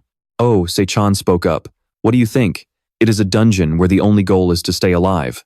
It is pretty rare, and this information alone could sell for a fortune." The paper noted a duration of 240 hours. There are 2 floors, it is a B-rank difficulty, and it has a capacity for 25 people. The entry requirement is to be under level 40. The completion condition is to survive on the 2nd floor for 7 days. The reward is a C-rank skill stone for the survivors. Surviving for 7 days in a B-rank dungeon? This is the perfect place to level up by putting your life on the line. After finishing, Lee Jin-a handed the paper back to Ose-chan. Seeing this, Ose-chan asked, "Why are you giving this back to me?" "What?" Lee Jin-a asked, looking confused. Ose-chan replied nonchalantly, "What are you whatting about? You are going too. If you do not work, you do not eat." Hearing that he had to participate, Lee Jin-a's face turned pale. He stammered, "Wait a second, boss. I have been thinking, and this might not be the best fit." Ose-chan chuckled and said, "You are finally learning how to evaluate a dungeon, huh? But since I care about you, just go." Hearing that, Lee Jin-a could only accept his fate. When night fell, he entered the dungeon along with Kim Woo Jin. Lee Jin-a stood behind, glaring resentfully at Kim Woo Jin and cursing under his breath. "Damn it, I have to find another dungeon with this psychopath." Just as expected, Kim Woo Jin did not even acknowledge Lee Jin-a's resentful stare. He turned his head and said to him, "Let us start by taking a little walk to enjoy the view, shall we?" Meanwhile, over at the Hansung Group, this was the #1 financial conglomerate in South Korea. They had become the most influential corporation in the world, all thanks to their sponsorship of the Savior Guild. In the office of Executive Director Park Shin Hye, she spoke up. "Is Jung Ji-hoo really dead?" A subordinate replied. "Yes. He entered a dungeon claiming he was going to catch Kim Woo Jin and never came back." Park Shin Hye frowned and said, "Why does he always do things nobody asked him to?" "What about the necklace of Gakwan?" "That," the subordinate stammered, unable to answer. Seeing this, Park Shin Hye spoke for him. "It was taken, wasn't it? Retrieve it at any cost." As she spoke, Park Shin Hye knitted her brows, calculating her next move. Finding someone in the guild to replace Jung Ji-hoo is not hard, but that necklace of Gakwan is truly important. The series of failures from the Skull Guild seemed insignificant at first, but now they are becoming a real headache. This is causing tensions to escalate between us, the great swordsman and the great archer. Our seemingly perfect alliance. It is starting to show cracks. And the source of all this trouble is General Book Gang, that total piece of trash. If I had known things would turn out like this, I would have wiped him out long ago. Park Shin Hye was so angry she started biting her finger. She thought to herself, "He has grown too powerful now. I have to slowly chip away at his forces." After thinking it over, Park Shin Hye asked her subordinate, "What about the newest member of Park Yong-kwan's guard?" "Are you talking about Kim Woo Jin?" The subordinate replied, "Well, we are doing our best to deal with him, but Park Yong-kwan is shielding him heavily. We cannot even get close. Not only that, he is investing massive amounts of wealth into buying skill books. He is providing top-tier equipment to train Kim Woo Jin." Park Shin Hye did not even bother to listen to the rest. She raised her hand to cut him off. Stop with the excuses, Park Shin Hye said in a low, cold voice. I just want to know if you have a plan to. Eliminate him yet, that is all. The subordinate replied, We have already dispatched a team to capture Woo Jin. Good. Who is leading them? Park Shin Hye asked. It is Suzuki, ma'am. Hearing that, Park Shin Hye finally felt satisfied. Suzuki Aichi possesses the Ring of Gakwan, so he can be trusted. Thinking this, she continued to ask, Where are they now? They are currently in Kaesong City, awaiting orders. The subordinate answered, Somewhere else. Inside the dungeon where Woo Jin was training, a status window suddenly popped up with a notification. You have leveled up. You have reached level 40. The emissary of the underworld is impressed by your progress. You have received 8 additional slots in your inventory. Upon seeing the notification, Woo Jin let out a smug smile. He said, Level 40, I can finally use the gift they gave me. While Woo Jin looked calm, composed, and not the least bit tired, Lee Jin-A was panting like a dog. He gasped for air while wiping away sweat, thinking to himself, Woo Jin, the more I hang around this guy, I'm starting to think this guy's a total freak. Only a maniac like him could grind and level up this fast, while looking so relaxed.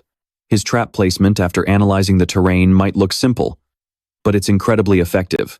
He doesn't just know the types of monsters and their numbers in each dungeon, he knows their exact locations. He even knows the most efficient way to hunt them. It's like he's lived through all of this before. Woo Jin stared at his skill book with total satisfaction and said, Even if I'm thrown into a tiger's den now, I'll make it out alive. Right then, a status window popped up. You have learned the golem summoning skill. You have learned the blood mist skill. Seeing that, Lee Jin-A suggested wearily, Now that we've hit our goal, let's just take it easy and finish the dungeon. Hearing Lee Jin-A's suggestion, Woo Jin didn't even hesitate before shutting him down. On the contrary, since we have new skills, we have to work ourselves to death now. That's the only way to accurately gauge our new strategies. A heavy silence fell over the two of them. Once Woo Jin finished talking, it took a moment for Lee Jin-A to find his voice and scream, I swear, you are unbelievable. A short while later, both of them stepped out of the dungeon gate together. Woo Jin walked out calmly. He was composed as if nothing had happened, but Lee Jin-A was literally dragging himself out on all fours. Seeing Lee Jin-A in such a pathetic state, Secretary Lee rushed over in a panic and shouted, Mr. Lee Jin-A, what happened? Are you okay? Lee Jin-A was trembling so much he couldn't speak. Panicked, Secretary Lee held him and asked, Where are you hurt? Lee Jin-A finally squeezed out one word to her, food. But when Woo Jin spoke up and said, I have somewhere to be now, Secretary Lee immediately let go of Lee Jin-A. She stood up and replied to Woo Jin, Understood. She completely ignored Lee Jin-A, who was still gasping for air on the ground. Secretary Lee handed Woo Jin a phone and said, You can use this to contact him. As soon as Woo Jin placed the call, a voice answered from the other end. This is Secretary Lee. What's going on? It's me. Woo Jin, he replied.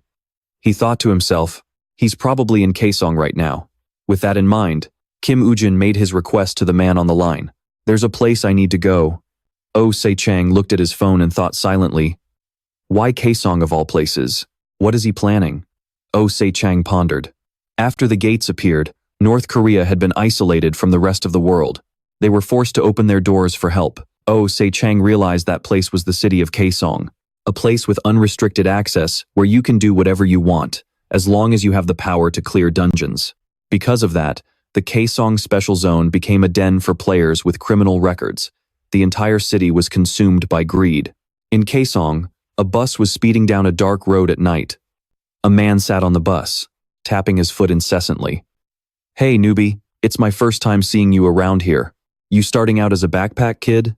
A man with curly brown hair and a scar across his face looked at the man wearing glasses in front of him. The man in glasses looked back, confused. What, a backpack? The curly-haired guy explained. You know, like a scarecrow that tags along, just to carry the loot back from the dungeon. No, that's not it. The young man started sweating as he heard that. Don't bother lying, anyone here can see it. You don't exactly look like the type who's capable of hurting anyone. So how did you end up here? Did you scam someone out of their money? The man with the scar smirked. No need to hide it, we're all in the same boat. But you look a bit green, considering this place is crawling with criminals. If they aren't murderers, They're lowlifes. The curly-haired guy leaned back and looked at the guy in glasses. These guys are only above the law because of their status as players. Man, it's pretty convenient, isn't it? This identity. The curly-haired guy grinned wickedly. As long as you make money, you get a second chance at life. Being a player is freaking awesome. Anyway, why don't you tell me how you ended up in this dump? The man in glasses clenched his hands tightly and said, I was betrayed by the person I trusted the most. Ouch, that's gotta hurt. Betrayal, huh? The guy with the scar sat down to offer some comfort. I don't know who that backstabber is, but I bet you're dying to get back at them. Anyway, let me know if you need anything, the man said before turning to walk away. The man in glasses pushed up his frames, his sharp eyes flashing. He thought to himself, that's right, there's a price to pay for betraying the entire world.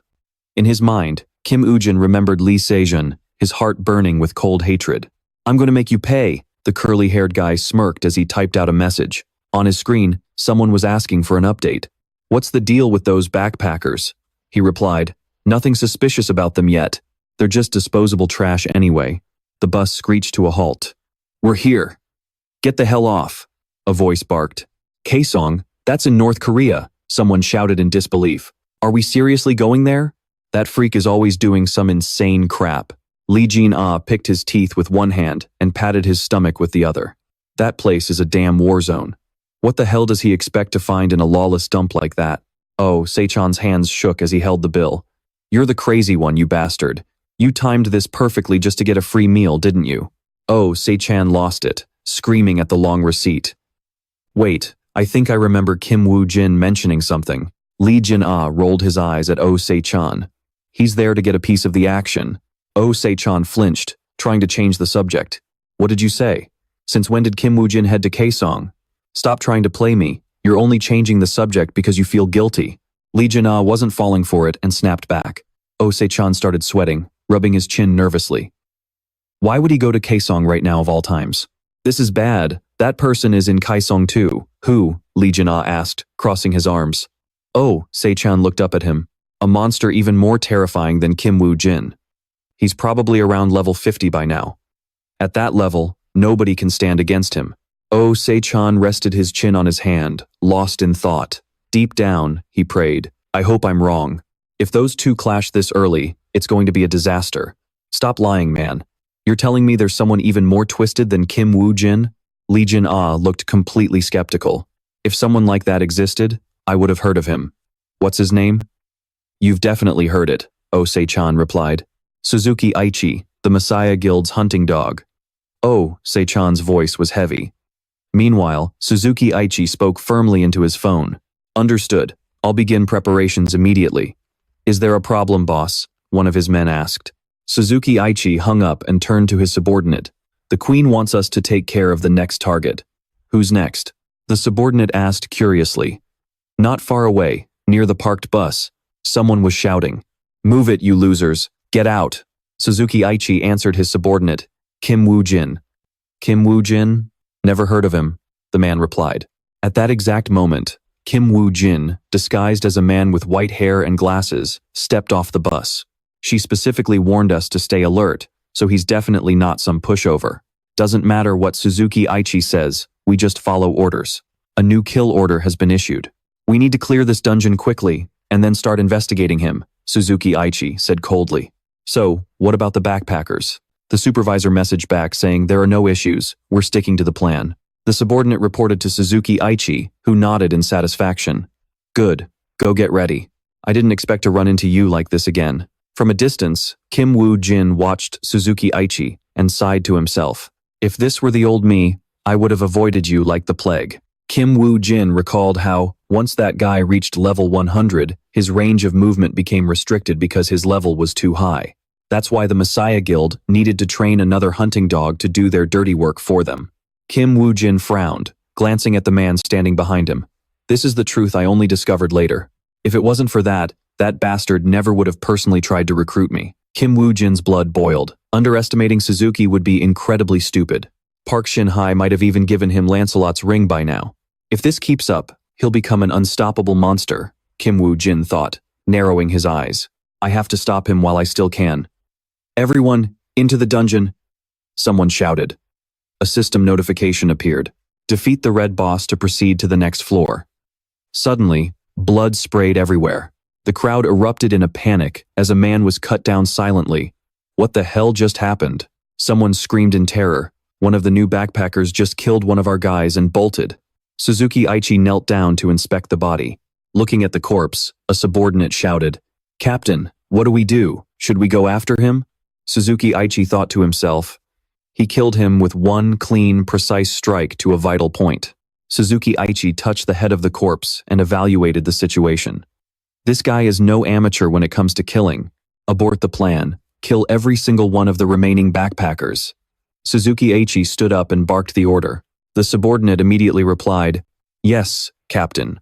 Right after that, Suzuki Aichi's men drew their weapons. Some pulled out swords with a center stripe, while others unsheathed razor-sharp blades. One man pulls out a hammer, and within seconds, Suzuki Aichi's thugs have the backpackers surrounded, weapons drawn and ready to strike. The porters stand there frozen, their faces pale as they stare at the sharp blades pointed right at their throats. What are you guys doing?" the curly-haired man asks, forcing a nervous smile as he raises his hands in surrender.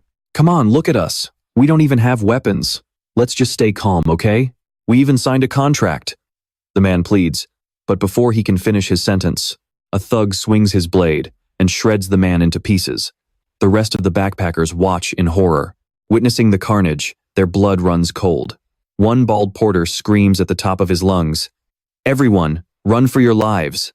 Blood splatters everywhere. Screams of agony echo through the air as another man falls into a pool of his own blood, his fingers still, trembling.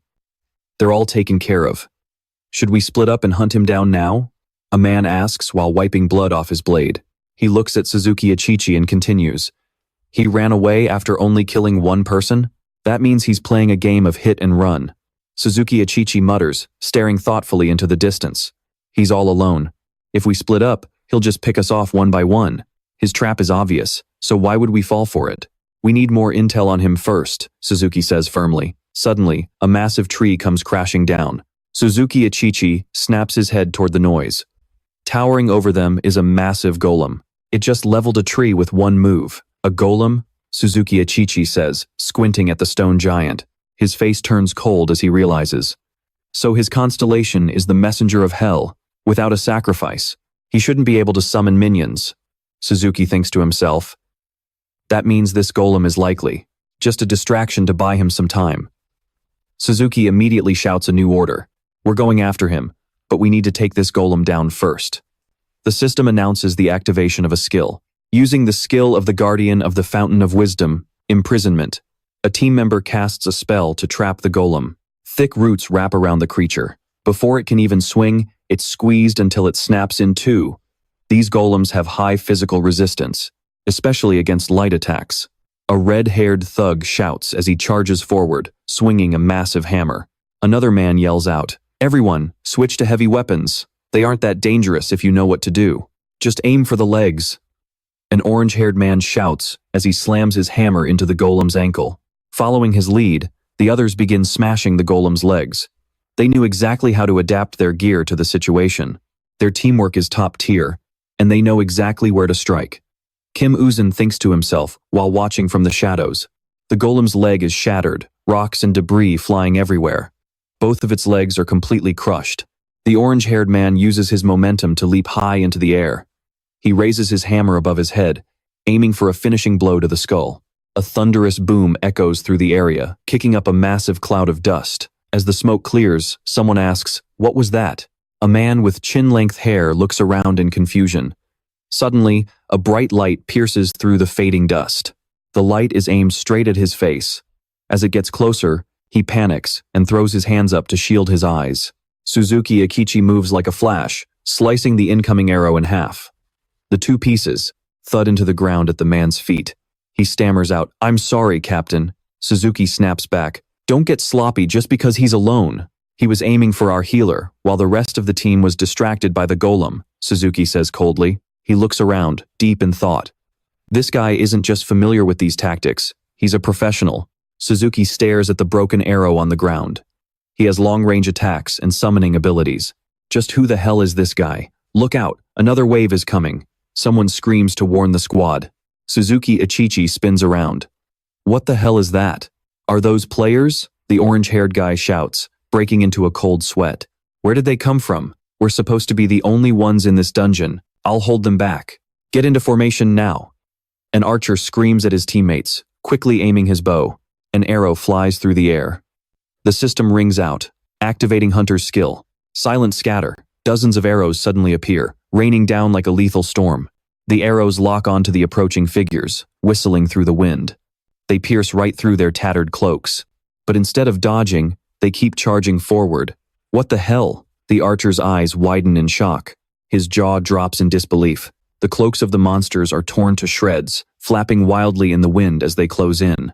Standing before the archer was a massive skeleton warrior clad in crimson armor, raising a colossal blade, ready to cleave him in two. The archer screamed in sheer terror. A skeleton soldier! He desperately scrambled to dodge the warrior's lethal edge. His bow was instantly shattered by the skeleton's blade, forcing the archer to frantically leap back several paces. He scrambled to create some distance. How the hell is a skeleton soldier moving this damn fast? He wiped blood from a gash left by the blade, his mind racing with fear. These agile skeleton warriors were relentlessly swarming Suzuki's team. Damn it. These bottom feeders don't give a damn about getting hurt, so their offense is completely overwhelming us. Parrying a heavy blow, he struggled to hold his ground, his teeth gritted in frustration. I have never encountered a skeleton that fights with this much skill. Activating Holy Light, Executioner skill, severing limb. The system alert chimed as Suzuki swung his sword, hacking the skeleton warrior into several pieces. Are these skeletons actually mimicking their master's movements? Suzuki gritted his teeth, realized that whoever summoned these things must be insanely powerful. Suzuki muttered to himself, his focus never wavering as he continued to clash with the bone-chilling enemies. We cannot let this keep going. He calculated his next move while cleaving another skeleton into 4 pieces with a single, powerful strike. Captain! One of his subordinates, face drenched in blood, stared at Suzuki with wide, trembling eyes and stammered, "Do not take these skeletons lightly." Suzuki barked back, eyes flashing, "Treat them like high-level players and give them everything you have got. They are wearing heavy armor, so aim for the gaps in the plating." Suzuki shouted instructions to his men. The subordinate nodded, finally understanding the strategy, and shouted back, "Understood, Captain. Everyone, listen up. From now on, focus all your attacks on the joints of their armor." He roared at his comrades as he charged forward, instantly severing the leg of a nearby skeleton. The rest of the team caught on quickly. One member sliced through a spine, snapping a skeleton in half. Another soldier lunged forward, hacking deeply into the back of a skeleton's knee. I can feel it. He is hiding somewhere on this battlefield. Suzuki scanned the area while moving, his eyes suddenly locking onto a specific direction. He thought to himself, if I can just eliminate the player who summoned these things. In the distance, a solitary figure stood motionless.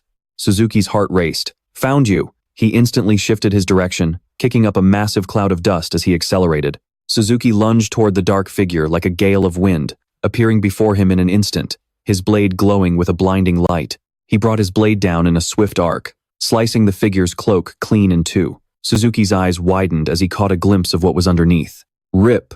Beneath the severed cloak stood a man. Staring at the golden-haired Kim Woo-Jin wearing a mask, Suzuki thought, a skull mask? Could this guy be? Suzuki stared at Kim Woo-Jin, trying to piece together his identity. The thorny serpent hunter, Isaac Ivanov. Another skeleton fell as one of the team members called out. Only 2 skeletons left. That golden-haired guy in the skull mask is definitely Isaac Ivanov, the thorny serpent hunter. He wondered to himself, is not he supposed to be a fan of our guild? Why the hell is he showing up here now? Kim Woo-Jin glanced toward them and thought, time for plan B. He suddenly turned on his heel and began to retreat. The captain was baffled. He is retreating? Is he trying to drain our stamina? He is a necromancer. It will be bad if we give him time to prepare. The orange-haired man screamed. He has already killed 4 of our guys. What are we waiting for? Let's go after him. The captain replied, no, we cannot move recklessly until we know what he is planning. The orange-haired man did not give a damn and charged ahead. Screw waiting. It is obvious he is exhausted. The captain calculated that while chasing a summoner who lost his soldiers is standard procedure. It was the logical choice. But what if summoning is not his ace in the hole? He suddenly screamed, stop! It is a trap. Immediately after, A massive explosion rocked the area. The system announced the activation of Hell's emissary and corpse explosion. A thick, eerie red smoke began to billow out. The captain struggled to understand what was happening. What the hell is this creepy smoke? Everyone, stay on high alert. Our vision is completely blocked. We will not be able to see what is coming. A dark silhouette emerged from the smoke. A blood-stained team member whispered, "I am sorry. I was too reckless." The system immediately notified them of a poison infection. The man began coughing violently, his heart sinking as he realized, "I am coughing up black blood." Another member rushed over. "Hang on, I will heal you right now." The captain threw up a hand to stop him. "Stay back. His blood has already turned completely black. It is too late." The healer stammered, "Captain." The poisoned man's legs gave out, and he collapsed to the ground. "My voice is fading. It is just a little poison. I will be fine. Get over here and heal me now, please." He lunges forward, screaming at the top of his lungs, "I refuse to die like this. Not like a pathetic dog." Suddenly, a blade flashes through the air. The strike cleaves him clean in half. As the dust settles, the captain narrows his eyes, thinking to himself, there was never any intel about Isaac Ivanov using poison. But if he had a toxin this lethal, one capable of dropping my men almost instantly like that, then why did he not use it from the very beginning? He turns back, suspicion gnawing at him. Wait, could it be? He glances at a subordinate with a fresh gash across his face. Another soldier clutches a bleeding arm. "I did not even feel it because of the explosion," he groans. "But why is this red mist not fading?" System notification. Lancelot's ring has activated its high-level detoxification skill.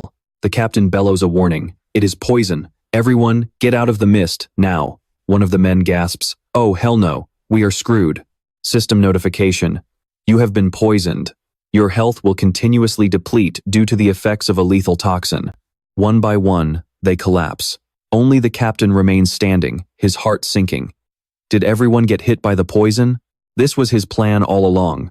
He is using this poisonous shroud to dismantle our guild's defense from the inside out. Suddenly, a skeleton soldier charges from behind. The captain spins around, ready to strike, but then a realization hits him like a ton of bricks. No, it is not coming for me. It is going after my wounded men. That means he is planning to. The captain frantically parries the incoming blades. Sensing the opening, Woo Jin readies his next move. A system window flashes. System notification. The executioner of Holy Light is showing a keen interest in this battle. Woo Jin smiles grimly. System notification. The messenger from Hell is watching this fight with great anticipation. Just as I thought, he muses. This guy is way sharper than that meathead Jang Ji-hoo. I was planning to distract him and end it in one clean shot. If I am not careful, this whole operation is going south. System notification. Activating the Gakwan necklace skill. Skill. Blessing of the evening Sunday. Back at the office, Secretary Lee delivers a report.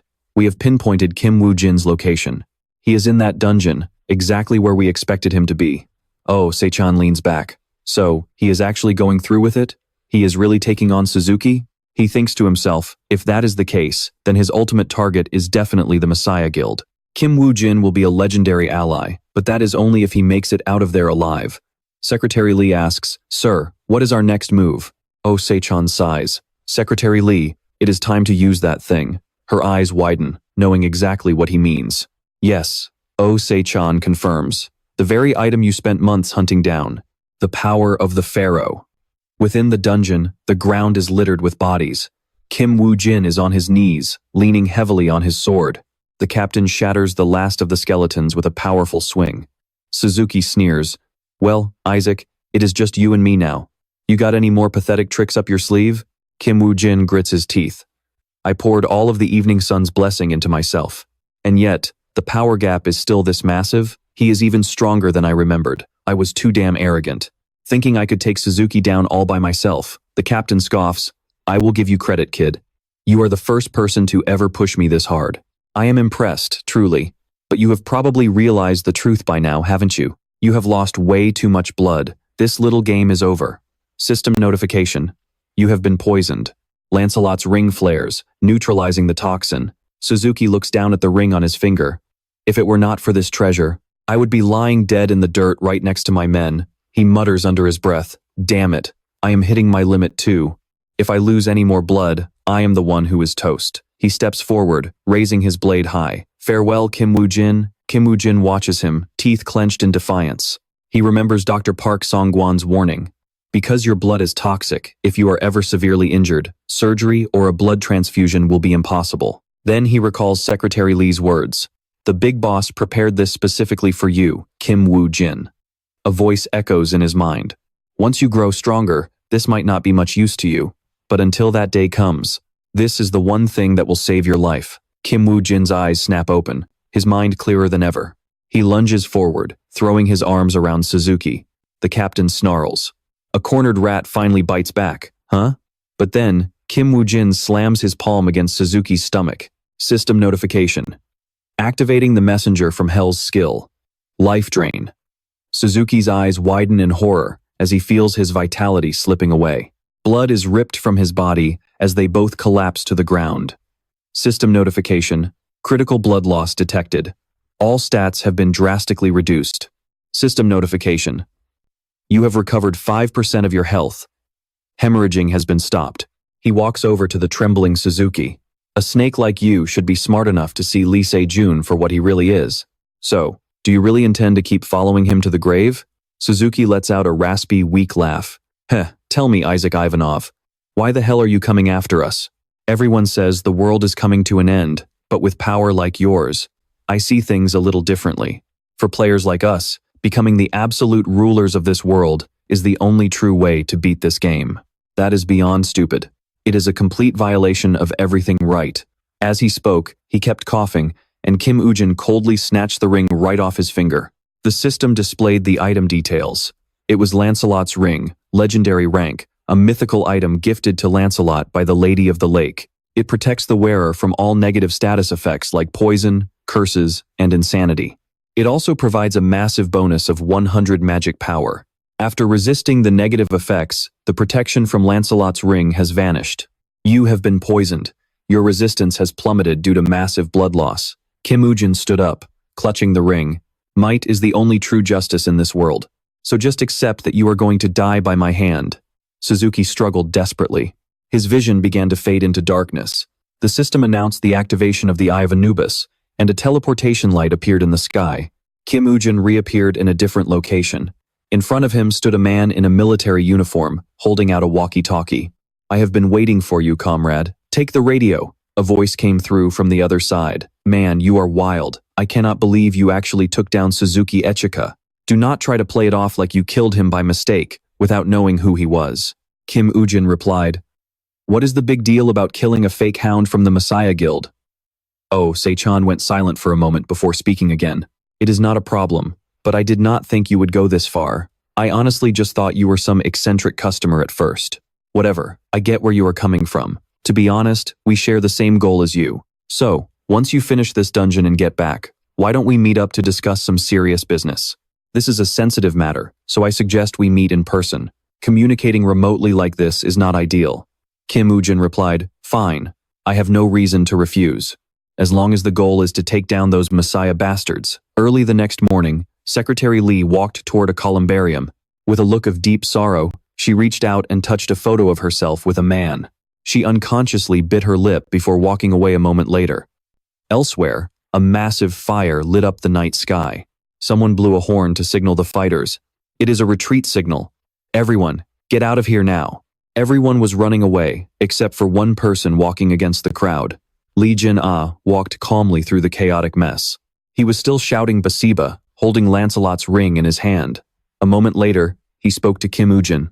You want me to hold down that firefox? Are you insane? Kim Woo Jin taunted him. What is wrong? You scared? You have an immortal body, and you are afraid of a little heat? He stammered in response. No, it is not like that. Like hell I am scared. I just do not know if this plan will actually work. Kim Woo Jin said confidently. Just keep it pinned for 5 seconds, and I will handle the rest. Take this too. Lee Jin-ah caught it, the system chimed. You have received Lancelot's ring. He looked at it, feeling a bit confused. What the hell is this gold ring for? Kim Woo Jin said. Just take it for protection. Lee Jin-ah asked awkwardly. What do you mean by that? Are you trying to propose to me? I respect your preferences, but Kim Woo Jin cut him off. Quit your whining. Listen up, that is Lancelot's ring. It protects the wearer from negative status effects, though it cannot do anything about the burns. Lee Jin did not get it. Huh? Then what good is it? Kim Woo-jin continued, but if that fox's fire has negative status effects, this ring will save your life. Remember, this is an A+ rank dungeon. The kind of place where any crazy thing can happen. Lee Jin snapped back to reality and thought to himself, he promised to buy me a fancy meal. I am going to eat until I burst, if I can hold that firefox for 5 seconds. You better keep your word, you jerk. Then he let out a loud shout, Basiba! The firefox appeared instantly, and he lunged at it, hugging it tight. His hands squeezed the firefox's body, and the creature let out a frenzied scream. Its eyes blazed with fire, and its entire body began to ignite, trying to incinerate Lee Jin. He screamed in pain. Ah! The system announced, the firefox's flames have cast a dark curse on you. You are now blind. Lancelot's ring has activated its resistance against the dark curse. He gritted his teeth and thought, I will hold on to this thing no matter what. Then I am going to eat until you are bankrupt, you slippery bastard. The flames erupted violently. Kim Woo-jin watched from a distance, channeling his blood energy. The requirements to learn Messenger of Hell are level 1 or higher and a D-rank skill quality. You can craft weapons using your own blood. The type of weapon created depends on the user's stats. He immediately charged into the fire. The firefox was thrashing wildly under Lee Jin-ah's restraint, opening its massive maw and roaring. Somewhere else, Oh Se-chan was reading the newspaper. The Japanese government has authorized the Messiah Guild to lead the dungeon raid in Japan. The A+ rank Firefox dungeon has been handed over to the Messiah Guild. He sat there, deep in thought. The Messiah Guild has seized Japan's national treasure. Controlling a rank A+ dungeon means they've got the Japanese government by the throat. Ever since Isaac Ivanov showed up, the Messiah Guild has been acting way more aggressively. There is a high chance they have dirt not just on Japan, but on China and the United States as well. Suddenly, Secretary Lee walked in. Good morning? Oh Se-chan asked. Oh, you're here? Then his eyes accidentally landed on something.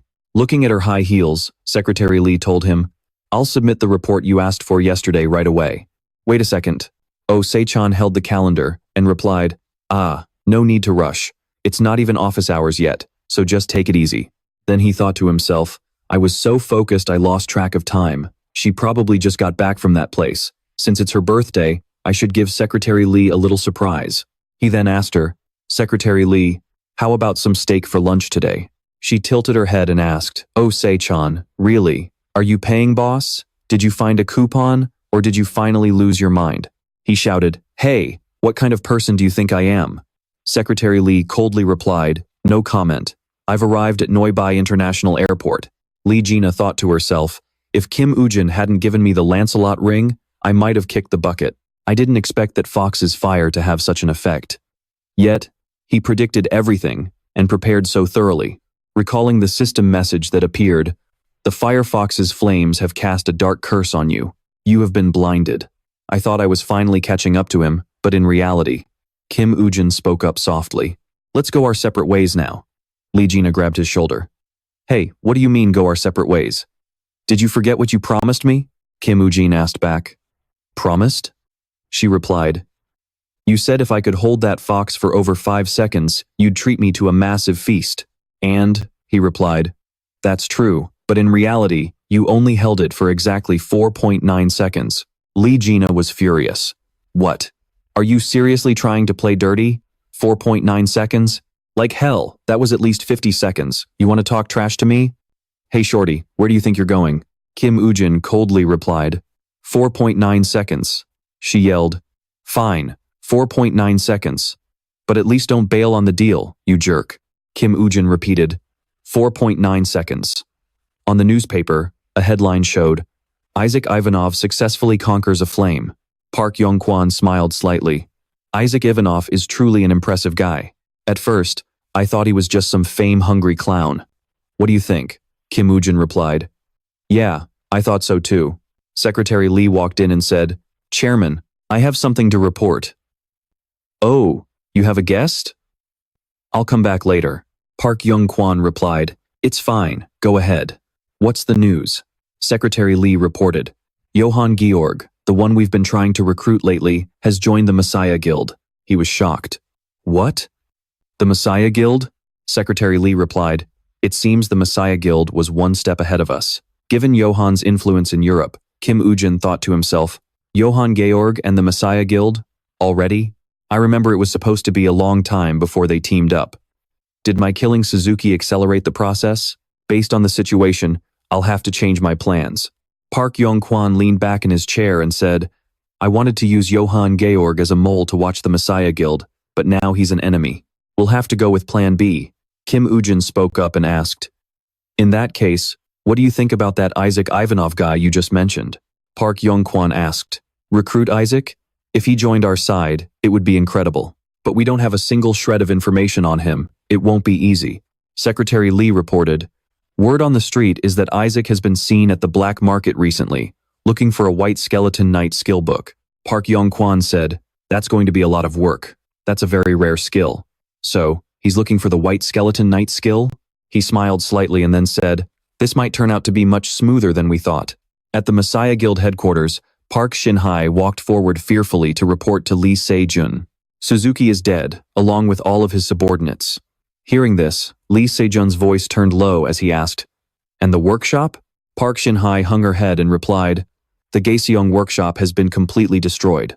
Not a trace remains. Hearing that, Lee Seungjun turned to glare at Park Shin Hye and asked coldly, then who is the bastard brave enough to challenge us like this? Sensing the killing intent in Lee Seungjun's voice, Park Shin Hye replied, trembling with fear, there's a report that one of Park Yong-kwan's subordinates was spotted using a fake identity in Gaeseong. It sounds a bit hard to believe, but I think Park Yong-kwan's side orchestrated this attack.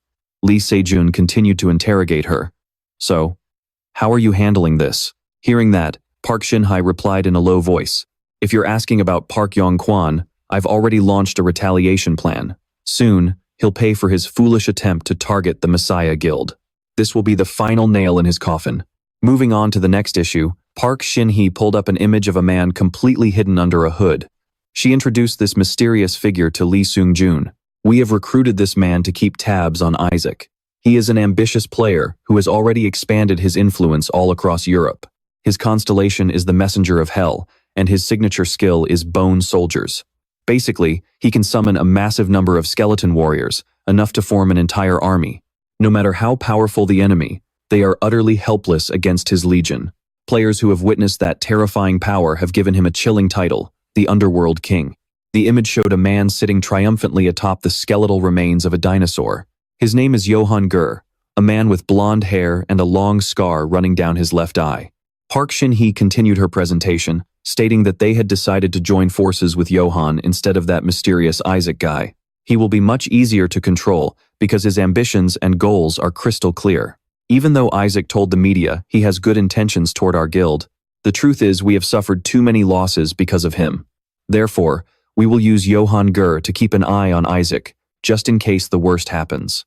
As soon as Park Shin Hye finished speaking, Lee Seungjun placed a heavy hand on her shoulder, causing her face to turn deathly pale. He gripped Park Shin Hye's shoulder tightly and muttered in a cold voice, you are right. The bigger the ambition, the easier they are to control. At this point, Park Shin Hye was so terrified she was breaking out in a cold sweat. She glanced tremblingly at Lee Seungjun, who continued to speak in a freezing tone. The Underworld King, huh?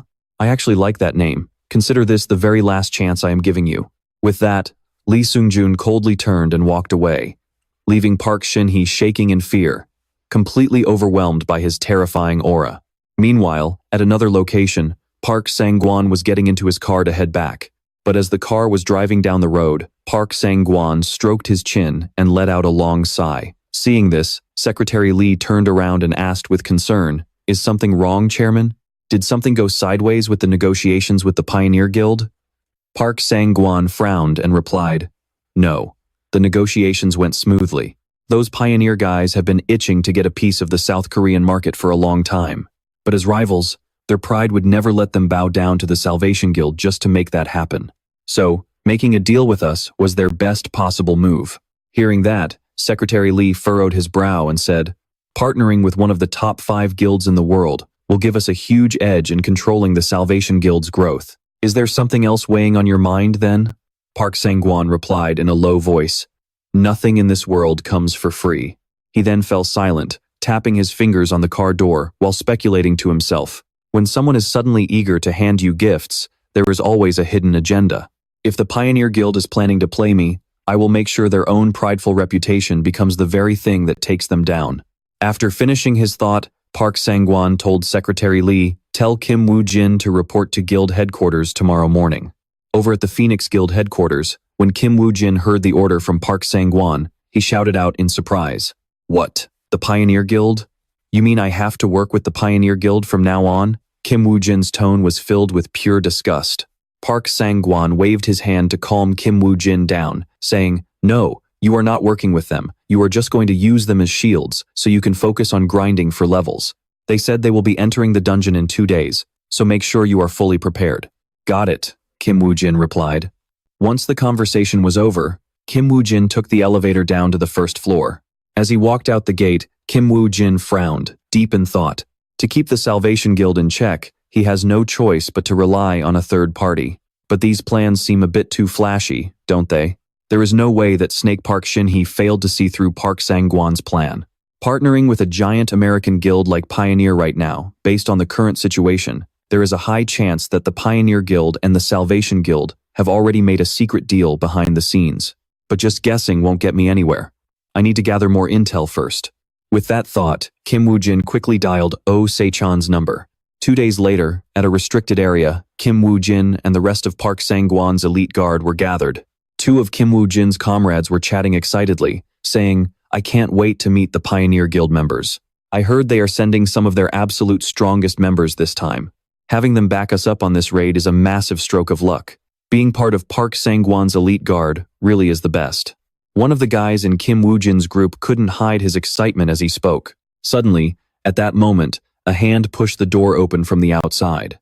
A man wearing glasses walked in with an apologetic look and said, "Sorry about that. These meetings really do drag on forever. It is a pleasure to meet you all. I am Jamie Kim, a member of the Frontier Guild's legal team. Please, have a seat. I have a few things to announce." A moment later, once everyone was settled in their seats, Jamie Kim spoke up. "The Frontier Guild will do everything in its power to ensure your safety. We are going to lay out some terms and we expect your full cooperation. From now on, you are not allowed to enter a dungeon unless you are escorted by members of the Frontier Guild. And once you are inside the dungeon, do not do anything at all." As he said this, Jamie Kim's face took on a bossy and overbearing look that left no room for argument. Hearing such a ridiculous demand from Jamie Kim, one of Park Young-hwan's guards quickly stood up to question him. "Hold on, what do you mean do nothing? What are you?" Before the guard could even finish his sentence, Jamie Kim cut him off with an icy voice. "You must be confused, but according to the contract," Jamie Kim said as he held the document right in front of the man's face. Then he added, "The sole purpose of this is for you to level up safely. There is not a single line in this contract that mentions guaranteeing your rights or your freedom. So, what I am telling you here is not a suggestion. If you do not follow the rules, it is going to be quite a headache for both sides." With that, Jamie Kim slammed his hand onto the guard's shoulder, shoved him hard back into his seat, and barked, "So just sit down and shut your mouth. Let me make this easy for you to understand. Do not even dream of lifting a finger while you are in that dungeon. Just stay still and let my guild spoon-feed you." As he spoke, Jamie Kim's expression became cruel and violent. After warning all of them, Jamie Kim said arrogantly, "Now, if anyone has an objection, speak up. I will personally inform Mr. Park Jung-hwan that the contract is void because your side refuses to cooperate." Hearing him say that, everyone could only stay silent and accept it. Seeing their reaction, Jamie Kim said with satisfaction, "So we are all in agreement then. We will enter the dungeon in 30 minutes. After saying that, he opened the door and walked out of the room. Once he was gone, Kim Woo Jin lowered his head, thinking darkly to himself, "So they want to keep Park Jung-hwan's people on a leash? Under the guise of supervision, huh?" Suddenly, his phone started ringing. Kim Woo Jin quickly stood up and answered the call. "Yes, Kim Woo Jin speaking. How can I help you?" The caller was Oh Se-chan, and he sounded worried as he said, "I am afraid the plan is going to need a major overhaul." Oh Se-chan looked over some documents and warned Kim Woo Jin, "It is best if you don't go into that dungeon at all. I have done some digging, and it looks like the Salvation Guild and the Frontier Guild are secretly working together. Just as you suspected, the Salvation Guild's actions lately have been very unusual, but I am not entirely sure if they have teamed up with the biggest guild in America yet. I need to investigate more thoroughly to be certain." Are they just working with a few members? Or have they taken over the whole guild? Maybe you should just walk away from this dungeon. If you want, I can find you another dungeon that is much safer. Hearing this, Woo Jin couldn't help but shout. You are seriously underestimating me. You have to walk into the lion's den to catch the cub. Hearing Woo Jin say that, Se-chan lost his temper and snapped, Are you crazy? Walking straight into a blatant trap like that is way too dangerous. Woo Jin just smirked and replied, If I wasn't willing to take risks, I wouldn't be standing here talking to you right now. Besides, now isn't the best time to talk. For now, let's just focus on the fact that they are in cahoots. Se-chan agreed and said, Fair enough, we need to come up with a new plan immediately. Hearing that, Woo Jin spoke up. I only have 2 requests. First, get me every piece of information you can find on these frontier guys right now. Second, clean up the mess for me when I am done. After hearing those 2 requests from Woo Jin, Se-chan went silent for a long time. Eventually, he had to give in to Woo Jin's stubbornness. He chuckled softly and replied, Fine, whatever. Since you have made up your mind, go all out. I will make sure everything is wiped clean for you. The system announced that you have leveled up. A group of people were sitting on a rock, and one man asked the guy next to him, Did you level up again? The guy replied, Huh? Oh yeah. I have leveled up 2 times already. This is the 3rd dungeon. But I still can't get used to just sitting around and doing absolutely nothing. The man said, Honestly, this isn't so bad. We get paid to just hang out, and these raids end pretty fast. At this rate, we will be raiding dungeons with Mr. Park Jung-hwan in no time. The guy replied, You are right. I heard Mr. Park Jung-hwan is preparing to raid the 6th floor. The man asked excitedly, Really? But there hasn't been an official announcement yet. He replied, They haven't made an official announcement yet, but word is, they've already started recruiting top-tier elites. Woo Jin thought to himself, It looks like the Frontier Guild is rushing their dungeon raids just to stay one step ahead of Park Sang-gwan. Their plan will be much easier to pull off once Park Sang-gwan actually enters the dungeon. The system alert flashed. Dungeon clear complete. He stood up and stretched. Phew, is it finally over? Sam Oliver walked over and barked at me. Did I give you permission to stand up? Who said you could move?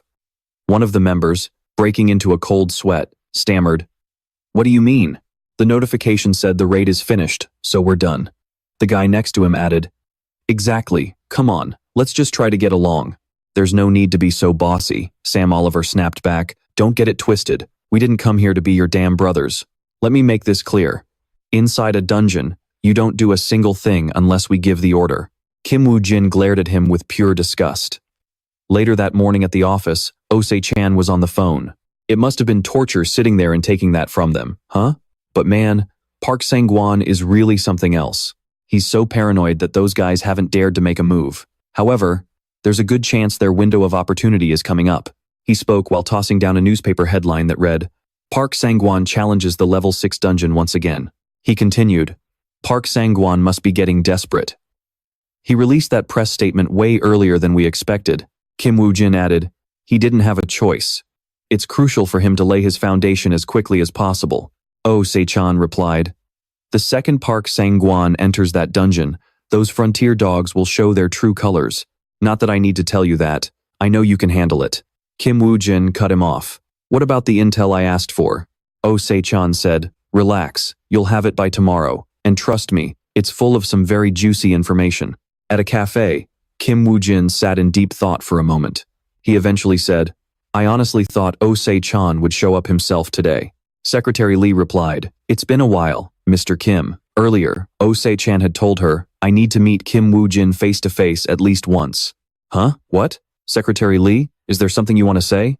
She had replied, I can handle the meeting tomorrow. He didn't understand and asked, What? You're going? Secretary Lee calmly answered, Yes. This matter is important to me too. Back in the present, she told Woo Jin, I apologize. The boss had an emergency come up at the last minute. She reached into her bag and slid a stack of papers toward him. The plan will proceed exactly as we discussed. Woo Jin replied, I understand. He started scanning the documents, but suddenly froze in surprise. What is this? It's not just info on the Messiah Guild's key members. It even lists which guilds they're affiliated with. Secretary Lee took a sip of her coffee and looked at Woo Jin. Based on the data we've gathered so far, the Messiah Guild has managed to infiltrate not just Frontier, but all 5 of the top guilds in the world. Kim Woo Jin asked. So you're saying we need to start by cutting off the Messiah Guild's limbs first? Secretary Lee nodded. Exactly. That's the only way we'll have even a glimmer of hope of seeing that massive payout we mentioned before. This should be more than enough, right? Kim Woo Jin opened the file, his expression shifting. She continued. The information in that folder is priceless. It contains a complete inventory of the equipment used by the Messiah Guild. It also lists every potential spy they have planted within the top 5 guilds, including the legendary gear that those moles currently possess. Kim Woo Jin smiled and said, I have to admit, this is more than enough for a reward. He flipped through the pages one by one. One page caught his eye, Sam Oliver, equipped with Percival's spear.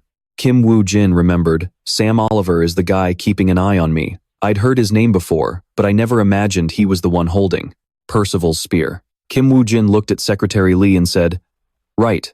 Make sure you pass a message to the so-called busy Osei-chan for me. Secretary Lee asked, What message? Kim Woo Jin tapped on Sam Oliver's picture. I want to place an order, just like last time. Secretary Lee tilted her head. Just like last time? Suddenly, a man's voice barked. Sam, are you even listening? Hey, Sam, I've been asking you for a while now. How many are we taking out today? What's wrong with you? Why are you so distracted? Sam Oliver blinked. Oh, sorry. I was just lost in thought. Just one today. We only need to make sure one person is eliminated. As for the other 4, I don't care if you kill them or let them live. The man looked surprised. What? Only one person? Man, I thought you were stressed because we had a ton of work to do. I'm so glad I got paired up with you. They don't call you Lucky Sam for nothing. You really are one lucky bastard. Sam smirked. Yeah, I heard the other teams have to take out anywhere from 4 to 7 targets. He then thought to himself, and here I was, thinking I was the lucky one. That afternoon, Director Naomi called me into her office. She was speaking to Sam because Park Sung Kwang was away on a dungeon raid. Go ahead and do it today. Sam Oliver replied, Director, this isn't the only reason you called me in for a private meeting, right? Naomi flipped through some files and said, You're right. Are you taking good care of the Berserker's spear? That guy Kim Woo Jin you're watching is at the very top of our hit list. Other guilds have tried to take him out several times and failed. We didn't let you borrow that spear just for show. You hear me? Sam Oliver gritted his teeth and thought, I have to succeed no matter what. I've put in way too much work to let them take this spear back now. Then he roared at his team, Enter the dungeon! A bright light filled the sky as the system announced, Survive for 4 days to proceed to the next level. Sam Oliver cursed under his breath. Damn it, it's a survival mission. If that bastard senses something and runs, we'll be chasing him for 4 straight days. And if he somehow manages to survive and reach the 2nd floor, things are going to get incredibly messy. Kim Woo Jin realized what was happening and looked away, so they're planning to make their move on the 1st floor. In that case, maybe I should strike first? A blonde man whispered to Sam. When do we hit him? Sam Oliver replied, No point in playing games. Let's just end him quickly.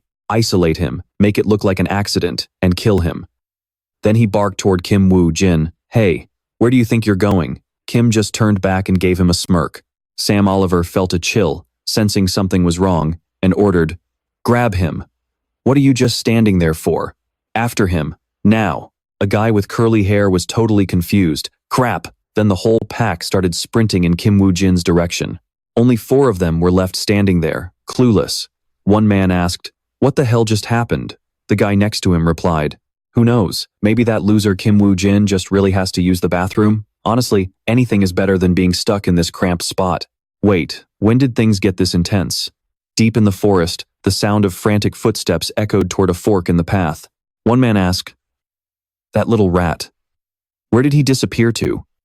The curly-haired guy spat in anger. Damn it, we lost him. You can't see anything through these thick trees. The guy next to him asked, Should we split up to find him? He couldn't have gone that far yet. The curly-haired guy snapped at him. Are you insane? This is a survival mission. The place is crawling with monsters. If we're stupid enough to wander off alone, we're the ones who'll end up dead. The man clicked his tongue. Tsk. Then what do we do? Curly replied, Let's just head back for now. We need to check in with Sam. Back at Sam's position, he growled, That little bastard. Don't tell me he figured us out and bolted? Ha, there's no way that happened. Suddenly, Kim Woo Jin dropped down from above. A notification window popped up. and he pulled out a ring. I haven't had a chance to test this out yet because they were guarding me like hawks. But finally, it's time. This is the loot I got from that A+ rank Firefox dungeon. The Ring of Supreme Rank. Woo Jin slipped it on, and the system message appeared. Ring of Supreme Rank. Legendary rarity, no level requirement. A ring with the power to help a person surpass their own limits. Its value is immeasurable. Equipment effect. All skills will increase by 1 rank. Ring of Supreme Rank equipped. All skills have increased by 1 rank. Blood sucking has increased by 1 rank. Corpse explosion has increased by 1 rank. Blood chi has increased by 1 rank. Bone soldier has increased by 1 rank. Bone soldier has surpassed its limit. The info panel appeared. Bone soldier. S. Rank skill. Skill effects. Summon a bone soldier by sacrificing a monster corpse. The caster has failed. S. Rank skill effect. You can now summon a bone soldier using the corpse of any monster you encounter. Woo Jin smirked. I can finally summon a brand new type of bone soldier. A beast began to approach, and Woo Jin glanced over. He thought to himself, perfect timing. I should beef up my forces a bit, shouldn't I? Meanwhile, the others were arguing. Did he really get away? Son of a... Everything is falling apart. The blonde man asked. Hey Sam, did our info leak? Or maybe there's a traitor among us? How else could this happen? Sam Oliver replied, if he knew our plan, he would have asked for help instead of running. No, if he knew, he wouldn't have shown up here in the first place. The curly-haired guy asked, so what now? We just wait here until he shows his face? Sam Oliver tried to stay calm. Just cool it. Now that we're here, we have to play by the survival mission rules. No point in wasting energy fighting monsters. We'll just track him down quietly. One man asked, by the way, did you kill all of them? Sam replied, when things don't go according to plan, you have to eliminate everyone before things spiral out of control. Let's move before the monsters sniff out the blood. As Sam walked, he thought to himself, just like director Naomi said, this guy is no pushover, but no matter how I look at it, I just can't wrap my head around what's happening right now. Is that the corpse of a monster?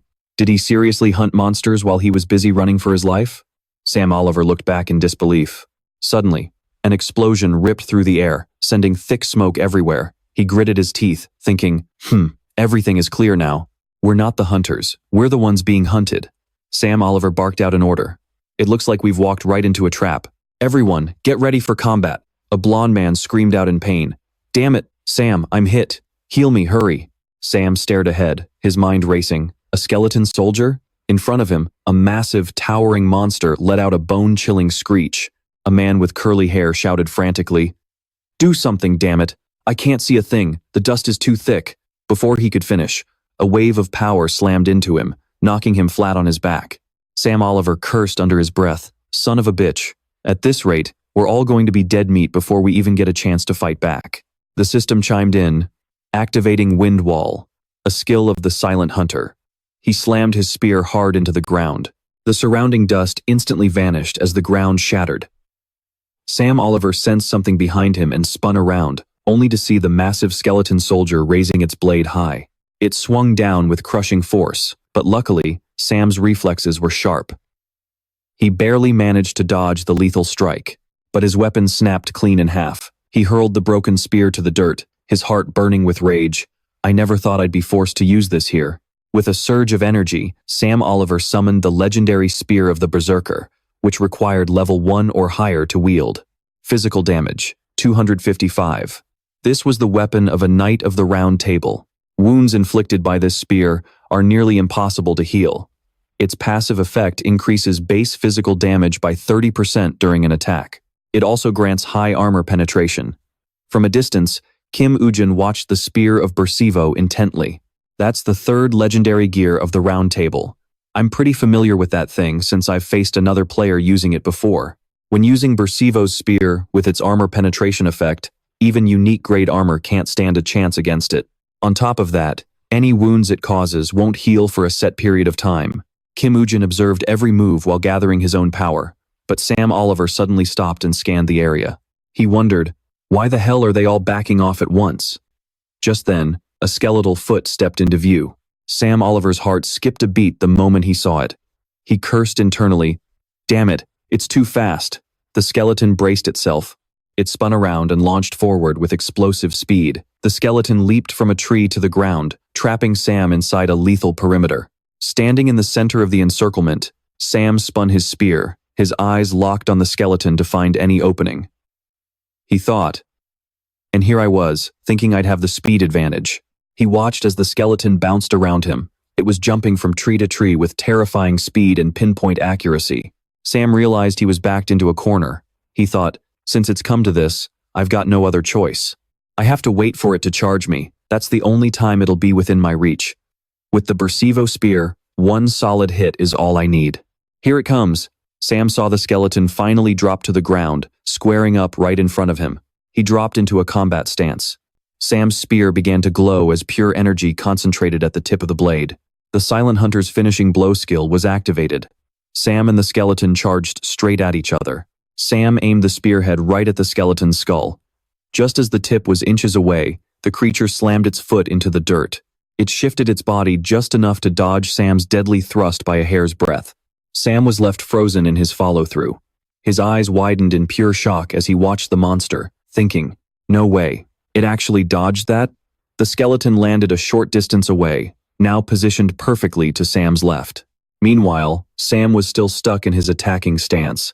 He was beyond stunned, thinking, how can a mere skeleton read my movements like that? The skeleton lunged into the air and bit down hard on Sam's spear arm, forcing him to drop his weapon. Having found Sam's weakness, it refused to let go, sinking its teeth into his arm and swinging him through the air like a rag doll. Behind a tree, Woo Jin pulled off his mask. You have disconnected, even though they have sharp fangs and claws. Beast-type skeletons aren't necessarily stronger than the human-shaped ones. Humanoid skeletons can freely use weapons like swords, bows, and axes because they walk on two legs.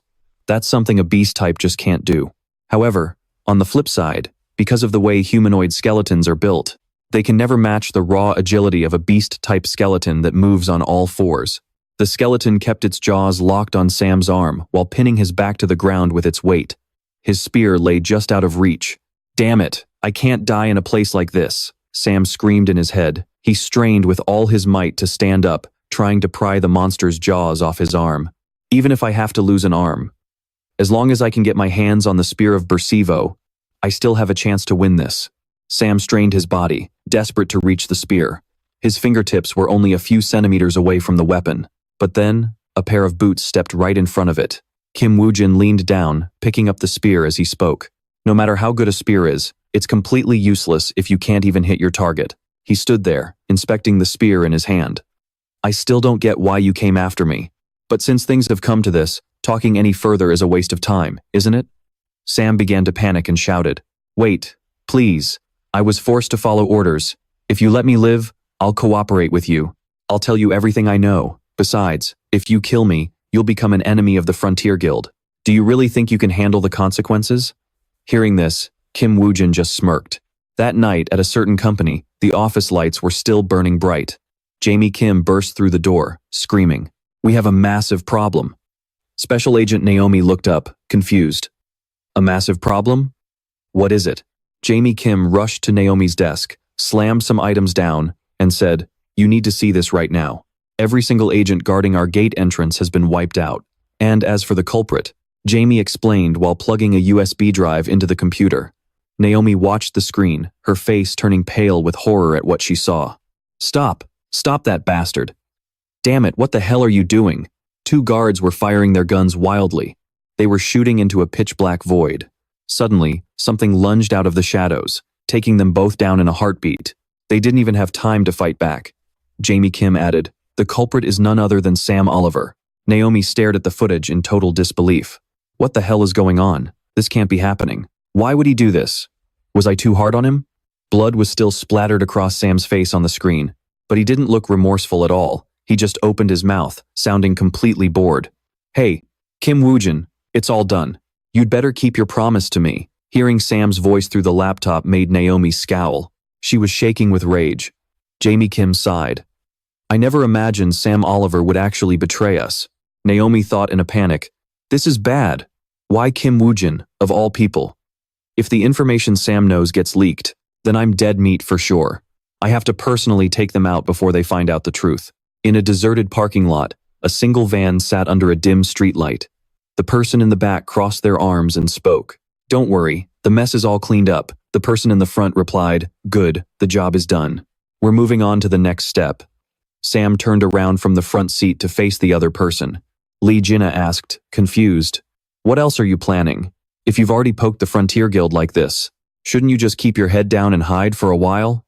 Kim Woo Jin peeled off his mask. He had been disguised as Sam Oliver. He sighed and said, "Yeah, that's exactly what I'm doing. There's no better place to hide than inside a dungeon." He thought back to something that happened not long ago. "Please, send in my order." The person interrupted, "What?" Kim Woo Jin pointed at a stack of documents on the desk and looked at Secretary Lee. "I said I want to place an order, just like the last one." Secretary Lee looked at where he was pointing. "Don't tell me you want a Sam Oliver mask?" Kim Woo Jin tapped his finger on that spot on the paper. Back in the present, Kim Woo Jin took out his phone. He smiled and said, "I actually found the perfect place. It's time to conquer a second-floor dungeon. Lee Jinna, get ready." Hearing her name, Lee Jinna snapped. She screamed in protest, "Me? Why the hell me? I don't need to hide, so why do I have to go into a dungeon with you?" Lee Jinna's voice got louder and louder. Kim Woo Jin ignored her, stepped back a bit to escape the noise, and made a call. "This is Kim Woo Jin. Any movement from the Frontier Guild yet?" Si-chan picked up the phone in his office. He replied, "Nothing yet. It seems Director Naomi is trying to handle this herself. She hasn't reported it to her superiors." Kim Woo Jin noted, "If that's the case, we can't say for sure the entire guild is involved." Si-chan agreed. "We can't be certain, but there's a high chance Naomi Spale is a mole for the Salvation Guild we've been looking for." Kim Woo Jin thought, the Frontier Guild is one of the 5 largest in the world. He remembered Sam lying dead in the dungeon and continued thinking, the Salvation Guild is still rooted deep. Even in Sam Oliver's memories, there was no info on the executive board, except for Naomi. Si-chan continued, "With Sam's betrayal, Naomi will try to bury this before Park Jong-kwon returns. If he finds out, it won't be pretty. So make sure you stay hidden. I am going to bait Naomi's spell by using Sam Oliver's identity." On the other end of the line, Kim Woo Jin smirked and added, "I am actually planning to go into hiding in a dungeon." Oh, Se-chan's voice crackled from the other side. "Oh, really? Do you have a specific dungeon in mind?" Kim Woo Jin calmly replied, "Of course I do.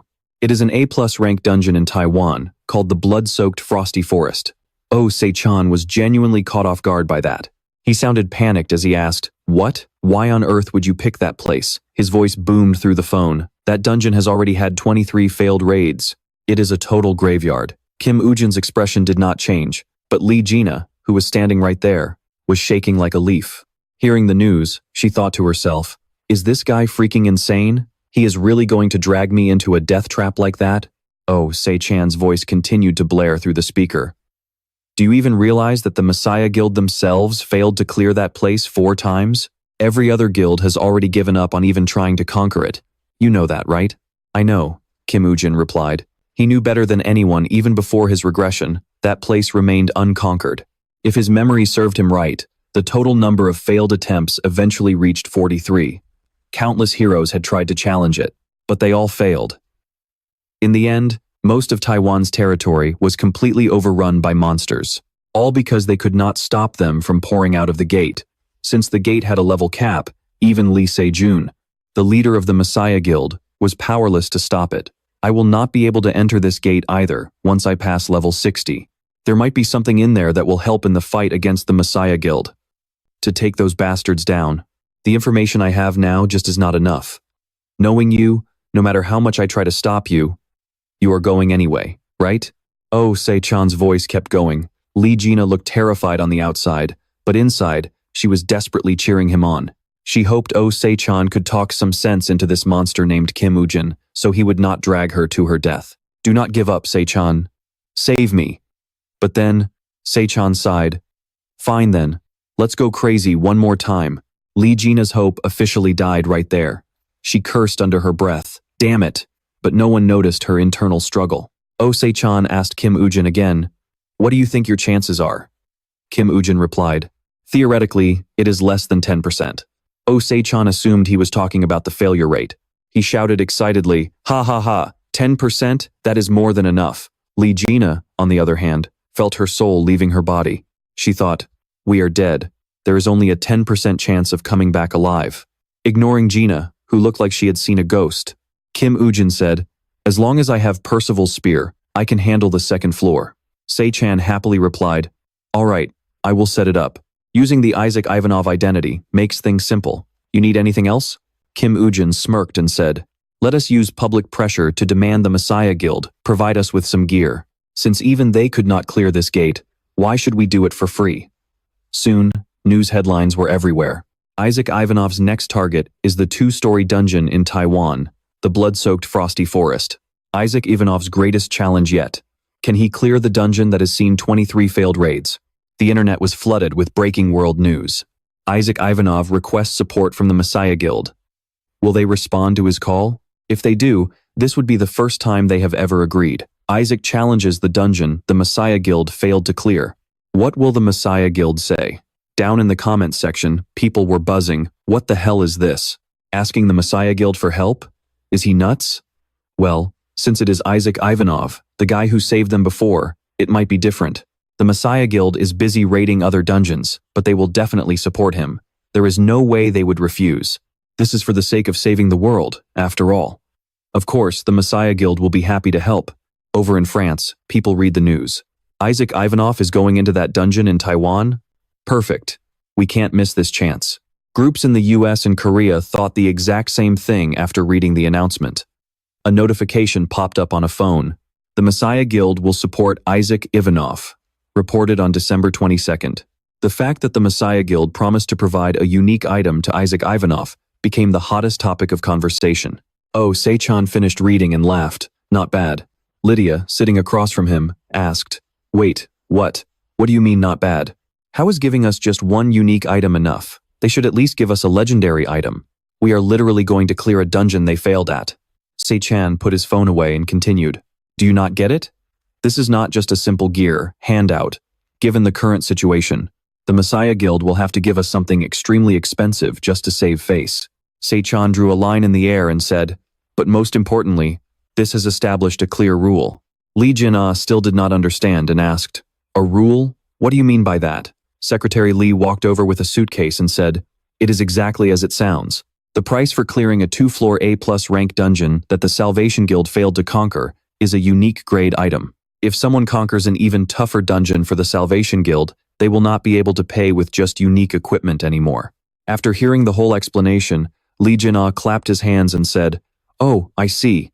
Now I get it. That means from now on, we can score legendary grade gear by clearing dungeons with 3 floors or more, specifically the ones that the Salvation Guild failed to conquer. Se-chan took the documents from Secretary Lee and looked at Jin-ah.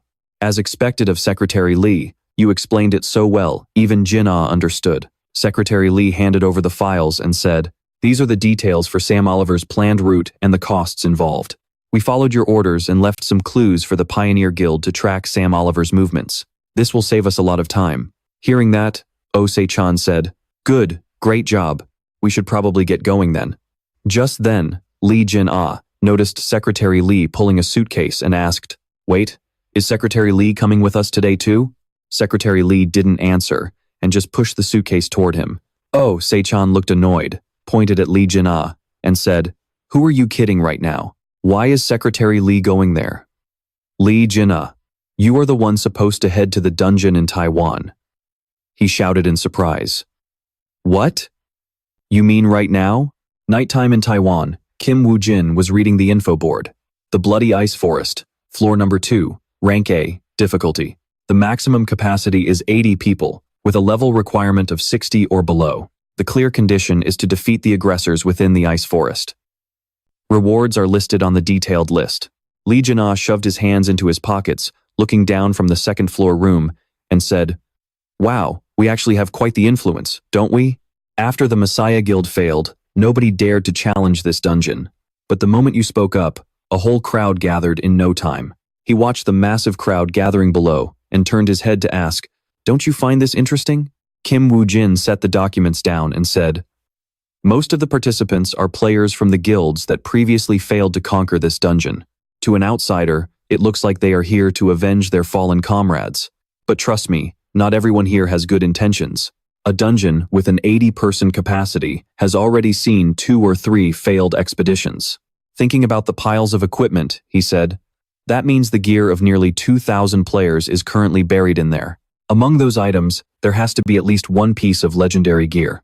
Woo Jin narrowed his eyes and continued, I am certain there are those here who care far more about personal gain than actually clearing the dungeon. Just as he finished speaking, someone entered the room and said, please get ready. We enter the dungeon in 1 hour. Woo Jin suddenly raised his hand. The person walked over and asked, Mr. Isaac Ivanov, do you need something? Woo Jin stood up and said something. Lee Seungjun stood behind him, thinking, what is this bastard planning now? After hearing the request, the man looked panicked and asked, what? You plan to do that yourself? A short while later, the man invited Woo Jin to the center of the stage. Elsewhere, someone slammed their hand on a table in rage and shouted, no way! What do you mean the needle-nosed fox has vanished? A middle-aged man wearing glasses bowed and said, based on what we have seen, it is clear that Sam Oliver has someone backing him. Even our intelligence department can't track his current location. Nami thought to herself, a backer? How annoying. She turned and barked. Do whatever it takes to find both Sam and Woo Jin. If you can't find them, then just kill them, she thought. I cannot let them meet Park Sung Kwang. At another office, a voice asked, there is a problem? Oh, Sae-chan then followed up. What kind of problem? Secretary Lee handed over a phone and said, I think it is best if you see it for yourself, sir. The phone showed a headline, Isaac Ivanov's shocking statement in Taiwan. A man standing nearby said, I will now translate Isaac Ivanov's declaration. Thank you to everyone participating in this conquest. I am honored to be working with you all, but I have only one goal. That is to end this and save the world. I will do whatever it takes to reach that goal, so do not get in my way. By the 5th minute, the entire speech had been broadcast. Secretary Lee stood by and asked, what should we do now? This wasn't part of the plan. Blocking this video will be nearly impossible since it has already spread across the globe. Oh, Sae-chan laughed and repeated the words, saying, he won't forgive anyone who messes with him. This is a blatant declaration of war. This guy really knows how to hunt. Inside the dungeon, Woo Jin's duo seemed isolated from the rest of the crowd. Someone muttered in anger, don't get in his way? Damn it. Is he implying that we are just dead weight? The person next to him replied, if it is Isaac, that actually makes sense. He is on an entirely different level. The first person shot back, how can you be so sure? His companion explained, I saw it with my own eyes back at the Firefox dungeon. Words can't even describe it. Players from other countries were also eavesdropping on their conversation. The companion added, just see it for yourself this time. Those guys are literal monsters. Walking further away, Lee Seungjun whispered, hey, Woo Jin, why the hell did you do that? Everyone is staring at us because of your unnecessary provocation. Woo Jin walked on and whispered back, there are some people you just can't convince with soft words, especially those scavengers who gathered here just to loot the gear of dead players.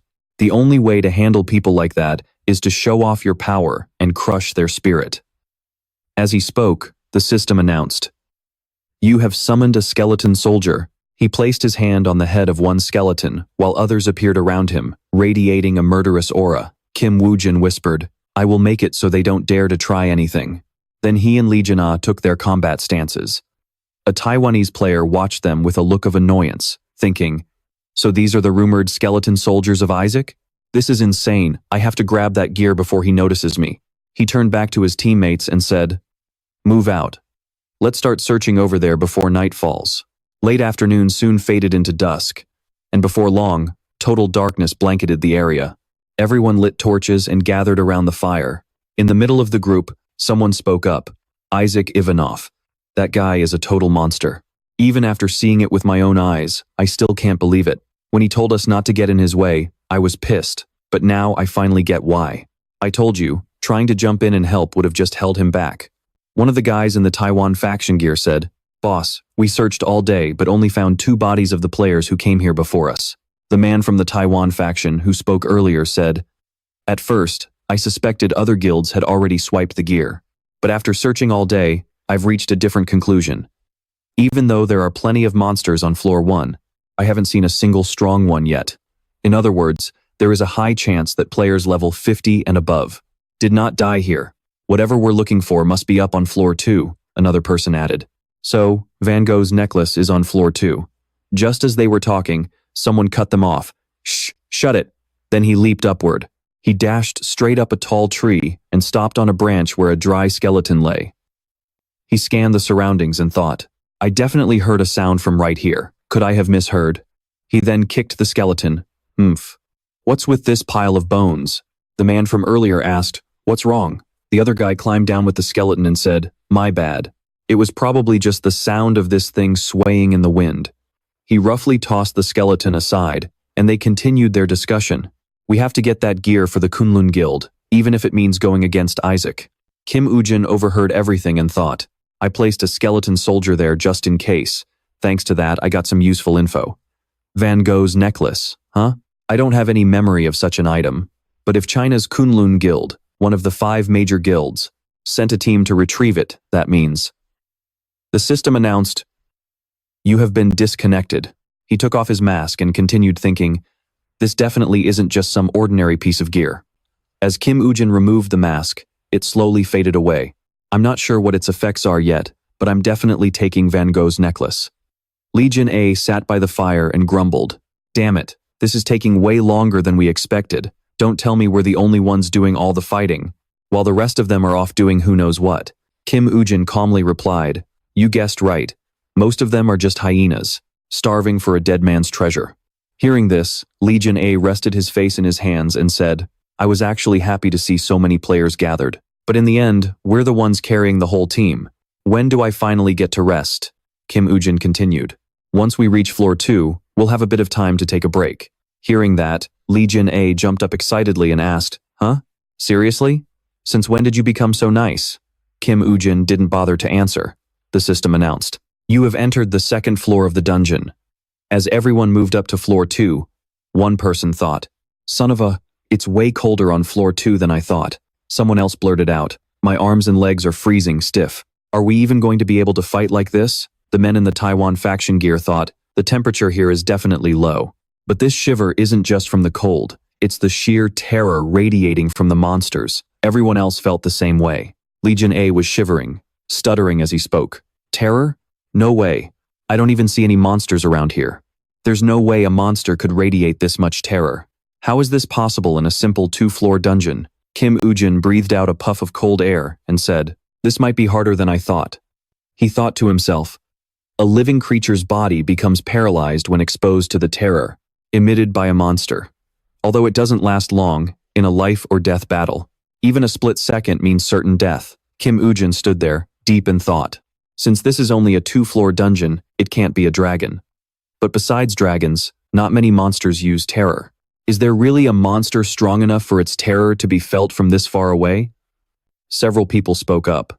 Our guild is going to scout the surrounding area first. Everyone else agreed, saying, right, let's check the perimeter first. Seeing them, Lydia thought, check the perimeter, my ass, calling this a treasure hunt. They're nothing but a pack of hungry hyenas. Then she asked him, are you just going to let them go? Aren't you worried our fighting force will be scattered? Kim Woo-jin walked forward and said, people like them wouldn't be any help in a fight anyway. It's better to just plan as if they don't even exist. Lee Jin replied, you've got a point. Then he said, let's get moving too. Everyone scattered immediately after. The men in the Taiwan faction gear began searching through the corpses. He said, boss, there are no bodies here, and no signs of them being moved either. Those people just left, but someone is hiding behind that tree. That man thought to himself, did someone actually get here before us? We have to hurry. Then he barked an order. Check them now. Several guild members along with the white-bearded man rushed out to investigate. After a moment, they turned back to the white-bearded man and spoke. Captain, there is a whole pile of gear here. Look, this stuff is here too. The white-bearded man walked closer, thinking to himself. They didn't even touch this equipment? They must be looking for something specific. Just who exactly are these people? Then he said, fine, take all of it. It is likely that many others are already ahead of us. Move as fast as you can. We cannot let them beat us to the prize. Meanwhile, Lee Jin was looking at Kim Woo-jin's actions with total confusion. He thought, just a moment ago he was talking trash about those hyenas, and now he is the one poking around these corpses? A system notification appeared. The eye of Anubis is closing. Kim Woo-jin set the corpse down and thought, I have finally found a member of the Kunlun Guild. My comrades who fought by my side died in the west. He turned around, gestured to Lee Jin, and said, this way, follow me. Then the two of them set off. Lee Jin saw Kim Woo-jin approach another corpse again and thought, damn it, what the hell is this bastard planning to do? There was a rustling sound, as if someone was moving fast. The system announced, the eye of Anubis is opening, beginning to enter the memories of the past. That person said, why is there a monster like this in a level 2 dungeon? This makes no sense. Everyone, run. Before he could even run, the monster snatched him up and ripped his arm off while he was still alive, making him scream in pure agony. A bracelet fell off with the severed arm and got caught on the monster's horn. Then the monster tossed the man against the base of a tree. The man fell into the snow, using his final breath to reach out and say, the treasure of Kunlun, the necklace of Van Gogh. I have to let my brothers know. As soon as he finished speaking, the monster approached, and his arm fell limp. The system announced, the eye of Anubis is closing. Kim Woo-jin thought, I have gathered enough information. Looking back, the arm of that skeleton was indeed severed. Lee Jin crossed his arms and walked over. Hey, I don't care how good the gear is. How can you be so disrespectful to the dead? I have been trying to hold it in until now. Kim Woo-jin ignored him, which made Lee Jin raise his voice. What?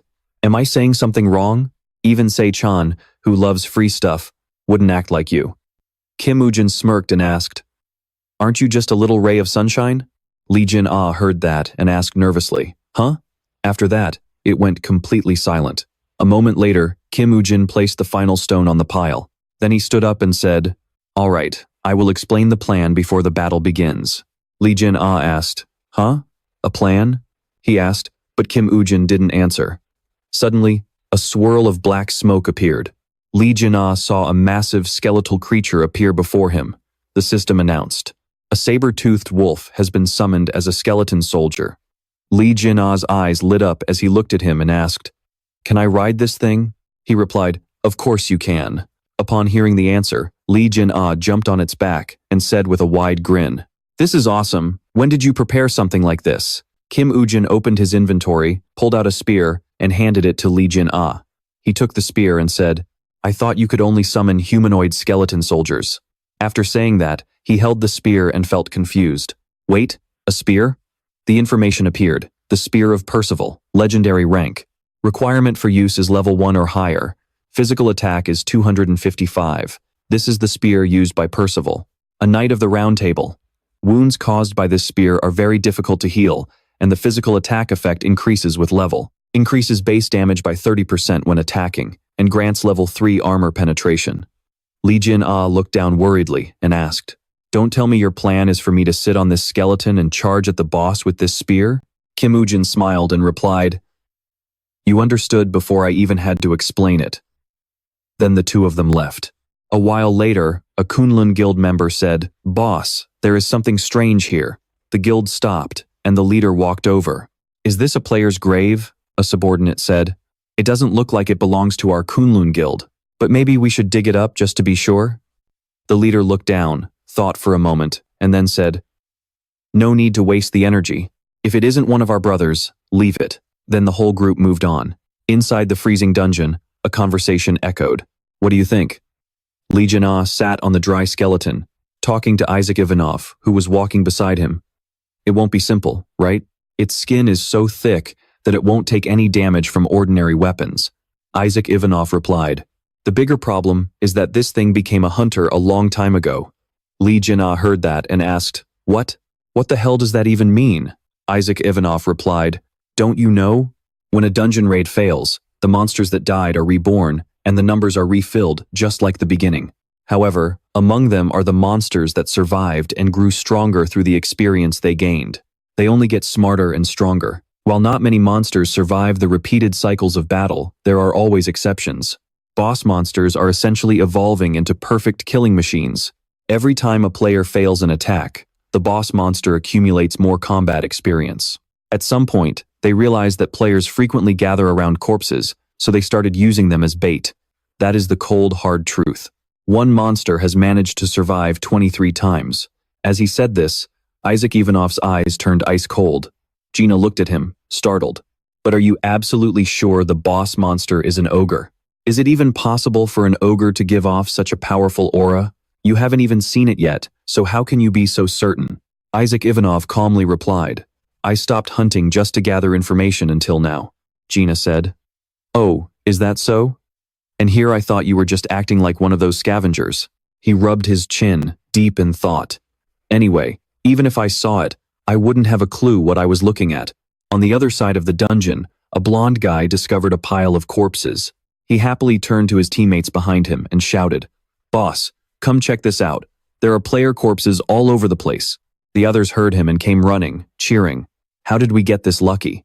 Only the leader stood there, looking suspicious.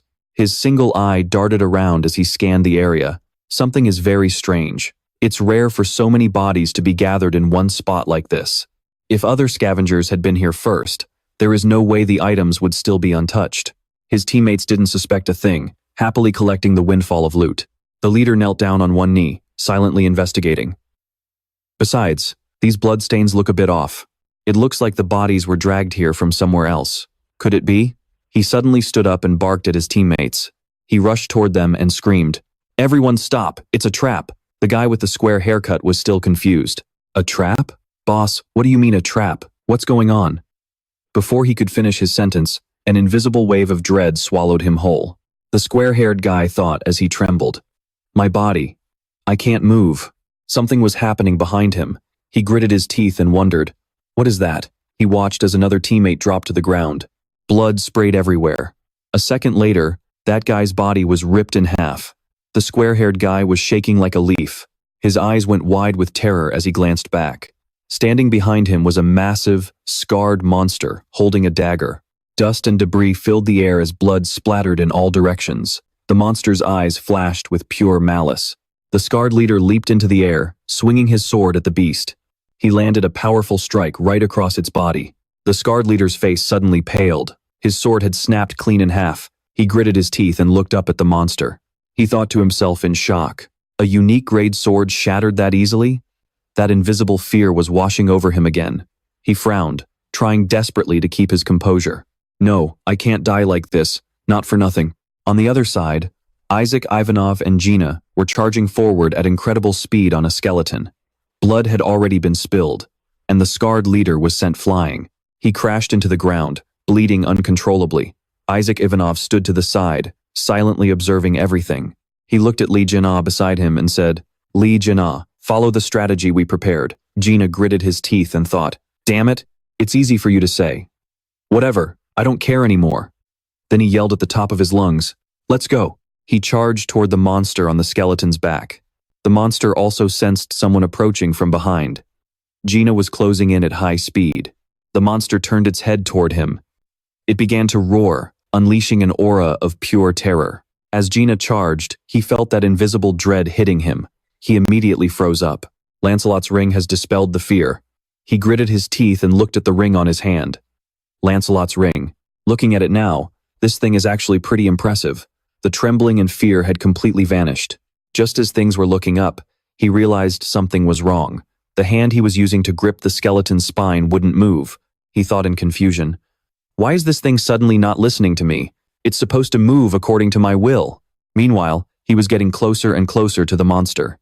Gina gritted his teeth, his face turning pale. He looked at the massive monster in front of him and thought, wait, this is way too close. Then he let out a terrified scream. The monster slammed its dagger into the ground, sending snow flying into the sky. The skeleton carrying Gina soared through the air. The skeleton spoke to Gina on its back. Keep charging, just hold on tight. Gripping the spear, she screamed, what are you asking? Are you the one controlling it? That was way too dangerous just now. At this rate, I'm going to die. A skeleton lunged down from the sky. Gina wasn't ready at all, her face twisting in pure terror. The skeleton lunged forward, attacking the monster from behind. Its sharp claws pierced right through the beast's arm. Gina was stunned, thinking, is it really that easy to pierce through the ox demon's body? Right now, the ox demon's regeneration is dropping fast. Gina looked at the skeleton and said, all right, that is a pretty good item. But at this rate, it is going to take some time, won't it? Isaac asked him, when exactly is that skeleton army of yours going to move out? Give it 10 more wounds like that. Isaac Ivanov replied as he put on his skeleton mask. I will take it from here. Behind him stood a massive army of skeletons, fully geared in heavy armor. They held weapons that glowed with a deadly light. Condition met. Representative of the Dark World, level 1 or higher. Skill rank C. Able to forge various weapons using the tester's blood, depending on their individual power. This allowed for the creation of a wide variety of weapons. On the other side of the dungeon, another team of players was being attacked. They were hit by a mysterious force. The leader, struggling to hold back the pressure, thought to himself, to be able to exert this much pressure constantly. Has the boss monster's attack wave started already? It is happening faster than I thought. We have to hurry. A teammate shouted to him, Leader, I found it. Look at this. It is the Kunlun Guild's secret code. The group gathered around a mummified corpse. On the armor, there were inscriptions written in a strange font. The specific content of the message was, Meet the brothers in the west and find the Kunlun treasure. The leader gritted his teeth. The west? There is nothing out there. Unless. Back to Isaac Ivanov. The monster was still roaring ferociously, but the ox demon's stamina was fading fast. Its resistance crumbled as it dropped to one knee. That was exactly when the army, Isaac Ivanov's skeleton army, completely surrounded it. They tore a hole right through its body, and blood began to spray everywhere. At the same time, blood poison began spreading through the ox demon's entire system. Gina gripped the spear in her hand. She praised it, saying, This baseval spear is incredible. I didn't think it could pierce through the ox demon's thick hide so easily. She bragged to Isaac, If we combine this spear with blood poisoning, then we will be invincible in this dungeon. He replied coldly, That might be true for a second-floor dungeon. But in his head, he thought, However, the third floor has monsters that are on a completely different level. This alone won't be enough. If I want to face the ultimate beast, I need to be much stronger. His mind immediately went to Lee Seungjun. The notification popped up. The ox demon has been slain. You have earned the achievement. Violent Hunter of the Frozen Forest. The representative of the Dark World has sent you a catalog. Isaac looked at the paper in his hand. What is this? Gina saw it and asked, Huh? A catalog? Did you just get a reward from your sponsor again? There were 4 items on the yellow paper. BSK. Condition. Representative of the Dark World. Level 20 or higher. Skill effect. Targets receiving the effect. Skills granted by the sponsor receive the following effect. All stats increased by 20%. The downside. Health slowly drains over time. Gina started shouting at the sky in a rage. Ugh, this is so unfair. What is my sponsor even doing? I worked so hard, but I get absolutely nothing? Is my sponsor seriously discriminating against me? This is so sad. I can't believe this. My sponsor is really... While she was busy complaining, Isaac walked over to the ox demon's corpse and pulled a bracelet from its horn. The system announced, You have obtained Banco's bracelet. Outside the dungeon, a massive crowd had gathered. They were buzzing with excitement. It is cleared. The dungeon is cleared. Isaac did it. He's in that car. Taiwan is saved. We are free. The leader from before and his team also appeared here. A subordinate with braided hair whispered to the leader, What do we do now? We left the dungeon without getting Banco's bracelet back. If that item falls into someone else's hands, then we are in deep trouble. The leader glanced at him and said, For now, all we can do is report back to the guild and wait. But deep down, he thought, if we lose a legendary item in a dungeon, the Kunlun Guild will. We will leave coded messages behind for the brothers who follow us. So, without knowing the cipher, finding Banco's bracelet is practically impossible. But if anyone is lucky enough to get it out of the dungeon, I just pray it is not that monster, Isaac Ivanov. He couldn't help but grit his teeth at the thought. The item information for Banco's bracelet appeared. It is a legendary rank item, level 1 and up. A bracelet once worn by ancient giants. It contains the power of harmony. Its effect allows the wearer to bypass the limit on how many rings they can wear. However, once a ring is put on, it can never be removed. Isaac Ivanov smirked and thought to himself, I never imagined something like this was hidden here. Finally, a real score. Before reaching the third-floor dungeon, a player can normally only wear 5 pieces of jewelry, 1 necklace, 2 rings, and 2 bracelets. Even if you wear more, the item effects are only applied to that limited number. However, Banco's bracelet is an item that completely shatters that balance. It breaks the basic system, allowing every single ring on your fingers to take effect. The only downside is that you can absolutely never take off a ring once it is worn with Banco's bracelet. Since players can normally only wear one ring on each hand, skilled players usually swap their rings strategically, depending on the situation. But from now on, I have to be extremely careful about which rings I decide to put on. Isaac Ivanov sat there, quietly fiddling with the bracelet in his hand. Gaina, who had been sitting beside him this whole time, finally spoke up. Geez, why has your face been so serious for a while now? Did you screw something up? Isaac Ivanov glanced at him and said, No, I was just thinking. Then, he started talking on the phone. I am listening, go ahead. The voice on the other end immediately asked, How are you two feeling? Can you head back to the country right now? Isaac Ivanov smiled and replied, Yes, we can. Why? What is going on? The voice responded, That person just returned. Oh Se-chan, sitting in front of his computer, was talking to Isaac Ivanov. Taiwan is one thing, but right now, Korea is in total chaos. News headlines are everywhere saying, The return of the man who was once elevated by Isaac Ivanov. Isaac asked, If it is that man, do you mean Park Yong-won? The computer screen was showing information about Park Yong-won successfully clearing a level 6 dungeon for the second time. Oh Se-chan confirmed for the person on the line. Yeah, that is the one. This is going to completely change Park Yong-won's reputation. Isaac Ivanov simply replied, Understood. I will be there soon. He thought to himself, the better Park Yong-won's reputation is, the more useful he becomes as a shield. Gaina, who had overheard the whole conversation, rubbed his hands together excitedly and said, We are finally in Taiwan. Should we go grab something to eat? Beef noodles, soup dumplings, or maybe some braised pork rice. Isaac Ivanov turned his head toward the guy who only cared about food and said, We have to go back to Korea immediately. Hearing that, Gaina's excitement vanished instantly. Wait, what did you just say? Even after they had boarded the plane, he was still fuming and shouting, We came all this way and we could not even have one bite of Taiwanese food. Isaac Ivanov felt completely helpless with him and could only say, Just eat the airplane food for now. Back at the office building, Park Yong-won's expression looked terrible. He asked the man across from him, So the Frontier Guild actually dared to play me, Park Yong-won? The man replied, Yes, sir. That man was none other than Woo Jin. He said, I barely managed to survive, but I could not move easily because of my injuries. And more than anything, I did not know who to trust in that situation. You were hiding in the dungeon, waiting, Mr. Park Yong-won. The evidence was brought out. Secretary Lee handed it to Park Yong-won while saying, This is the information confirmed based on Woo Jin's testimony regarding the day of the accident. Although almost no evidence remained because of the fire, according to the statements of survivors who entered other dungeons, the Frontier Guild were the ones who provoked and attacked first. The Frontier Guild is claiming it was just a simple accident. Park Yong-won looked at the pile of photos in his hand, his face darkening. He cursed under his breath, Those damn bastards, doing this kind of crap while I was away, he said. They are definitely trying to suppress our Woo Jin, sitting opposite him, asked, What should we do now? With a grim expression, he pointed toward Woo Jin and said, They have to pay for daring to touch what is mine. So, there is something you need to do for me, Secretary Lee.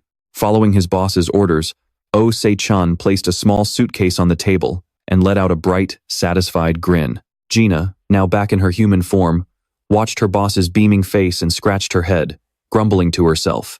How can you be smiling like that so early in the morning? She asked as she watched him scroll through his phone, still laughing to himself. It is because I just stripped my rival of everything he owns. Gina leaned back, looking exhausted, and replied, You mean Park Yong-kwon? How are you even going to get back the skills you already transferred to him? I know you love money, but still, have you already forgotten how much blood and sweat we poured into finding that skeleton knight skill? Oh Se-chan just crossed his arms and looked at her. You do not need to worry about that. The person who is going to take back what is ours has already arrived at Park Yong-kwon's office. Gina's eyes widened. Wait, what do you mean? She suddenly realized something. You do not mean? Oh, Se-chan just gave her a wide, toothy grin. The office door swung open, and Woo Jin walked in carrying the suitcase Secretary Lee had given him. After stepping outside, Woo Jin stood in front of his car and pulled out his phone to make a call. This is Woo Jin. On the other end, a voice replied, Oh, good. Is the business settled? Woo Jin gave a short answer. Yes, I just received the Skeleton Knight skill book, He told me to deliver it directly to Isaac. Kim Woo Jin continued. I will be in touch later. Right now, I need to speak with the vice president. Yes, understood. Park Yong-kwan, who was busy reading the paper, folded it shut as he overheard the conversation. Secretary Lee hung up and nodded. Yes, sir, it is done. Park Yong-kwan called out from across the room. Was that Kim Woo Jin? Secretary Lee turned to face him. Yes, he has already delivered the skill book to Isaac. He was also asking what his next move should be. Park Yong-kwan replied calmly. He is a sharp one. He probably sees Isaac's arrival as a threat. He thinks his position is being shaken. Well, he has worked hard for us so far. So, let us let him make his debut in a 3-floor dungeon. Park Yong-kwan gave a cold, sinister smile. He continued, a rank C dungeon should be enough. Just send him in with those kids. If we give him enough support, he will be satisfied and keep his mouth shut. But if not, Park Yong-kwan slammed the newspaper down on the table. Secretary Lee looked at him, puzzled, as Park Yong-kwan spoke. Then we will see if he still has anything left worth taking. That night, at the entrance of a 3-floor dungeon, a girl asked, So, what is his name again?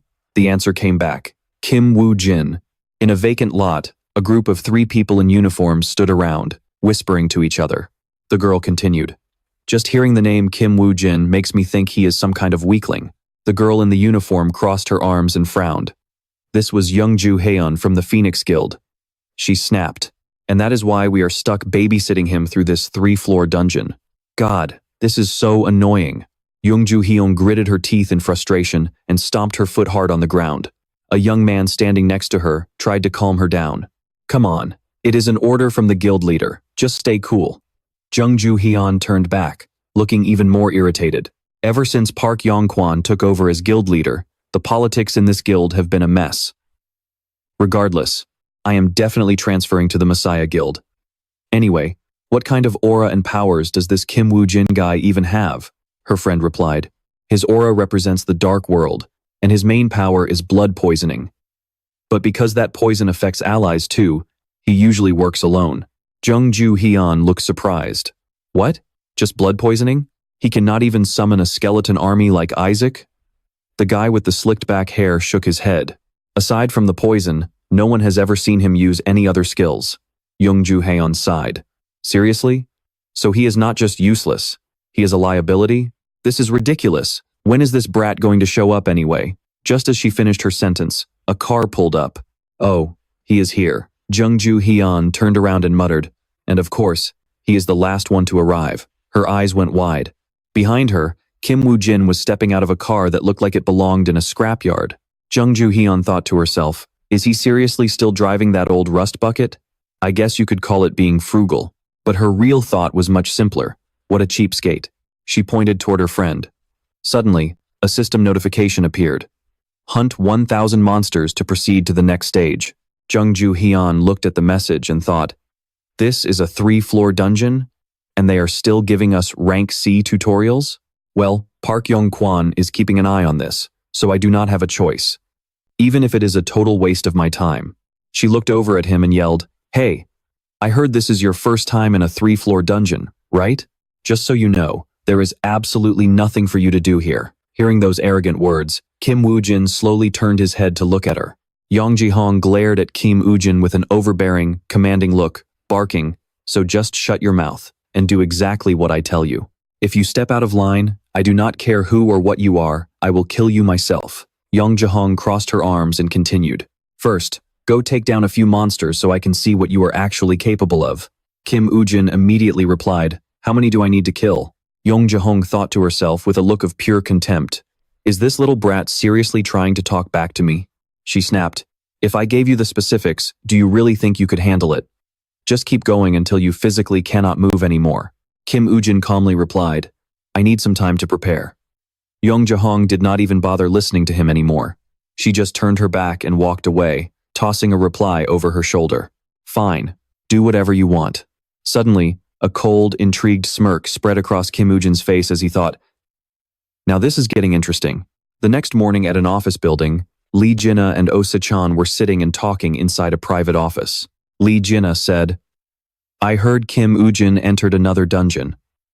And of course, it is another one of those ghost-infested hellholes. Oh, Sei-chan replied. Jinna, stop coming over here to slack off and focus on leveling yourself up instead. Lee Jinna looked up and whined. But I hate that. I can finally get some real rest now that he is not around. Do you have any idea how exhausting it is to be around that Kim Woo-jin guy? Oh, Sei-chan suddenly remembered something and spoke up. Wait, were you not the one always complaining about not having a teammate who was actually on your level? The conversation came to a sudden halt. A message notification popped up, and Oh Sei-chan picked up his phone, staring at the screen with a grim expression. On the other side, Lee Jinna also received an alert and frowned as he looked at his phone. Behind her, Secretary Lee also received an emergency notification from the Dungeon Damage Management Bureau. At 1613, an unidentified monster escaped from a dungeon in a nearby residential area. Multiple buildings have collapsed, and the destruction is still ongoing. Therefore, all citizens are advised to... Lee Jinna gripped his phone and shouted, "Where the hell is this dungeon alert even coming from? Are disasters like this still happening lately?" Lee Jinna continued, "The last time an accident like this occurred was years ago, and the Messiah Guild was supposed to be managing it." Right in front of him, Oh Sei-chan panicked and gestured for him to shut up. "You complete idiot," gasped Lee Jinna, finally realized that he had just let something incredibly stupid slip out of his mouth. Oh, Sei-chan tilted his head and glanced back at Secretary Lee, but to his surprise, Secretary Lee, she was still calmly reading the notification on her phone, showing absolutely no reaction to his words. She held her phone, her mind drifting back to the past. Years ago, back when Secretary Lee, she was just a high school student sitting in class, staring boredly at the empty seat in front of her. That seat belonged to a classmate named Park Shin Hye. Suddenly, a massive explosion shook the building, sending students rushing to the windows. A huge blast erupted from a skyscraper in the distance. It was the Han Sung Group headquarters. The massive explosion snapped the building in half, sending it crumbling down. At that moment, Secretary Lee recognized the building and froze in absolute horror. She screamed into the void, helpless against the chaos. Even now, remembering that scene makes her blood run cold. Secretary Lee suddenly stood up, placed her phone on the desk, and said, "I am going out for a bit. I will be back." On her desk, there was still a photo of her smiling happily with a man. Looking closer, it appeared to be Secretary Lee's father. The two of them looked incredibly happy together in the picture. The door slammed shut, and Lee Jinna hung his head in regret, clutching his hair. Oh Sei-chan scratched his head helplessly and said, "You moron, you have to watch your mouth when she is around." Lee Jinna replied, "I know, I did not mean to. But wait, did you not say before that you knew her father? What kind of man was he?" Suddenly, Oh Sei-chan lowered his head and closed his eyes, his expression turning solemn. He remembered the last time he met Secretary Lee's father at a small local bar. They seemed to be having a great time chatting back then. Oh Sei-chan said, "I heard the news. You have made your decision, but are you really going to be okay with this?" Secretary Lee's father replied, "What? I would be lying if I said there was no risk involved." He picked up his glass and continued, "But what other choice do I have? South Korea is where our family lives, so I just have to take the risk and deal with it. Is that not right?" The two of them clinked their glasses. Her father added, "I have to build a world where my daughter can go to school and actually be safe." But in the end, tragedy was inevitable. Oh Sei-chan's face filled with profound sadness as he knelt before the remains of his best friend. Oh Sei-chan sighed and continued, "He is just a work-obsessed idiot who is absolutely crazy about his daughter." Back in the third-floor dungeon, Jung Seon-hong was standing on the corpse of a monster, looking like a total badass. Jung Seon-hong glanced around and thought, since this is only a C-rank dungeon, there are no monsters here that are too much to handle. Jung Seon-hong continued thinking, "At this rate, I will be able to move to the second-floor dungeon by tomorrow, and I will not run into any issues." Suddenly, someone shouted from behind, "Commander!" A man ran up to her, out of breath. "You need to come see what Kim Woo-jin has done." Jung Seon-hong turned around slowly and asked, "Why are you panicking? What happened?" "I gave him time to prepare, and he still could not catch a single monster?" The man replied, "No, it is not that. He definitely did something, but you just need to come and see for yourself." Seeing his reaction, Jung Seon-hong jumped down from the corpse. Still looking annoyed, she said, "Why are you making such a fuss? Just lead the way." When they arrived, Jung Seon-hong's eyes widened in pure shock at the sight before her. She screamed in her head, "What on earth is this? He said he needed time, but for what?" In front of her was a row of stakes. Surrounding those stakes were razor-sharp spikes. Jung Seon-hong continued. Did he really need all that time just to make these traps? After looking closer, she said, I guess he tried, but these traps are only enough to leave a few scratches. They will just graze the monsters, not cause any serious damage. What the hell was Kim Woo Jin thinking? Jung Seon-hong thought to herself as she jumped to higher ground to get a better view. But suddenly, both of them were stunned. Once they saw the full scale of the trap, they were speechless. Here he comes. Kim Woo Jin was charging toward the trap with a look of pure confidence. Right behind him was a monster in hot pursuit, being lured directly into the sharp teeth of the trap. Everything was exactly as Kim Woo Jin had planned. The deeper the monster went, the more it was shredded by sharp blades. These blades were embedded in massive logs. As it was continuously slashed, the monster became even more feral and enraged. Watching from above, Jung Seon-hong grit her teeth and thought, is this idiot looking for a death wish? Have I lost my mind? As she thought this, she grabbed an arrow, preparing to attack. She continued, how are these simple traps supposed to hold up if an entire pack of monsters shows up? But suddenly, the guy beside her spoke. Commander, wait. I think Kim Woo Jin has a plan. Jung Seon-hong turned and barked at him. Does he look like a guy with a plan to you? Kim Woo Jin, if you die right now, do you have any idea how Park Yong-won is going to skin us alive? Look over there, her companion pointed, making Jung Seon-hong jump. Over by the traps, Kim Woo Jin was standing on a massive wooden beam, and below him was a swarm of giant monsters tearing at the wood. Jung Seon-hong thought, good grief, how did that many monsters swarm him so fast? It is too late to call him back now. Suddenly, Kim Woo Jin flashed a sinister smirk. His entire body began to radiate an eerie, dark red power. From above, Kim Woo Jin released a thick, swirling mist. It blew straight down to the ground, and a moment later, Kim Woo Jin leaped down into the fray. Kim Woo Jin became a ghost, flickering in and out of that poisonous fog. One by one, the monsters failed to sense him. They were slaughtered systematically. Every single giant monster was cut down right before Jung Seon-hong's eyes. Jung Seon-hong was completely stunned and thought, is he using blood poison hidden within a blood mist? Can poison even be used like that? The guy beside her replied excitedly, this is the most unique battle I have ever seen. He continued, you little brat, you already figured out how to wipe out 100 monsters all at once? Kim Woo Jin, I am impressed. Suddenly, Jung Seon-hong's eyes sparkled with a glimmer of hope. She thought, he is definitely the kid Park Yong-won favors for a reason. I have to get him on my team no matter what. At the bottom of the trap, a vial of blood shattered on the ground. Kim Woo Jin stood in the middle of the carnage, surrounded by monster corpses.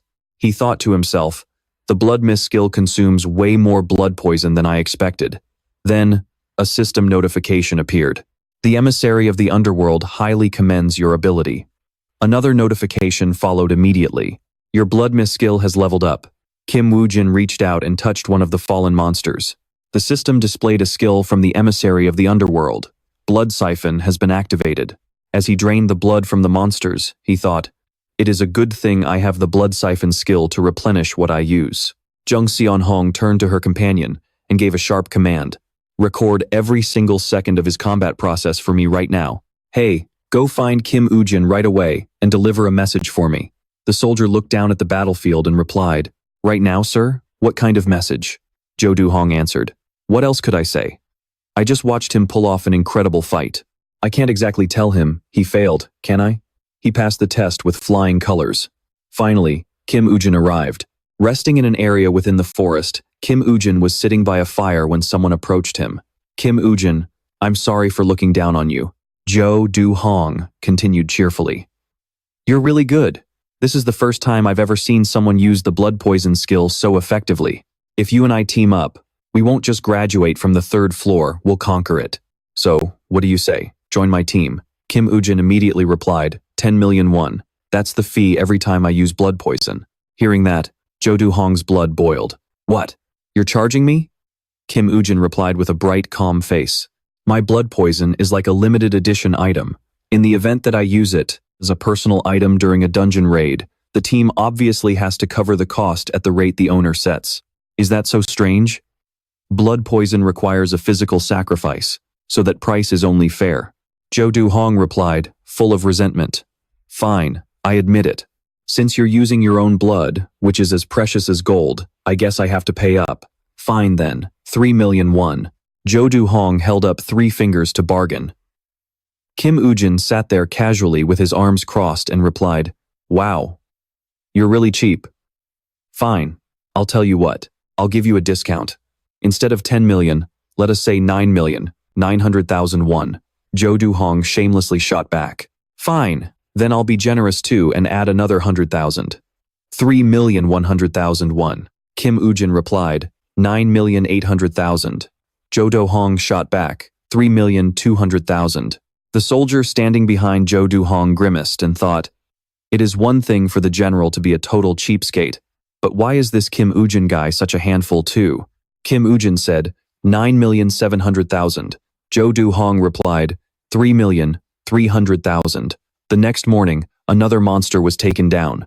The system announced, you have hunted a black dwarf.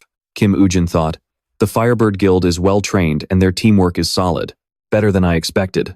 According to Jo Do-hong's calculations, the hunting speed would increase if they used their resources efficiently, and they have some top-tier leadership skills.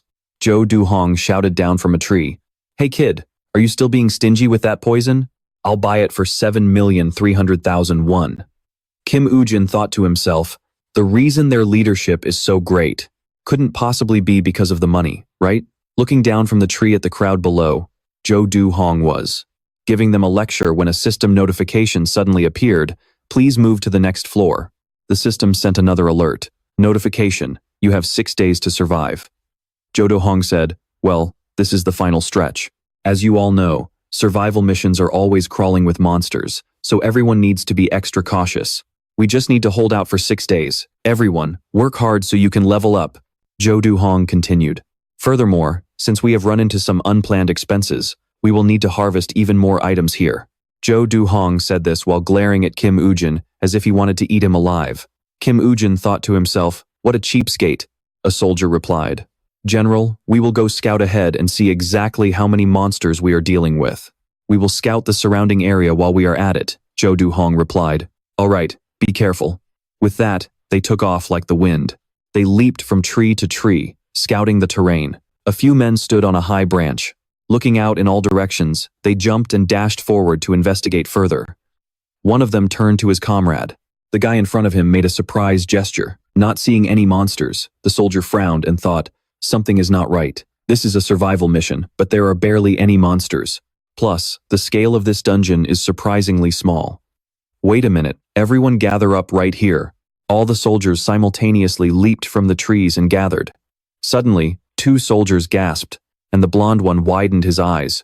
This massive footprint. I do not know what kind of creature this belongs to, but with a size like this, it is definitely not a normal monster. Before them was a massive crater in the ground, shaped like the footprint of some incredibly mysterious beast. The soldier next to him spoke up. Is it possible that in this survival mission, we are not fighting a horde of monsters, but instead, we have to survive against a boss-level monster for 6 days? The blonde soldier replied in a panic. A battle for survival? The 2 of them said in shock. This is way too dangerous. This type of survival mission is much harder than a hunting mission. The survival rate is extremely low. Hurry, go report this to the general. With that, the 2 of them bolted forward as fast as they could. At a clearing near a massive cave. Inside that dark cavern, a pair of glowing eyes suddenly appeared. They glowed with a mysterious white light. No matter what, they had to find a way to survive. Life is the only thing that matters now. The soldier replied, yeah, but the size of this dungeon is a serious problem too. Compared to other normal dungeons, the area here is extremely cramped. It looks like an island surrounded by cliffs. We have to be careful not to get backed against the edge while we are hiding. She listened to her teammate and fell into deep thought, knowing that Kim Woo-jin's blood poison could take down any boss. But if she wanted to increase the members' survival rate, they had to avoid a direct head-on collision. Thinking this, she shouted out to warn the others. Even though we still don't know what kind of boss we are facing, we have to give it our all just to stay alive. Suddenly, there was a rustling in the bushes. She and Kim Woo-jin immediately sensed it and turned around. It was a hideous-looking monster. Seeing the creature, everyone screamed in shock. A troll. Why the hell is a monster like that in a C-rank dungeon? She immediately yelled to the group, everyone, scatter. Then, she drew her weapon and took a defensive stance, activating her silent hunter skill. Multi-shot has been activated. She fired rapidly at the troll. The attack split into 5 arrows that pierced deep into the monster's flesh, and dark purple streaks appeared as the poison took hold. Seeing this, a smirk played on her lips. No matter how insane its regeneration is, with Kim Yoo-jin's blood poison, I can at least buy us some time. But then her eyes widened in realization. The arrows embedded in the monster's flesh were all being forced out. Seeing that, she immediately bolted, with the monster hot on her heels. As she ran, she questioned herself in confusion. It should have worked at least a little bit, right? Was the dosage of the poison too low? The poison clearly spread where the arrows hit. At that moment, Kim Woo-jin had also caught up. He sat on a tree branch behind them, observing the situation and thinking that for a leader, she was putting on a decent show. Should I step in? After all, this is supposed to be the stage to show off her talents to old man Park Sang-gwan. By now, she seemed to have lost the monster. She took out a whistle and blew it to gather everyone, asking about their safety with concern. Is everyone okay? Is anyone hurt? One man replied, No, ma'am. Everyone is safe and sound. Hearing that, she felt relieved. That's a miracle. Then she asked, Wait, where is Kim Woo-jin? Kim Woo-jin spoke up and replied, Is something wrong? She then said, I need you to increase the poison dosage a bit, all right? Kim Woo-jin replied, Fine, I will do it, but on one condition. Then he called out, Let's talk for a second. What? She asked with a bit of irritation. Are you going to ask for an appraisal again? Kim Woo-jin said, No, it's not that. The others stood at a distance, watching the two of them talk, asking curiously, What are those two planning to discuss now? Then she heard him say something so shocking that her expression completely changed. But that, Kim Woo-jin continued, since this is a matter of everyone's safety, it's a hard decision to make, isn't it? Even if you don't follow the plan I suggested, I will still cooperate. However, whether we hunt it or hide, at least 4 people are going to die. Then he activated his skill as the agent of the dark world. Blood weapon has been activated. A red arrowhead formed in his hand from thin air. Putting it in a bag, he said, This is an item created by coagulating my own blood. This is much more effective than using poisoned arrows. Seeing him do this, she felt somewhat helpless. Listen, kid, she said, if my teammates die because we followed your plan, I won't let you off easy. Then she snatched the bag of arrowheads and turned to leave. Before walking away, she added, From now on, we fight together. At this time, the 2 tankers were in full, shiny armor, standing from morning until night, with sweat pouring down their faces. The brown-haired man asked tiredly, We'll be fine like this, right? The older black-haired man replied, Just keep dodging. As long as we stay mobile, it'll be fine. Trust the captain. Just then, the troll appeared. The 2 of them saw it and immediately shouted in unison, Here we go. The mighty warrior's taunt skill has been activated. Then the 2 of them turned and ran, with the monster chasing right after them. The pseudo-intellectual's fire magic skill has been activated. The fire magic blasted into the troll, and since it couldn't dodge in time, it took the full hit. After the attack, the 2 men urged each other to run faster. We can make it. Once it wakes up, it's over. Kim Woo-jin, watching from the side, said to the group, Get ready. Then she recalled their earlier conversation. She had asked in shock, Fire magic? Don't you know that trolls are resistant to fire? Kim Woo-jin calmly replied, I know it has that ability, but I never said we'd use fire magic to deal damage. It's just a tool to block the monster's vision. The team members just need to buy enough time to land a few scratches on it. The captain realized the timing was perfect and seized the moment. Now is the time. Then she used Woo-jin's arrow to shoot the monster, creating a massive explosion. Captain, finish it before that wound heals. You've got to make this shot count. As the arrow plunged deep into that thing's flesh, the toxic rot started seeping in. The round beast has been infected with blood poison. The team leader let out a small, relieved smirk, saying, All right. Even Kim Woo-jin couldn't help but be impressed. Its strength is legit. That dog-headed freak completely soaked up the arrows created by the blood weapon. Once it hits the wound, no amount of regeneration can stop the toxin from spreading. The warrior's powerful skill, Taunt, has been activated. The sage's skill, Pyromancy, has been used. Everyone, charge, full-scale attack. Because of its low intelligence, it took a moment for the round beast to even realize it was being hit by a new type of attack. With the poison coursing through its entire body, the monster shrieked in agony before finally collapsing. A notification window popped up. You have achieved the title of Round Beast Hunter. The team leader stared at the message, unable to believe her eyes. She whispered to herself, "We actually did it, and without a single casualty?" Another notification appeared. "You have achieved the title of Round Beast Hunter. An emissary of the Dark World has bestowed a portion of their power upon you. The rank of your blood weapon skill has increased." As the two of them walked and talked, she asked him, "Who the hell are you?" Woo Jin replied indifferently, "Let's talk once we're out of here. By the way, I used my blood poison a total of 217 times. You're going to settle the bill once we're out, right?" Her face went blank. "What? You're the one who told me to clear the dungeon." Elsewhere, Park Yong-kwon asked with a hint of anger, "Compensation for this? You can't put a price on a human life, but I'll hear you out." The woman remained silent and anxious, unable to find the words to speak. At the press conference, a reporter raised a question. "Based on what I've heard, a troll appeared during this C+ rank dungeon raid, is that correct? I'm very curious to know how you all managed to survive such a thing, especially since there wasn't a single casualty."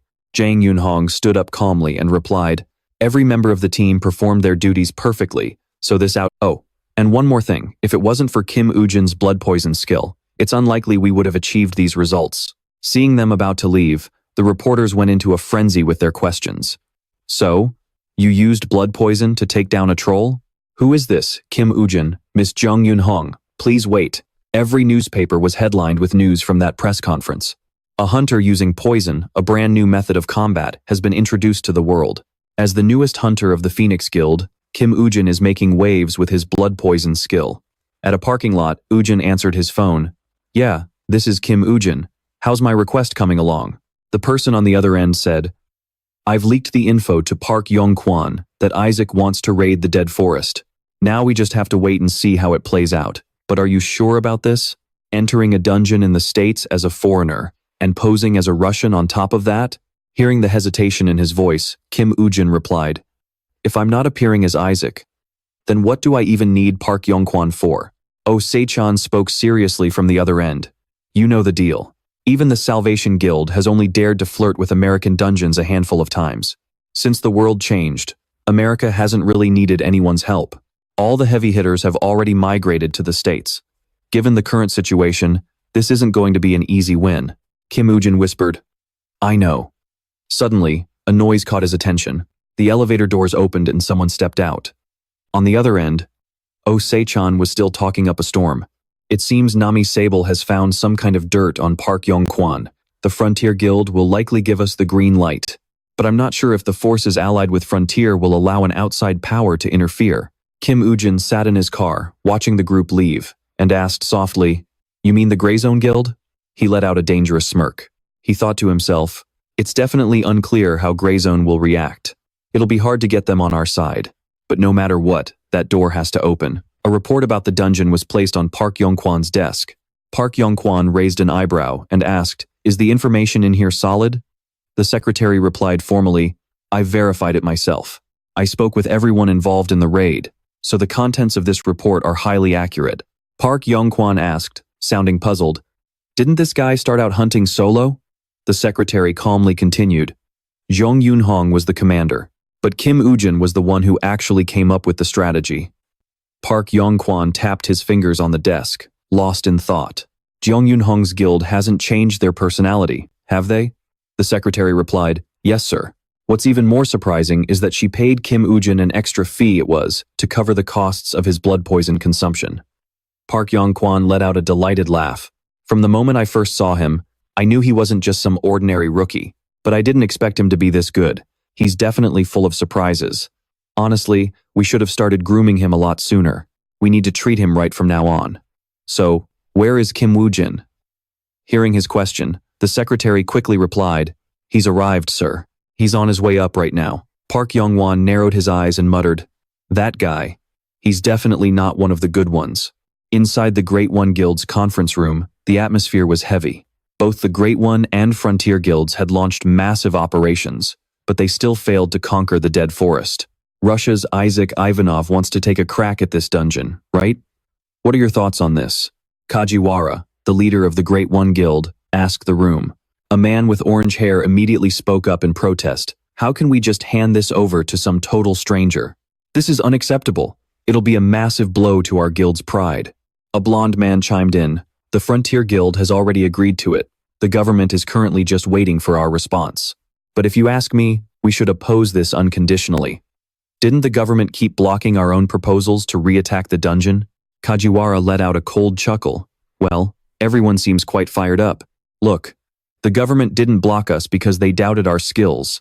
They just didn't want the local guilds taking too many losses.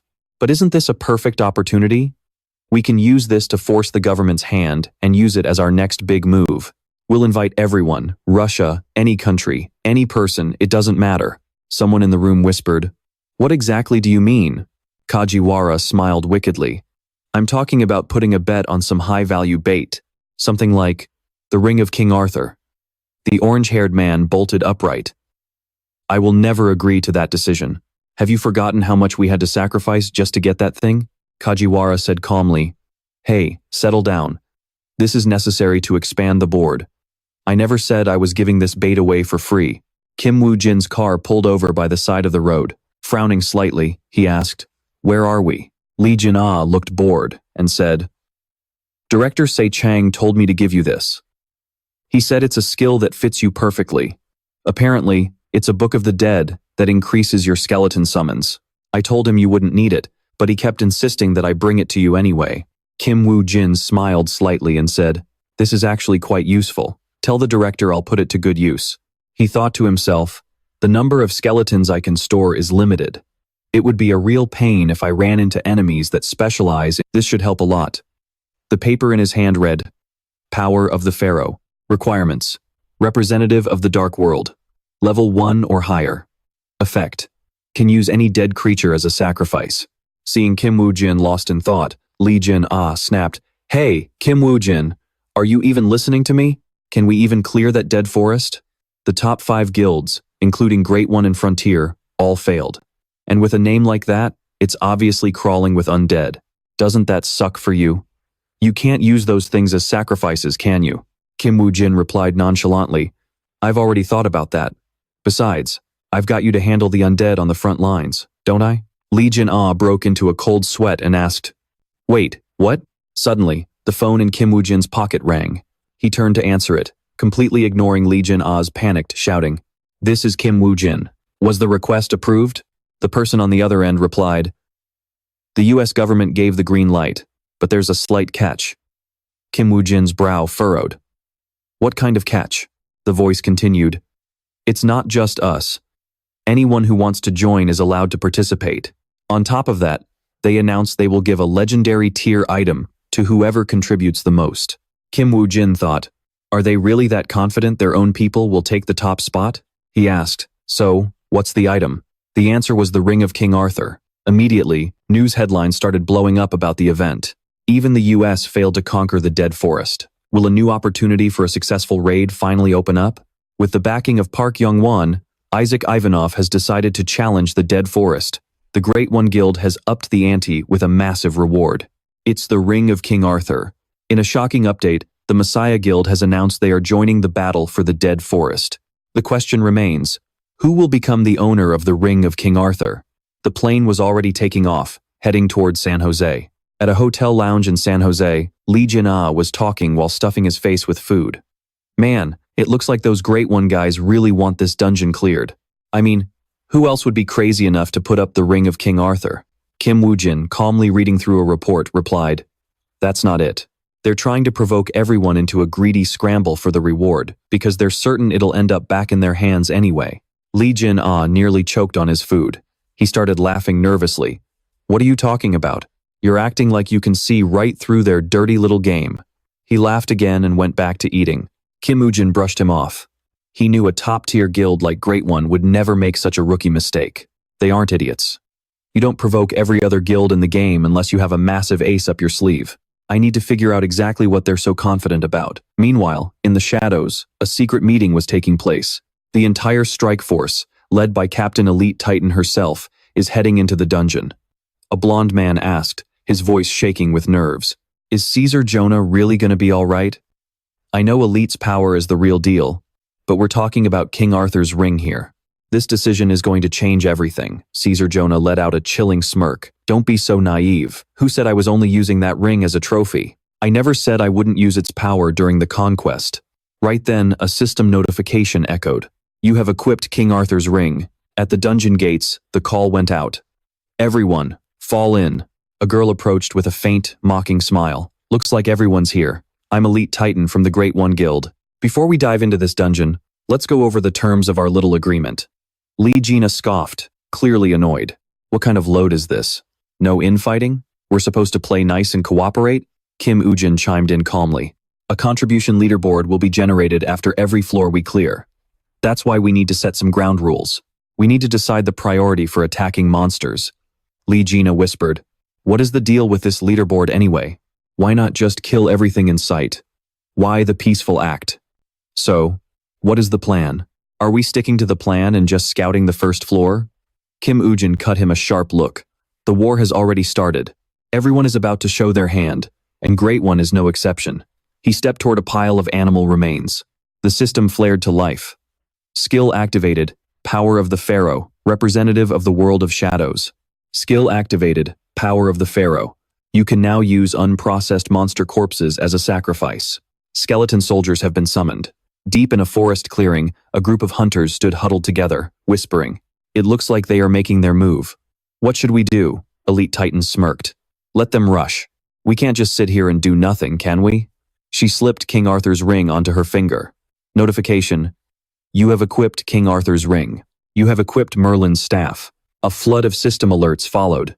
Because of Merlin's staff, your mana has been drastically increased. The hidden conditions for the King Arthur Legend set have been met. The King Arthur Legend set effect is now active. King Arthur's ring. It grants the power to buff the Knights of the Round Table. Her stats skyrocketed as the final alert chimed. An explosive aura erupted from her body.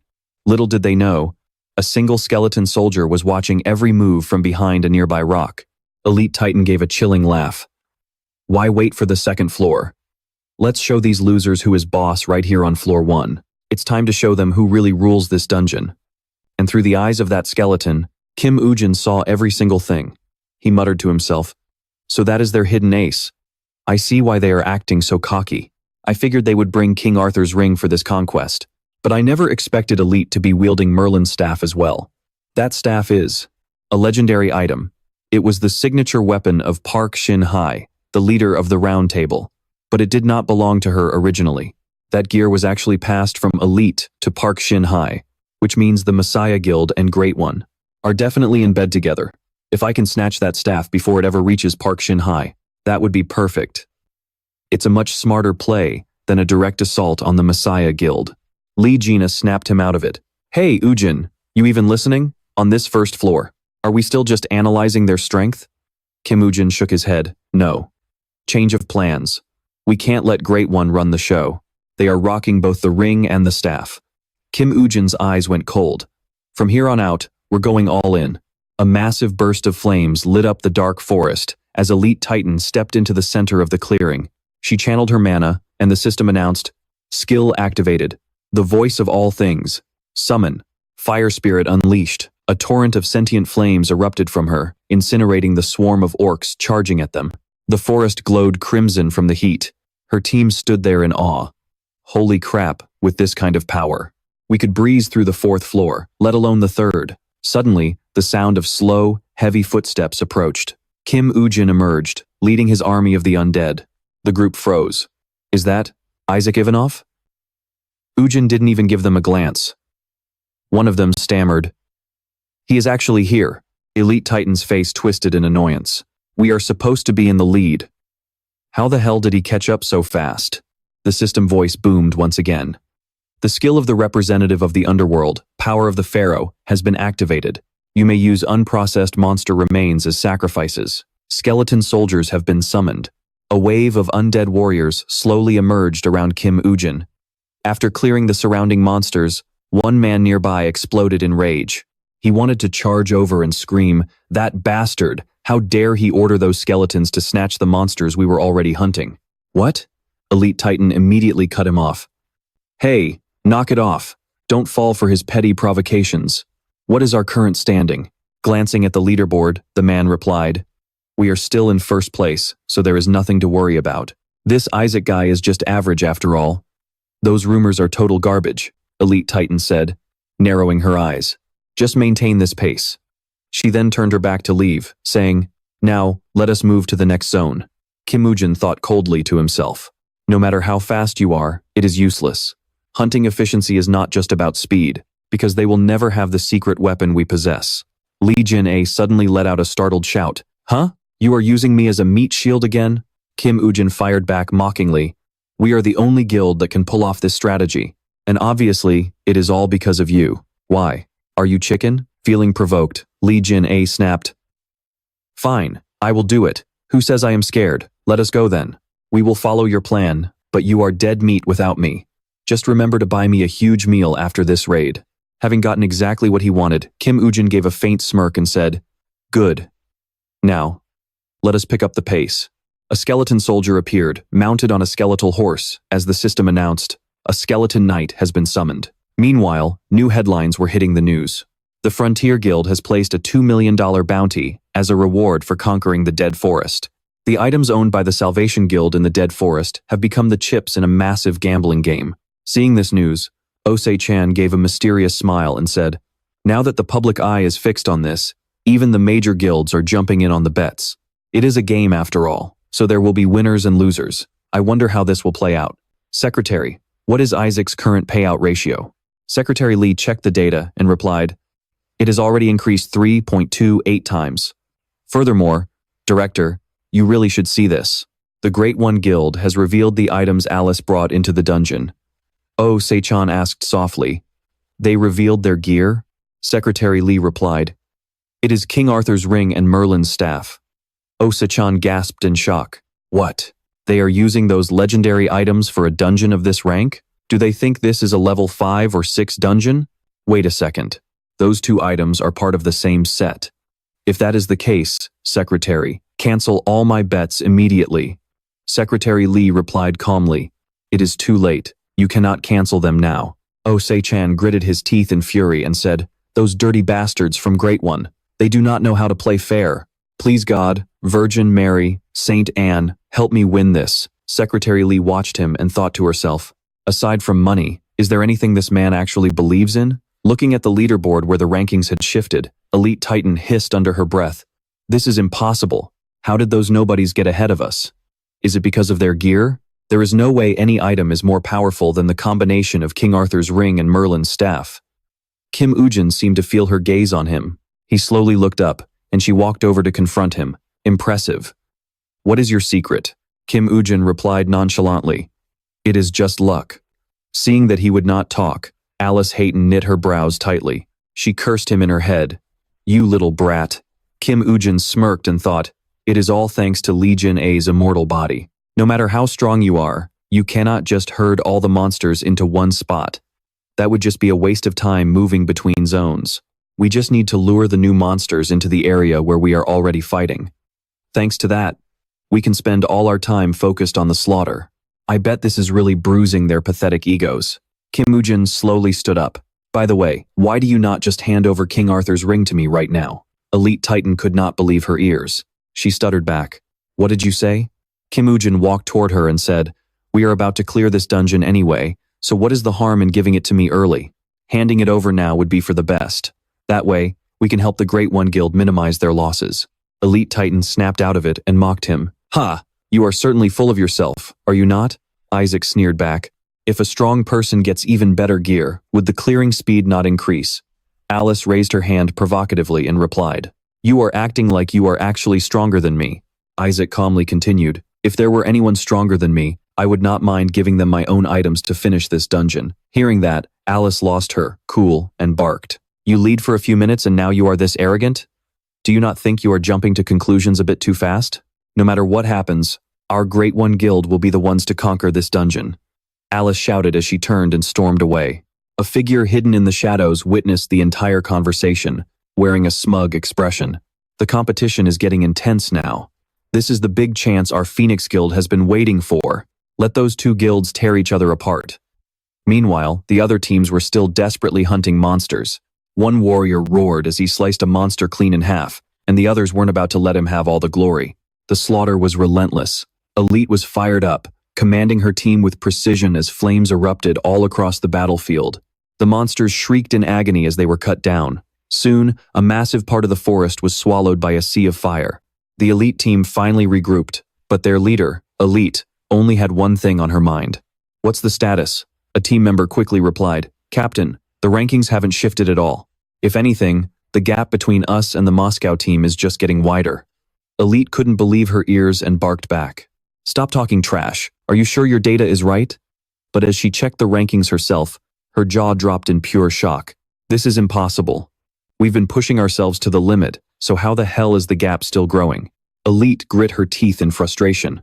Just then, a scout rushed over to report. "The reconnaissance team is back, ma'am." "Let's go." Elite ran toward them, demanding answers. "What's the situation over there? What the hell is actually happening?" The scout, gasping for air, managed to stammer out, 50. Elite snapped back, confused. 50? We've already killed over 10,000. The scout, eyes wide with terror, clarified, "No, you don't understand.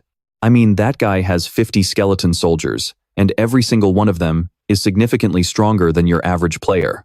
Meanwhile, on Isaac's side, a system notification popped up. Summoning failed.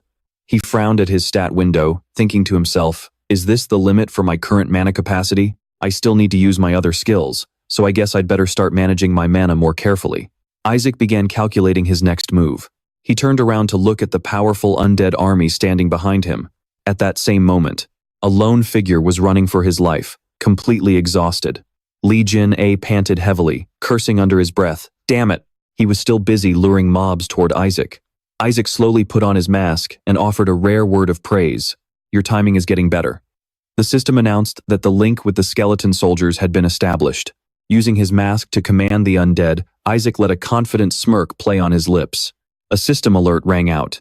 The representative of the Dark World has activated the corpse explosion skill. Monsters fell like dominoes. The lead skeleton soldier, mounted on a horse, charged forward with overwhelming momentum.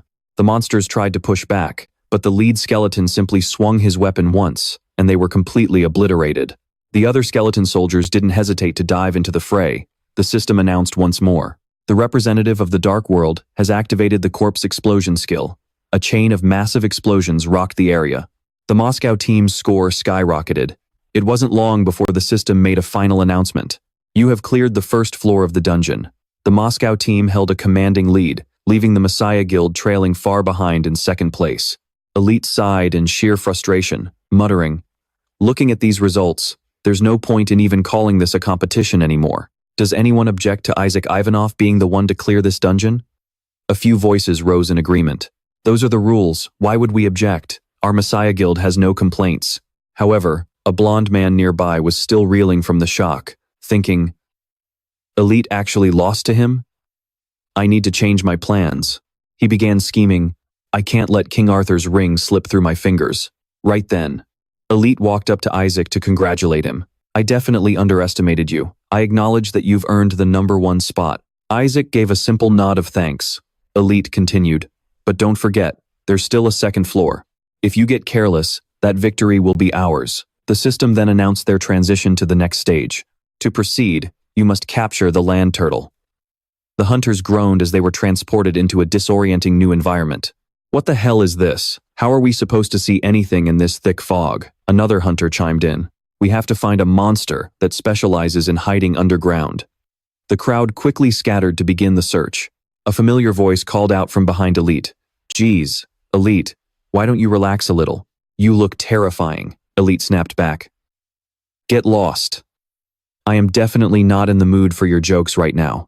It was the blonde man from earlier, Jay Jackson of the Phoenix Guild. He approached Elite with a fake smile. "Why don't you join forces with us? We can't let that Russian guy walk away with the loot. Cooperate? Fine, tell me the details." He then began to explain his plan.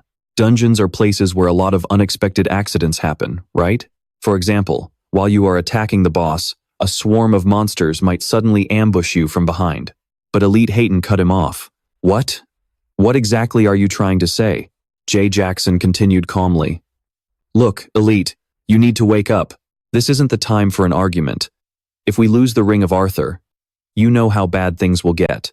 We don't have much time, so before we finish clearing the second floor, You'd better think this over very— Elite Hayden scoffed. Ha, I can't believe this.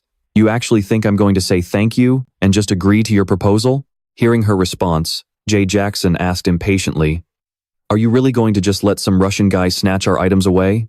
What if that Russian idiot actually manages to conquer the dungeon?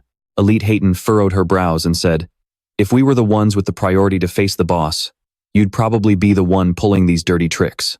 Jay Jackson didn't hesitate to reply, I'm not denying that, but given the current situation, it's better if we cooperate. Jay Jackson said impatiently, fine, let's leave it at that, but if your people dare to get in our way later, don't dream of getting off easy. Suddenly, the system voice rang out. The land turtle has been defeated. Both Elite Hayden and Jay Jackson were stunned. Huh? What?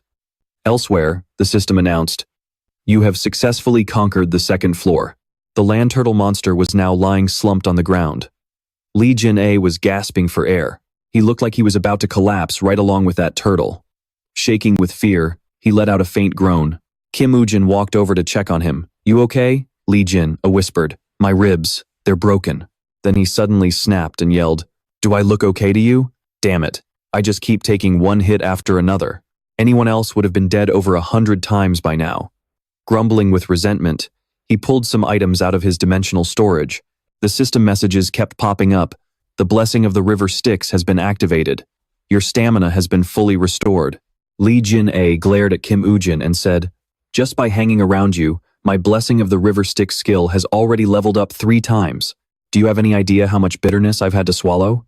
After recovering his strength, Lee Jin stood up and asked curiously, but why were you in such a rush? We already had the priority attack rights anyway, didn't we?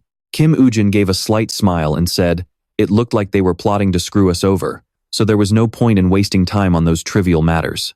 A portal opened, and the system issued a reminder, transferring to the next floor. You have arrived on the 3rd floor. An uneasy aura surrounds you. In the distance, a monster resembling a zombie stared at them with glowing red eyes. The group gathered together, and someone asked curiously, what on earth happened? Who took down the land turtle? Someone else replied, we don't know either. We didn't even hear the announcement that it had appeared yet. One player covered his nose and frowned, thinking to himself, ugh, what is this foul stench? The mist here is even thicker than on the 2nd floor. The teams from Elite Titan, Jay Jackson, and another squad all looked grim. Then the system gave a warning. The black mist is draining your vitality. Over where Kim Woo-jin and Lee Jin were, the system voice also rang out. The power of Apophis has been activated. You will not be affected by the black mist. The Ring of Lancelot has been activated, increasing your resistance to the black mist.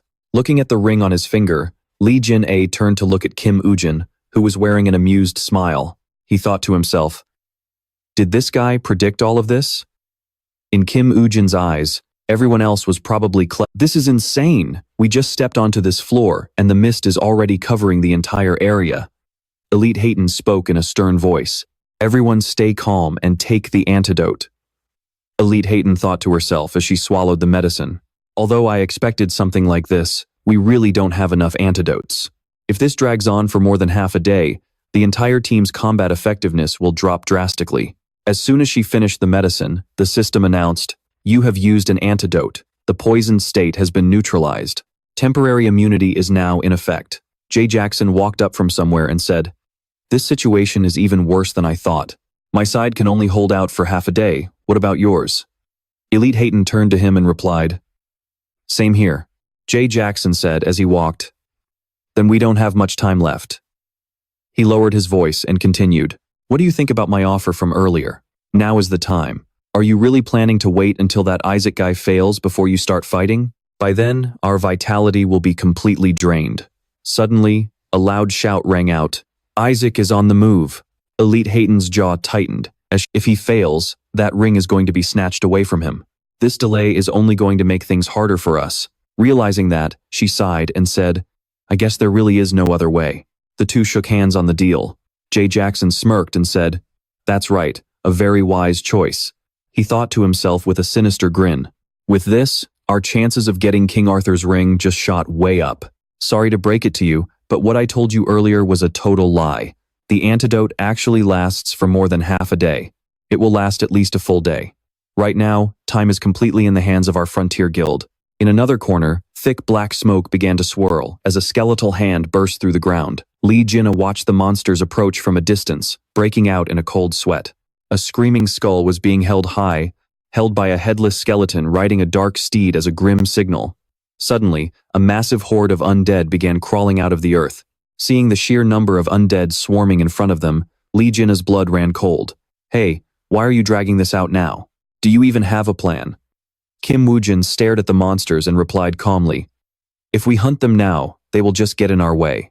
Lee Seungjun looked at him, totally confused. We could just smash their heads in. Woo Jin replied with a mysterious tone, they are just waiting to see us get slaughtered on the front lines. But with the effects of this black mist, the longer we delay, the more it works in our favor. Eventually, they will be the ones begging us to attack the dungeon. The screams of the monsters echoed throughout the forest. Jackson glanced toward the noise and smirked. It is starting. He shot a look at Elite Titan. She gave a slight nod. The two of them had a secret understanding. Watching him leave, Elite Titan thought, there is no other way. It is not like there was any guarantee Isaac would succeed anyway. This is the best choice for everyone. Right, I just need to make sure I get everyone out of this dungeon safely. The black mist is draining your vitality. You have used an antidote. Back with Woo Jin, the undead were snarling at them. Lee Seungjun lunged forward, decapitating one with a single blow. He tore through the monsters, blocking his path, sending them flying in every direction. Woo Jin watched Lee Seungjun's wild rampage and said, easy there, don't overdo it. Lee Seungjun turned back and yelled, hey, you are telling me to take it easy at a time like this? Suddenly, birds and beasts scattered from the trees. Woo Jin caught sight of another massive horde of monsters charging their way. He gave a faint smile. They are here. The corpse explosion skill of the Dark World's representative has Jackson, perched on a nearby tree, stammered in shock as a massive explosion erupted where Woo Jin was. What the hell was that? Explosion after explosion rocked the area. Jackson stared, thinking, I can't believe it. Did he have all of this planned out from the start? No, wait. The explosions were happening exactly where he was looking. As the blasts continued, the system chimed again. Warning, the black mist is gradually reducing your vitality. One player, his breathing growing faint, cursed under his breath. Damn it. He slumped against a tree and slowly collapsed. Other players were already collapsing all around. One of the stronger players tried to help the others. He shouted, hang in there. We can't just die like this, not over something so stupid. A worried player ran up to Elite Titan to report. The number of unconscious players is rising, Captain. We can't hold out much longer. We don't have time to hesitate. Please, make a decision now. Hearing that, Elite Titan gritted her teeth. Their supply of antidotes was almost gone. From here on, she would have to accept losing her troops. Jackson, you bastard. What is taking you so long? Suddenly, people started cheering, it's Isaac. Isaac is back. Elite Titan breathed a sigh of relief.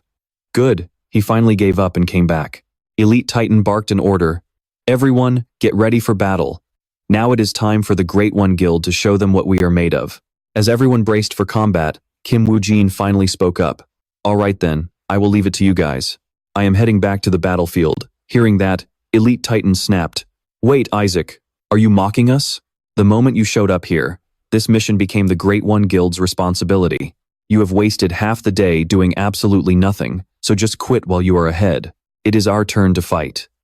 This isn't just about you. Everyone's lives are on the line here, aren't they? Woo Jin cut her off with a cold stare. I am just here to bring a critically injured member of the Frontier Guild to safety. Elite Titan froze. The Frontier Guild? Someone is injured? Looking down at the ground right in front of Woo Jin, there was indeed someone lying there, badly injured. And that person was none other than Jackson. Elite Titan muttered under her breath, cursing that idiot for being so useless. She stood her ground, her voice sharp and uncompromising. I do not care what your reasons are. The moment you turned back, it meant you officially retreated from the battlefield. Because of your retreat, this entire conquest has been interrupted. I am not going to waste any more breath on you. From this point on, the Great One Guild will take over. It is the only way to save everyone here. Woo Jin let out a mysterious smile and spoke. You really need to wait your turn, lady. We are still in the middle of a fight. Suddenly, a blinding pillar of light erupted behind him, completely engulfing his body. Elite Titan stared in shock, wondering what on earth was happening. Woo Jin chuckled softly and said, my partner is still out there fighting right now. I do not have time to stand here and argue about nonsense. I have to get back to the battlefield immediately to support my comrade who is risking his life out there. One of the players asked his teammate in confusion. Wait, Isaac actually has a partner? Is it not just those skeleton soldiers? The teammate replied, no, there is another guy, a real powerhouse. I think his name is Sheba. The player suddenly remembered, oh, you mean that guy who looks like a giant gorilla? Kim Woo-jin continued. Besides, the majority of your guild members have been poisoned if they try to fight in that condition. Forget about the conquest. They will be lucky just to stay alive. Elite Titan refused to back down and snapped back. If we are looking at it that way, are you not also poisoned and unable to fight? It is not too late. Hand over the rights to this conquest to us. If both sides are suffering from poison, then it makes more sense for a fresh team like ours, who has been conserving strength, to take the lead, right? Kim Woo-jin cut her off instantly, not at all. This toxic mist does not affect me one bit. Elite Titan gasped in disbelief. What? Stop talking nonsense. But suddenly, someone from the crowd shouted at the top of their lungs, the spiny serpent hunter. That is it. Isaac was the one who took down the spiny serpent. Hearing that, Elite Titan paused, remembering that the serpent emitted that deadly toxic smoke. The first spiny serpent hunter, Isaac Ivanov. Kim Woo-jin spoke in a low, cold voice. If all the guilds had just worked together from the beginning, we would not be facing this disaster. Setting an order for who gets to kill, the boss was nothing but pure arrogance.